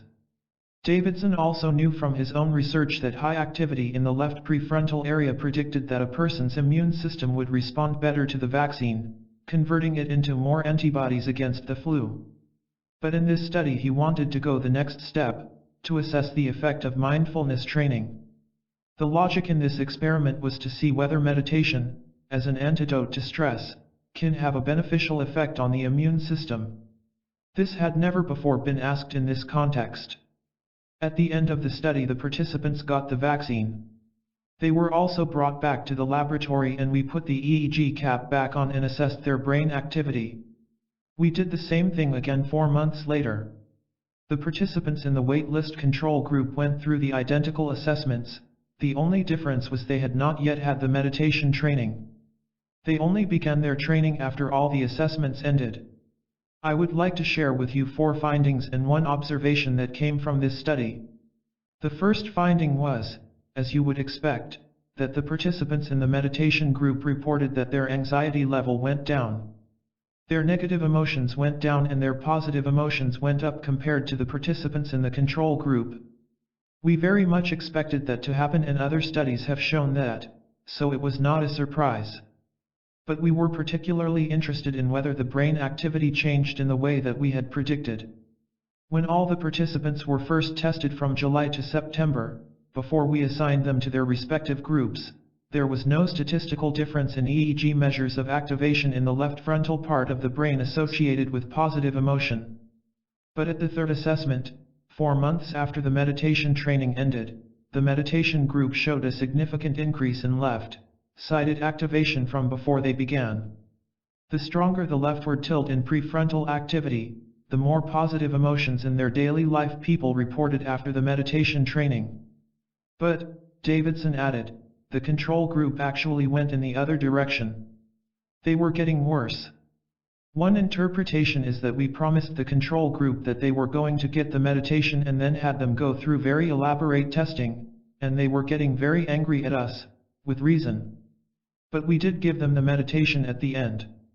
Here is the finding that we are actually the most excited about because it's so unusual. It has never been demonstrated before. We found that the meditation group showed a stronger immune response to the influenza vaccine compared to the control group, enhanced immunity.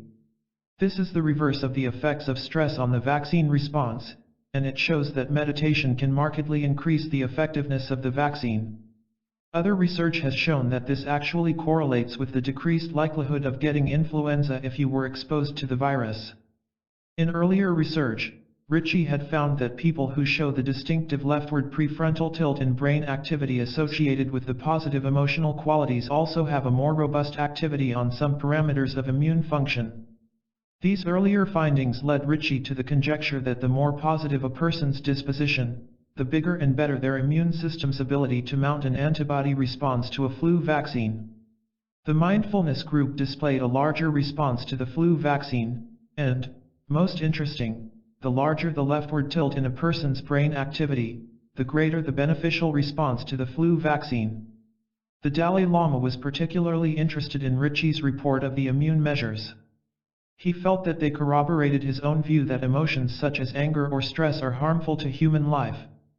On the other hand, peace of mind and a compassionate attitude offer a countervailing, positive force. And these were scientific findings.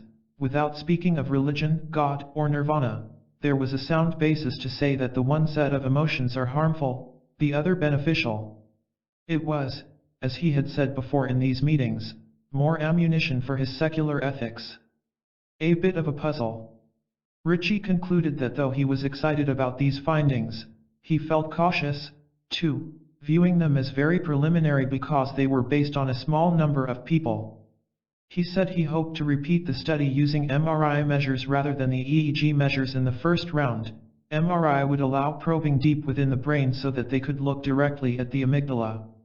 Since the EEG data reflected left frontal activity, he could only infer that the amygdala shows decreased activation with mindfulness. The MRI could confirm that. Then Ritchie turned to a piece of the data that was puzzling him.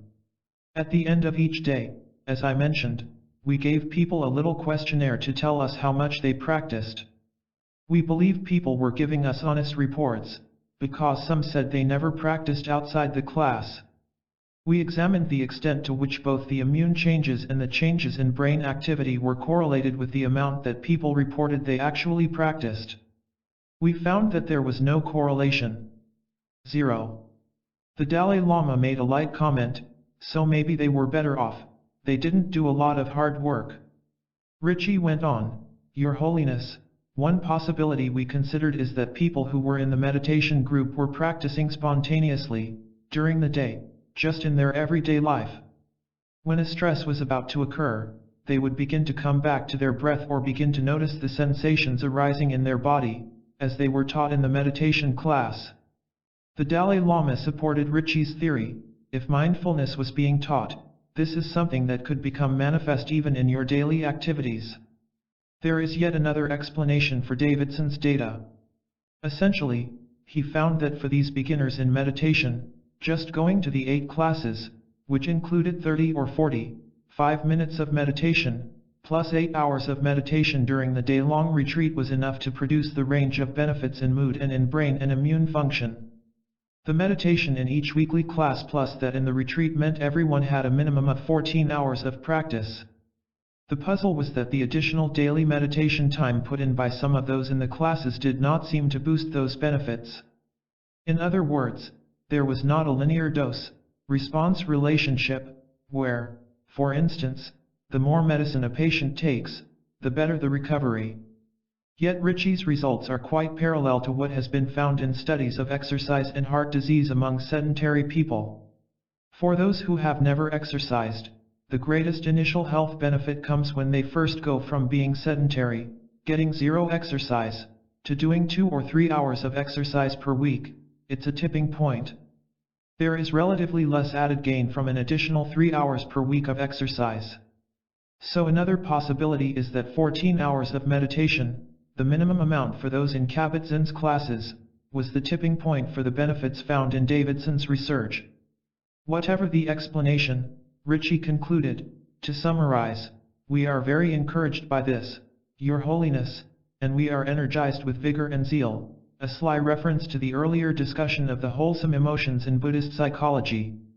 And we hope in the future to continue this kind of collaboration where we take some of the important insights from Buddhism and begin to examine the longer-term effects as they transform the brain and the body to make us happier, and maybe even healthier.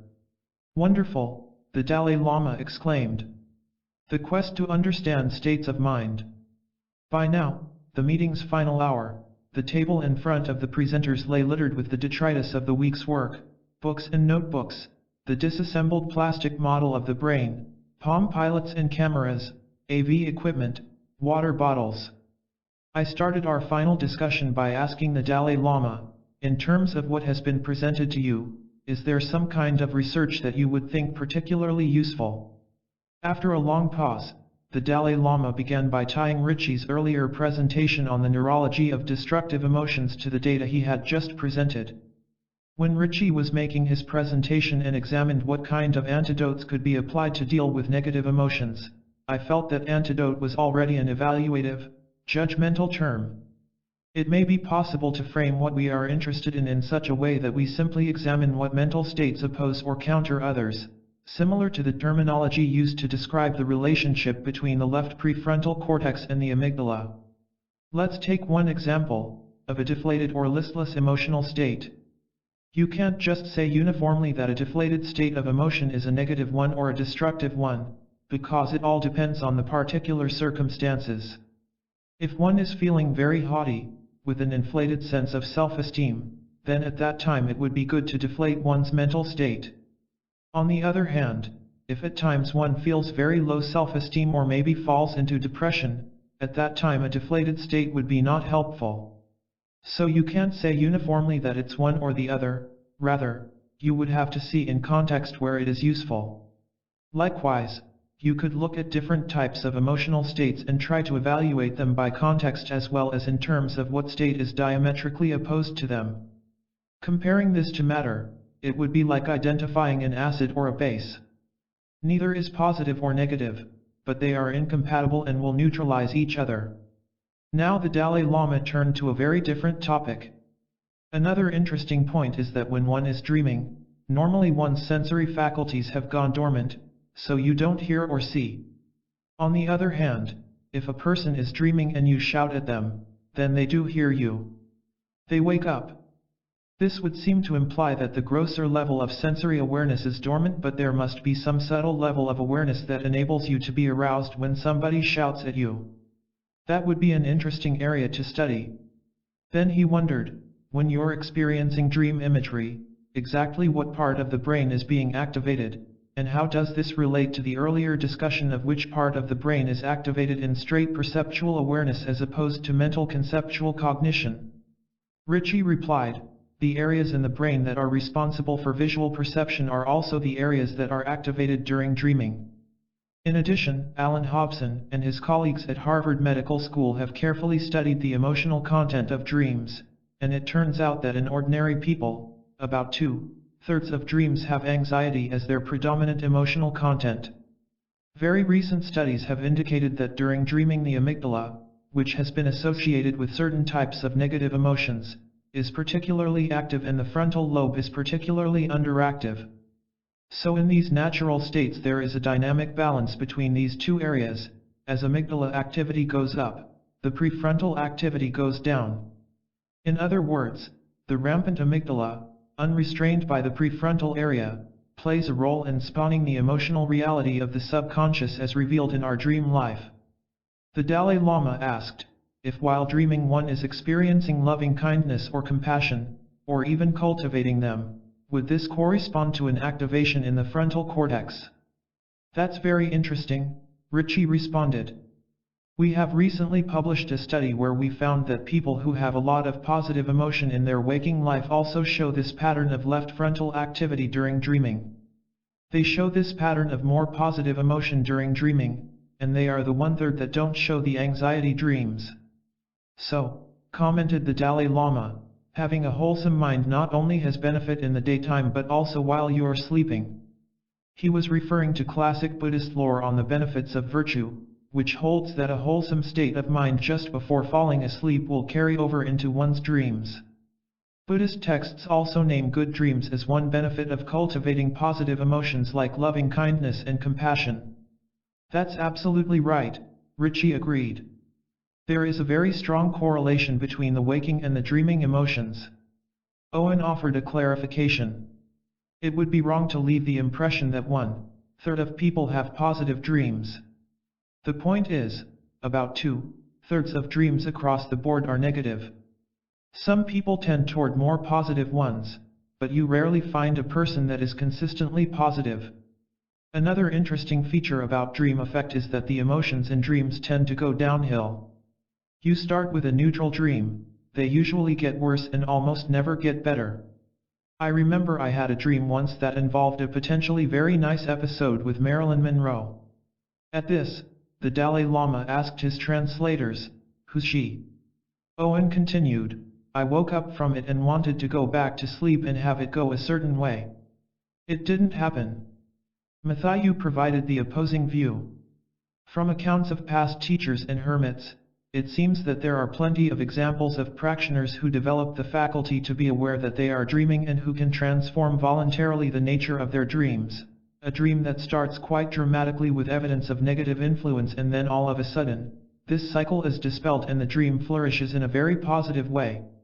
Indeed, just such a positive influence is one of the goals of the practice of dream yoga, or lucid dreaming. Anger without delusion. Alan Wallace, in his alternate role as philosophical coordinator, refocused the discussion by coming back to the major theme of our meeting, destructive emotions, and drawing a stark contrast between the Buddhist and the scientific positions.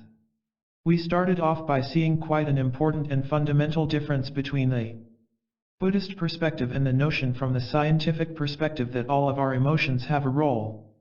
For science, all emotions are okay. We don't really want to get rid of anger or any of the so-called destructive emotions, but only to find the appropriate measure and circumstance for them. In Buddhism there is a very clear difference. We want to completely eradicate all mental afflictions from the root so they never come back. The idea is that, in principle, they are never really appropriate and even a small amount is still a small amount of a disease or a poison. He went on to note the differences between Western and Buddhist views of normality. For the West, normality is the goal, while in Buddhism it is but the starting place. In the Western perspective, being normal is fine. From a Buddhist perspective, being normal means that now you are ready to practice Dharma. Now you are able to recognize that we are here in an ocean of suffering because our minds are dysfunctional, because normal people are heavily subject to mental afflictions. So it seems like a big difference until you look closer. Drawing from Paul Ekman's report especially, a couple of factors stand out. First, when anger arises it biases our perception and cognition, and there is a refractory period during the anger when you don't even have access to your own intelligence. Similarly in Buddhism, anger is by definition an afflictive mental state that derives from delusion and always distorts one's cognition of reality. If there is something like anger that does not arise out of delusion and does not distort one's view of reality, then we would not call it anger. This raises a very interesting research point that Richie and I have talked about, whether it is possible for an emotion to arise that looks a lot like anger but has little or no refractory period and little or no bias of perception and cognition. Speaking about a higher level of spiritual attainment, Alan said, "You may feel some strong energy when you see injustice, but it would be less and less a mental affliction." So here's the real question: if anger can be constructive, wouldn't it be more and more constructive if it were less and less delusional? The Dalai Lama noted another important distinction: desire and dislike by themselves are not mental afflictions. To feel that one dislikes Brussels sprouts is not a mental affliction unless it is conflated with attachment. Likewise, with anger, the sheer fact that there arises a rather rough or tough mind, like the English expression tough love, a forceful mental state or emotion, does not necessarily imply that the mental affection of anger, which by definition is delusional, has arisen. A constructive anger. Paul had been trying to get the floor for some time. There are two different issues you raise, both complex and interesting ones. The first is whether in a constructive episode of anger, or any other emotion, one is really biased during this refractory period. I would like to propose two things. If it is constructive anger, the refractory period is short, and we are more able to respond to changes in the circumstances that caused it. Second, biased is the wrong word. We should think of it as focused. It's a narrowing, but also a focusing in the moment. One's attention is focused around the event that has brought forth the anger and around one's response to it. When the refractory period is longer, it not only focuses but biases. That is, I believe, when you bring into it things that aren't in the situation. Take my example of the phone call with my wife, who will not be at all pleased about my talking so much about her in her absence. The fact that I brought my relationship with my mother, an angry relationship in which I was never able to show my anger to her, into that situation meant that I was not responding just to my wife. I was responding in a biased fashion, and the refractory period was correspondingly longer. The wonderful thing about emotions is that they focus you, they get you started. And then you are free to respond to what happens next. That's why they are adaptive. When they're maladaptive, you have a long refractory period and you respond to things that aren't there. I do believe there are things that can help. If you are burdened by external concerns that you keep bringing into the situation, you can learn what they are. You want to be free of those so you can respond to the moment, without bias. Richie spoke up. I want to pick up on two issues related to the idea of bias. As you saw in the pictures of the brain I showed on Wednesday, the amygdala and the hippocampus are adjacent to one another. The amygdala is importantly involved in negative emotion, the hippocampus in aspects of memory. It is not an accident that our brains were constructed in such a way that these two structures are right next to each other, with very extensive interconnections. When we see an object that elicits some emotion, it is almost invariably the case that it also triggers associated memories. When Paul began to think about his relationship with his mother, the amygdala and the hippocampus were talking to each other. And so, in most cases, it is true that there is an influence or coloring, we don't have to use the word bias, that the emotions provide to our perceptions and that comes from these other parts of the brain. With a tone of satisfaction, Paul noted, I've had the experience again and again this week I have in reading Darwin. Every time I think of something, Darwin has already thought of it. I'm finding many of my own thoughts confirmed and sharpened here. That's really part of the great delight for me at this meeting. A compassionate wrath. I think Alan is raising an incredibly important challenge to our Western scientific study of emotion, Richie said, taking up the discussion. I don't think science has really grappled at all with the idea that there may be more wholesome elements of negative emotion that can be preserved. Using anger as an example, there may be a kind of compassionate wrath, a forceful compassion that retains some of the qualities of anger but doesn't have the biasing or delusional component. The Dalai Lama nodded in agreement as Richie added, in the study of cognition, scientists have begun to deconstruct certain cognitive processes. We no longer think of attention, memory, or learning as a single unitary construct. For each of those, there are many different forms and many different subtypes. Similarly with emotions like anger and its multitude of forms, certain forms may be stripped of the qualities that have the biasing or delusional component. That has not been studied, but one of the consequences of this meeting, for me, is a challenge to now begin to see if we can identify how that kind of process may actually work in the brain. Matthew offered an analogy. It's the same as when we look at a wall from afar. It looks very smooth in the distance, but if you look from very near, the pits and bumps become obvious. Likewise, one finds distinctions in attachment on closer inspection. Obviously, attachment, or desire, or obsession, is one of the most destructive, obscuring mental factors. But within attachment you can also find components of tenderness and altruism, just as you can make distinctions within anger. Also, when we say that anger is altogether to be discarded, I think we should make a distinction between anger as an arising emotion and what comes in the chaining of thoughts that follows.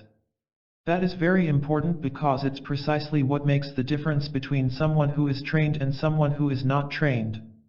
What we want to get rid of altogether is the ordinary expression of anger that will be perceived as animosity in most cases, except when we have to act in a very energetic way to stop someone from jumping over a cliff.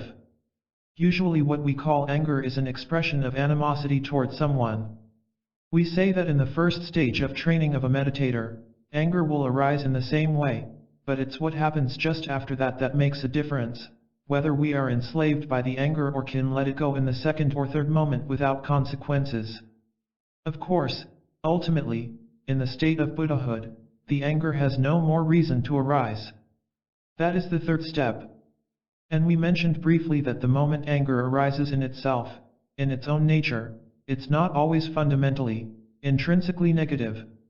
We mentioned the aspect of clarity. In the same way, if we are able not to be carried away by desire but rather to look at its nature, it is also an aspect of bliss. Likewise, in confusion there is an aspect of freedom from concepts. None of these have the intrinsic property of being either positive or negative. It's all a question of whether we're enslaved by emotion. Paul responded, if there was no memory of anger, we wouldn't ever learn anything about anger experiences, but some of the things that we learn and apply don't fit, and that's where this longer refractory period occurs. But we have also learned ways of acting when we are angry. I believe that what nature gives us is not necessarily the impulse to attack the person, but to deal with the obstacle. But in the course of growing up and observing others, our experience may be just the opposite. We may learn that when angry we don't deal with the obstacle, but instead we deal in a hurtful fashion with the person who is causing the obstacle. He demonstrated by taking Owen by the shoulders and shaking him. That's a learned element of anger that becomes automatic, and which you have to unlearn. There are processes we can use to become conscious and to unlearn those automatic responses or memories and perceptions. They can be both good and bad for us, but the Darwinian view I have been trying to maintain is that it's not built into the emotion. It gets acquired in the course of unfortunate experiences. Is everybody like that? Some of us start out with temperaments that make it easier for us to learn things that are going to be harmful, and so we have more of a struggle to deal with that. But still, I am much more optimistic now than I was last week that even temperaments should be viewed not as fixed but as changeable. At this point our clock had run out. So I began a final summing up. I think that this event has been very fruitful, certainly from the scientific side, Your Holiness, and I definitely hope for you too. At that, the Dalai Lama put his hands together in a salute of appreciation. This is really an offering to you, I continued, as well as a very rich experience for us. I know it changes everyone who participates, and we'll all go back doing what we do in a different way and in a better way for having been able to discuss these things with you. So I profoundly thank you, Your Holiness. And the Dalai Lama responded, I would like to say thank you to all. The task that we are engaged in is something that is truthful and also noble. He added that over the 13 years of Mind and Life meetings, there had been the kind of learning and development that comes from a sincere quest. Then he continued on a note of caution. One thing that we have to be aware of is that when things go really well and when we confront success, sometimes there is a danger that one's motivation and objectives may get sidelined. Therefore I feel it's very important to remain steadfast with a strong principle and committed to that original ideal that we all had. If we pursue our task with that approach, then of course we will have greater success in the future. The presentations that all the scientists and participants made showed the rigor and detail of your work, which is very impressive. And also, I felt that when each of you was making your presentations, not only were you giving the information, but also there was a genuine human feeling that was coming through. That I very much appreciate. The whole atmosphere created is really something special. That's most important. Whether we can capture that atmosphere as we go on with our lives, I don't know. At least we've enjoyed it here. Thank you very much. And so ended the rich weaving of our intellectual tapestry, this intricate, sometimes exhilarating dialogue. Its impact on the life and work of many of those who participated would prove equally rich.